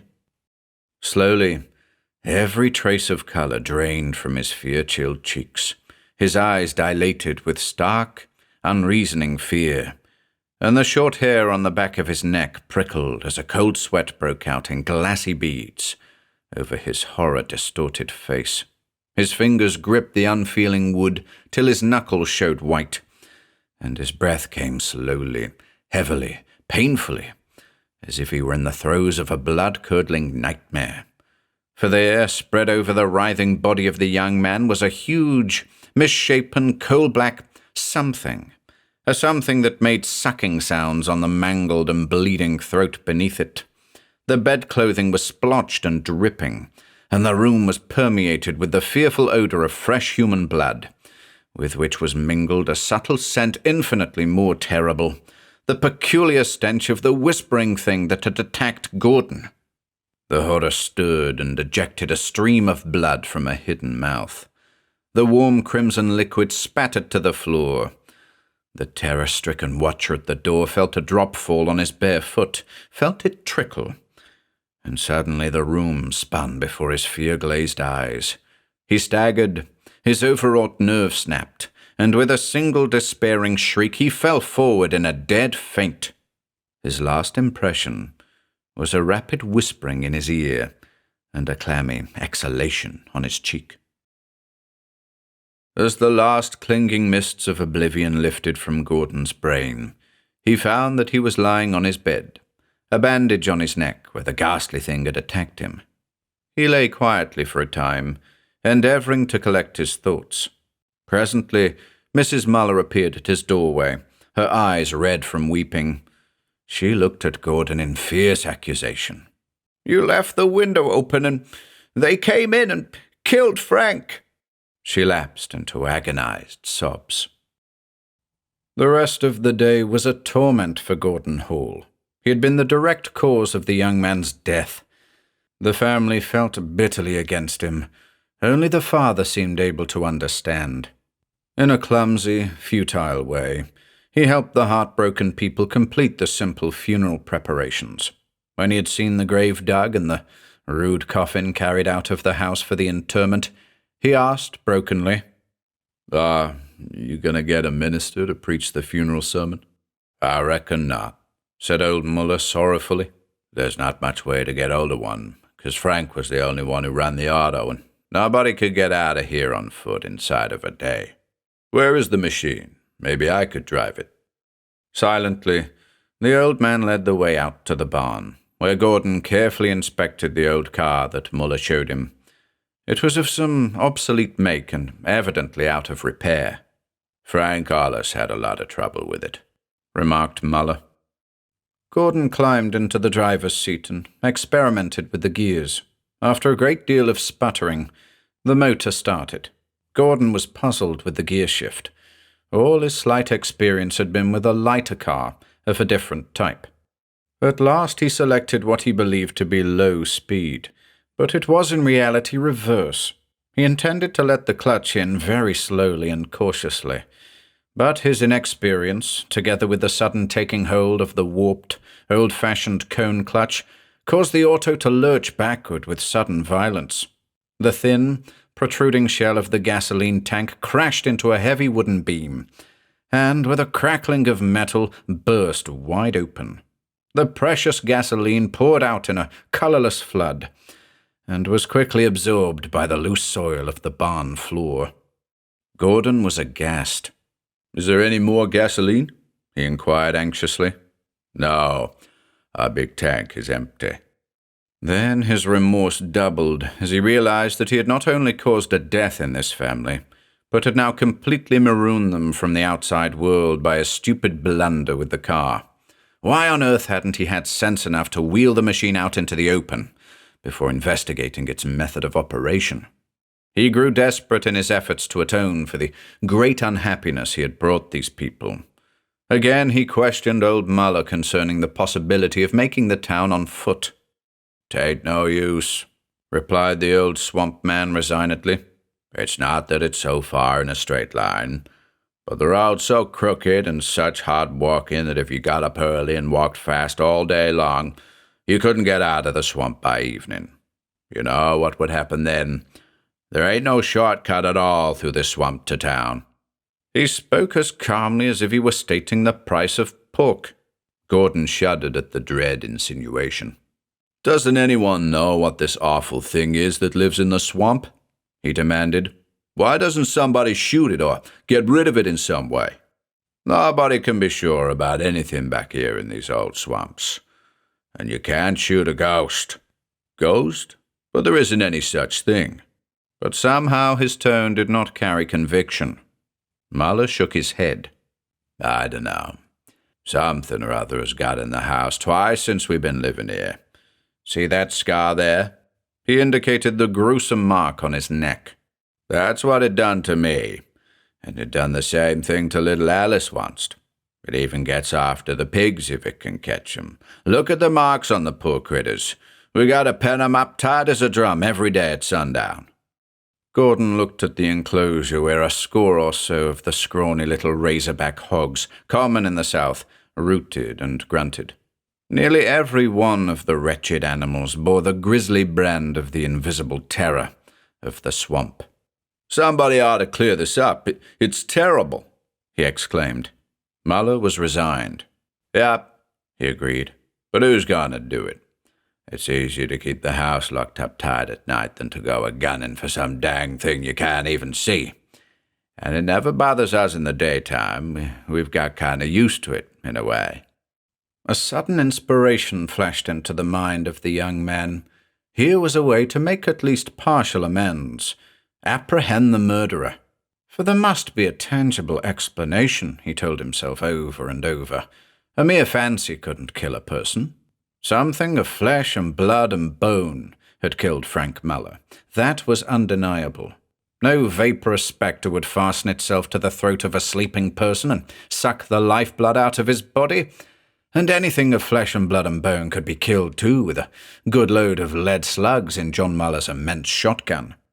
But in the days to come, Gordon Hall found that it was no easy matter to track a phantom to its lair, especially a phantom which was both invisible and silent, and from which one's innermost nature shrank as being of the supernatural and terrible.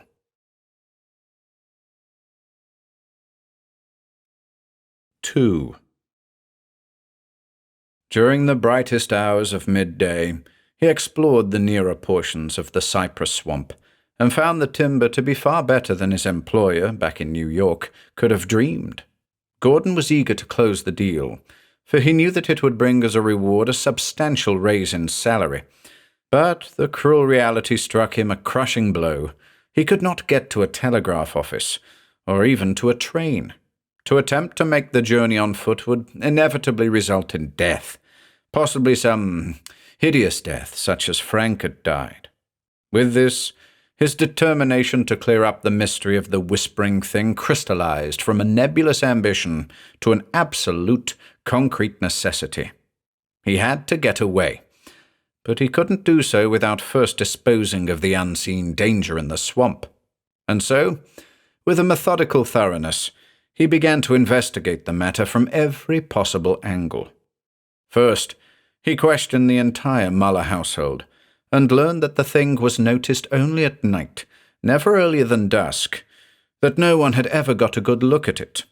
It always seemed just to escape their glance, that its attacks were always accompanied by the cold breath and whispering, which he himself knew so well, and that it invariably struck for the neck.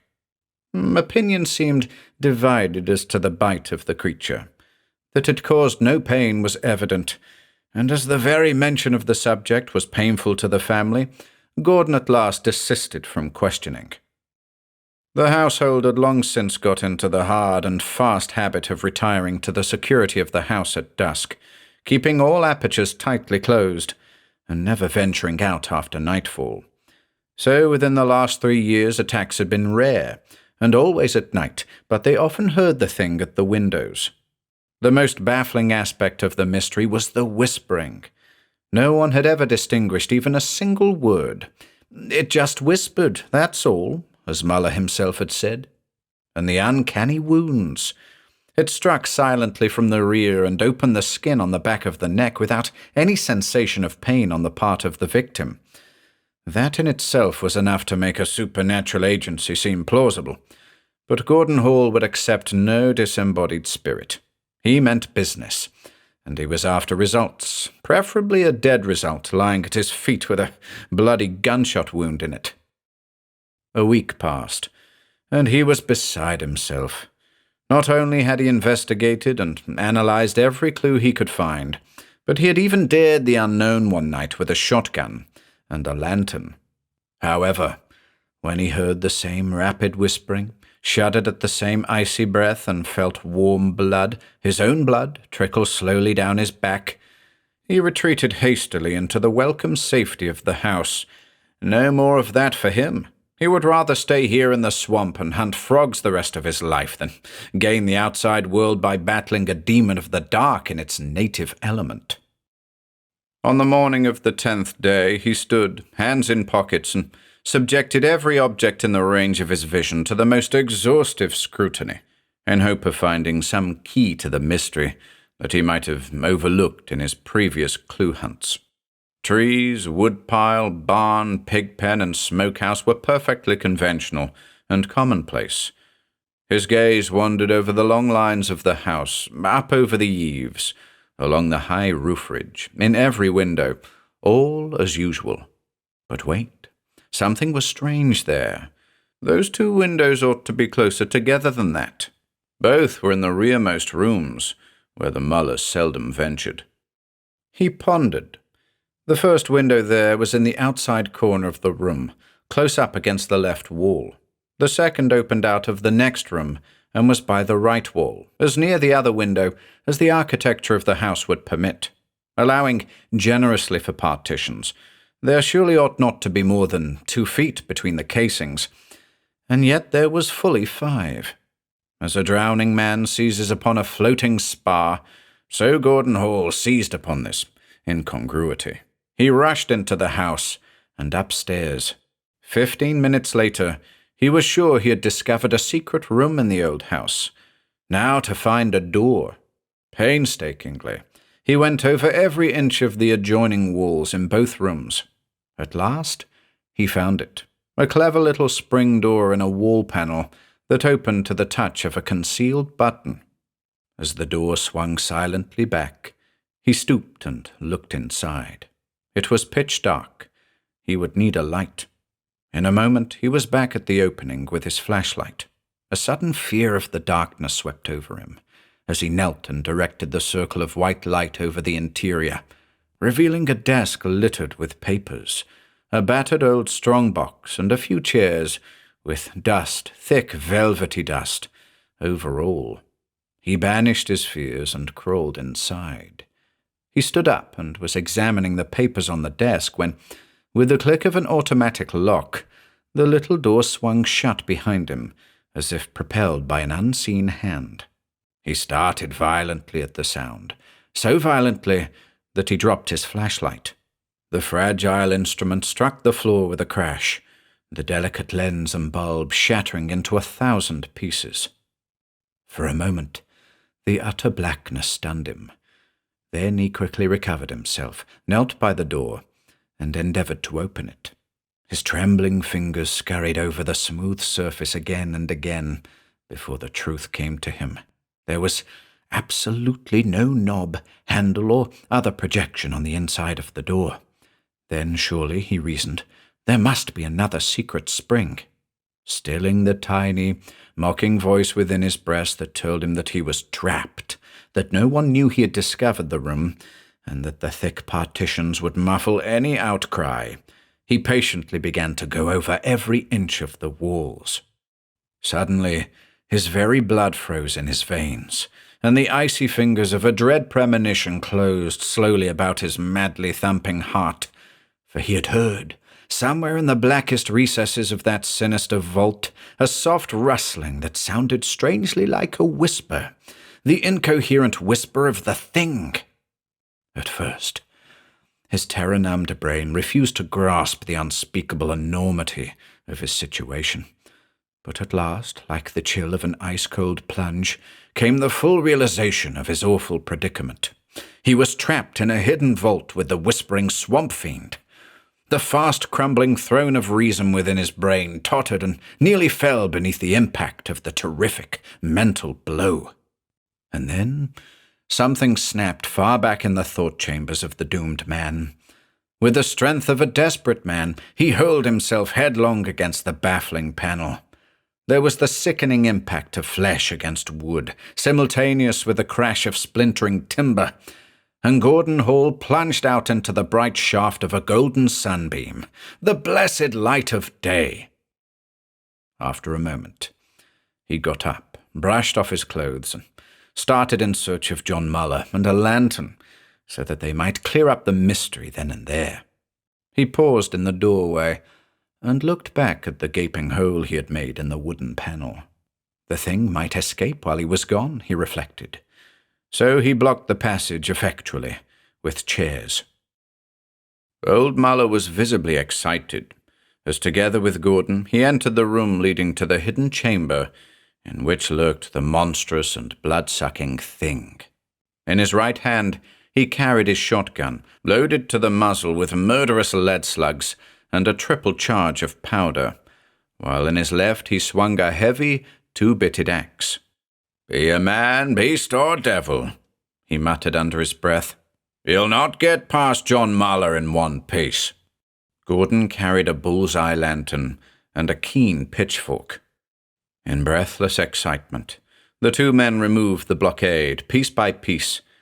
For a long time they stood poised for instant action, gun levelled, pitchfork upraised. Absolute silence brooded within and without. At length Gordon lighted the lantern and thrust it into the aperture, brightly illuminating the interior of the little cell. Still no swamp demon put in its horrible appearance. After some minutes of strained waiting, they threw caution to the four winds and, dropping to their hands and knees, crawled into the hole, dragging their sinister weapons after them. Once inside, however, their fear of the unknown returned, for they knew the thing to be invisible. As they stood in rigidly heroic attitudes of offence, there suddenly came to their affrighted ears the uncanny whispering that they knew so well. Two pairs of eyes were instantly focused on the desk, whence the awful sound had come. A tiny, brown, bewhiskered mouse stopped his scampering among the papers on the desk and eyed the two men curiously. Sensing possible danger, he plunged back into the dry litter with a soft rustling that sounded oddly like a whisper, the very noise that had so alarmed Gordon. John Muller looked at Gordon Hall, and Gordon Hall looked at John Muller. Each gravely surveyed the grim weapons of the other. Then, with a stream of oaths, Muller crawled out and stamped angrily away. His last audible remark was a profane description of a blankety-blank mouse hunter. Gordon laughed away the fright that the mouse had given him, then began to examine the papers and documents. As he thumbed through an old diary, he suddenly gave an exclamation of surprise and began to scrutinize it intently, his eyes shining with excitement. At last he had found a key to the mystery of the real whispering thing. The next morning, Gordon Hall did a number of peculiar things. First, after obtaining permission from Muller, he removed the lower pane of glass from a window and substituted a square board having in the centre a hole about the size of a dinner plate, and fitted on the inside with a hinged flap so that anything that pressed inward on the little swinging door would have easy entrance, but once inside could not escape. Second, at about sundown, he killed a shoat and collected a large pan of the warm blood, which he sprinkled freely about the grounds, especially about the window trap. He even went so far as to paint the outside and inside of the trapdoor with blood. The sickening odour of fresh blood pervaded the windless locality for 100 feet in every direction. Third, he put 2 live pigs in the room into which the ghost trap opened. Then he asked John Muller a question, to which the other made response, "I've got some sulphur candles.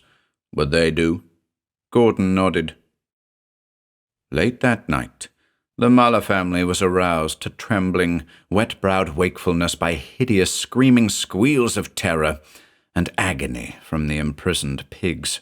Muller was at Gordon's door in an instant, ready for mortal combat with the devil himself if need be. "Sounds like we had something in our trap, doesn't it?" remarked Gordon nervously. Peal after peal of the blood-curdling sounds rang out through the stillness of the night. Muller was unnerved. "Can't we stop that awful noise?" he inquired anxiously. "My wife and the girls are nearly scared to death." "All right, then. Bring the sulphur candles and come on."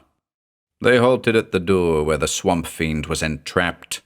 The horrible sounds within were diminishing in volume, but growing in their effectiveness. Muller trembled, and even Gordon, who knew exactly what was occurring within that mysterious chamber, grew a little pale. "Now light the sulphur candles," said Gordon after a moment. The elder man quickly complied. The acrid fumes burnt the nostrils of the 2 men before the last candle was lighted. "Steady now," exclaimed Gordon. With a deft, quick movement, he opened the door a trifle, shoved the burning heap inside, then slammed the door shut. This operation took but a few seconds, yet they distinctly heard the sound of loud, disconnected whispers within. In 2 minutes the sounds of agony were stilled by the deadly fumes. "Can we look in yet?" asked Muller eagerly. He was as excited as a child. "Not for 3 hours yet," announced Gordon firmly. "That whispering thing is going to be good and dead before ever I poke my nose in there." "Tell me what it is, then, before I blow up and bust," demanded the old man. "Very well. Let's go into the kitchen and sit down." Old Muller leaned interestedly across the table. Gordon took from the pocket of his dressing gown an old, yellow-paged diary. Presently he said, "That old recluse you said lived here some time ago was none other than the illustrious David Dryden, who penetrated the unexplored regions of darkest Africa before any scientific expedition was ever organized. He was a peculiar, wild, romantic man, and had a great liking for unusual pets, the stranger the better. I believe that the rest of the story can be told by him in his diary. The first is an entry written while he was camping in a still unexplored section of the Uma country. It reads, "I saw one today, and the natives certainly were right. I wouldn't believe their weird tales at first, but I do now, every word of them, and more too. Lord, but it was a hideous creature. It was fully 3 feet in wingspread, and its nimbleness on the wing is too marvellous to be expressed in words. It must be seen before one can get an inkling of its amazing agility. Its flight is too rapid for the eye to follow. First it is here, then it is gone. Its colour is a deep jet black, and the natives tell me that it is the most to be dreaded of all the beasts of the jungle, for it has a superhuman cunning and an insatiable bloodlust. Unlike the other members of the vampire bat family, it goes straight to the neck, usually to the jugular vein for its ghoulish drink, while its blood brothers are content to draw the blood from a sleeper's big toe or earlobe." 2 days later. "Did I say blood brothers? Well, I was wrong. This creature is no more akin to the rest of the bat family than the devil is kin to man. I saw another today, or perhaps the same one, for there surely can't be many such monsters in the world. I was close enough to get a good look at its head, and I am firmly convinced, nor am I a superstitious man, that the native legends, fantastic as they are, stopped far short of the real truth. Imagine the wrinkled, shrewd face of an old Hindu magician, multiplied 1,000-fold in keenness and evilness of expression. Then reduce the mental image to 1/3 the size of your palm, and you have a faint conception of the face on that bat. Again, I am wrong. It is not a bat. It is what the natives claim it is, the embodied spirit of a very wicked old man who is in league with the devil in life, and whom his satanic majesty rewarded after death with a pair of wings and superhuman knowledge. The cunning and understanding which that wrinkled little face showed when I suddenly came upon it, gorging itself with blood from a still struggling wild hog, might indeed have been that of an old man had it not been for one awful feature, and that is the mouth. Perhaps the nearest approach to a simile I can give is the way a bloodthirsty little savu monkey licks its thin black lips after committing murder on one of its fellows. This bat fiend did the very same thing in a manner infinitely more horrible, for it laughed in a sort of whispering cackle, and then spit blood at me.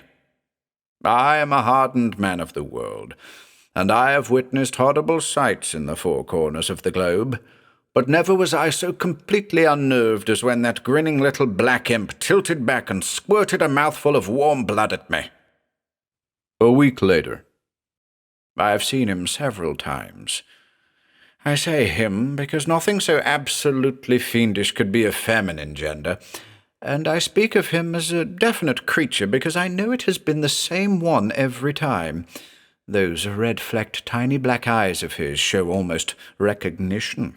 Each time he lets me come closer to him. His expressions are incredibly terrible because of the size of that hairy little black face, smaller than the face of the newest born baby, smaller even than the tiniest of monkey faces, and still almost human. That is all but the mouth, with its thin, black, leathery lips and minute yellow teeth. Next day. I've examined carefully the marks made by the teeth of my little black imp on the neck of a baby antelope, and they are precisely the same as those made by human teeth. Later. Even if I have to stay here in Africa 20 years to do it, I shall have that little black flying devil for a pet. Today I found him sitting, not hanging, mind you, on a low branch along the trail. I know that he was waiting for me to come that way.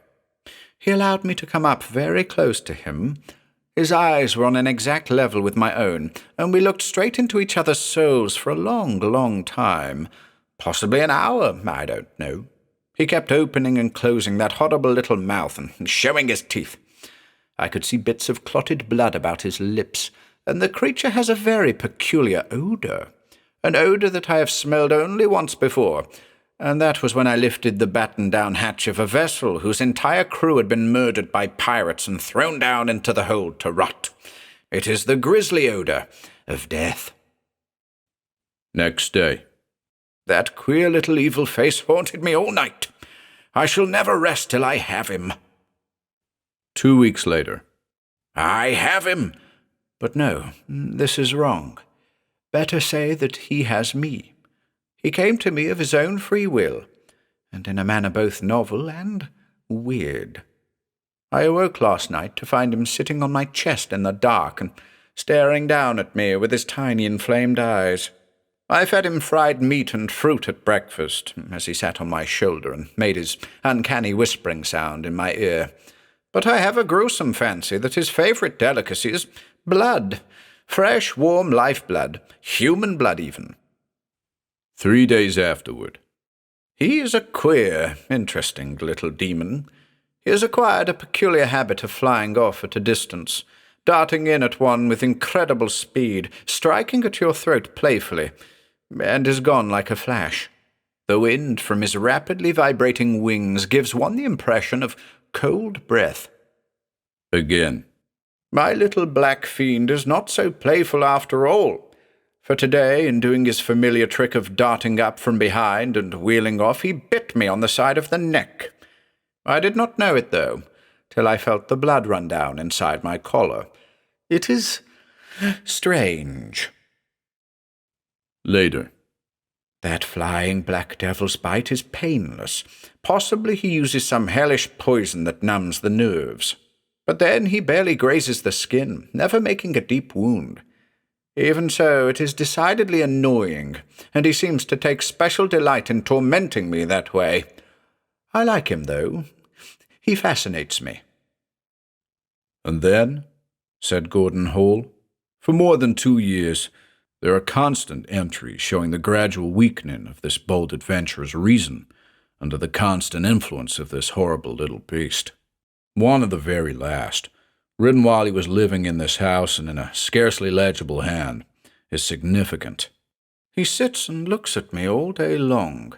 He mimics my speech in his ghostly whispers, "He's got me, he's got me," and it runs off into an undecipherable scrawl. The two men sat silently, each wrapped in his own thoughts. The first ghostly pink fingers of dawn crept in through the kitchen windows and fell upon the motionless figures at the table. Finally, Gordon spoke.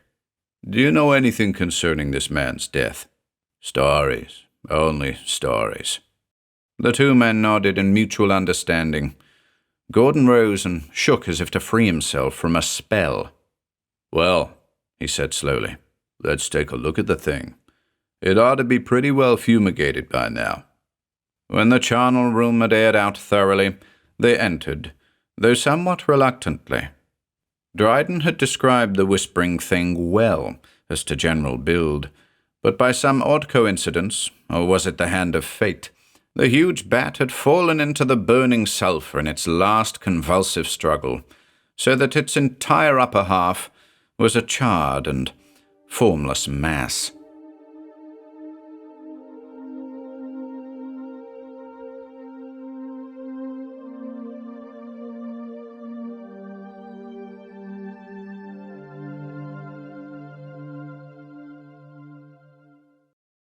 Winged Death by H.P. Lovecraft and Hazel Heald. 1. The Orange Hotel stands in High Street, near the railway station in Bloemfontein, South Africa. On Sunday, January 24th, 1932, 4 men sat shivering from terror in a room on its 3rd floor. One was George C. Titteridge, proprietor of the hotel. Another was Police Constable Ian DeWitt of the Central Station. A third was Johannes Bogart, the local coroner. The fourth, and apparently the least disorganized of the group, was Dr. Cornelius Van Colen, the coroner's physician. On the floor, uncomfortably evident amidst the stifling summer heat, was the body of a dead man. But this was not what the 4 were afraid of. Their glances wandered from the table, on which lay a curious assortment of things, to the ceiling overhead, across whose smooth whiteness a series of huge, faltering alphabetical characters had somehow been scrawled in ink, and every now and then Dr. Van Colen would glance half furtively at a worn leather blank book which he held in his left hand. The horror of the 4 seemed about equally divided among the blank book, the scrawled words on the ceiling, and a dead fly of peculiar aspect which floated in a bottle of ammonia on the table. Also on the table were an open inkwell, a pen and writing pad, a physician's medical case, a bottle of hydrochloric acid, and a tumbler about a quarter full of black oxide of manganese. The worn leather book was the journal of the dead man on the floor, and had at once made it clear that the name Frederick N. Mason, Mining Properties, Toronto, Canada, signed in the hotel register, was a false one. There were other things, terrible things, which it likewise made clear, and still other things of far greater terror, at which it hinted hideously without making them clear or even fully believable. It was the half-belief of the 4 men, fostered by lives spent close to the black, settled secrets of brooding Africa, which made them shiver so violently, in spite of the searing January heat. The blank book was not a large one, and the entries were in a fine handwriting, which, however, grew careless and nervous-looking toward the last. It consisted of a series of jottings, at first rather irregularly spaced, but finally becoming daily. To call it a diary would not be quite correct, for it chronicled only one set of its writer's activities. Dr. Van Colen recognized the name of the dead man the moment he opened the cover, for it was that of an eminent member of his own profession who had been largely connected with African matters. In another moment, he was horrified to find this name linked with a dastardly crime, officially unsolved, which had filled the newspapers some 4 months before. And the farther he read, the deeper grew his horror, awe, and sense of loathing and panic. Here, in essence, is the text which the doctor read aloud in that sinister and increasingly noisome room, while the three men around him breathed hard, fidgeted in their chairs, and darted frightened glances at the ceiling, the table, the thing on the floor, and one another. Journal of Thomas Sloanwhite, M.D. Touching Punishment of Henry Sargent Moore, Ph.D., of Brooklyn, New York, Professor of Invertebrate Biology in Columbia University, New York, New York. Prepared to be read after my death for the satisfaction of making public the accomplishment of my revenge, which may otherwise never be imputed to me, even if it succeeds. January 5th, 1929. I have now fully resolved to kill Dr. Henry Moore, and a recent incident has shown me how I shall do it. From now on, I shall follow a consistent line of action, hence the beginning of this journal. It is hardly necessary to repeat the circumstances which have driven me to this course, for the informed part of the public is familiar with all the salient facts. I was born in Trenton, New Jersey, on April 12, 1885, the son of Dr. Paul Sloanwhite, formerly of Pretoria, Transvaal, South Africa. Studying medicine as part of my family tradition, I was led by my father, who died in 1916, while I was serving in France in a South African regiment, to specialize in African fevers, and after my graduation from Columbia, spent much time in researches which took me from Durban, in Natal, up to the equator itself. In Mombasa, I worked out my new theory of the transmission and development of remittent fever, aided only slightly by the papers of the late government physician, Sir Norman Sloane, which I found in the house I occupied. When I published my results, I became at a single stroke a famous authority. I was told of the probability of an almost supreme position in the South African Health Service, and even a probable knighthood in the event of my becoming a naturalized citizen, and accordingly I took the necessary steps. Then occurred the incident for which I am about to kill Henry Moore. This man, my classmate and friend of years in America and Africa, chose deliberately to undermine my claim to my own theory, alleging that Sir Norman Sloane had anticipated me in every essential detail, and implying that I had probably found more of his papers than I had stated in my account of the matter. To buttress this absurd accusation, he produced certain personal letters from Sir Norman, which indeed showed that the older man had been over my ground, and that he would have published his results very soon but for his sudden death. This much I could only admit with regret.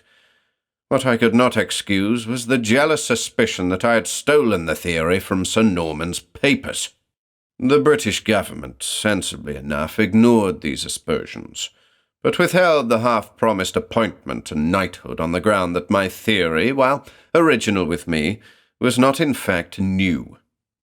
I could soon see that my career in Africa was perceptibly checked, though I had placed all my hopes on such a career, even to the point of resigning American citizenship.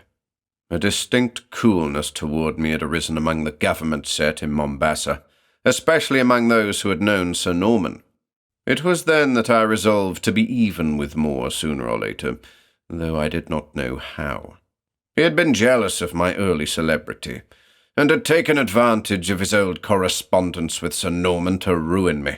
This from the friend whom I had myself led to take an interest in Africa, whom I had coached and inspired till he achieved his present moderate fame as an authority on African entomology. Even now, though, I will not deny that his attainments are profound. I made him, and in return he has ruined me. Now, some day, I shall destroy him. When I saw myself losing ground in Mombasa, I applied for my present situation in the interior, at Magonga, only 50 miles from the Uganda line. It is a cotton and ivory trading post, with only 8 white men besides myself. A beastly hole, almost on the equator, and full of every sort of fever known to mankind. Poisonous snakes and insects everywhere, and diseases nobody ever heard of outside medical college. But my work is not hard, and I've always had plenty of time to plan things to do to Henry Moore. It amuses me to give his dipter of Central and Southern Africa a prominent place on my shelf. I suppose it actually is a standard manual. They use it at Columbia, Harvard, and the University of Wisconsin, but my own suggestions are really responsible for half its strong points. Last week, I encountered the thing which decided me how to kill Moore. A party from Uganda brought in a black with a queer illness which I can't yet diagnose. He was lethargic with a very low temperature, and shuffled in a peculiar way.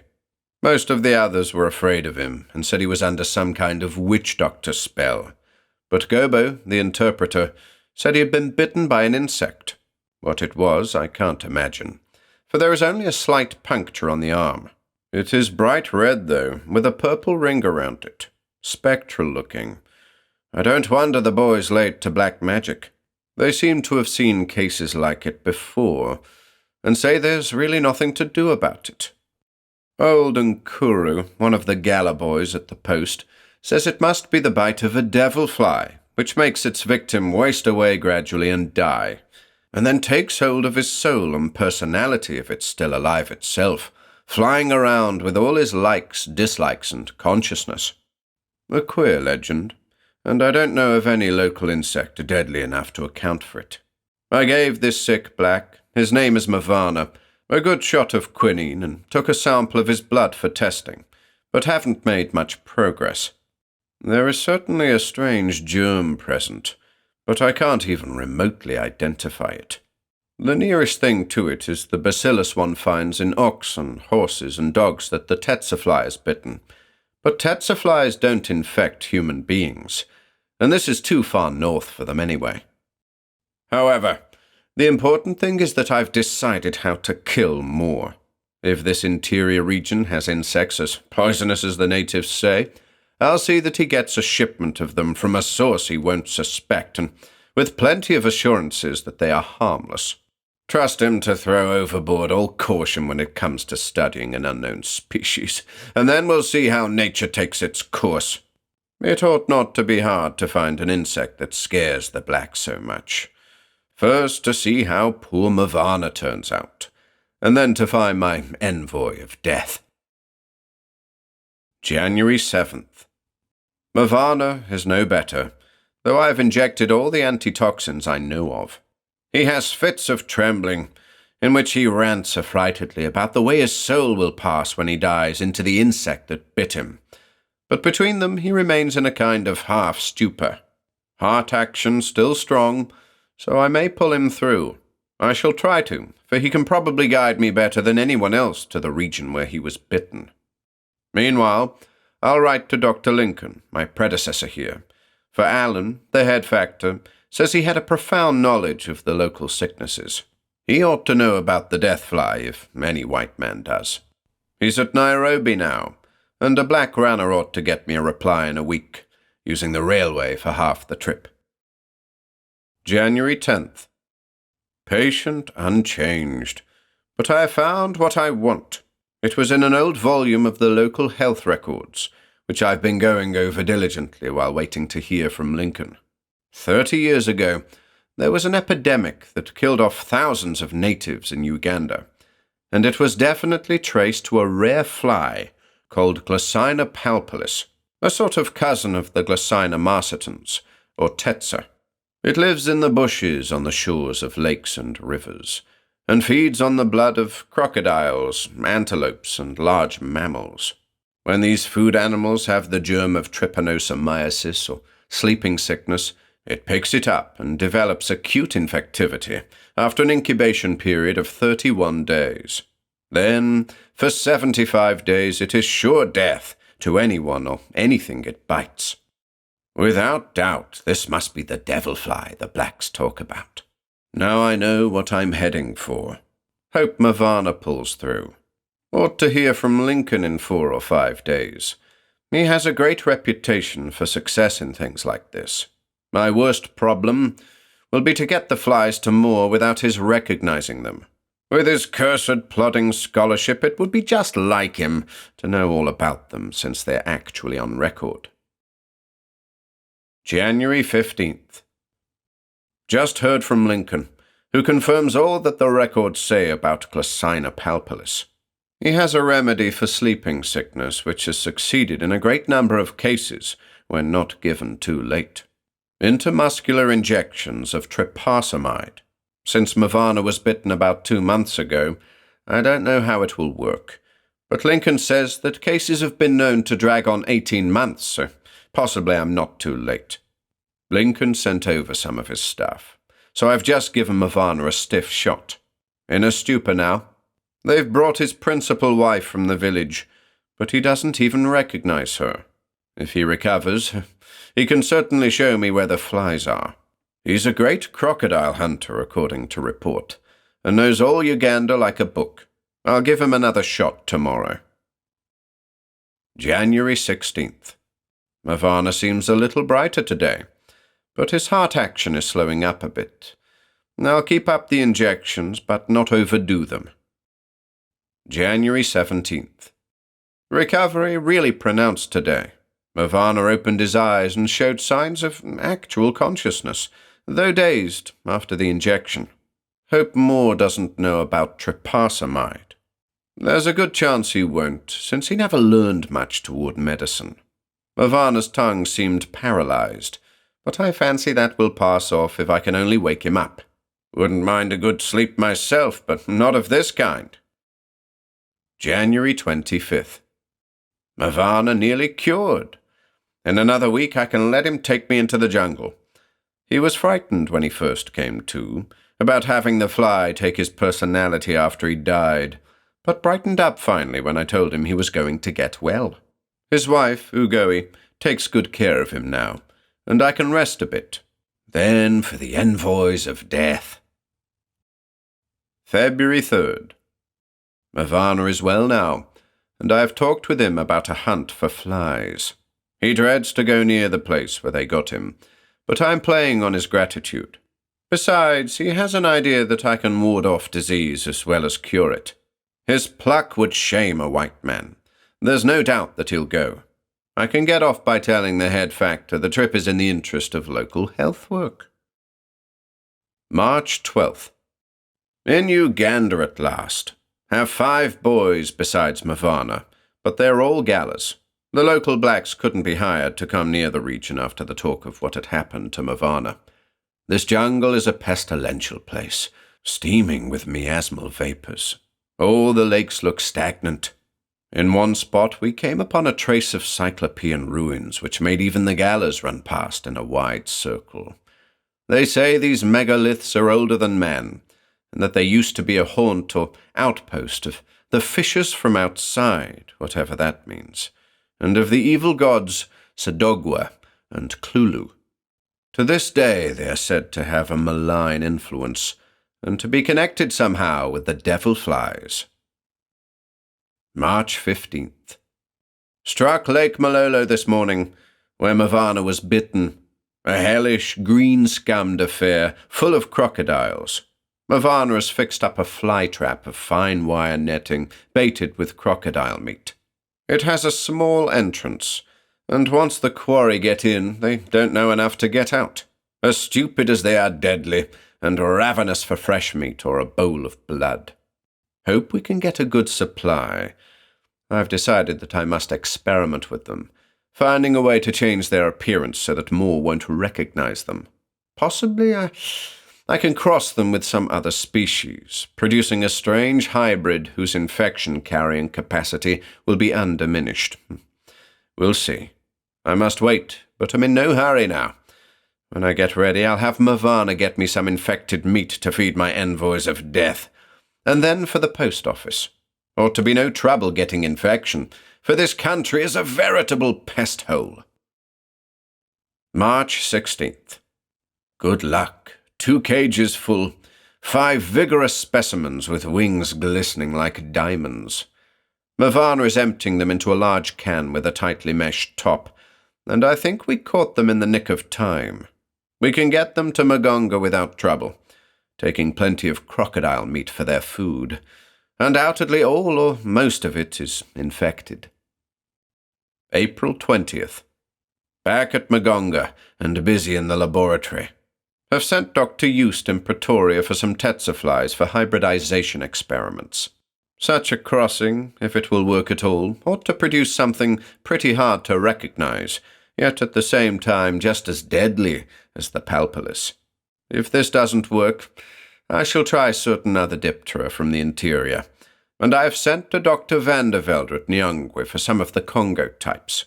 I shan't have to send Mavana for more tainted meat after all, for I find I can keep cultures of the germ Trypanosoma gambiense, taken from the meat we got last month, almost indefinitely in tubes. When the time comes, I'll taint some fresh meat and feed my winged envoys a good dose. Then bon voyage to them. June 18th. My tsetse from Eust came today. Cages for breeding were all ready long ago, and I am now making selections. Intend to use ultraviolet rays to speed up the life cycle. Fortunately, I have the needed apparatus in my regular equipment. Naturally, I tell no one what I'm doing. The ignorance of the few men here makes it easy for me to conceal my aims and pretend to be merely studying existing species for medical reasons. June 29th. The crossing is fertile. Good deposits of eggs last Wednesday, and now I have some excellent larvae. If the mature insects look as strange as these do, I need do nothing more. I'm preparing separate numbered cages for the different specimens. July 7th. New hybrids are out. Disguise is excellent as to shape, but sheen of wings still suggests palpalis. Thorax has faint suggestions of the stripes of the tsetse. Slight variation in individuals. I'm feeding them all on tainted crocodile meat, and after infectivity develops, we'll try them on some of the blacks, apparently, of course, by accident. There are so many mildly venomous flies around here that it can easily be done without exciting suspicion. I shall loose an insect in my tightly screened dining room when Batter, my houseboy, brings in breakfast, keeping well on guard myself. When it has done its work, I'll capture or swat it, an easy thing because of its stupidity, or asphyxiate it by filling the room with chlorine gas. If it doesn't work the first time, I'll try again until it does.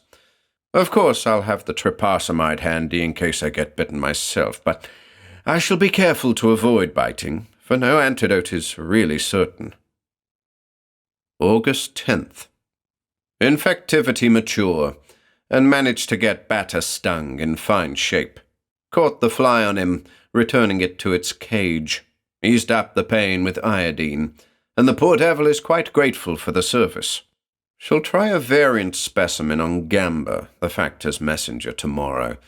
That will be all the tests I shall dare to make here, but if I need more, I shall take some specimens to Ukala and get additional data. August 11th. Failed to get Gamba, but recaptured the fly alive. Batter still seems as well as usual, and has no pain in the back where he was stung. Shall wait before trying to get Gamba again. August 14th. Shipment of insects from Van der Velde at last. Fully 7 distinct species, some more or less poisonous. I'm keeping them well fed in case the tsetse crossing doesn't work. Some of these fellows look very unlike the palpalis, but the trouble is that they may not make a fertile cross with it.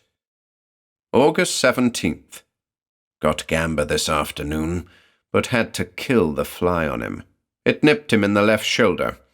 I dressed the bite, and Gamba is as grateful as Batter was. No change in Batter. August 20th. Gamba unchanged so far. Batter too. I'm experimenting with a new form of disguise to supplement the hybridization, some sort of dye to change the telltale glitter of the palpalis's wings. A bluish tint would be best, something I could spray on a whole batch of insects. She'll begin by investigating things like Prussian and Turnbull's blue, iron and cyanogen salts. August 25th. Batter complained of a pain in his back today. Things may be developing. September 3rd. Have made fair progress in my experiments. Batter shows signs of lethargy and says his back aches all the time. Gamba beginning to feel uneasy in his bitten shoulder. September 24th. Batter worse and worse, and beginning to get frightened about his bite. Thinks it must be a devil fly, and entreated me to kill it, for he saw me cage it, until I pretended to him that it had died long ago. Said he didn't want his soul to pass into it upon his death. I give him shots of plain water with a hypodermic to keep his morale up. Evidently the fly retains all the properties of the palpalus. Gamba down too, and repeating all of Batter's symptoms. I may decide to give him a chance with trypanosamide, for the effect of the fly is proved well enough. I shall let Batter go on, however, for I want a rough idea of how long it takes to finish a case. Dye experiments coming along finely. An isomeric form of ferrous ferrocyanide, with some admixture of potassium salts, can be dissolved in alcohol and sprayed on the insects with splendid effect. It stains the wings blue without affecting the dark thorax much, and doesn't wear off when I sprinkle the specimens with water. With this disguise, I think I can use the present Tetza hybrids and avoid bothering with any more experiments. Sharp as he is, Moore couldn't recognize a blue-winged fly with a half-Tetza thorax. Of course, I keep all this dye business strictly under cover. Nothing must ever connect me with the blue flies later on. October 9th. Batter is lethargic and has taken to his bed. Have been giving Gamba trypanosamide for 2 weeks, and fancy he'll recover. October 25th. Batter very low, but Gamba nearly well. November 18th. Batter died yesterday, and a curious thing happened which gave me a real shiver in view of the native legends and Batter's own fears. When I returned to the laboratory after the death, I heard the most singular buzzing and thrashing in cage 12, which contained the fly that bit Batter.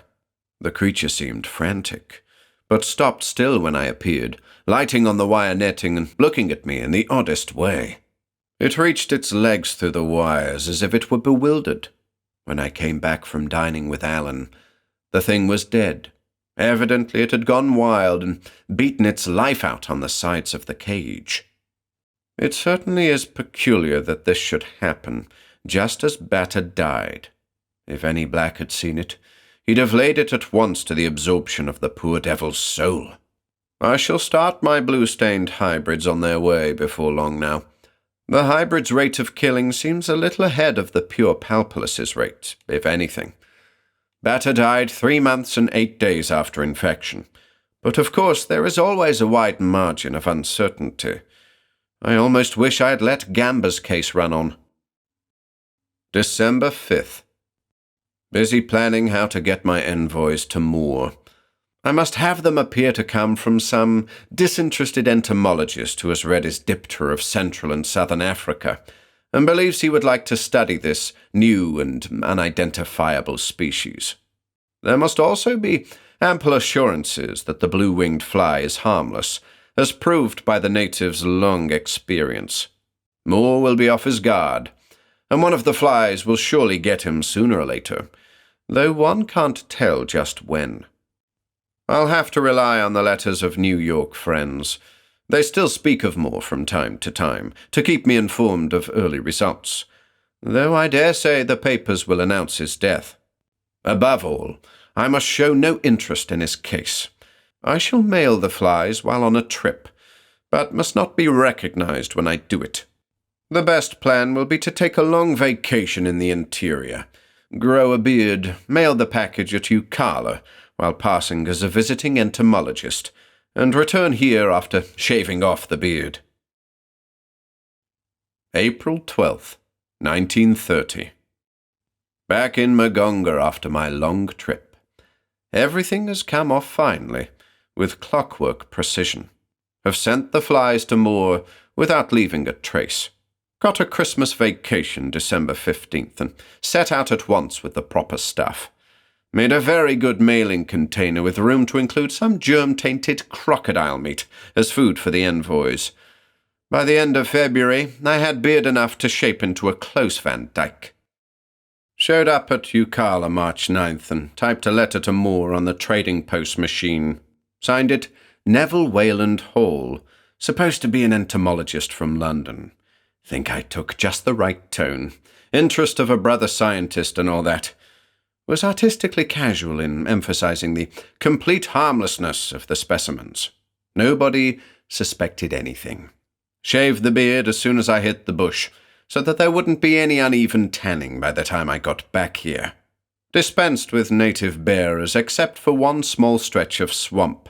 I can do wonders with one knapsack, and my sense of direction is good. Lucky I'm used to such travelling. Explained my protracted absence by pleading a touch of fever and some mistakes in direction when going through the bush. But now comes the hardest part psychologically. Waiting for news of Moore without showing the strain. Of course, he may possibly escape a bite until the venom is played out. But with his recklessness, the chances are 100 to 1 against him. I have no regrets. After what he did to me, he deserves this and more. June 30th, 1930. Hurrah! The first step worked. Just heard casually from Dyson of Columbia that Moore had received some new blue-winged flies from Africa, and that he is badly puzzled over them. No word of any bite, but if I know Moore's slipshod ways as I think I do, there'll be one before long.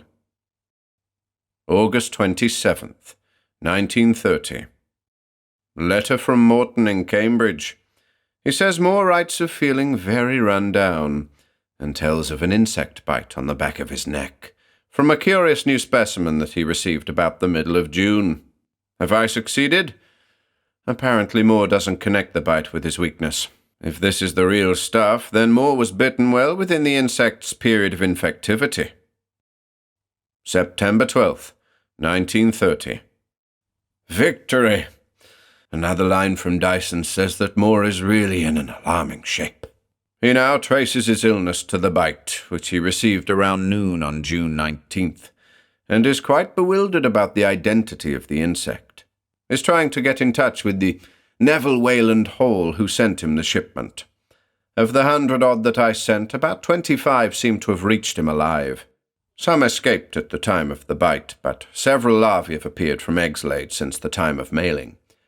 He is, Dyson says, carefully incubating these larvae. When they mature, I suppose he'll identify the Tzo-Lin hybridization, but that won't do him much good now. He'll wonder, though, why the blue wings aren't transmitted by heredity. November 8th, 1930. Letters from half a dozen friends tell of Moore's serious illness. Dyson's came today. He says Moore is utterly at sea about the hybrids that came from the larvae, and is beginning to think that the parents got their blue wings in some artificial way. Has to stay in bed most of the time now. No mention of using trypanosamide. February 13th, 1931. Not so good. Moore is sinking, and seems to know no remedy, but I think he suspects me. Had a very chilly letter from Morton last month, which told nothing of Moore. And now Dyson writes, also rather constrainedly, that Moore is forming theories about the whole matter. He's been making a search for Wayland Hall by telegraph, at London, Ucala, Nairobi, Mombasa, and other places, and of course finds nothing. I judge that he's told Dyson whom he suspects, but that Dyson doesn't believe it yet. Fear Morton does believe it. I see that I'd better lay plans for getting out of here and defacing my identity for good. What an end to a career that started out so well. More of Moore's work, but this time he's paying for it in advance. Believe I'll go back to South Africa, and meanwhile will quietly deposit funds there to the credit of my new self, Frederick Nasmith Mason of Toronto, Canada, broker in mining properties. Will establish a new signature for identification. If I never have to take the step, I can easily retransfer the funds to my present self. August 15th, 1931. Half a year gone, and still suspense. Dyson and Morton, as well as several other friends, seem to have stopped writing me. Dr. James of San Francisco hears from Moore's friends now and then, and says Moore is in an almost continuous coma. He hasn't been able to walk since May. As long as he could talk, he complained of being cold. Now he can't talk, though it is thought he still has glimmers of consciousness. His breathing is short and quick, and can be heard some distance away. No question but the Trypanosoma gambiense is feeding on him, but he holds out better than the blacks around here. 3 months and 8 days finished better, and here Moore is, alive over a year after his biting. Heard rumours last month of an intensive search around Ucala for Wayland Hall. Don't think I need to worry yet, though, for there's absolutely nothing in existence to link me with this business. October 7th, 1931. It's over at last. News in the Mombasa Gazette. Moore died September 20th after a series of trembling fits and with a temperature vastly below normal. So much for that. I said I'd get him, and I did. The paper had a 3-column report of his long illness and death, and of the futile search for Wayland Hall. Obviously, Moore was a bigger character in Africa than I had realized. The insect that bit him has now been fully identified from the surviving specimens and developed larvae, and the wing staining is also detected. It is universally realized that the flies were prepared and shipped with intent to kill. Moore, it appears, communicated certain suspicions to Dyson, but the latter and the police are maintaining secrecy because of absence of proof. All of Moore's enemies are being looked up, and the Associated Press hints that an investigation, possibly involving an eminent physician now abroad, will follow.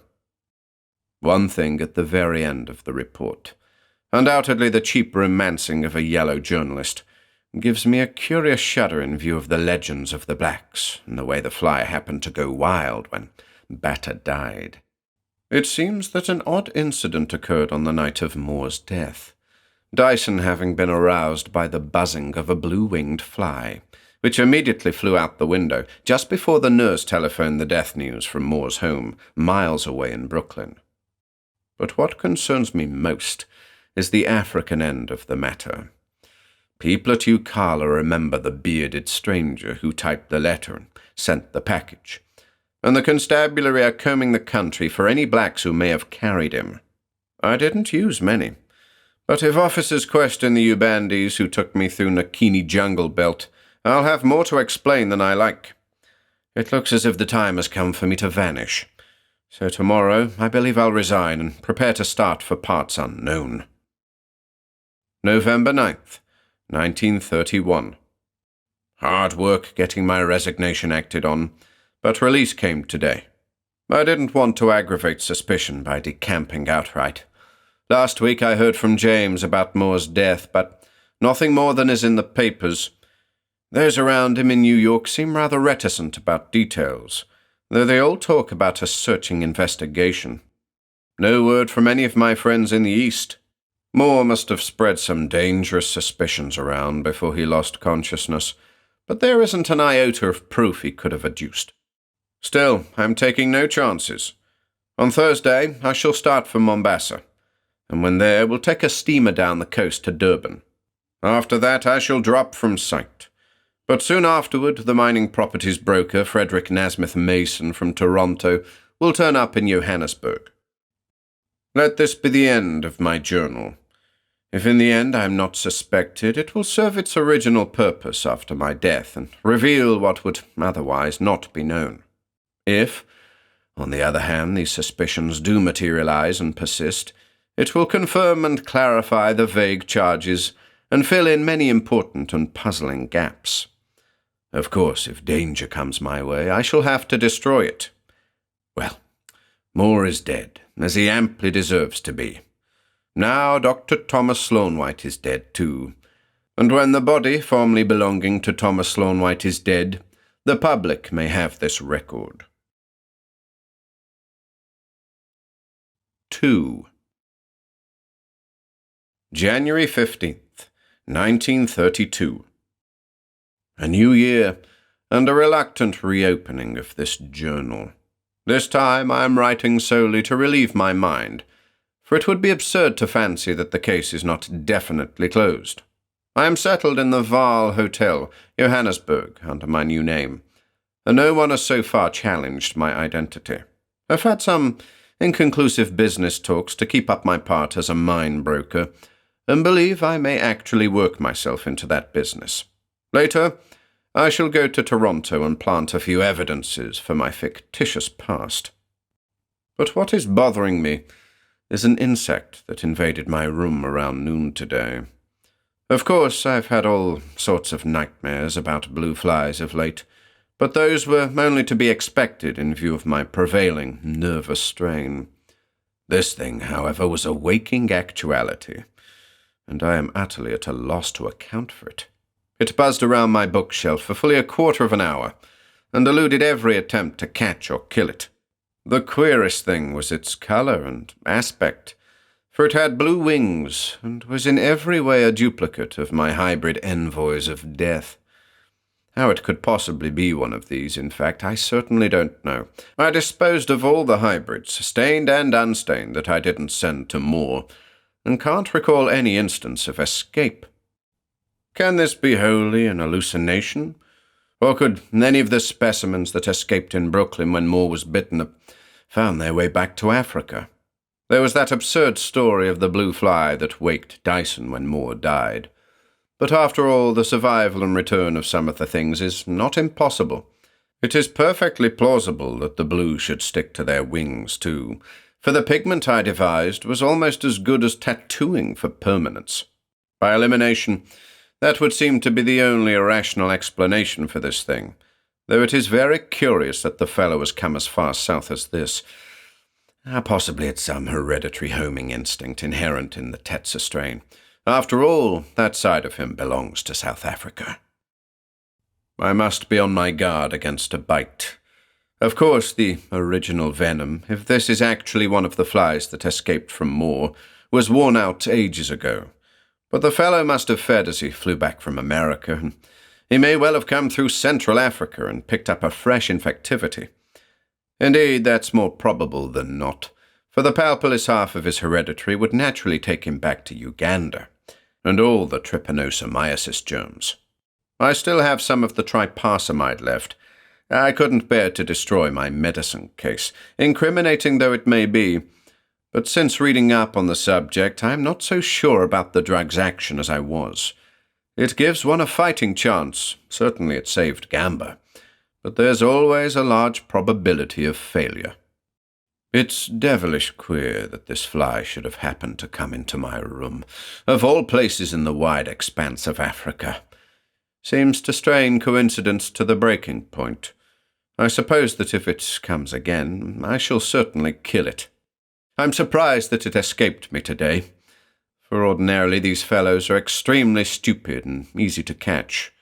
Can it be a pure illusion after all? Certainly the heat is getting me of late as it never did before, even up around Uganda. January 16th. Am I going insane? The fly came again this noon, and acted so anomalously that I can't make head or tail of it. Only delusion on my part could account for what that buzzing pest seemed to do. It appeared from nowhere, and went straight to my bookshelf, circling again and again to front a copy of Moore's Dipter of Central and Southern Africa. Now and then it would light on top or back of the volume, and occasionally it would dart forward toward me and retreat before I could strike at it with a folded paper. Such cunning is unheard of among the notoriously stupid African Diptera. For nearly half an hour I tried to get the cursed thing, but at last it darted out the window through a hole in the screen that I hadn't noticed. At times I fancied it deliberately mocked me by coming within reach of my weapon, and then skillfully sidestepping as I struck out. I must keep a tight hold of my consciousness. January 17th. Either I am mad or the world is in the grip of some sudden suspension of the laws of probability as we know them. That damnable fly came in from somewhere just before noon and commenced buzzing around the copy of Moore's Diptera on my shelf. Again I tried to catch it, and again yesterday's experience was repeated. Finally the pest made for the open inkwell on my table and dipped itself in, just the legs and thorax, keeping its wings clear.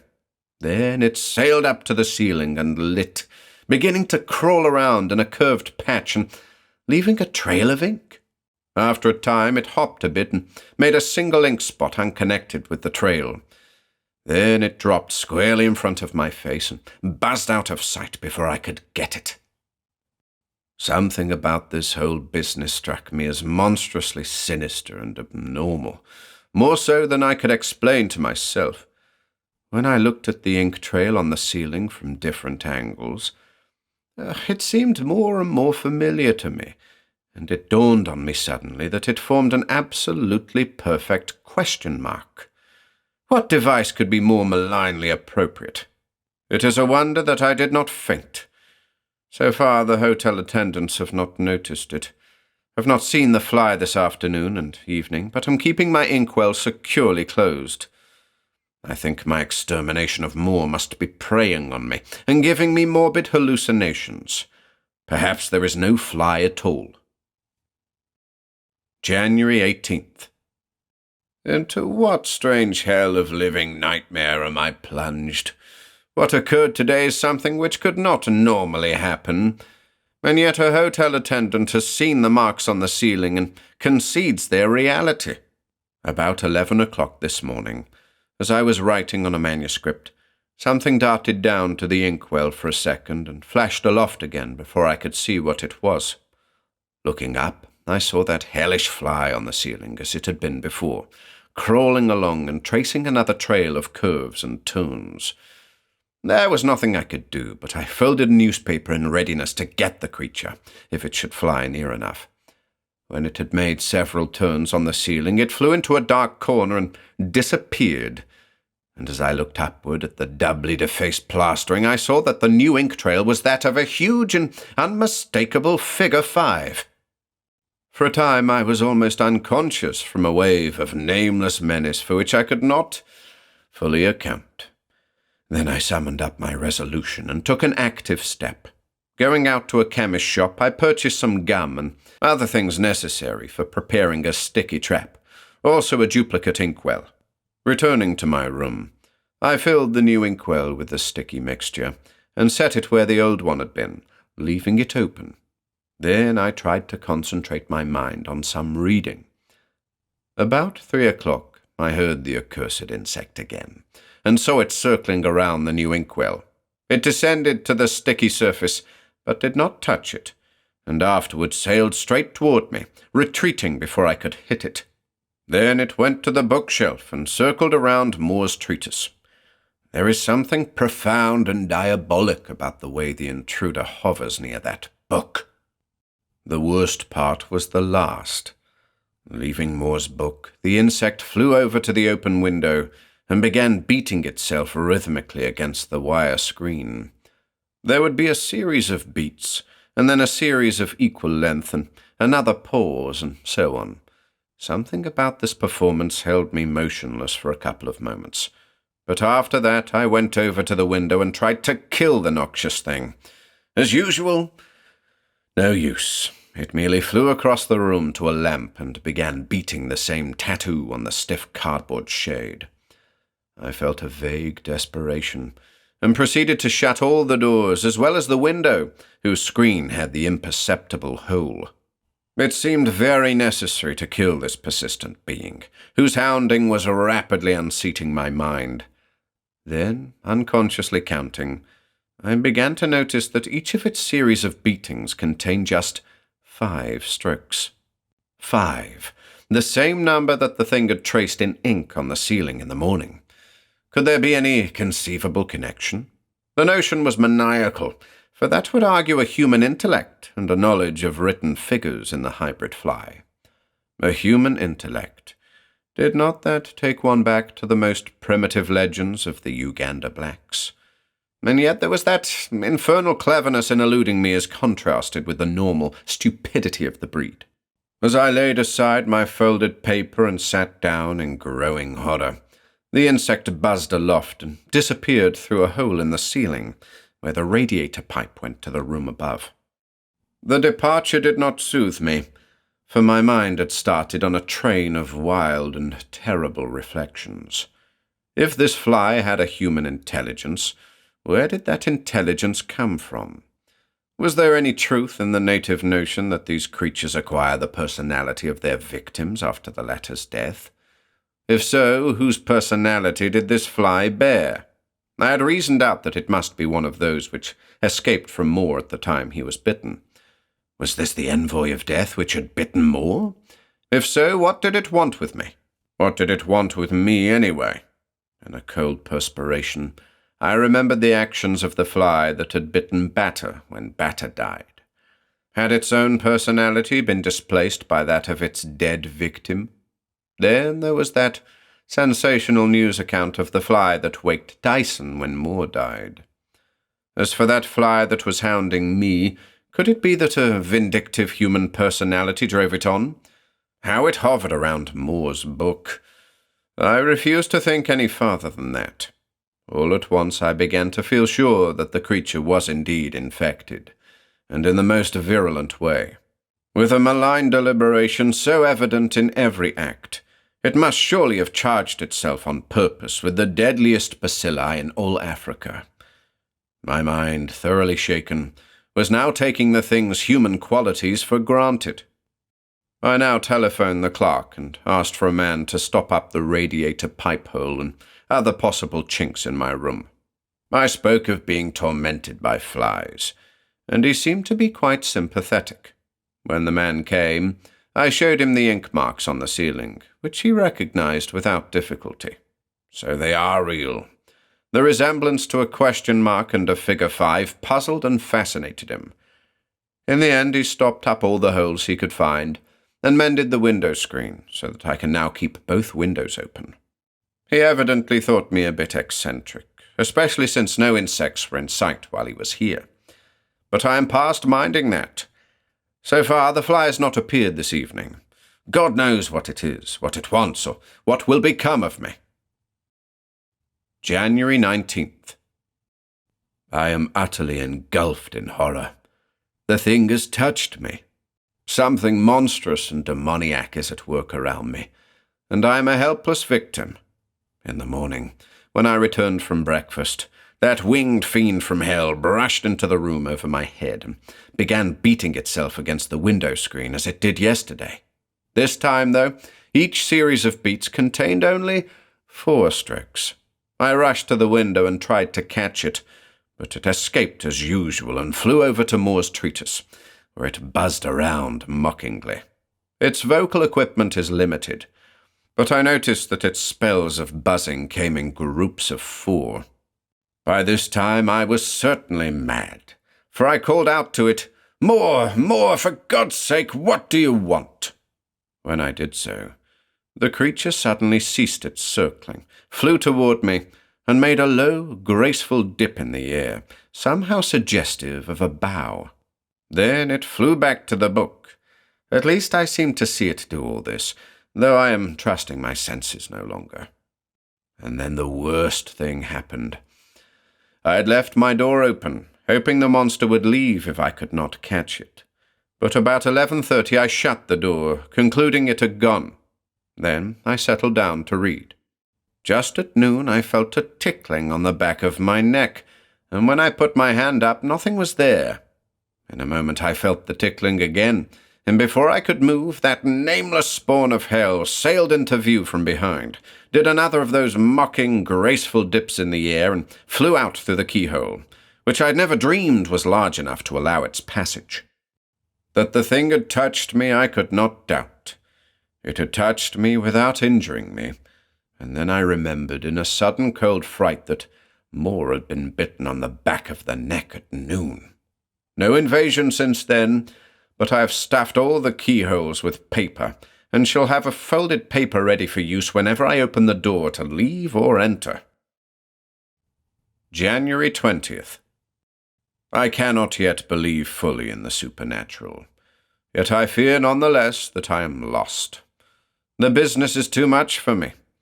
Just before noon today, that devil appeared outside the window and repeated its beating operations, but this time in series of 3.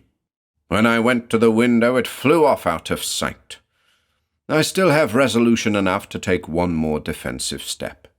Removing both window screens, I coated them with my sticky preparation, the one I used in the inkwell, outside and inside, and set them back in place. If that creature attempts another tattoo, it will be its last. Rest of the day in peace. Can I weather this experience without becoming a maniac? January 21st. On-board train for Bloemfontein. I am routed. The thing is winning. It has a diabolic intelligence against which all my devices are powerless. It appeared outside the window this morning, but did not touch the sticky screen.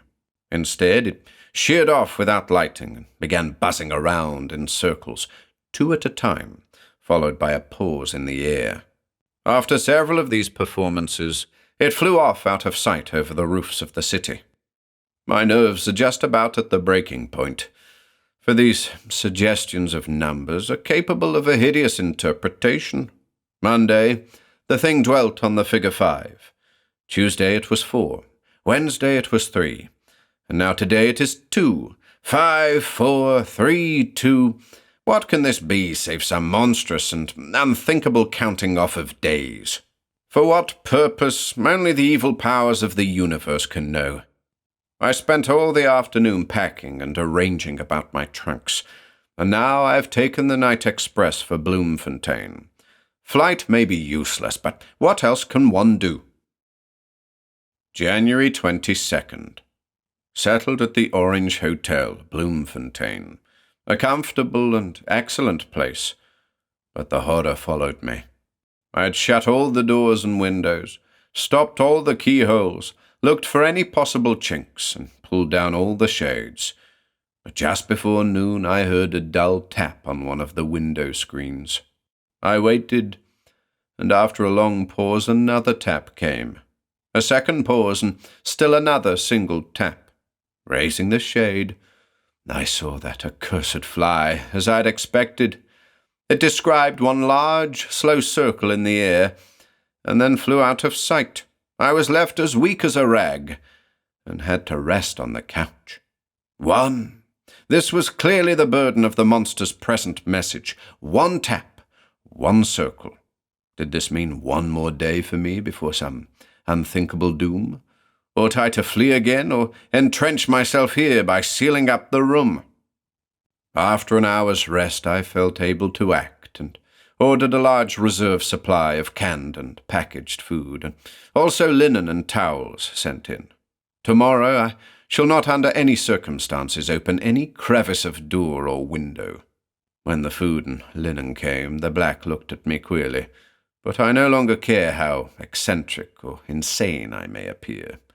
I am hounded by powers worse than the ridicule of mankind.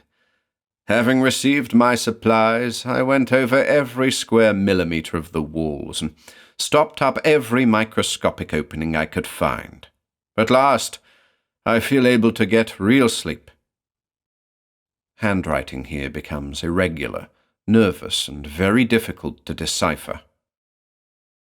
January 23rd. It is just before noon, and I feel that something very terrible is about to happen. Didn't sleep as late as I expected, even though I got almost no sleep on the train the night before. Up early, and have had trouble getting concentrated on anything, reading or writing. That slow, deliberate counting off of days is too much for me. I don't know which has gone wild, nature or my head. Until about 11 I did very little except walk up and down the room. Then I heard a rustle among the food packages brought in yesterday, and that demoniac fly crawled out before my eyes. I grabbed something flat and made passes at the thing, despite my panic fear, but with no more effect than usual. As I advanced, that blue-winged horror retreated as usual to the table where I had piled my books and lit for a second on Moore's Diptera of Central and Southern Africa. Then, as I followed, it flew over to the mantel clock and lit on the dial near the figure 12. Before I could think up another move, it had begun to crawl around the dial very slowly and deliberately, in the direction of the hands. It passed under the minute hand, curved down and up, passed under the hour hand, and finally came to a stop exactly at the figure 12. As it hovered there, it fluttered its wings with a buzzing noise. Is this a portent of some sort? I am getting as superstitious as the blacks. The hour is now a little after 11. Is 12 the end? I have just one last resort brought to my mind through utter desperation. Wish I'd thought of it before. Recalling that my medicine case contains both of the substances necessary to generate chlorine gas, I have resolved to fill the room with that lethal vapor, asphyxiating the fly while protecting myself with an ammonia-sealed handkerchief tied over my face. Fortunately, I have a good supply of ammonia. This crude mask will probably neutralize the acrid chlorine fumes till the insect is dead, or at least helpless enough to crush. But I must be quick. How can I be sure that the thing will not suddenly dart for me before my preparations are complete? I ought not to be stopping to write in this journal. Later. Both chemicals, hydrochloric acid and manganese dioxide, on the table, all ready to mix. I've tied the handkerchief over my nose and mouth, and have a bottle of ammonia ready to keep it soaked until the chlorine is gone. Have battened down both windows, but I don't like the actions of that hybrid demon. It stays on the clock, but is very slowly crawling around backward from the 12 mark to meet the gradually advancing minute hand. Is this to be my last entry in this journal? It would be useless to try to deny what I suspect. Too often a grain of incredible truth lurks behind the wildest and most fantastic of legends. Is the personality of Henry Moore trying to get at me through this blue-winged devil? Is this the fly that bit him and that in consequence absorbed his consciousness when he died? If so, and if it bites me, will my own personality displace Moore's and enter that buzzing body when I die of the bite later on? Perhaps, though, I need not die, even if it gets me. There is always a chance with tryposamide, and I regret nothing. Moore had to die, be the outcome what it will. Slightly later. The fly has paused on the clock dial near the 45-minute mark. It is now 11:30. I am saturating the handkerchief over my face with ammonia and keeping the bottle handy for further applications. This will be the final entry before I mix the acid and manganese and liberate the chlorine. I ought not to be losing time, but it steadies me to get things down on paper. But for this record, I'd have lost all my reason long ago. The fly seems to be getting restless, and the minute hand is approaching it. Now for the chlorine. End of the journal. On Sunday, January 24th, 1932, after repeated knocking had failed to gain any response from the eccentric man in room 303 of the Orange Hotel, a black attendant entered with a passkey, and at once fled shrieking downstairs to tell the clerk what he had found. The clerk, after notifying the police, summoned the manager, and the latter accompanied Constable DeWitt, Coroner Bogart, and Dr. Van Colen to the fatal room. The occupant lay dead on the floor, his face upward, and bound with a handkerchief which smelled strongly of ammonia. Under this covering, the features showed an expression of stark, utter fear which transmitted itself to the observers. On the back of the neck, Dr. Van Colen found a virulent insect bite, dark red with a purple ring around it, which suggested a tsetse or something less innocuous. An examination indicated that death must be due to heart failure, induced by sheer fright rather than to the bite. though a subsequent autopsy indicated that the germ of trypanosomiasis had been introduced into the system. On the table were several objects: a worn leather blank book containing the journal just described, a pen, writing pad, and open inkwell, a doctor's medicine case with the initials TS marked in gold, bottles of ammonia and hydrochloric acid, and a tumbler about a quarter full of black manganese dioxide. The ammonia bottle demanded a second look, because something besides the fluid seemed to be in it. Looking closer, Coroner Bogart saw that the alien occupant was a fly. It seemed to be some sort of hybrid with vague tetra-affiliations, but its wings, showing faintly blue despite the action of the strong ammonia, were a complete puzzle. Something about it waked a faint memory of newspaper reading in Dr. Van Colen, a memory which the journal was soon to confirm. Its lower parts seemed to have been stained with ink, so thoroughly that even the ammonia had not bleached them. Possibly it had fallen at one time into the inkwell, though the wings were untouched. But how had it managed to fall into the narrow-necked ammonia bottle? It was as if the creature had deliberately crawled in and committed suicide. But the strangest thing of all was what Constable DeWitt noticed on the smooth white ceiling overhead, as his eyes roved about curiously. At his cry, the other three followed his gaze, even Dr. Van Colen, who had for some time been thumbing through the worn leather book with an expression of mixed horror, fascination, and incredulity. The thing on the ceiling was a series of shaky, straggling ink tracks, such as might have been made by the crawling of some ink-drenched insect. At once, everyone thought of the stains on the fly, so oddly found in the ammonia bottle. But these were no ordinary ink tracks. Even a first glance revealed something hauntingly familiar about them, and closer inspection brought gasps of startled wonder from all four observers. Coroner Bogart instinctively looked around the room to see if there were any conceivable instrument or arrangement of piled-up furniture which could make it possible for those straggling marks to have been drawn by human agency. Finding nothing of the sort, he resumed his curious and almost awestruck upward glance. For beyond a doubt, these inky smudges formed definite letters of the alphabet, letters coherently arranged in English words.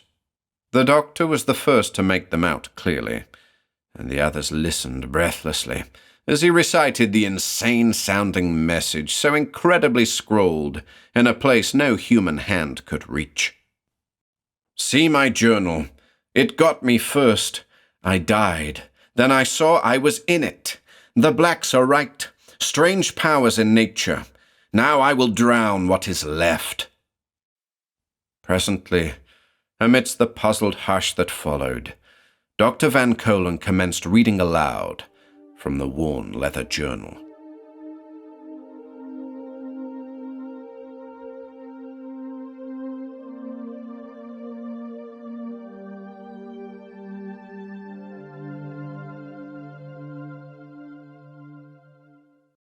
The Cave of Spiders by William R. Hickey.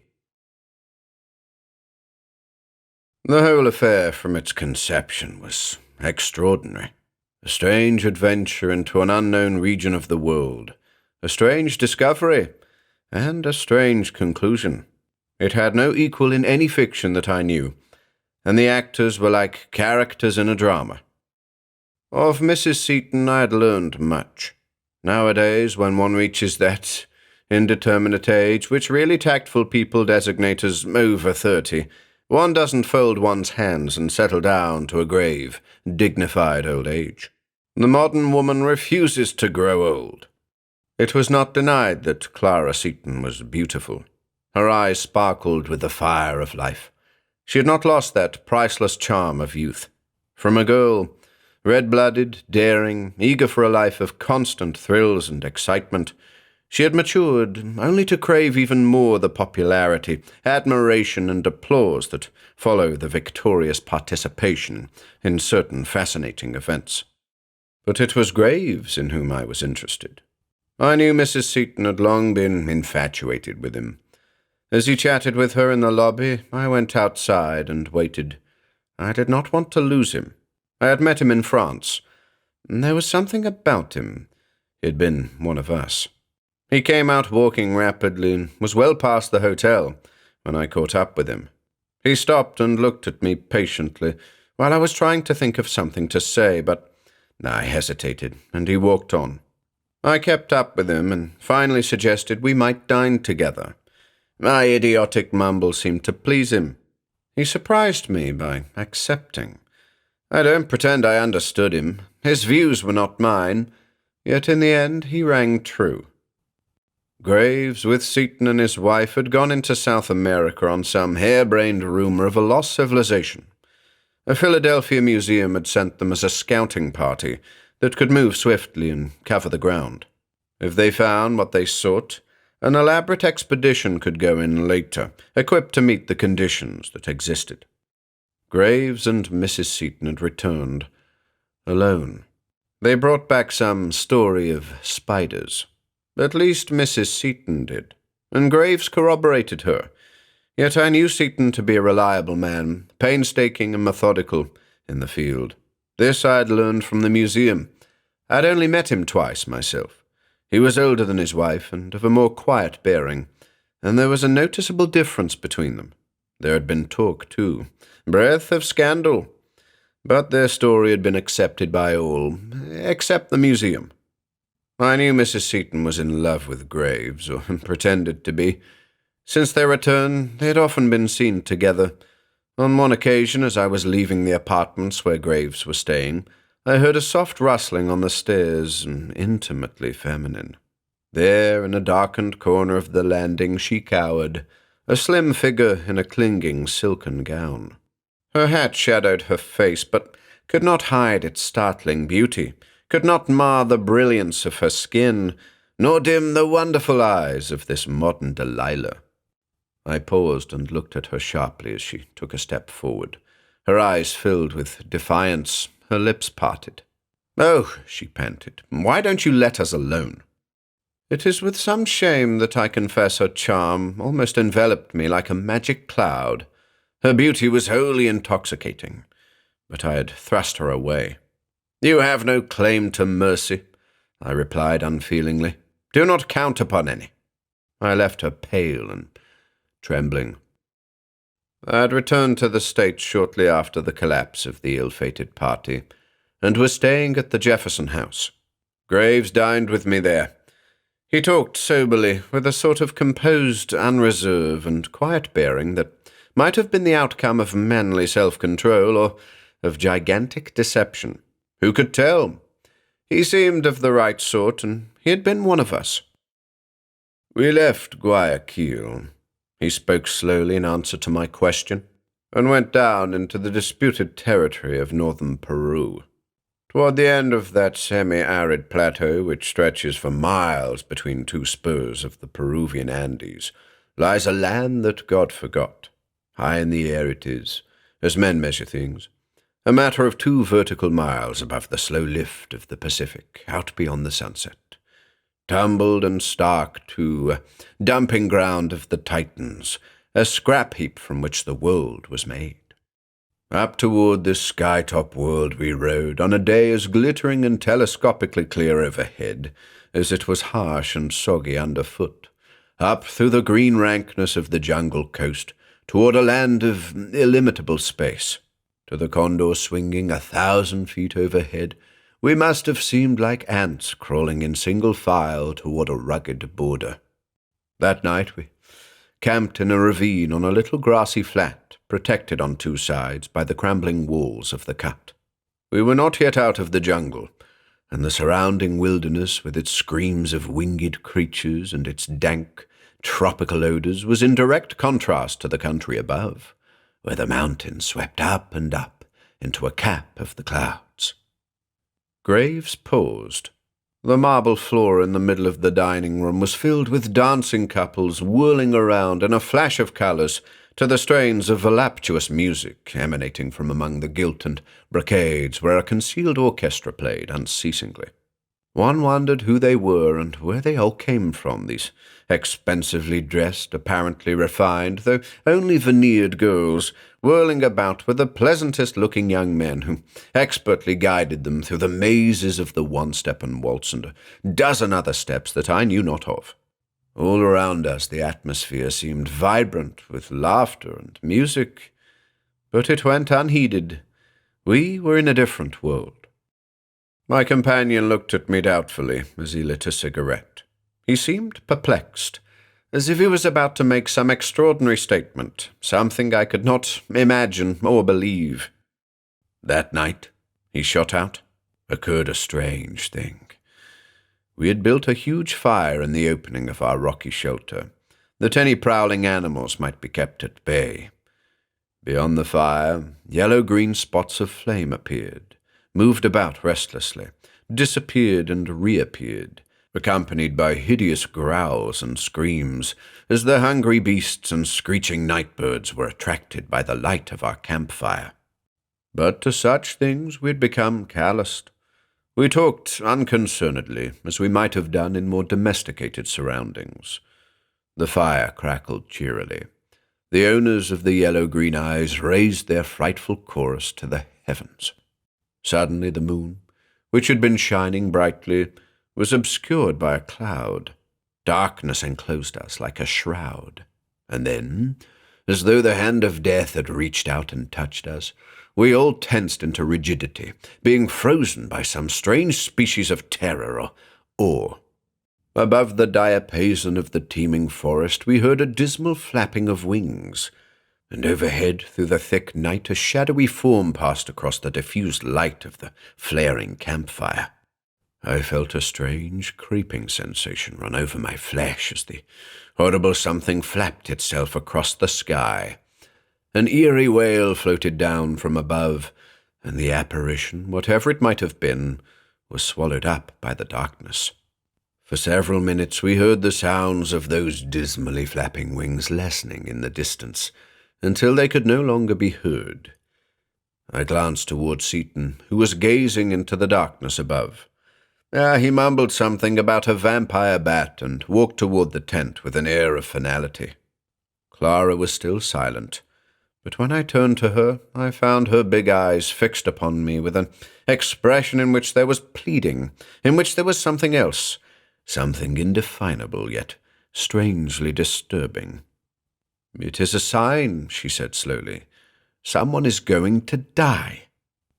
Though I don't think I am any more cowardly than the average man, I wasn't feeling any too comfortable that night. The very atmosphere seemed charged with something sinister. Secret and malign forces seemed to throb about us, forces against which we had no armor. As Clara Seaton spoke, I felt as one bound upon an Aztec altar, with the priest's obsidian knife raised above my breast. Vaguely, I remembered seeing Clara to her own tent, and after piling more wood upon the fire, falling exhausted upon my own cot beside Seaton. There are few states, I suppose, which exact so severe a toll from one's nervous system as the anticipation of calamity, and it came soon enough. I studied the man's face attentively. He was at least candid, but it never came home to him how wholly he was caught in the spell of this woman, whose real character was so inscrutable, whose beauty and charm masked the cunning of a serpent. I watched him light a fresh cigarette and exhale a heavy swirl of smoke. 2 days later, we were in the higher altitudes, he continued. We had not yet reached the part of the country we sought, but decided to rest here a day or so before moving on. We could perhaps pick an easier access to the plateau above. The morning of the 3rd day, Seaton and his wife set out together. It was noon when Clara returned alone. Dishevelled and torn, she came running toward me with a wild look in her eyes. It was patent at a glance that something had happened, something horrible. There was an ashiness in her cheeks that even her rich coat of tan could not conceal. It was the one time that I noticed, for all her amazing beauty, she was sinister. There was cruelty about her quivering mouth, in the terror of her speech, not conscious cruelty, but the more terrifying, careless cruelty of nature itself. "Quick," she gasped. "He is being killed." Her very looks and speech demanded action, and quickly procuring my automatic, I prepared to follow her at once without further questioning. Clara still carried her own lightweight 30-30. She led off through the thick foliage of cane, which seemed to be the particular vegetation at this altitude, off to where the side of the mountain sloped to a steep pitch that dropped far below to the valley floor, across a tangle of interlacing stems and offshoots that reached a height of 3 or 4 feet, and was in some places strong enough to bear our weight. As I struggled along behind Clara, I seemed to sense a subtle change in her attitude toward me, a new intentness, a doubt plainly tinged with apprehension. What was it? What had happened to Seaton? But it was no time now to ask questions. I set down her expression of fear and bewilderment as the result of her husband being in danger. It was rough going. On hands and knees we could crawl along for a few yards over the tangled mass of bamboo, then strike a weak place and mash through to the ground in a smother of tangled leaves and hampering tendrils, scramble out and go on. By the time we were 500 yards across that slope, we were soaked with perspiration and nearly fagged out. It was nearly sunset when we reached a comparatively level stretch, beyond which the mountain dropped away suddenly, as though to make up for lost time. Across this place the cane was unusually thick, and it was here, a few yards short of the steep slope, that Clara, her face blanched to the hue of dirty parchment and her forehead dewed with cold perspiration, stopped and pointed. I reached her side and looked down into a sort of pear-shaped cave, perhaps a dozen yards in diameter, and about half as high. Daylight filtered through a ragged hole at our feet, pitifully weak, but enough to disclose the mingled rocks and earth that formed the walls of the enclosure, and the whitish, diseased-looking vines that twined up them to the opening. The exuding air was hot, steamy, and loaded with the smell of rotting vegetation. On the floor among the rocks and mouldy roots lay Seaton. Yet it was not this fact alone that caused me to stiffen, that almost caused my eyes to bulge from their sockets. Was it madness, this gruesome fascination that held my eyes to the bottom of that horrible pit? Was it a nightmare, these huge apparitions with loathsome heads and misshapen bodies that crawled over the body of my friend? Spiders, enormous spiders, black with yellow stripes, legs that fairly bristled with spines. Ah, God, it was awful. I could see them clinging to the irregularities in the slimy walls, the most gigantic spiders I had ever set eyes upon. I tried to close my eyes, or to turn them away from the poisonous well. It was useless. I must look. Into that black cavern I stared, to feel my scalp tingle horrifically, to know the crowning terror of this fateful journey. The blackness was spangled with watching, glittering eyes, with tiny eyes that moved upon the walls, upon the floor, and upon the now inert body of Seaton. Over him they crawled, a veritable army of the venomous creatures, bloated, unwieldy, so great of body that their hideous, hairy legs could scarce support them. Their mouths dripped blood and flesh as they tore at their unfortunate victim. Already part of the body was eaten clean to the bones. What monstrosities of the insect kingdom constituted that obscene host, I do not know. I only know that my skin tingled from forehead to feet, and I experienced a sensation as if 1,000,000 of these unclean things clung to me. I could hear them moving, crawling, tearing with a sort of rustling sound, a faint sibilance indescribably loathsome. A choking cry rose to my lips, but I was unable to utter any save mumbling sounds. With an effort I withdrew my gaze from that hellish scene, as there came a low moan in my ear. Clara Seton, wrought upon past endurance, with a sobbing cry sank at my feet and lay still. Panic plucking at my heart, I gathered her up in my arms and stumbled from that place of gruesome horror. Graves dropped the stub of his cigarette into his empty cup and passed his hand across his forehead as if to clear it. I remember little of that journey back to the coast. I only know that we both were strangely silent. Our nerves were overwrought by Seton's untimely end. When we reached Guayaquil, a full report was sent to the museum, explaining how he had accidentally fallen into the cave and, lying stunned, had become an easy prey for the spiders before aid could be summoned. But, I objected, you didn't examine the body. You should have been more thorough. He looked at me strangely. There are times, he said, of which no man can recall his mental impressions, moments so acutely horrible that, mercifully, our memory retains nothing of the emotions they occasioned. The time I stood looking into that pit was one of them. Afterward, in my calmer moments, I realized it would have been folly. The man was unmistakably dead. I studied him a while. Perhaps I am somewhat of a woman-hater. Anyway, I said scornfully enough, "No woman is worth that." Graves' eyes bored into me. He jerked himself upright. The light of comprehension seemed at last to have seeped through his brain. He darted his hand across the table, and, clutching my arm, glared fixedly at me. "You lie," he gritted. I saw he was sincere. I'd always thought so, but I had to tell him. He had risen to leave me, anger flaring from his eyes. "Wait," I said, and a curious hesitation seemed to hold him. "The museum people sent me down there. They weren't satisfied with your explanation. I followed your trail to your last camp. It took me 3 days to find the cave. And the body.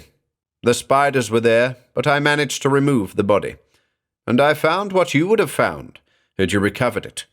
Seton was not killed by his fall or by the spiders. He had been shot through the brain with a bullet fired from a special 30-30 rifle." For a long time Graves gazed at me. I do not know whether anyone around us noticed him. I don't think so. His face, I could never describe it, but it was as grim as death. There was some mental struggle going on within.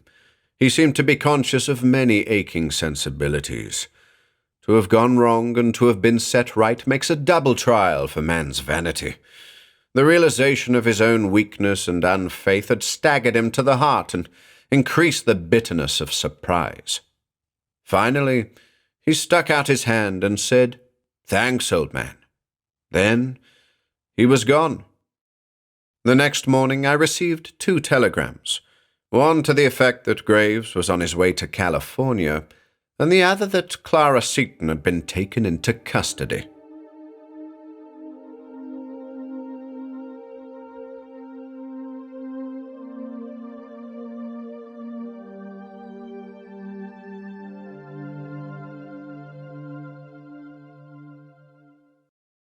Death in 20 Minutes by Charles Henry Mackintosh. This is exciting, waiting here in my darkened study with only the reading lamp lighted on my desk to hear the shrill, harsh cries of the newsboys calling the extra. He will rate an extra, surely, the good, the great, the learned Dr. Barrion. That is the measure of fame in our America, to rate an extra.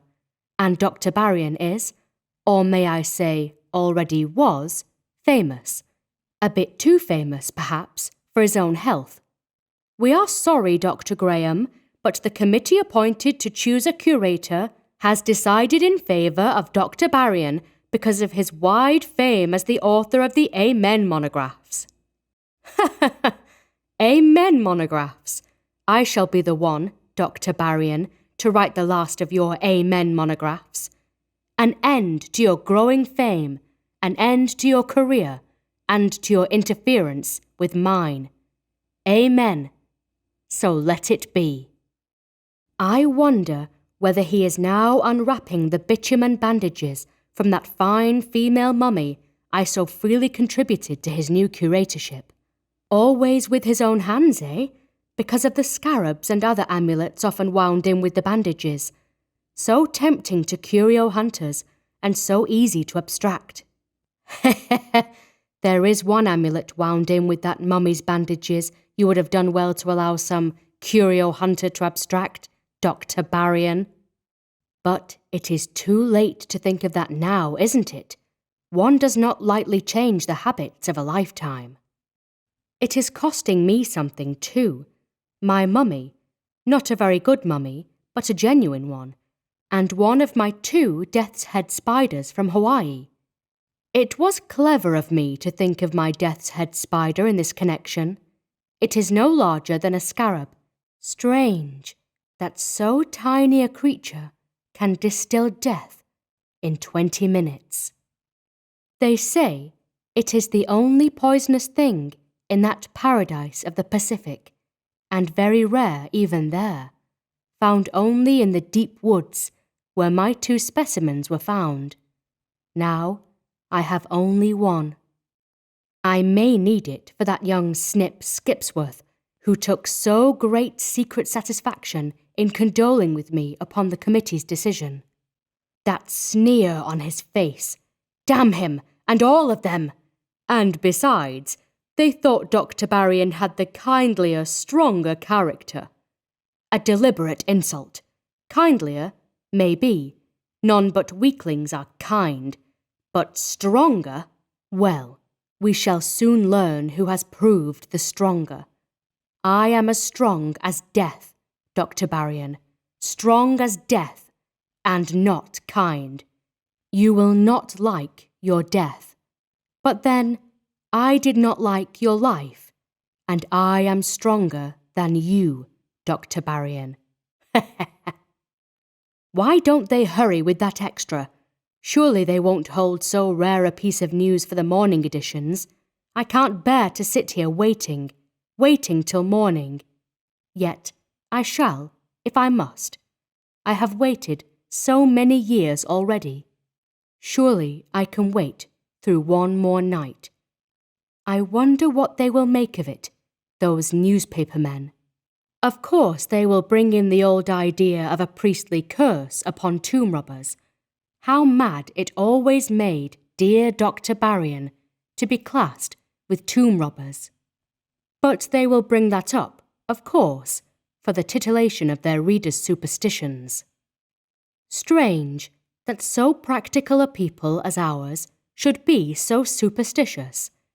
We, whose duty it is to deal with the long dead, to rifle their tombs, and to desecrate their bodies. We are not superstitious. We couldn't afford such a luxury as superstition in our business, could we, Dr. Barrion? We are not superstitious. We are scientists, you and I. Cold, rational scientists. But perhaps even Dr. Barrion will recant during those last 20 minutes. He may rave and sob. He may shriek prayers and promises to the priests of Amen. I wish I could be there to hear. But it is better to wait quietly in my darkened study, with my servants below, to swear that I have not been out since dinner, if any swearing should be necessary. It won't be. I have planned so surely and so well. No one can connect me with the poor, dear doctor's mysterious death. It will be the curse of Amen-Ra upon a grave robber. A fine end for you, my dear, famous, imperious colleague. Was that a cry from the end of the street? Walkstry! Yes, they are calling the extra. Oh, come closer, cry, come closer quickly. Let me hear it clearly, the glad tidings of... What was that? A knock on my study door? But I left the strictest orders I was on no account to be disturbed. Is that you, Williams? No answer. Strange, and annoying that my orders should be disregarded.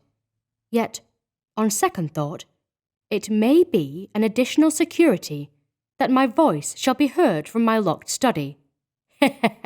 Not bad, that. Dr. Graham was in his study with the door locked all evening. I heard his voice. So the good William's on the witness stand. But I am mad to think so. There will be no occasion for any witnesses, no trial, no witnesses. Death by misadventure.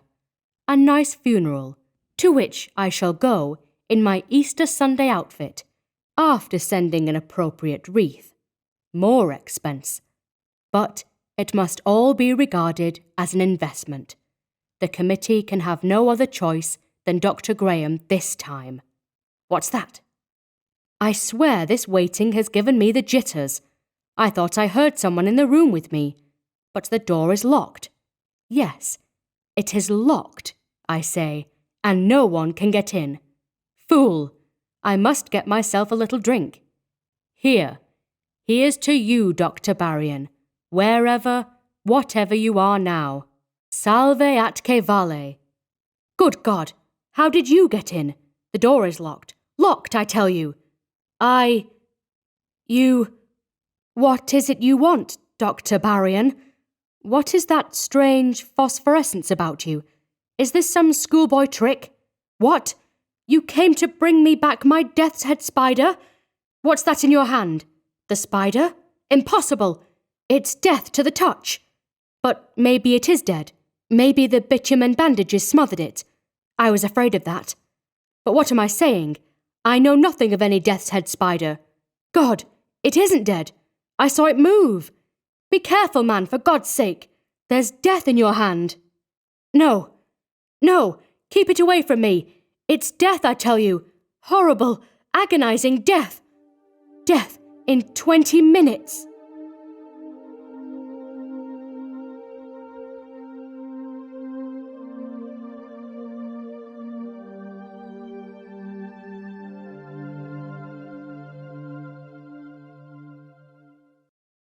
The Catwoman by Mary Elizabeth Councilman.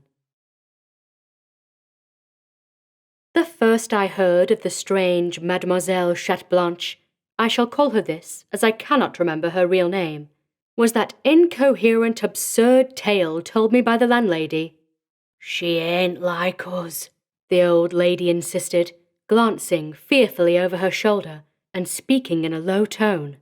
A furriner she is, and a queer one. I don't like the looks of her. Them eyes of hers are full of evil. I suppressed a smile. Oh, now, Mrs. Bates, not that bad, is she? I said soothingly. And you say she lives right across the hall from me, huh? I am looking forward to meeting the lady. You'll come to no good, Mrs. Harper, if you have any truck with the likes of her, the old lady warned and waddled off, shaking her head slowly. It was not until the second night after moving into Bates' boarding house that I really saw the lady. I had come in rather late from a show and was fumbling with my door key when a slight noise behind me caused me to turn quickly and straighten up. A woman, a tall and beautifully formed woman, stood in the half-open doorway across from mine. She was very fair, with a straight, ash-blonde bob that fitted close to her head. There was something about her, I could not place it, unless it was her perfectly round green eyes, that reminded me immediately of a cat. I swept off my hat with an unwanted nervousness and murmured some sort of apology for disturbing her. She did not answer me at all, but merely stood there staring at me in the dimly lighted hall with those large cat-like eyes. I opened my mouth to speak again, closed it foolishly, and turned, red with discomfiture, to fumble again with my lock. Suddenly behind me, I heard a gentle but quite audible like the whir of an electric fan, though not as loud. Glancing over my shoulder, I noticed that the strange woman had gone back into her room, although she must have moved very quietly for me not to have heard her. In her half-open door stood a large white cat, and it was its purring which I had noticed. "Hello, kitty," I murmured, holding out a hand. The animal seemed very friendly, for it came to me at once and rubbed against my legs, still purring loudly. I petted it a moment, then, unlocking my door at last, I stepped inside, closed the door, and switched on my light. Glancing down, I found that the cat had slipped in while I was not looking. Scratching its head in a way cats love, I carried it across the hall and knocked timidly. There was no answer. I knocked again, then twice more, loudly. Still there was no answer. The lady must be out, or perhaps asleep, I told myself, and opening the door slightly, I put the cat inside and shut it within. Then I returned to my room and went to bed. I was wakened some hours later by something heavy on my feet. Sitting up and feeling about the covers, I touched something warm and furry. I switched on the bed lamp quickly to find the white cat curled up contentedly on my feet. It must have come in through the window. Smiling slightly, I went back to sleep, promising myself to return it to my queer neighbour in the morning. Early the next day, I knocked at the door, and, receiving no answer, put the cat inside, as on the previous night. It was not until I was leaving for the office that I noticed with a start that all my windows were closed, as they must have been all night. I was sure, too, that my door had been locked against a chance thief. How, then, had the white cat gained admittance? I was still wondering about this when I came home from the office. Mrs. Bates was dusting the stairs, and I paused a moment to speak to her. She mentioned again my queer neighbour, warning me to keep shy of her. I smiled. I saw her last night coming out of her door. Good-looking, isn't she? The landlady shook her head ominously and cast her eyes towards heaven. And she has a beautiful white cat, I added. Mrs. Bates stiffened. Cat, she snapped. I don't allow no pets kept in the boarders' rooms. I'll have to speak to her about that. The front door opened just at this point, and my strange neighbour came in.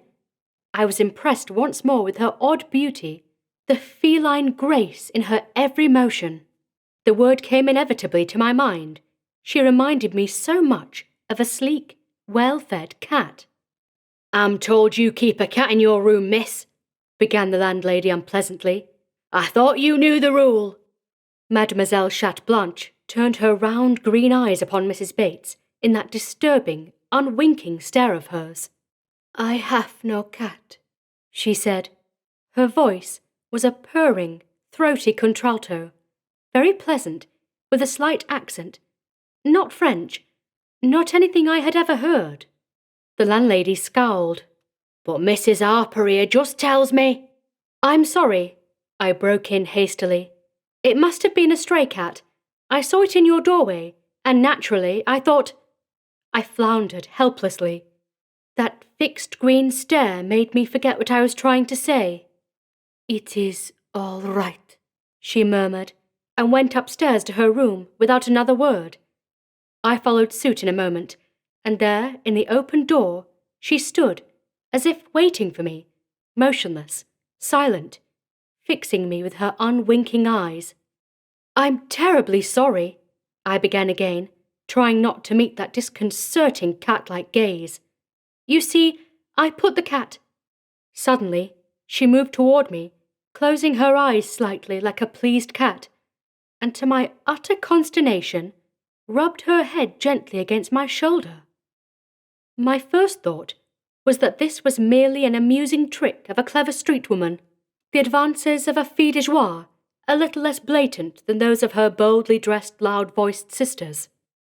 Then suddenly, the feeling swept over me like a cold draught that she was not a woman at all, that she was not even a mortal, that she was a cat. Moreover, as I drew myself away from her and entered my room queerly shaken, I could have sworn I heard, from the depths of that pale throat, the purring of a cat.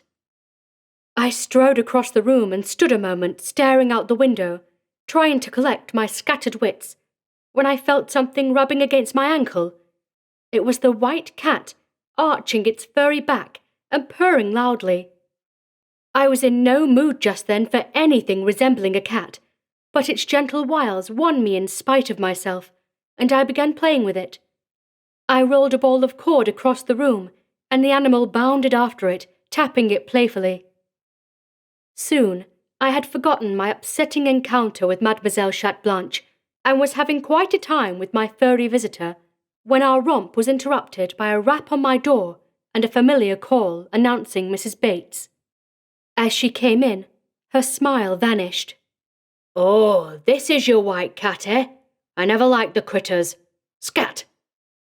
As the animal crouched motionless with fear, the old lady seized it quickly by the scruff of its neck and dropped it from my window into the muddy alley below. "There, maybe it'll go away now." She talked for a moment, collected her rent, and was standing in my open door for a parting word, when beyond her in the hall, I saw Mademoiselle Chat Blanche. She was strangely dishevelled and spattered with mud, and she was directing upon the landlady's back such a look of concentrated hate that I shivered. Only a moment she stood thus, then she had disappeared into her room. Next morning at breakfast, I ate alone, as I had to leave earlier than the other boarders. I noticed that Mrs. Bates's face was all but hidden behind a network of adhesive plaster and bright red spots of mercurochrome. Why, what's the matter with your face?" I asked with concern as she served my breakfast. "A cat got in my room last night," she wailed. "That big white one it were. It jumped on me in bed and scratched me up terrible afore I could chase it out. I tried to kill it with the broom, but it got away. I never did like a cat. Mean critters they are." She prattled on until I left for the office. It was 2 days later that I saw Mademoiselle Chat Blanche again. I confess I had avoided her in the hall, and as our meal hours were different, we had no occasion to meet. But on this afternoon, she was standing in her door as usual, watching me as I came down the hall. Sensing that she was likely to repeat her disconcerting cat caress, I nodded curtly and went straight into my room, stumbling over something soft as I did so. There was the white cat again, purring and rubbing against my legs affectionately. Something impelled me to glance back where the woman across the hall had been standing, with an uncanny knowledge that she was there no longer. She was gone. I shut my door with a creepy feeling, which the pranks of the white cat soon dispelled, however. We played together for a while, when our romp was again interrupted by the voice and knock of Mrs. Bates. The cat seemed to know it was she, for it fluffed up its long fur and hissed angrily. Then it turned, as if frightened, and leaped out of the open window. It was a second-story window, not a pleasant jump, even for a cat. I glanced down to see if the animal had landed safely, just in time to see a huge mongrel dash down the alley and pounce upon my unfortunate pet. The cat fought furiously, but it had not a chance against the big dog. I saw the mongrel snap twice at my little friend, heard the kitten give an odd cry of anguish, a cry that sounded far more human than feline. A moment later, Mrs. Bates and I saw the limp, blood-spattered form of the white cat lying very still in the muddy alley. And somehow, it has always seemed to me something more than a mere coincidence that on that very day Mademoiselle Chat Blanche disappeared mysteriously as smoke, without a word of farewell, and, as Mrs. Bates reiterated plaintively, without even paying her rent. And strangely, she left behind all her personal belongings, from which Mrs. Bates managed to collect slightly more than her rent, though she would never have admitted it. All her clothes, hats, shoes, toilet articles, every little personal belonging our lady left behind her. And an absurd thing the landlady remarked upon at length curiously. A foolish plaything fond old maids fashion for their cats. A small worsted mouse stuffed with catnip.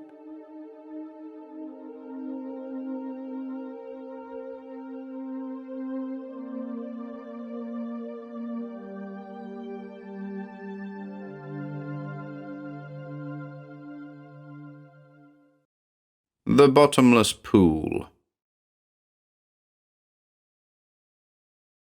1. It would be stupid of me to write this with the intention of saving my life. Of course, I shall be threatened with a murder charge, but they shall never be able to produce the body. Consequently, they must eventually set me free. But there is a possibility that I may be held for a sanity hearing. For that reason, I must pen this account and attach it to the other papers. It may serve to convince the officials at the investigation, and those officials must be convinced. They must be convinced, because there is a deed which they must do. It is imperative that they heed my plea and board up the bottomless pool in the swamp beyond Pritchard's woods. They must board up the pool and drain the bogland, fence it off if they cannot destroy it. Otherwise, there will be further tragedies. This, I swear, is true. And until that black pool is boarded over, I shall never find the solace of sound sleep, but will continue to dream of that thing in the swamp, the dark thing that took the life of my friend, Martin Aylthorpe.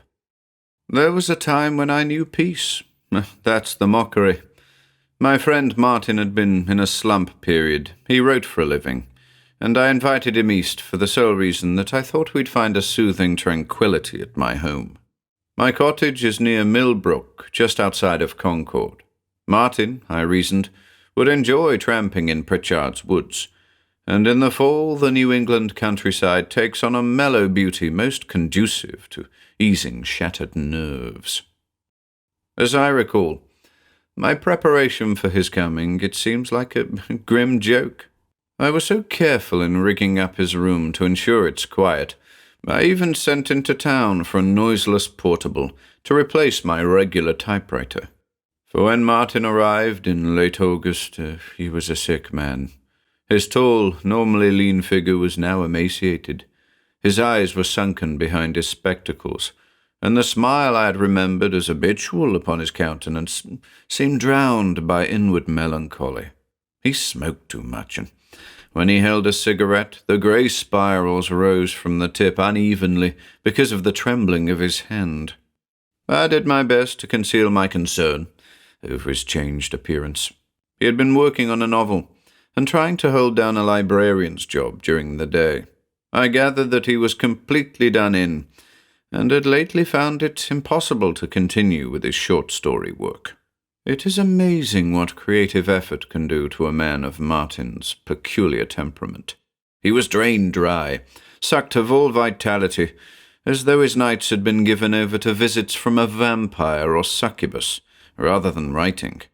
It isn't a bad comparison, for Martin Aylthorpe wrote weird fiction. He wrote it intensely, and it was his theory, not mine, that writing fantasy took more out of an author than work in any other field. His own person certainly seemed to be good proof of this contention. I did my best for him. I carefully avoided all topics of conversation which might relate to his work. I did not show him any of my recent stuff. I locked away all my reference books and magazines, and I did not allow him to speak of his book.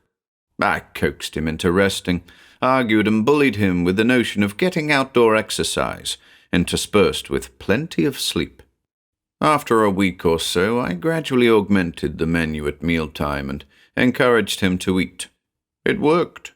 By the time September had passed, he had regained his normal attitude, and his health was once more back to par.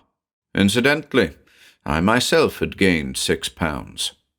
Soon I proposed a series of daily hikes in and about the local woods. Martin took to the idea, and for the first time I learned that, as a boy, he had often spent the summer with relatives in Concord. He seemed eager, as his health improved, to revisit familiar landmarks. Although I had been at my cottage for over a year, I was amazed at the unsuspected secrets of the countryside he uncovered. Soon he was acting as my guide, and I played the meekly following visitor to local shrines. As his physical well-being increased, his normal interests were correspondingly rearoused.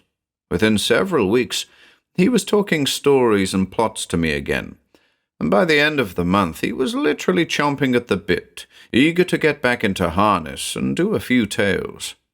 Although I held out as long as I could, he insisted that he be allowed the use of my typewriter, and our daily jaunts were now filled with his talk of proposed work and plans for stories. And then our hikes and his interest converged disastrously. One morning after breakfast, he came into my room and yanked me out of my chair. "Come on," he urged. "The sun's high, and we're going for a little exploring jaunt." "Where to?" I asked. "Haven't we covered all the local show places yet?" "This is no show place," he replied, smiling. "It's a secret. I'll wager there's a spot you've never seen, and only a mile away from here, too." "I doubt that," I said. "What kind of place is it?" Martin assumed a look of melodramatic grimness. "It's called the Bottomless Pool," he whispered. "What's the gag?" "I'm serious. It's in the swamp south of Pritchard's Woods. I remember my gang explored it during one of the summers I stayed here as a kid. It's a strange place. George Graves warned us to stay away from it when we told him we'd been there. He was the only grown-up we ever spoke to about it, and it was he who called the place the Bottomless Pool. He mentioned Walden Pond in Concord, the place where Thoreau wrote his nature studies, you know, and said that it was bottomless too. It lies in a hollow in the hills, has neither inlet nor outlet, yet the water is always fresh. Springs and a subterranean river caused that, no doubt. The glacier created some strange freaks hereabouts. But he said that government engineers once came to Walden to take soundings, and there were spots in that pond that were deeper than their longest sounding wires. That's what he meant by a bottomless pool, and he said that the one in Pritchard's Woods was similar. Well, his warning just whetted our interest in the spot, you see. Kids are like that, I guess. We got together all the fish line the gang could lay their hands on and tied it all together with a lead weight on one end. Then we lowered it down into that sluggish black pool in the swamp. We never struck bottom. Well, that sort of scared us. It's a creepy place, and we took the warning more seriously. I never have gone back. That was my last summer at Concord, and I gradually lost track of the boys. But I did hear something in a letter once about Sam Dewey disappearing in the swamp the following year. Sam was the lad who suggested we take soundings. Of course, I don't think his disappearance had anything to do with his interest in the bottomless pool, although it might have at that. He was foolhardy, and George Graves, when warning us, hinted something about people who had fallen in. I listened to all this with a sort of tepid interest, but Martin seemed genuinely enthusiastic. "Let's go take a look at the place," he urged.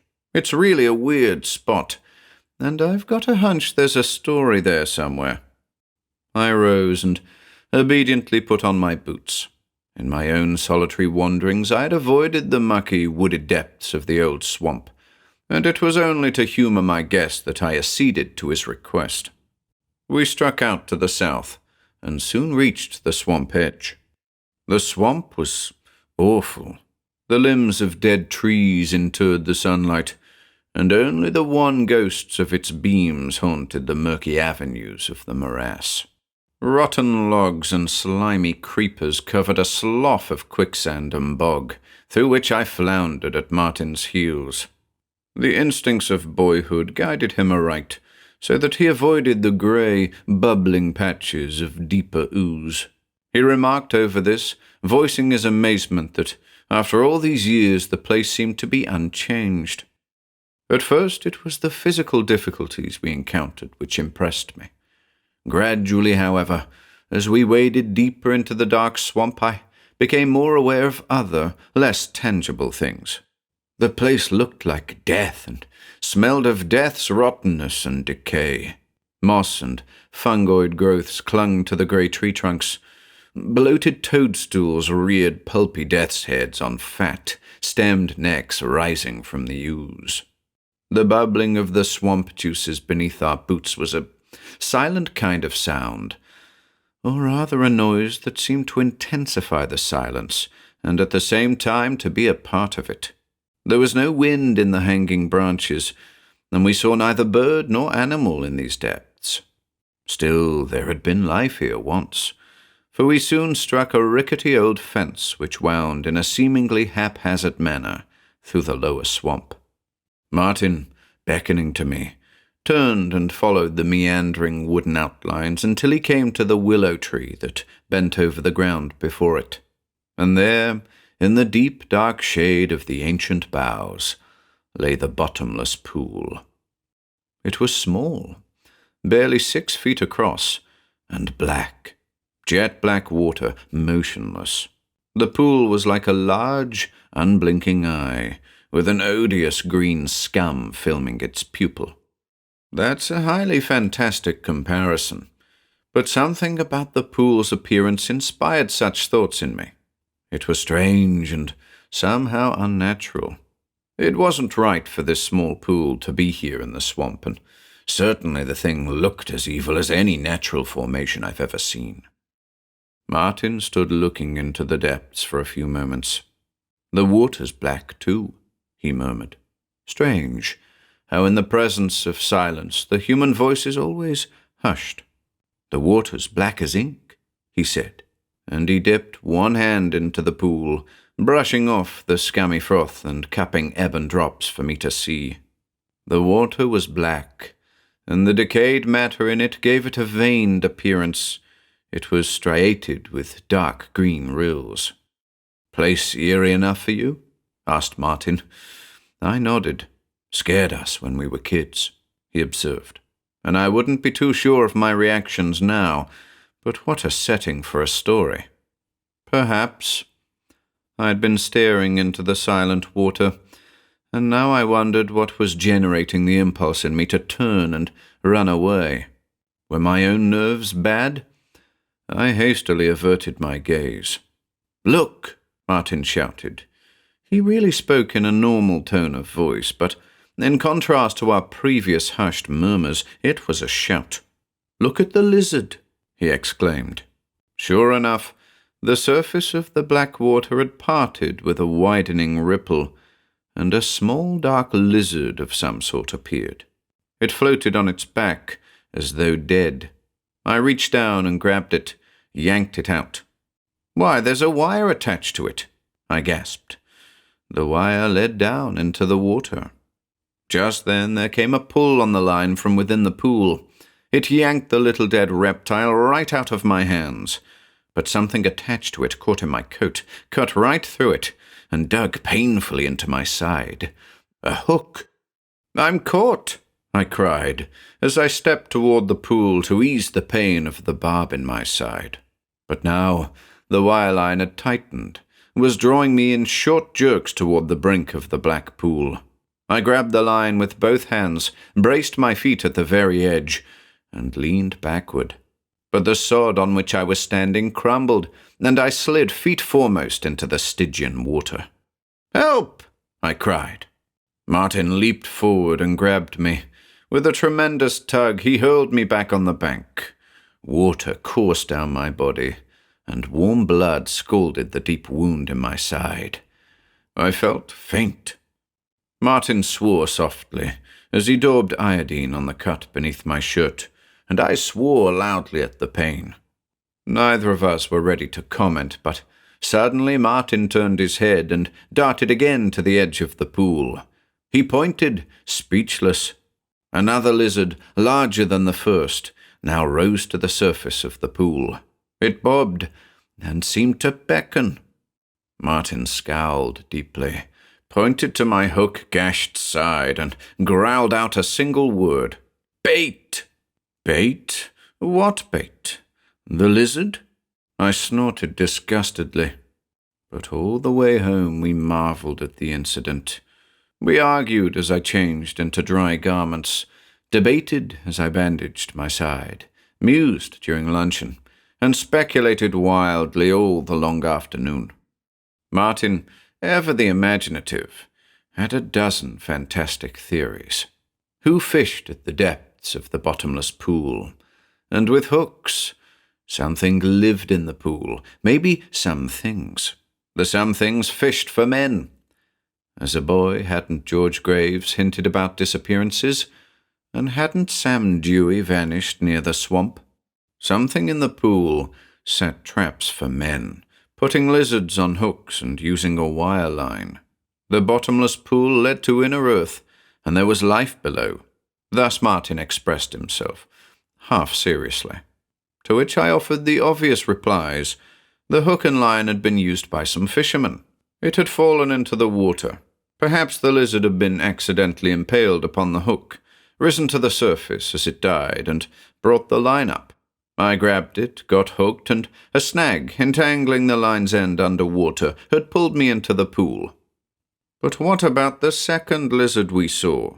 Martin insinuated gently. I was silent. Martin was grave for a moment, before continuing. "I remember as a boy fishing for pickerel up Assabet. The boat rocked.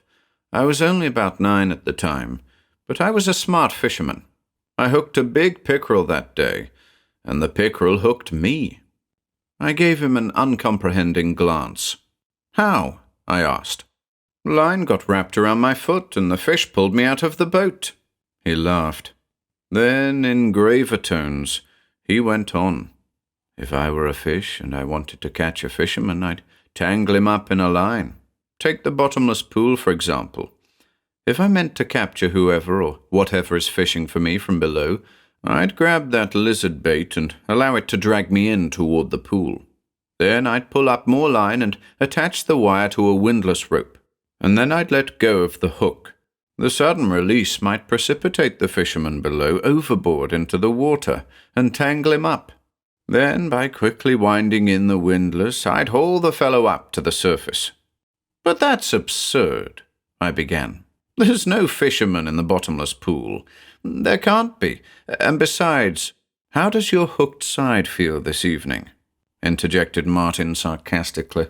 "Oh, let's forget it," I grumbled. But I didn't forget. I dreamed that night, and Martin did not forget either. He spent the midnight hours at the typewriter, taking notes for a story. Neither of us, however, spoke again of the bottomless pool. 2. The next day I awoke with a slight fever. The wound in my side was a little inflamed, and I lay abed, bathing it with hot cloths to reduce the swelling. Martin, after assuring himself that I was not utterly helpless, announced that he was going for a walk.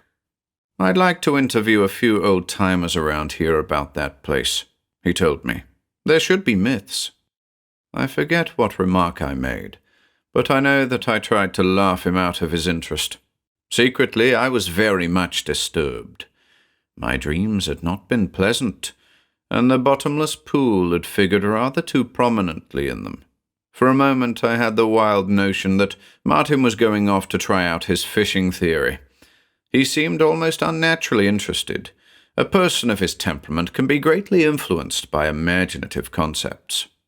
He left on his purported mission of investigation, and I spent a long day in dozing and dreaming. It was late afternoon when he returned, greeted me brusquely, and went into the other room. In a few moments I heard the vibration of the noiseless typewriter. Rising, I got supper together. We ate but little. Fever had banished my own appetite, and excitement seemed to grip Martin so that food could not interest him. Almost as soon as he sat down, he launched into a long babble of gossip he had picked up during the day. Old Bert Pickens down near the causeway had known Martin's parents.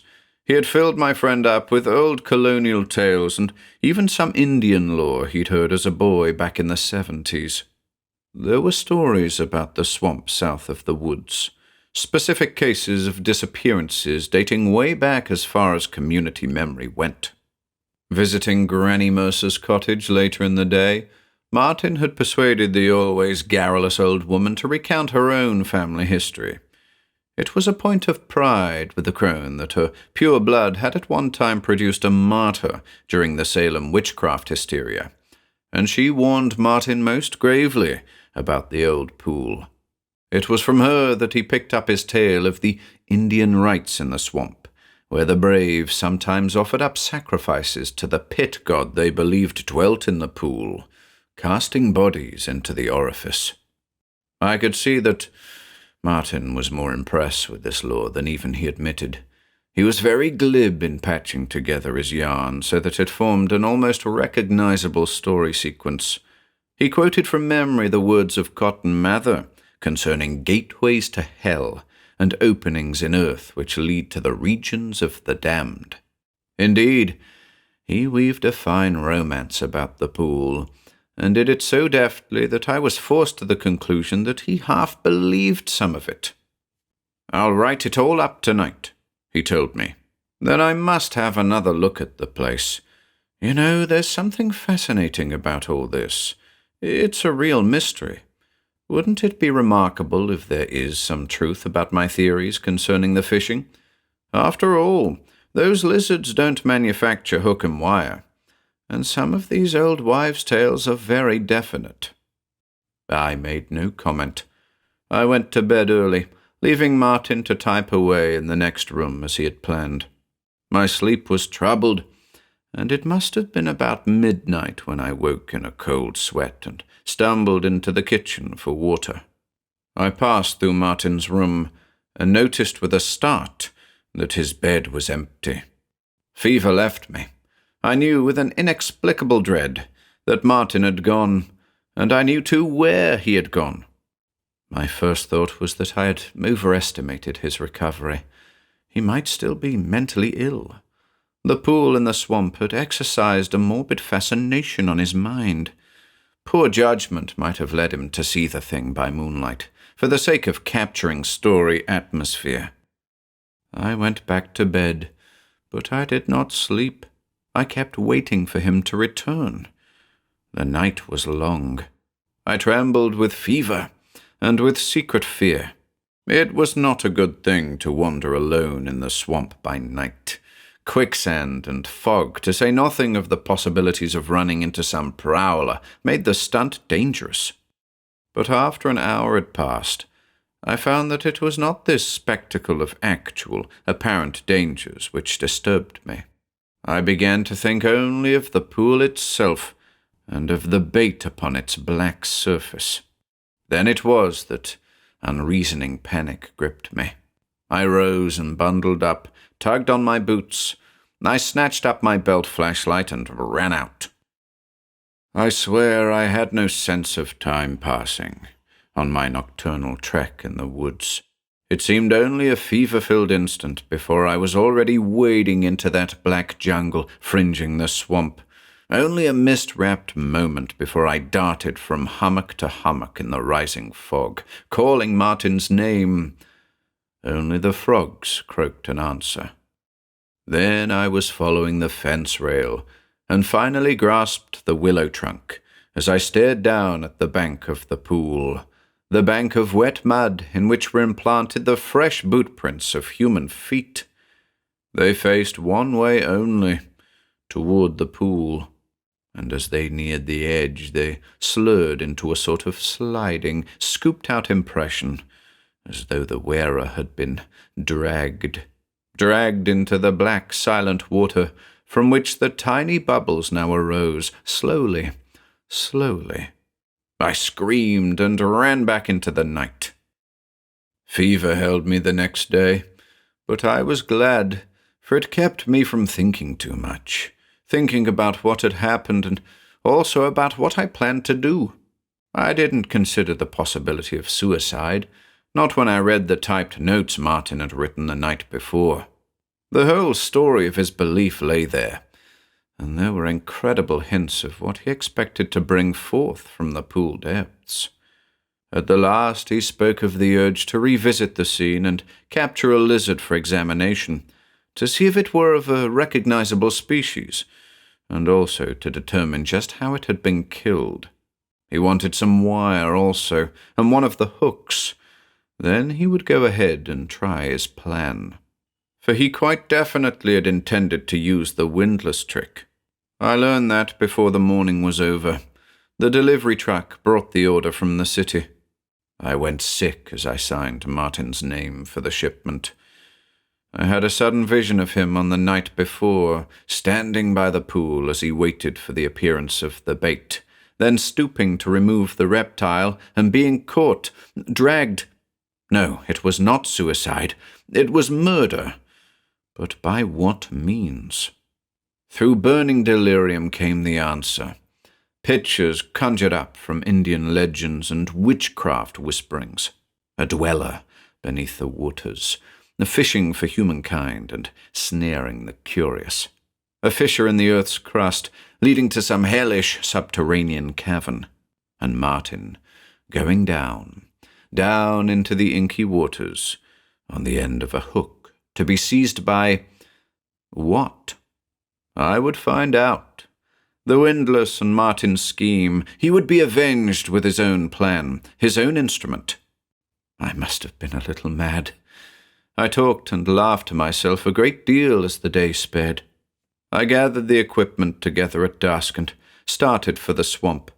An unhealthy night fog was already rising when I left Pritchard's woods, but though fever coursed through my veins, I plodded on. I walked through nightmare.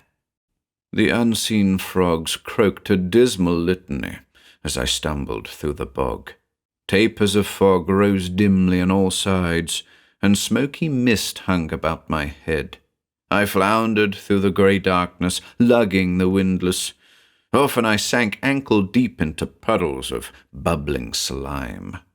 All about me in the night was rottenness and decay and death, and I recall thinking that this putrescent swamp was but a frame, a background, a setting for the black jewel of the bottomless pit. But the fog and the fever in my temples accounted for such wild fancies. Fog and fever conspired toward my feeling of unutterable loathing, when first I caught sight of the ebon waters upon the inky chasm in the centre of the swamp. Fog and fever addled me so that I monotonously cursed as I anchored the windlass to a big log set upon the firm, higher ground of the bank. A short rope from the drum of the windlass ran to the edge of the pool and ended in a quick-setting clamp. There was a detached part of me that carried out these operations with methodical precision, and yet another part that inspired my cursings as I crouched there in the forest darkness of the heaving, breathing swamp. Beneath my feet the quicksand thrummed and groaned, and I recalled that a wild picture rose in my mind. I had a fantastic image of myself crouching upon the epidermis of some gigantic monster, as though the swamp itself were just the skin of a vast beast, and the bottomless black pit a tiny pinprick in the flesh. But that, too, was fog and fever. The preparations were made. I had not even glanced at the scummy surface of the pool, so sure was I of what my eyes must encounter. Now, with the drum ready for use and the windlass securely placed, I gazed into the dark depths and jerked on the flashlight I wore at my belt. Its rays disclosed the floating blue body of a tiny lizard bobbing monotonously upon the surface of the cryptic waters. There it lay in death, rising and sinking upon water that did not move, and that fact inspired me with the terrible fear of a corroboration for poor Martin's story. I stared at the creature, fighting the fog and fever that created grey mist upon my brain, until the only thought distinguishable was a panic impulse to flee the spot. I rocked on my heels when I wished to run screaming back across the bog to a spot where nature is sane and friendly. And then I felt in my pocket for the wire clipper I'd found on Martin's desk. For some absurd reason, the cold feel of the prosaic factory-cut metal reassured me, and with my free hand I reached out and snatched at the blue lizard. I tugged the body from the water in the beam of the flashlight on the bank, and the clear yellow beam was cut by a black line. The lizard was wired. Seizing the clamp next to me, I quickly clipped the wire to the windlass rope. Then I yanked on the wire with both hands. I tugged. A shudder ran through me, for I felt a dreadful, unmistakable response from the other end of the line. Through the water it tightened, jerked. Someone below was pulling on the rope. Someone was fishing. But who, and from how far below? The tugger was strong. In sudden desperation, I felt my heels slide along the bank. Powerful jerks were drawing me close to the black brink of that dark, still pool. With a gasp, I let go. The line whipped back into the water. In my mind's eye, I formed a silly, senseless picture of a fisherman standing on his wharf, then falling over backwards as the catch released his line. An idiotic picture it was, for there could be no fisherman at the bottom of a bottomless pool. Or could there be? I would soon know. The line fell back, then reached the spot where I had clamped it to the windlass rope. There it snapped, taut. The fisherman had fallen overboard. He had been hooked. I laughed without mirth at the insane thought. And then I gripped the windlass handle and turned the drum, and I felt a terrific threshing tauten the line until it stood straight in the flashlight's beam again. The wire began to snap back and forth in the black waters of the pool. I turned and turned. 100, 1,000 revolutions were made in augmenting frenzy. For now I desperately realized that each crank was bringing me closer and closer to the secret of the bottomless pool. Suddenly, the winch jammed. I stared in dismay, then saw that the drum was full.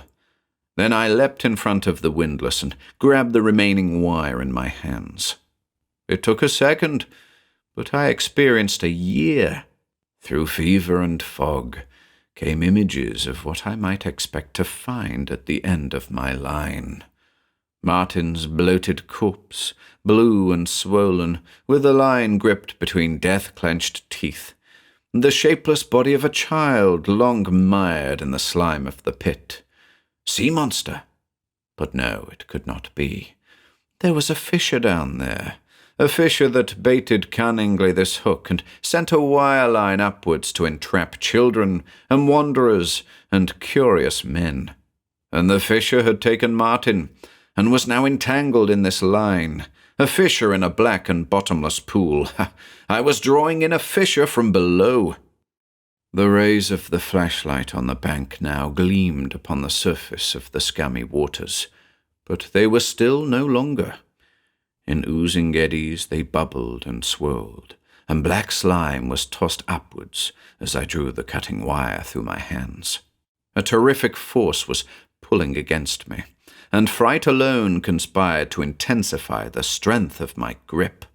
At that moment, I would gladly have released my hold, but sheer hysteria made my muscles rigid.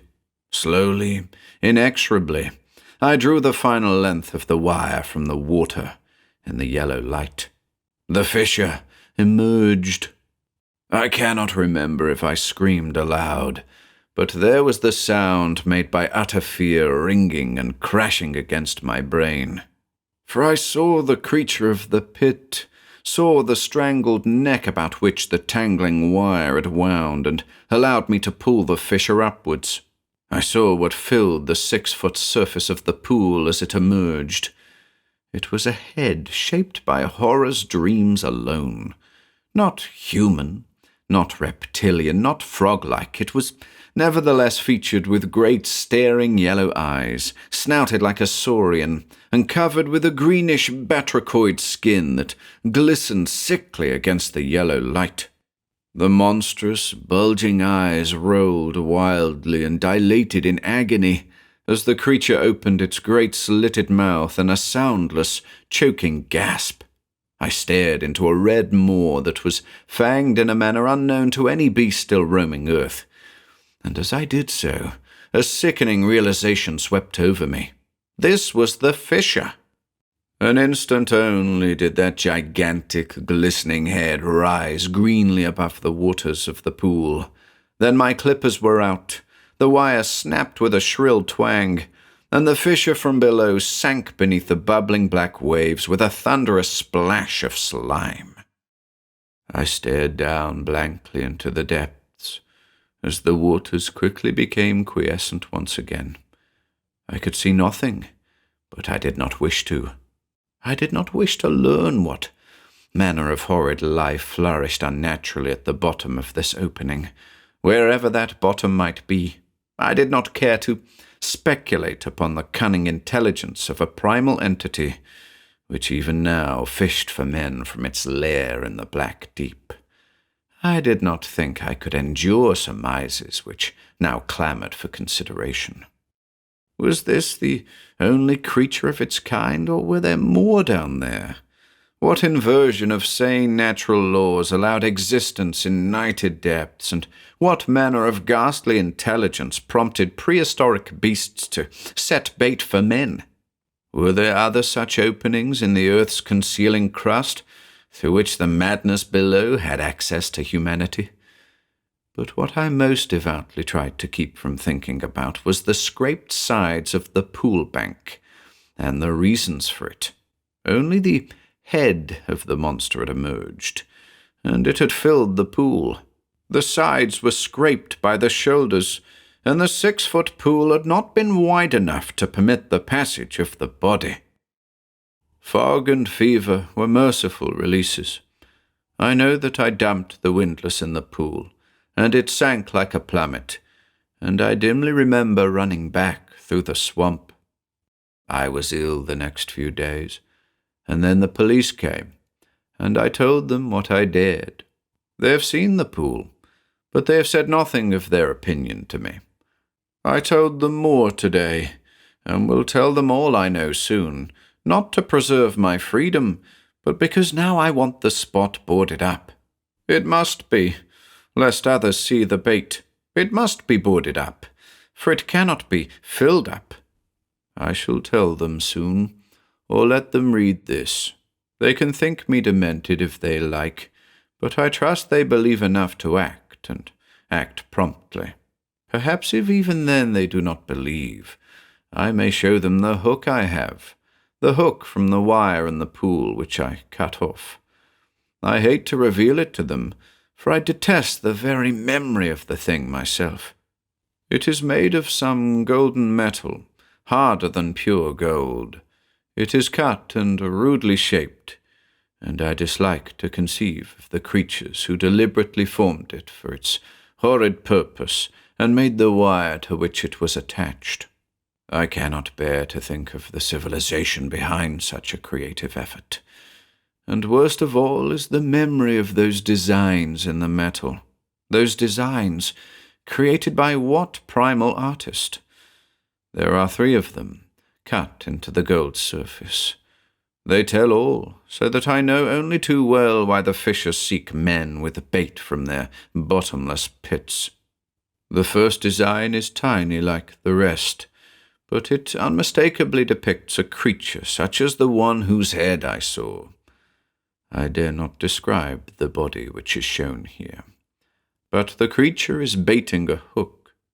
The second little design is a crude representation of a man falling through water at the end of a line, as Martin must have fallen. And the third design, but I must not speak of that, tells of what Martin's fate was, tells why the fishers fish. That third hellish design on the hook, it shows a feast. The bottomless pool must be boarded up.